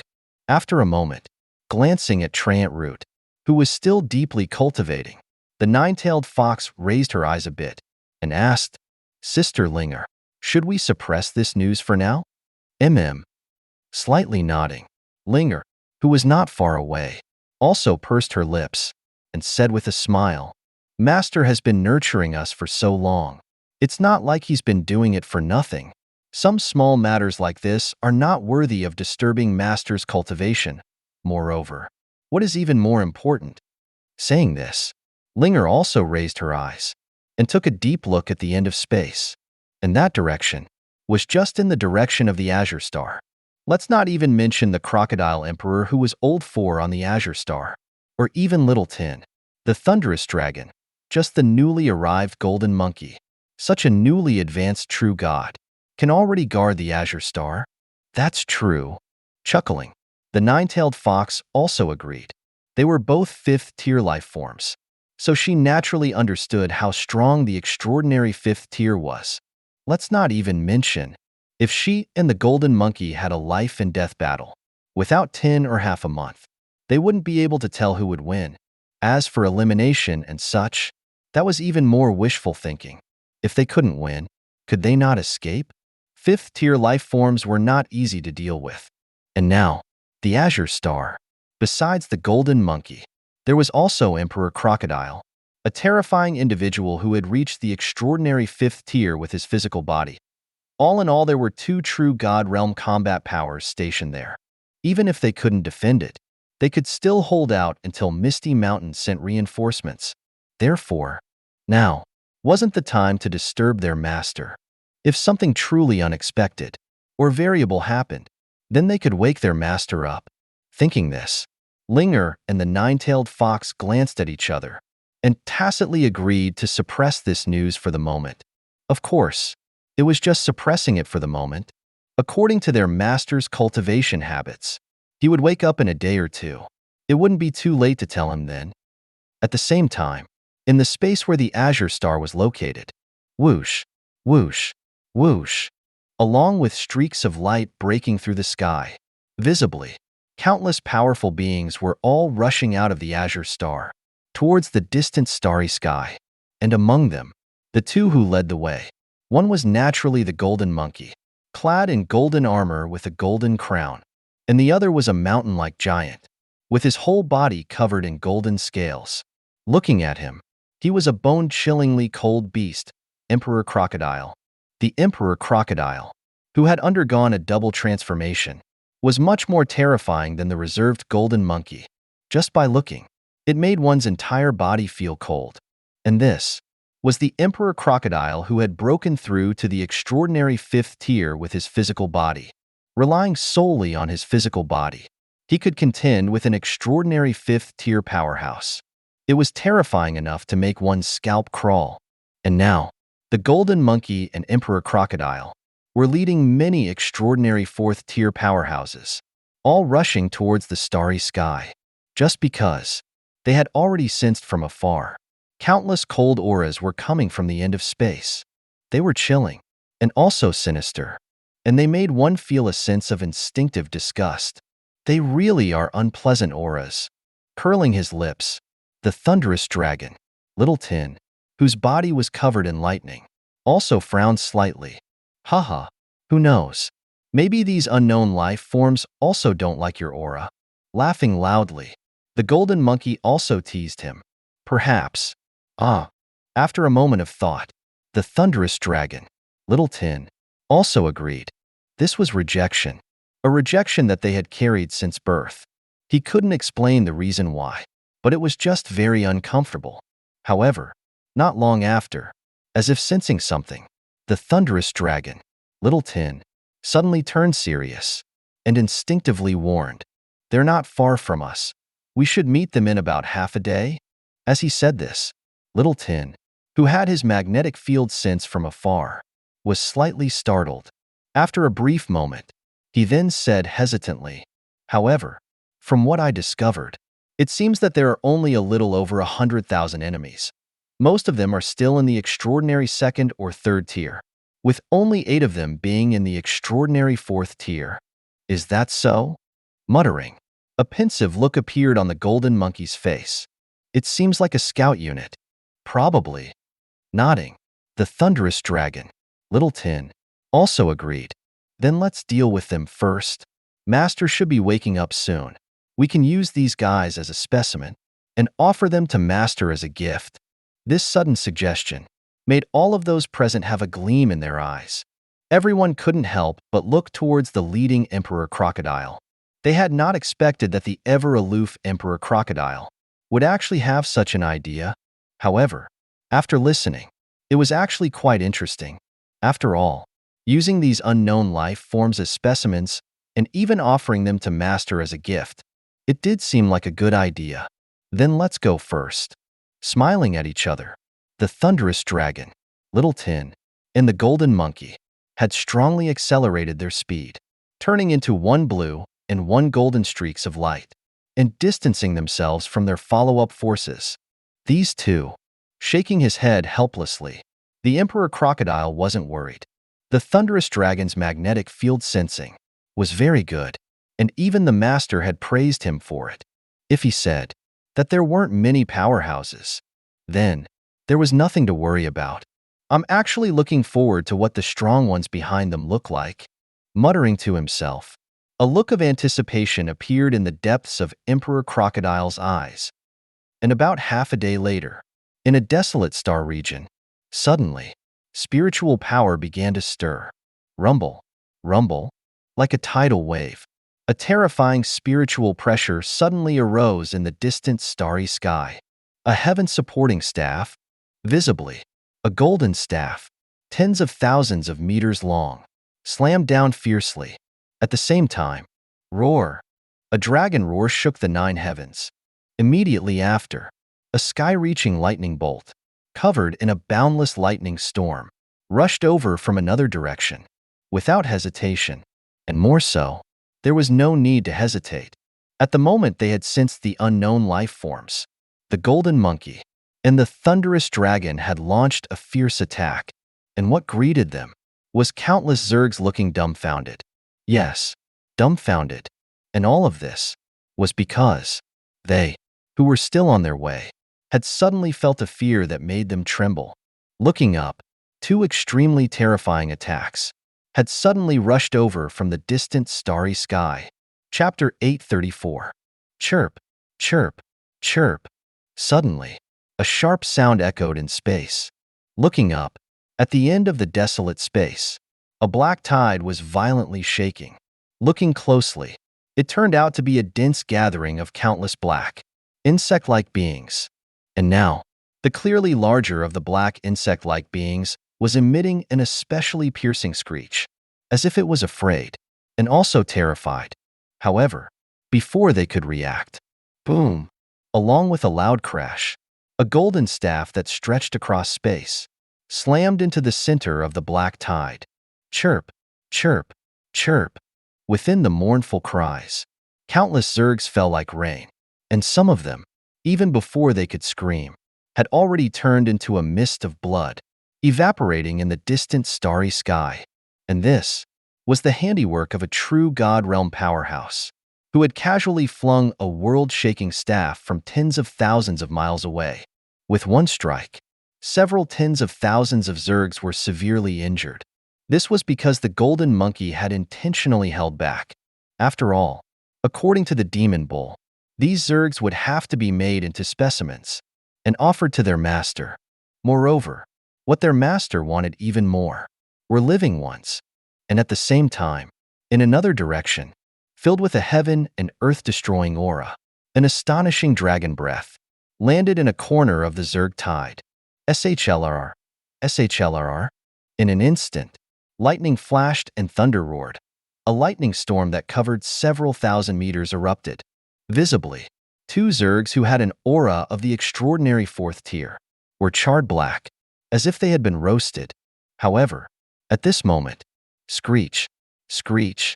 Suddenly, a sharp sound, as one of the Zergs who had rushed into the Zerg tide, a Zerg that looked to be hundreds of meters in size, charged out.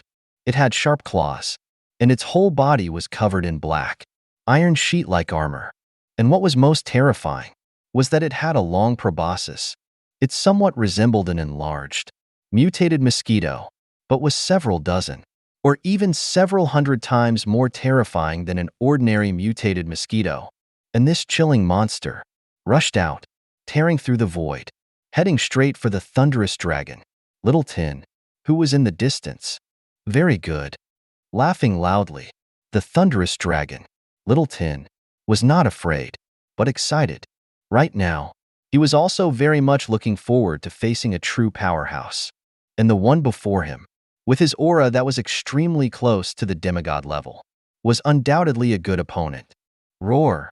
Roaring towards the sky, his dragon roar echoed in space. The thunderous dragon, Little Tin, also accelerated his charge, turning into a streak of lightning, rushing towards the enlarged, mutated mosquito. Boom! With a loud crash, body and body collided, revealing the space that shook around them. Layer after layer of ripples continuously undulated like water. However, at this moment, the voice of the thunderous dragon, Little Tin, suddenly echoed in space. They aren't accompanied by elemental power. They mostly rely on their bodies to fight. Their naturally born claws and even armor are comparable to the best divine weapons of Misty Mountain, and it seems that they are a race that focuses on physical evolution, and thus continuously evolving, as if warning them. The thunderous dragon's expression suddenly changed. He saw that the long, sharp proboscis of the 100-meter-sized mosquito had forcefully stabbed towards him. SHLRR. The thunder's spiritual power covering his body seemed to vanish, and in an instant, it was pierced through. And more terrifying was that even the dragon scales that the thunderous dragon was always proud of trembled violently, and then they shattered like glass. Damn, the proboscis of these things have evolved to a terrifying level. In a rare moment of shock, the thunderous dragon unleashed his spiritual power, turning into a streak of lightning, and shot backwards, pulling back several thousand miles. And at this time, looking towards a part of his body, the thunderous dragon, Little Tin, suddenly discovered that where his dragon scales had shattered, it had turned dark green. At the same time, a feeling that was close to a numbness suddenly came from the wound on his body. Moreover, their proboscis is poisonous. Be careful. Another warning. The thunderous dragon once again unleashed his lightning power. Streaks of lightning intertwined continuously at the wound, turning the area charred black. Then, without even needing to think, the thunderous dragon had condensed a thunder dragon claw and tore out the charred flesh. Though, this was only considered a minor injury for the thunderous dragon. Not even a minor injury, but facing this type of unseen life forms from outer space, the thunderous dragon could not help but be careful. In case something unexpected happened, and he were to fall here, it would truly be embarrassing. As for dying in battle or something, the thunderous dragon never even thought about it. The number of Zergs in this branch, even if they were to multiply tenfold, wouldn't be able to pose a threat to them. And at this moment, as if they had heard the thunderous dragon's description, the powerful beings who were constantly rushing over from afar all had flickering eyes. They had all memorized every single word that the thunderous dragon, Little Tin, had said. Among them, there were even powerhouses who had specially taken out a golden booklet and were taking notes. This was a good habit they had developed after Misty Mountain had begun conquering the other worlds. They needed to grasp as much of the enemy's information as possible before engaging in battle. The more detailed the information, the greater their chances of victory. It should be known, when facing these unknown life forms, the most terrifying thing was not how strong they were, but rather that they had some kind of strange ability. To put it simply, the most terrifying thing was actually the unknown. Compared to the elf and dragon races, the most terrifying thing about these life forms was the unknown. However, once they revealed their veil of mystery, their so-called strength was still something to be considered. And while the thunderous dragon, Little Tin, was constantly collecting information about these Zerg, not far away, the golden monkey, who had been standing there quietly, suddenly raised a hand and grabbed a Zerg from the extraordinary fourth tier. Boom! Endless starlight transformed into a 10,000-meter-long, sky-covering hand. Suddenly, it forcefully clenched. Within the somewhat desperate cries of the extraordinary fourth-tier Zerg, the entire hand had grabbed it. And at this moment, soul-searching, a terrifying secret technique from the demon race, an extremely cruel and harsh method, was what the golden monkey had used first. Soul-searching was indeed cruel, but there was no need to show mercy to the enemy. And at that moment, as if sensing something, with a soft sound, a look of doubt appeared on the golden monkey's face. What's wrong, golden monkey? While asking, the emperor crocodile slowly walked towards the golden monkey's side. Their IQs don't seem very high. No, to be more precise, they don't seem to have souls. All that they have is an instinctive fear, or even dread. However, while the golden monkey was saying this, he didn't notice that the fourth tier Zerg that he was using soul searching on suddenly trembled. and even its body was constantly cracking, as if it could not withstand it anymore. Chapter 835. What is this? Suddenly, a surprised exclamation arose, as if someone had recognized something. The golden monkey, first to react, slammed a palm down, striking the four-stage insectoid that was in its hand. Boom! Accompanied by a terrifying roar. The insectoid was sent flying back like a meteor, streaking through thousands of meters in an instant. But just moments later, screech! A heaven-shaking shriek suddenly erupted, seemingly vibrating souls, causing even the golden monkey to feel a moment of panic. As for the other experts, each one seemed severely injured, their faces paling rapidly. Many experts, such as the elders of the elven race and some of the great dragons of the dragon race, found their spiritual energy becoming chaotic. And in the midst of battle, this was clearly fatal. In a short span of time, all of the experts from the misty great mountains retreated in haste. They stared in disbelief at the figure the golden monkey had sent flying, their body nearly shattered. What is that? How could there be such a terrifying shriek? I even thought I was going to die. Are you kidding? Just the sound almost cost me my life? One exclamation followed another. Even the Emperor Crocodile, the Thunder Great Dragon, and other top 10 experts were completely stunned. But, at that moment, an extremely cold and sharp voice echoed through space. Just wait. Just you wait for me. My children will definitely tear you all to pieces. The voice was filled with pain and fury. Following this, the four-stage insectoid that had been sent flying by the golden monkey, as if unable to endure anymore, seemed to be on the verge of exploding. That thing, it's the true expert of the insectoid race, the golden monkey muttered, looking towards where the voice had vanished, a hint of dread appearing deep in its eyes. That shriek was truly terrifying. It was like tearing the soul apart. No, it wasn't just the soul. The body was also vibrating, and spiritual power was becoming chaotic. That shriek rendered any four-stage expert insignificant. The golden monkey believed that if the owner of that voice had been nearby, that single shriek would have been enough to take at least half of the lives of the hundreds of experts present. Take note of this. Their shrieks are terrifying, and the expert behind them is at least a five-stage being. With this warning, the golden monkey, as well as the distant Emperor Crocodile and Thunder Great Dragon, exchanged glances, all of their faces showing a serious expression. Then, without hesitation, the golden monkey spoke. I'm going directly to Master. Okay. In response, the Emperor Crocodile added, with your speed, half a day should be enough. Nodding slightly, the golden monkey didn't hesitate further. Boom. Terrifying spiritual power surged in an instant, erupting in a magnificent starlight.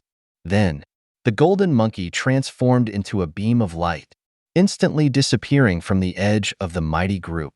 A five-stage being. Moreover, a terrifying five-stage being proficient in celestial star force. The golden monkey's speed was beyond the imagination of most people. It was probably not far off from the speed of light. Almost half a day later, deep within the solar system, boom, a beam of starlight suddenly tore through the darkness of space, heading straight towards them. Along with it came a powerful, undisguised, and even more terrifying aura. Golden monkey, what is this? A questioning voice arose. In the distance, lying on a giant celestial tree, the fox slowly rose. But before the nine-tailed fox could ask further, boom, the vast spiritual power that enveloped this part of space also pulsed. Immediately after, the branches of the giant, sky-covering tree began to sway slowly. Looking closely, one could make out a human-shaped figure appearing on the canopy of the celestial tree. And this was clearly the body of the void spirit of Uziu. The spirit, his main body was still cultivating. Most of Uziu's consciousness naturally landed on this body. What's wrong? Golden monkey? Uziu asked in a calm voice, his face showing a hint of curiosity. It was rare to see the usually calm golden monkey so troubled. Master! In response, the beam of light that had shot over also condensed. Finally, It transformed into a figure clad in golden armor, wearing golden light on its head, and exuding an extraordinary imposing aura. At this moment, this figure bowed respectfully, its hands clasped, and said, "Your subordinate is rude, having disturbed Master's cultivation. Please forgive me. It's nothing." Waving his hand, Yu dismissed the apology. It was only an enlightenment. To him, it was just an issue of evolution points. As long as he had evolution points, he could have endless enlightenments. There was no need to pay attention to this. Of course, Yu wouldn't explain this to anyone. Evolution points were his true secret. No outsiders were allowed to know. Not even the golden monkey, the nine-tailed fox, and the others. The more they knew, the more dangerous it was. Not just for them, but for Yu as well. This was all because Yu was gradually becoming aware that the nature of evolution points was not that of ordinary treasures. It was likely related to supreme heavenly treasures, the mysterious and profound creation items. Of course, this was not the time to think about this. Lifting his gaze, looking at the golden monkey not far away, Yu finally spoke. "I see you just had your hands stained with blood. What happened? It seems the nine-tailed fox and the others haven't told you yet." As if it was within his expectations, the golden monkey slowly retrieved several figures from behind his back. There were 4 figures. Though their powers were sealed, it could still be discerned that 2 were third-stage life forms, and the other 2 were fourth-stage life forms. More importantly, upon seeing these life forms for the first time, Yu had already noticed their strangeness. They were cold and dark. They had a kind of disgusting aura about them. Their life forms from beyond the stars. Yu muttered, his eyes slightly narrowing as he looked at the figures. Within moments, countless texts intertwined, and a series of skill panels appeared before him. Chapter 836. Race, Starry Sky Insectoid from the farthest reaches of space. The coldest, darkest places. A terrifying race is nurtured. Stage, Transcendent 4 stage. Innate talent, evolution body, a constantly evolving body that can adapt to all extreme environments. It also continues to evolve alongside battle, though unlike the individual evolution of the violet sickle, this race evolves as a whole, or even as a population. Special abilities. Vacuum survival, able to exist peacefully outside of any object, even without needing to breathe. Hunger suppression, can fall into a lengthy slumber.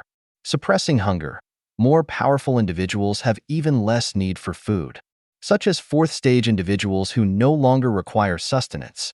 Hibernation, can slumber deep within the insect nest, constantly evolving. Nest consciousness, individual consciousness originates from a collective consciousness, the nest consciousness. Individuals unconditionally obey the nest. Even 4-stage individuals are no exception. The nest consciousness can also direct the evolution of individuals. Top-tier soldiers, bred from birth for killing. The most suitable combat soldiers. Sharp mandibles, can ignore defenses, piercing through everything, and can inject neurotoxins. Looking deeply, Yu glanced at the insectoids not far away, his eyes flickering. He had to admit, the way these insectoids existed was truly shocking to him. They were somewhat similar to the mutated bee race of the blue star. However, compared to the way the bee race existed, it was far more perfect. All of this was because even powerful fourth-stage individuals were only combat unit to be manipulated by the nest. Moreover, what was more terrifying was that the so-called nest could create different types of soldiers to target various forms of combat. At that moment, the golden monkey recounted the battle not long ago. "Master, I feel this race is still quite terrifying, especially that voice that emerged at the end. Even I felt a chill down my spine." Silently listening, Yu found it amusing. Of course you would feel a chill. If Yu's guess was correct, that would be the so-called nest consciousness, controlling hundreds of millions of insectoid units. A kind of collective consciousness. Just in terms of spiritual power, that being was definitely at the peak of the 5th stage, and possibly even approaching the 6th. However, Yu had not felt it personally, so he could not yet draw any conclusions. But this was not important. As a collective of consciousness, this shrieking method was his limit. After all, most of their consciousness was being used to control countless insectoids. However, one thing could be confirmed. This insectoid race is indeed a race made for war. Yu Ziyu muttered, concluding in his heart. An individual was not to be feared, but if they were placed on a large battlefield, especially a battlefield of this cosmic level, without Yu Ziyu's intervention, even with the combined power of the Azure and Blue Star, their odds of victory would still be very low. This was inevitable. The Azure and Blue Stars mainly focused on individual evolution. If it was a one-on-one battle, it was indeed impressive. But when it came to war, compared to the insectoids' near-perfect coordination and the countless varieties of specialized soldiers, they were not even on the same level. Not to mention the Azure and Blue Stars. Yu Ziyu dared to say that even the myriad races of the last era would be extremely wary of this race without the presence of an absolute powerhouse. The insectoid race had taken numbers and coordination to their limit. Moreover, what was even more frightening was that they used individual units as the foundation, with various specialized soldier types complementing their shortcomings. Among the 4 insectoids Yu Ziyu saw, 3 were combat-focused piercing insectoids, and 1 was a scout insectoid. If Yu Ziyu's guess was correct, there were still various other insectoid types hidden deep within the nest, waiting for the nest consciousness to awaken. While Yu Ziyu was pondering, a voice suddenly sounded by his ear. "Master, what do you plan to do?" Looking towards the source of the voice, the nine-tailed fox had already come over, a curious look on its face. How should I put it? Lost in thought, Yu Ziyu's face showed a hint of contemplation. A moment later, glancing at the nine-tailed fox and then at the golden monkey, Yu Ziyu said directly, "When I saw this race for the first time, what came to my mind wasn't war." Slightly stunned, both the golden monkey and nine-tailed fox were perplexed. At this moment, as if explaining himself, Yu Ziyu's voice echoed through space. "This race has no fundamental conflict with us, and, to a certain extent, there might even be a possibility of cooperation." After a brief pause, Yu Ziyu continued, saying, "If possible, I want to use this insectoid race to train troops." "Train troops?" With a questioning tone, the golden monkey was somewhat surprised. "What is your plan?" "I plan to go and see the being behind the insectoid race, and then persuade it to train troops for us, opening a transcendent second-stage battlefield, then a transcendent third-stage battlefield, and constantly investing troops. Military achievements would be the measure of success, and only those who achieve the corresponding military achievements or reach the 4th stage would be allowed to leave the battlefield. As for 4th stage individuals, they already belong to the elite level, so there's no need to open a battlefield for them." As he explained, Yu Ziyu's eyes sparkled. There was a hint of anticipation in his eyes. In reality, training troops was not the main goal. What Yu Ziyu saw more was the continuous flow of evolution points. Heh. Chuckling inwardly, Yu Ziyu had realized from the moment he saw the insectoid race that this was a walking evolution point treasure trove. The nest bred the insectoids, and Yu Ziyu's forces would kill them and harvest the evolution points. When necessary, he could provide some resources to the nest, enabling it to continue to breed insectoids. A perfect plan.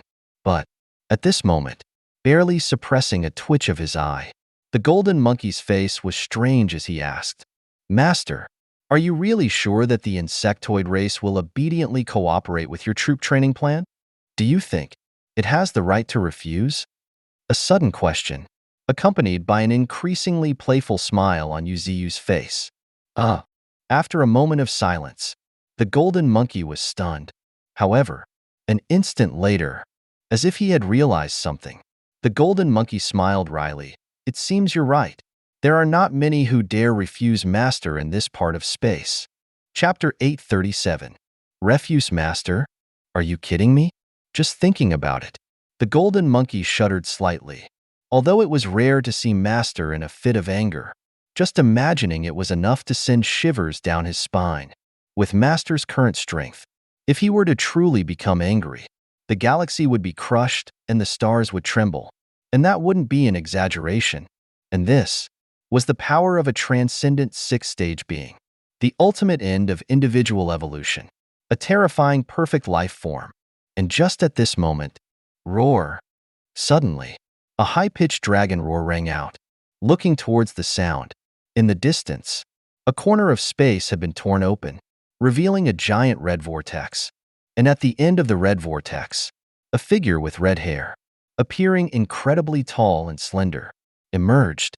The Red Dragon Queen, Irene, who had signed a master-servant contract with UZU's void spirit body. Now, sensing something, she had come out from the depths of the fire space. Master! With a call. Looking at the slender figure not far away, the Red Dragon Queen Irene's face lit up with joy.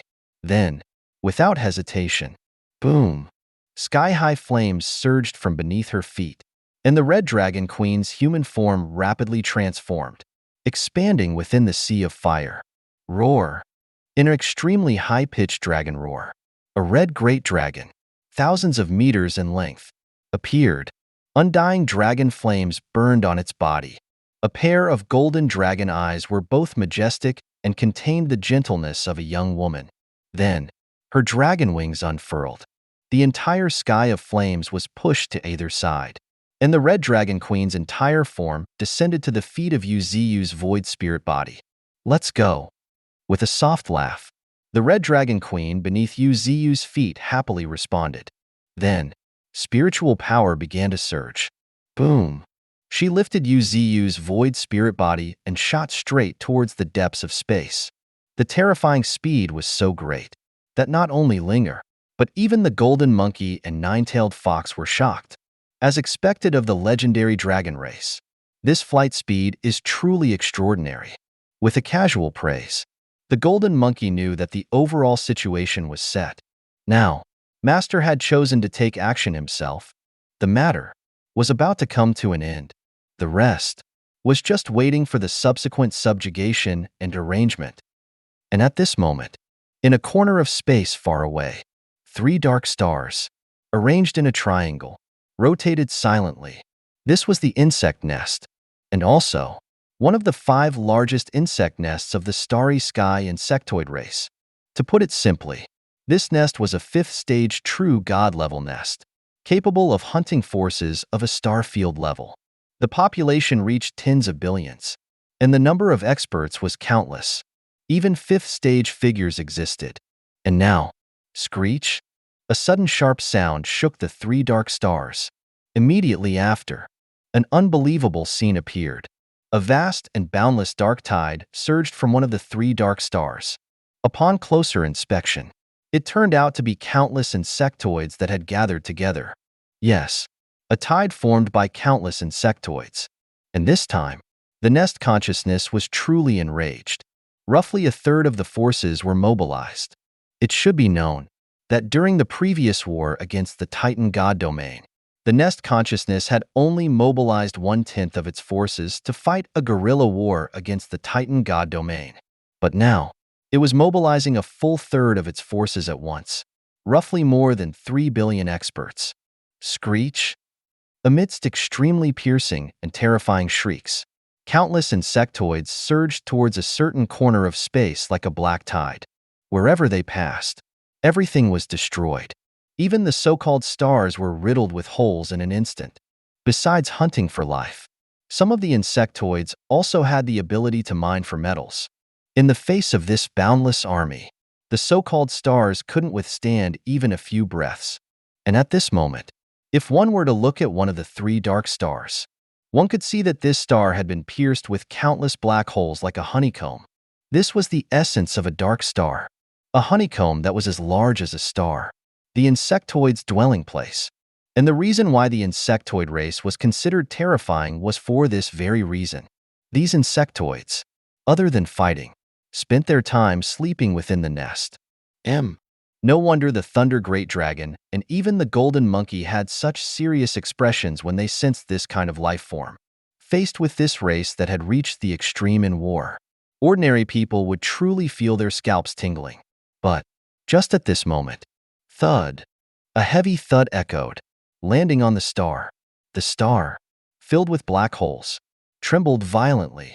Immediately after, the entire star flickered, as if it was in fear. My child, go. Hunt them down. Yes, mother. A cold voice echoed through the distant space. Looking towards the voice, a very peculiar monster emerged from the star riddled with holes. This was a humanoid monster. Not tall, only a bit more than 2 meters. However, it was exceptionally terrifying. A long, sharp skull-like head, the back of which was extended by about half a meter. It displayed a metallic, dark color. However, it had no eyes, just a pair of empty holes. Moreover, its mouth was extremely ferocious, occasionally dripping a green liquid. But that wasn't all. Looking behind it, a hooked tail with sharp, saw-like teeth extended 2 meters, swaying slightly. A king insect, the most productive creature of the constantly evolving insectoid race. It possessed its own intellect, and to some extent, could even disobey the great nest consciousness. And this wasn't even the most terrifying aspect. What was truly terrifying was that the king insect was a kind of limit to the evolution of an individual life form within the insectoid race, and also one of the only few races with the hope of reaching the transcendent 6th stage. And now, such a transcendent 5th stage king insect had emerged from the dark star, and its purpose was needless to say. A giant nest that was powerful enough to compete with a top-level force like the Titan God Domain had actually been brought to its knees by this backwater starfield. This had completely enraged the nest consciousness. Therefore, it not only sent out a third of its army, but also awakened the legendary king insect, the highest-level hunter, a monster among monsters. However, at this moment, if Yu Ziyu were present, seeing this king insect, he wouldn't be able to help but chuckle. Only because the appearance of this king insect turned out to be 7 or 8 parts similar to the elegant, dark, and perfect alien that he knew. Only compared to the alien, the king insect was surrounded by countless black air currents, as if it was the shrieks of a vengeful spirit, particularly alarming. Chapter 838. The Alien, a type of extremely terrifying life form that Yu Ziyu knew in his perception. However, to a certain extent, it could be said to be a high-stage form of the insectoid race. It's just, he didn't expect that this part of space would actually give birth to a life form similar to the alien. TSK. This was not a good joke, at least for Yu Ziyu. This kind of alien-like life form was not easy to deal with. And just at this moment, in space, Yu Ziyu, who had been traveling for a long time, suddenly paused. Boom. Between his eyebrows, a blood-colored mark suddenly flickered. Immediately after, a blood-red eye opened. The heavenly eye, the eye of heaven. Not only could it greatly enhance his observational power, but it could also be used for long-range tracking. And now, transcending time and even space, Yu Ziyu could see the boundless insectoids, forming a black tide, rushing towards another direction in space. Truly terrifying. A voice with a hint of caution spoke, Yu Ziyu's eyes also narrowing slightly. Such a massive number of insectoids, with the nest consciousness controlling them so precisely, would truly be a disaster for any planet.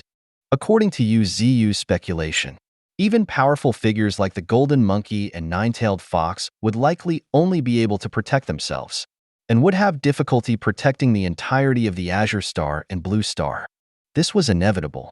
After all, this insect nest, to a certain extent, was truly terrifying. Moreover, and more importantly, turning his gaze to the distance, to that strange creature standing silently on a star riddled with black holes, Yu Ziyu's eyes couldn't help but flicker. Ali in. A voice filled with some doubt. Yu Ziyu was also astonished. He didn't expect that the insectoid race would have such a life form, although he didn't know if its abilities were similar to the alien he knew. Feeling that dark and terrifying aura, even Yu Ziyu couldn't help but lick his lips, revealing a hint of anticipation. In a moment, his eyes narrowed, and countless texts appeared before Yu Ziyu. Race, King Insect. Stage, Transcendent 5th Stage. Innate talent, parasitism, can continuously parasitize other beings and seize superior genes, thereby creating more perfect life forms. Special abilities. Deadly venom. Even its blood is filled with deadly venom, which can easily corrode everything. Absolute sensation. Can detect any malicious eyes observing it. Dark Stalker.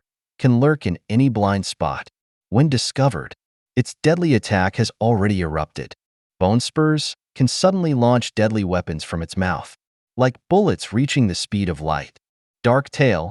The long and ferocious tail is capable of releasing several dozen times its own strength, easily shaking stars. Looking deeply, Uzu was also astonished. As expected of a life form similar to the alien, the abilities were nothing to scoff at. Moreover, it seemed that it had already sensed Uzu's gaze. The life form slowly raised its head and met the gaze of Uzu's void spirit body. Though they were separated by a vast expanse of space, they seemed to be in sync. In an instant, space flickered, and Uzu vanished from the Red Dragon Queen Irene's back. And on the other side, the king insect also stomped down forcefully. Boom! Terrifying power erupted on the star, and the entire star trembled. Immediately after, much to the surprise of the nest consciousness, the king insect had transformed into a stream of light, shooting towards the opposite direction of the vast army. "What are you doing, king insect?" A voice filled with anger suddenly rang out. It was met with dead silence. This was because, at this moment, the king insect's mind had been pushed to its limit. That suffocating feeling, that suppression, made him instinctively begin to counterattack. Moreover, he was extremely focused, not daring to spare a single thought. Roar! With a sky-shaking roar, the king insect charged towards Uzu's void spirit body at an even more terrifying speed. Accompanied by it was a streak of purple light. Boom! A purple arrow, transcending space, was aimed straight at the king insect's brow. But in that instant, the king insect slipped to the side, narrowly dodging the purple arrow. And at that very moment, a desolate planet behind the king insect suddenly trembled. Looking closer, the star had been pierced by Uzu's arrow. But this was only the beginning. In the distance, fingers moved continuously, and the bowstring vibrated. One after another, streaks of purple starlight arrows broke through space, flying towards the king insect. Distance was not a problem to the void spirit body, who possessed the power of space. Even if they were separated by millions of miles, it was as if they were within arm's reach. And what he was doing now was to have a truly enjoyable match. And on the other side, the nest consciousness seemed to have discovered something and was greatly shocked. What the heck? There's another fifth-stage life form? In a disbelieving voice, the nest consciousness felt a bad premonition. The monkey clad in golden armor, wearing a golden crown, didn't count. After all, in a desolate starfield, it was understandable that a fifth-stage expert would occasionally appear, but it was not right for them to appear one after the other. It should be known that on the surface, the Titan God domain only had 12 fifth-stage experts, and this wasn't even the most important thing. What was truly important was that 2 fifth-stage beings had appeared consecutively, and they both possessed extraordinary combat power. Among them, this expert who was attacking from 10 million miles away was making the nest consciousness feel a deep sense of dread. If it wasn't for the king insect's interception, at that moment, that purple arrow, which was like starlight, would have transcended space and reached his true form, the 3 dark stars. P.S. Seeking self-definition, the alien is a type of form of the insectoid race. This kind of setting can greatly improve everyone's sense of immersion. Moreover, within the perception of the non-color, the alien can indeed be considered a member of the myriad insectoids, only that compared to the myriad insectoids, it appears more perfect. Chapter 839. Irene. With a soft shout, Uzu's expression also narrowed slightly. "Yes, master," accompanied by the reply. In the distance, a red great dragon, burning with undying dragon flames, had broken through space and arrived back at the battlefield in the blink of an eye. "Stop him," Don't let him get close to me. Understood. Listening to Yu's instructions, the Red Dragon Queen Irene looked at the dark figure on the halted star, and her expression turned serious. She had already witnessed the power and speed of that monster just now. Using the planet as a foothold, it jumped continuously. Its terrifying physical attributes were truly a horrifying tale. Not to mention, that monster's instinctive reaction, narrowly dodging Master's arrows. Such an existence, it had to be said, was truly a terrifying monster. But even if it was a monster, so what? It shouldn't have actively provoked Master. While her thoughts flowed, the Red Dragon Queen's eyes narrowed as she looked at the desolate star that had been smashed into a large pit by the king insect. Then, she slowly opened her mouth. In the name of Purgatory, I will incinerate the world. This is the dragon race's fire-type attack secret technique. The heaven-burning Purgatory, a solemn incantation, with unclear words, echoed in the void, visible to the naked eye. Countless crimson flames gathered around the desolate planet, and even sealed the entire planet. Looking from afar, this desolate planet looked as if it were blazing like a fixed star. However, what was even more terrifying was that these flames were still contracting like a tornado, as if trying to compress and penetrate the depths of the planet. Boom, boom, boom, accompanied by explosion after explosion. A sky-covering firestorm continued to surge within the planet. Roar! A miserable screech suddenly startled the space. Looking toward the sound, one could see a black figure struggling incessantly. It was trying to jump and escape the burning planet. However, before it could leap upwards, even more flames transformed into fire tornadoes with diameters of tens of thousands of meters, striking it down. Then, it forcefully slammed it back onto the planet. Dragon Race secret techniques were inherently terrifying, and such an offensive technique.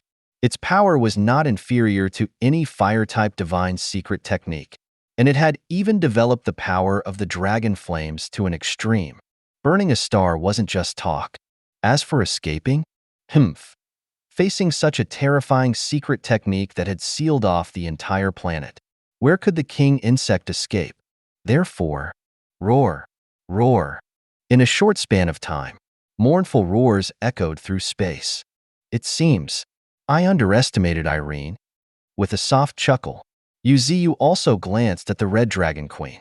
He hadn't expected that Irene could directly seal the king insect within the entire planet and use the undying dragon flames to continuously refine it. Not bad. Really not bad. Praising internally, Yuziu also shifted his figure. Immediately after, a ripple like the rings of a disturbed lake appeared in space, and within the rings, Yuziu's figure slowly vanished. When he reappeared, the slender but seemingly frail figure had already appeared 10,000 meters away from the three dark stars, in the void of space. First time meeting. I am one of the three great monarchs of this starfield. The Star Spirit. The Star Spirit. Yuziu's void spirit body. How he addressed himself while traveling in space. Starlight is arrows, piercing through stars. Hence, he called himself the Star Spirit. Although the core members of the misty Great Mountains vaguely knew that the void spirit body had an inseparable connection with his main body, there weren't many who truly knew that the void spirit body was an independent existence of himself. And Yuziu had no interest in openly proclaiming that the void spirit body was an aspect of himself, since this body was traversing through space and would collide with the myriad races in the future. He naturally needed a common name, and besides him, the other two monarchs of this starfield were naturally Yuziu's main body, the Divine Tree, and the sky-piercing purple flood dragon, who had disappeared into the depths of the void.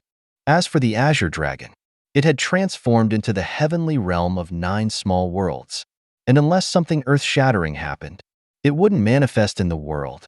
Therefore, to a certain extent, there were only 3 great overlords in this starfield. Of course, it's worth mentioning that the existence of the sky-piercing purple flood dragon was also a secret, and a not insignificant secret. After all, as a 6th-stage life form of the void race, His threat to the myriad races was far from ordinary. And in this way, it could also be known that the person supporting the facade was Uziyu's void spirit body, the star spirit, as well as the main body that suppressed all of space, the divine tree. Occasionally, the sky-piercing purple flood dragon would secretly make a move and intimidate the myriad races. And this could also be considered a small plan by Uziyu. First, surround themselves in mystery, and then cause the myriad races to feel wary. As long as the three great monarchs sat in their domains, the myriad races wouldn't dare to act too recklessly.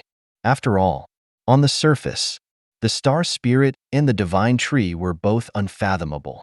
And that was not to mention the last monarch lurking deep in the shadows. Three great monarchs? With some surprise in its voice, a sharp and screeching sound echoed from the distant space. That's right, three great monarchs.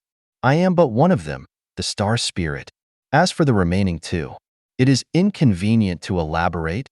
Nodding slightly, Uziyu's expression turned cold as he sneered. However, your unprovoked invasion today seems to be a declaration of war. Humph. So what if it's a declaration of war? As expected, the nest consciousness coldly snorted. It knew no fear, and it would never feel fear. Not to mention the three great monarchs of this desolate starfield. It had never feared even the 12 Titan pillars of the Titan God domain. Of course, at this time, it would never admit that it had been chased and killed by the Titan God domain for several years by the combined forces of 3 Titan pillars, leading to a miserable and humiliating escape. Is that so? It seems there is no need for us to negotiate. With a hint of sarcasm on his lips, Uziyu also helplessly shook his head. But, just at this moment, whether it was an illusion or not, a soul-freezing coldness suddenly rose from the depths of the nest consciousness. And what made his expression drastically change was, chi-chi-chi, chi-chi-chi. The countless insectoids that were still sleeping instinctively woke up and began to moan. That fear that came from the soul, that terrifying, indescribable pressure. In a short span of time, this space seemed to be frozen. Chapter 840. What is this? In disbelief, even amidst the chaotic, fearful screams, the nest consciousness noticed that behind that slender figure, a faint phantom image had appeared. It was a tree, and it was clad in starlight. And now, this tree was growing with the wind. Along with it came an increasingly powerful, substantial-like pressure. Crack, crack, crack. Space itself seemed to be unable to bear it. In countless places developed cracks like a mirror. However, this was just the beginning. Yes, the beginning. This was because, at this moment, the phantom of this great tree was still expanding. In the blink of an eye, it was already about the size of a star. Whoosh! Countless spiritual powers roared, and a tempestuous storm began to surge. Looking at it, this great tree seemed to block out the sky. Divine tree phenomenon.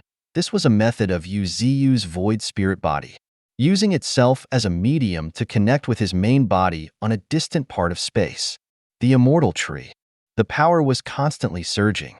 That vast and boundless power was now manifesting in the form of a projection. Boom! Accompanied by a loud noise. Countless living beings felt a sinking in their minds. When they woke from the haze of consciousness, the phantom of a sky-reaching tree that seemed to be able to support multiple worlds was already standing silently in space. As each willow branch swayed, it created starlight like divine chains.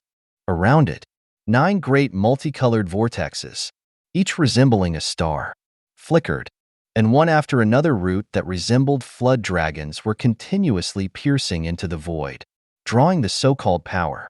It was terrifying and indescribably powerful. That 6th stage-like substantial pressure was like a hammer blow, ruthlessly smashing into the heads of countless insectoids. The weak ones fainted instantly. Even powerful 4th-stage insectoids had their bodies frozen. As for the king insect, still struggling in the sea of fire far away, it looked at the phantom of this sky-reaching tree in disbelief. Of course, at this moment, the one who was even more terrified was the nest consciousness. the more powerful one was, the more clearly they would understand what kind of monster was appearing before them at this time. The mere presence of its aura was shaking space. Even the sky-covering storm of spiritual power was surging. You? What exactly are you?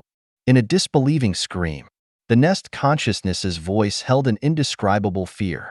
This was because, at this moment, in its horrified and fearful eyes, countless shimmering willow branches were growing with the wind, transforming into divine chains. Rushing towards its main body, the three dark stars, the insect nests. No, no. One scream after another, instinctually fearing. The Nest consciousness had forcefully awakened and controlled the myriad insectoids. Chi, chi, chi. In a sharp and piercing insect cry, the consciousness of countless insectoids was taken over by the Nest consciousness. Then, they flew up from the stars, forming wave after wave of black tides, striking the divine chains. Tisk, just a fifth stage. And you dare to struggle? As if indifferent, and yet sarcastic, countless willow branches gently blocked, releasing a wave of spiritual light. Boom! The spiritual light surged back, annihilating countless insectoids in an instant. In a short span of time, one could see large swathes of the black tide disappearing into space. And at this moment, ding, you have slain a third stage insectoid. Evolution points plus 500.000. Ding, you have slain a second stage insectoid. Evolution points plus 40.000. Ding, you have slain a second stage insectoid. Evolution points plus 20.000. One system notification after another echoed, and the corners of Yu's mouth slowly rose. This speed of evolution point increase was truly extraordinary. However, what surprised him was that the evolution points from killing these insectoids were significantly lower than those from killing other life forms. Is it because most insectoids don't have souls and are just manipulated by the Nest consciousness? Yu muttered, as he came to a conclusion. This was probably the most likely answer. Otherwise, it would be difficult to explain why, even though they were both third-stage beings, the insectoids provided significantly fewer evolution points. But the problem wasn't big. Quantity made up for quality, and the number of insectoids, like an ocean of insects, undoubtedly satisfied Yu greatly. And so, he summoned the escorting Tao weapon, the luminous galaxy. Shwa, shwa, shwa. Amidst the shimmering and flickering starlight, 6 mysterious and extraordinary flying blades were quietly spinning in space. They were also projections. The projected forms of Yu's escorting Tao weapon, the luminous galaxy, and its power was only 30 to 40% of the real thing. But it was enough. Visible to the naked eye, spiritual power surged, and the 6 flying blades divided into 2, and then 2 into 4. In the blink of an eye, they had transformed into hundreds of millions of flying blade projections. And these flying blade projections, sensing Yu's killing intent, all transformed into streaks of light, rushing towards the insect sea. Sheila, a second-stage insectoid's body, shook violently, but its consciousness was severed by the soul cutter, one of the flying blades that specialized in killing souls. And on the other side, Shwa, starlight flickered, and countless starry sky flying blades transformed into streaks of starlight, tearing apart the bodies of the insectoids. However, the most overbearing was still that blood-colored flying blade and the millions of blood-colored flying blades it had transformed into. Roar, like a long howl coming from ancient times, lonely and protracted. It was also possible to see that as countless blood-colored flying blades intertwined and rotated, they had transformed into a gigantic blood-colored great whale, like a continent, and rushed towards the insect sea. Boom! With a loud noise, large swathes of the insect sea were wiped out, and the corpses turned into endless blood, absorbed by the blood-colored flying blades. The luminous galaxy, 6 flying blades, each different, and yet all exceptionally mysterious. And now, faced with their terrifying large-scale offensive, The insect sea was being wiped out at a speed that was visible to the naked eye.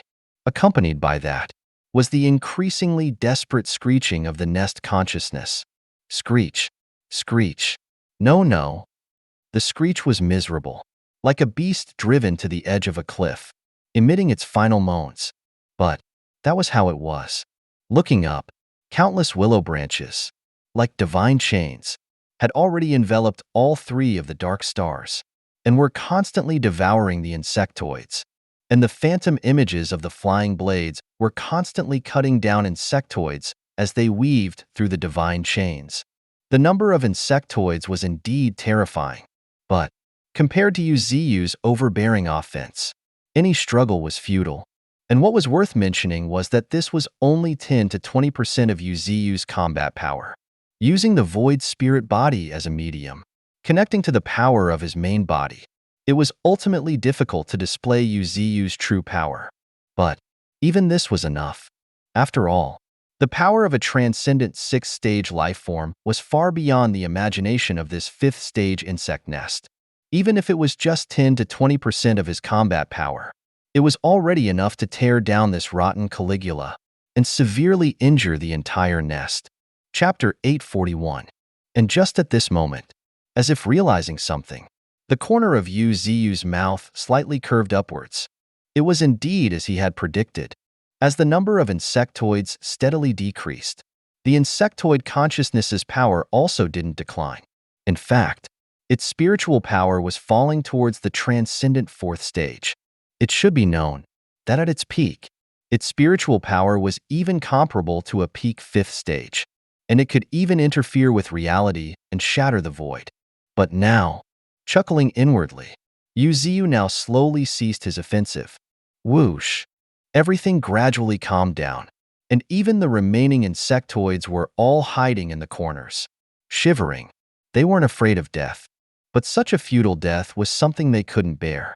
That feeling of waiting for death, with a knife hanging over their necks, made each of them feel a chill run through their entire bodies.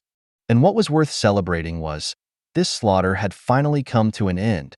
Slowly raising their heads, looking at the branches that were still intertwined, like a cage that confined the three insect nests, and even their countless insectoids. Each insectoid's gaze couldn't help but flicker. They seemed to be afraid, and also respectful. Now, can we talk? Touching his nose, the void spirit body slowly stepped forward and arrived near the three stars, and calmly spoke again. Gulps. Instinctively swallowing, the nest consciousness hesitantly asked, "Negotiate. What is there to negotiate about?" "It's very simple." Chuckling darkly, Yuziu stated his plan directly. But before he could finish speaking, a very resolute voice echoed through space. "Impossible. Absolutely not. I will never be enslaved by you." The voice was filled with determination, suppressing the fear in its heart. The nest consciousness even added a hint of decisiveness to its tone. Enslavement, a forbidden word among experts, those who had transformed their spirit and reached the fifth stage. Unless they were willing themselves, even a lord-level being could not enslave them. Of course, this was not the main point. The important thing was that experts whose spirits had been transformed would often lead to a spiritual backlash and even implicate their enslavers. Therefore, true experts wouldn't attempt to enslave those whose spirit had transformed. And now, listening to Yuziu's plan, the nest consciousness had misunderstood that Yuziu wanted to enslave it, and then start a troop training plan. But, sadly, Yuziu had no such interest. Enslaving a fifth-stage expert, even one whose aura had fallen to the fourth stage, was not very beneficial to him, not to mention anything else. The spiritual burden alone would be enormous. This was unlike second, third, and even fourth-stage experts. Moreover, and more importantly, most of the followers Yuziu had signed up with now were second and third-stage experts, and he would cultivate them himself. How could he be foolish enough to try enslaving the nest consciousness? The collective of countless insectoid consciousness was especially chaotic and complex. The price of enslaving them was something that even lord-level beings might not be able to bear. Tsk tisk. Smiling, Yu directly interrupted, saying, "What are you thinking? I haven't even said the word enslave." Saying this, Yu deliberated for a moment and used a better term to describe it. It's more like cooperation. Yes, it's cooperation. Cooperation? With sudden doubt, the Nest consciousness's words were filled with suspicion. Yes, cooperation. Nodding as if emphasizing the point, Yu stated his thoughts. The two of us can form an alliance. After all, second and third stage life forms are just numbers to both of us. Why not choose to nurture them? And in the future, when you invade other star fields and encounter powerful enemies, you can rely on us to break through defenses. And you can take the opportunity to plunder. Of course, when we need help, you can't be stingy either. In his simple explanation, a hint of contemplation could be seen deep within Yu's eyes. And with it, a piece of parchment slowly appeared in space. Looking closer, one could see lines of words written on the parchment. An ancient covenant, personally formulated by Yu and depicted with his own life essence, contained a powerful spiritual imprint. As long as the Nest consciousness imprinted its spiritual mark, this ancient covenant could be established. As for the rest, there was no need to overthink it.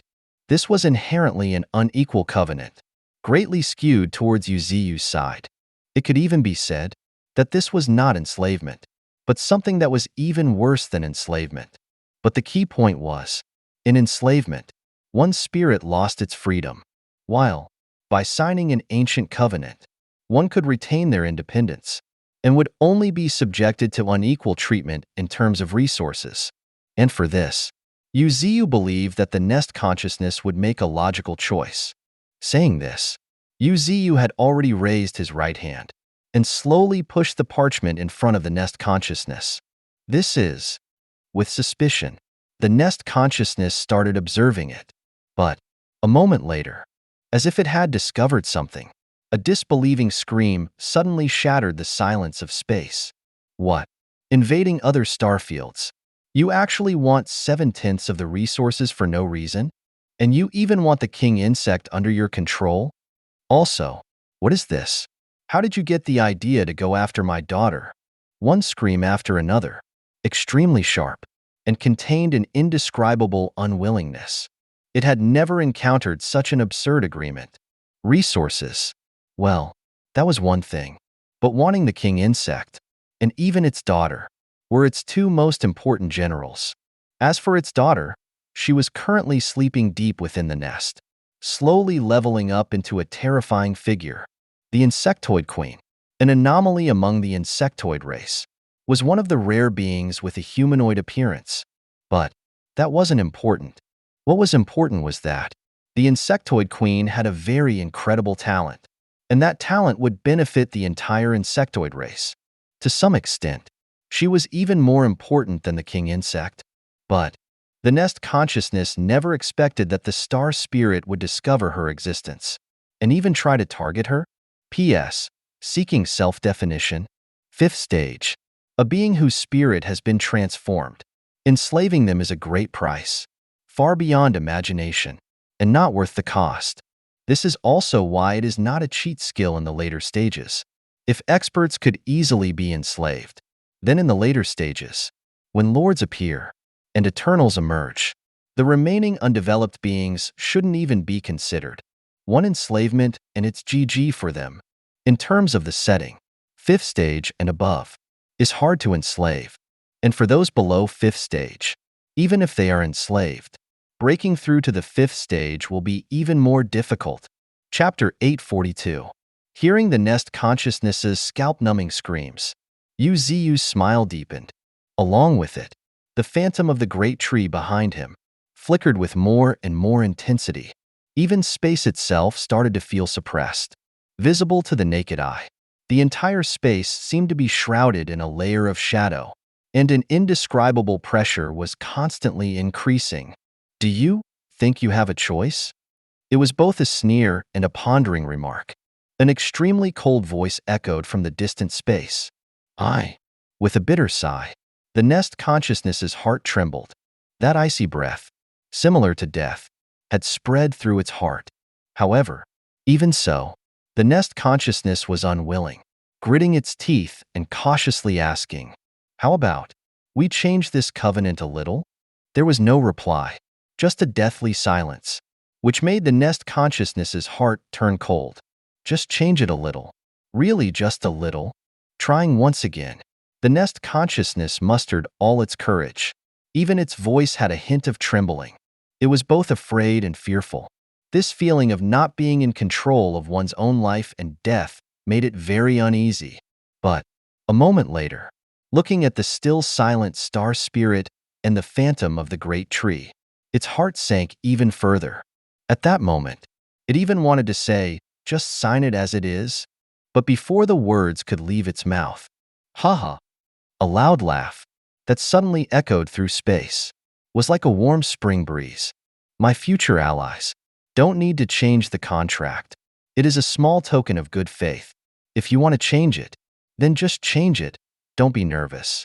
How about this? How about we change the division of territory? I'll have your sphere of influence around the Milky Way, helping me look after the border. And aren't you worried about your daughter? How about this? I will take her as my disciple, and we will hold a grand ceremony." One sentence followed another, with an indescribable sense of friendliness. Anyone who knew Yuziyu, seeing him like this, would probably be unable to believe that this was him. But Yuziyu didn't care about any of this. Successfully subduing an insectoid was an unexpected delight. He had been ready for this insectoid race to be a net breaks and the fish dies kind of situation. Who would have thought that this nest consciousness would ultimately be afraid of death and choose to compromise? One could only say that he was lucky to actually encounter a nest consciousness that was afraid of death. What else could it be if not an unexpected delight? Haha. His heart was filled with smugness, and Yuziyu's void spirit body had already withdrawn the purple star spirit bow and took a step, heading towards the depths of the insect nest. Of course, at this moment, as Yuziyu glanced at the skill panel, his smile grew even wider. Damn, more than 10 billion evolution points. I'm afraid even if I slaughtered all of the Azure Star, it wouldn't be enough. His heart was pounding with excitement, and he couldn't contain himself. Yuziyu also knew that this time, he had truly made a huge profit. With so many evolution points, all of his abilities and even his innate talent would undergo a qualitative change. It could even make his skill panel shine brilliantly. It was exciting, truly exciting. He had originally planned to calmly establish himself in space and contend with the myriad races. But he never thought that luck was so mysterious. Before he had even truly established himself in space, a god of fortune had appeared. And not long after, in the deepest part of the insect nest, one of the 3 largest dark stars, in a pitch-black insect hole. Although this was an insect hole, it was more like a palace. It wasn't extravagant, but it was vast and bright. And this place was also not simple. Although the ground was not made of white jade, and the walls weren't inlaid with spirit stones. But as he stepped on the black ground, looking at that deep color that resembled obsidian, and also showed patterns of space, Yuziyu's eyes showed surprise. A 4th-stage mineral, and it was a top-quality mineral that he had never seen before. Tisk, these insectoids are really rich. Saying this, Yuziyu, ignoring the bewildered look of the nest consciousness, strode towards the depths of the insect hole. Your daughter, is she in seclusion here? Chuckling darkly, Yuziyu also didn't hide his intentions. Yes. The frequency of the spiritual power was constantly vibrating. As the nest consciousness continued, calculating the time, she should also be waking up. How could she not? Her future master has arrived. With a soft laugh, Yuziyu's face showed a hint of contemplation. The insectoid queen. Yuziyu had found a good seed when he activated the heavenly eye. It should be known that Yuziyu's eyesight today was not something ordinary, and to be called a good seed by him, one could imagine what that meant. Although she was only a demigod-level being, her spirit was unbelievably strong, and her spiritual frequency was different from other experts. If there were no accidents, She was a being with an incredible spiritual talent. And what was worth mentioning was that the reason Yuziu signed the covenant with the Nest Consciousness. This insectoid queen had made no small contribution. It was she who had taken the initiative to extend her spiritual power and seek an exchange with Yuziu. Otherwise, Yuziu wouldn't have so easily placed himself at the Nest Consciousness's final line of defense and completed the Ancient Covenant. And now, with the Ancient Covenant completed, the Nest was as good as half his own, and Yuziu was not polite. He, alone, strode without hesitation toward the depths of the insect hole, and at the same time, in the deepest part of the insect hole, a woman with long black hair, blood-red eyes, that flickered with red light, and a pair of bone wings on her back, slowly stood up and walked toward the exit. The insectoid queen, Sarah, a peculiar being. She was born with two major innate talents, telepathy and psychokinesis, and her own spiritual power was also different from ordinary people. As soon as she was born, she used her spiritual power to shatter a second-stage insectoid's consciousness, and the second-stage insectoid's head had exploded with a bang. And now, she was at the peak of the fourth stage, her strength terrifying to the extreme. Her spirit was even like a tangible substance, enveloping her. Looking at her, her figure was blurred and appeared to be unclear.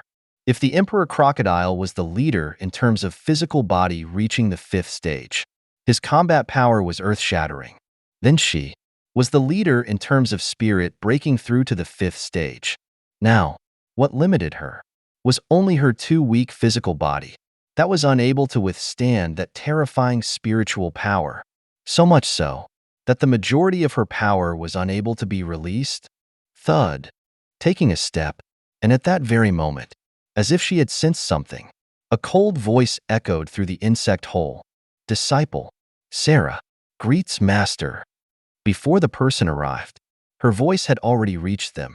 When Yuziu went around a corner, in his eyes, which were filled with playfulness, a woman with bone wings on her back, who looked beautiful and cold, had appeared within his view. The insectoid queen, Sarah, a strange woman who had actively used her spiritual power to contact Yuziu, and even asked to become his disciple. And now, his pupils narrowed slightly. Yuziu also began to observe her carefully.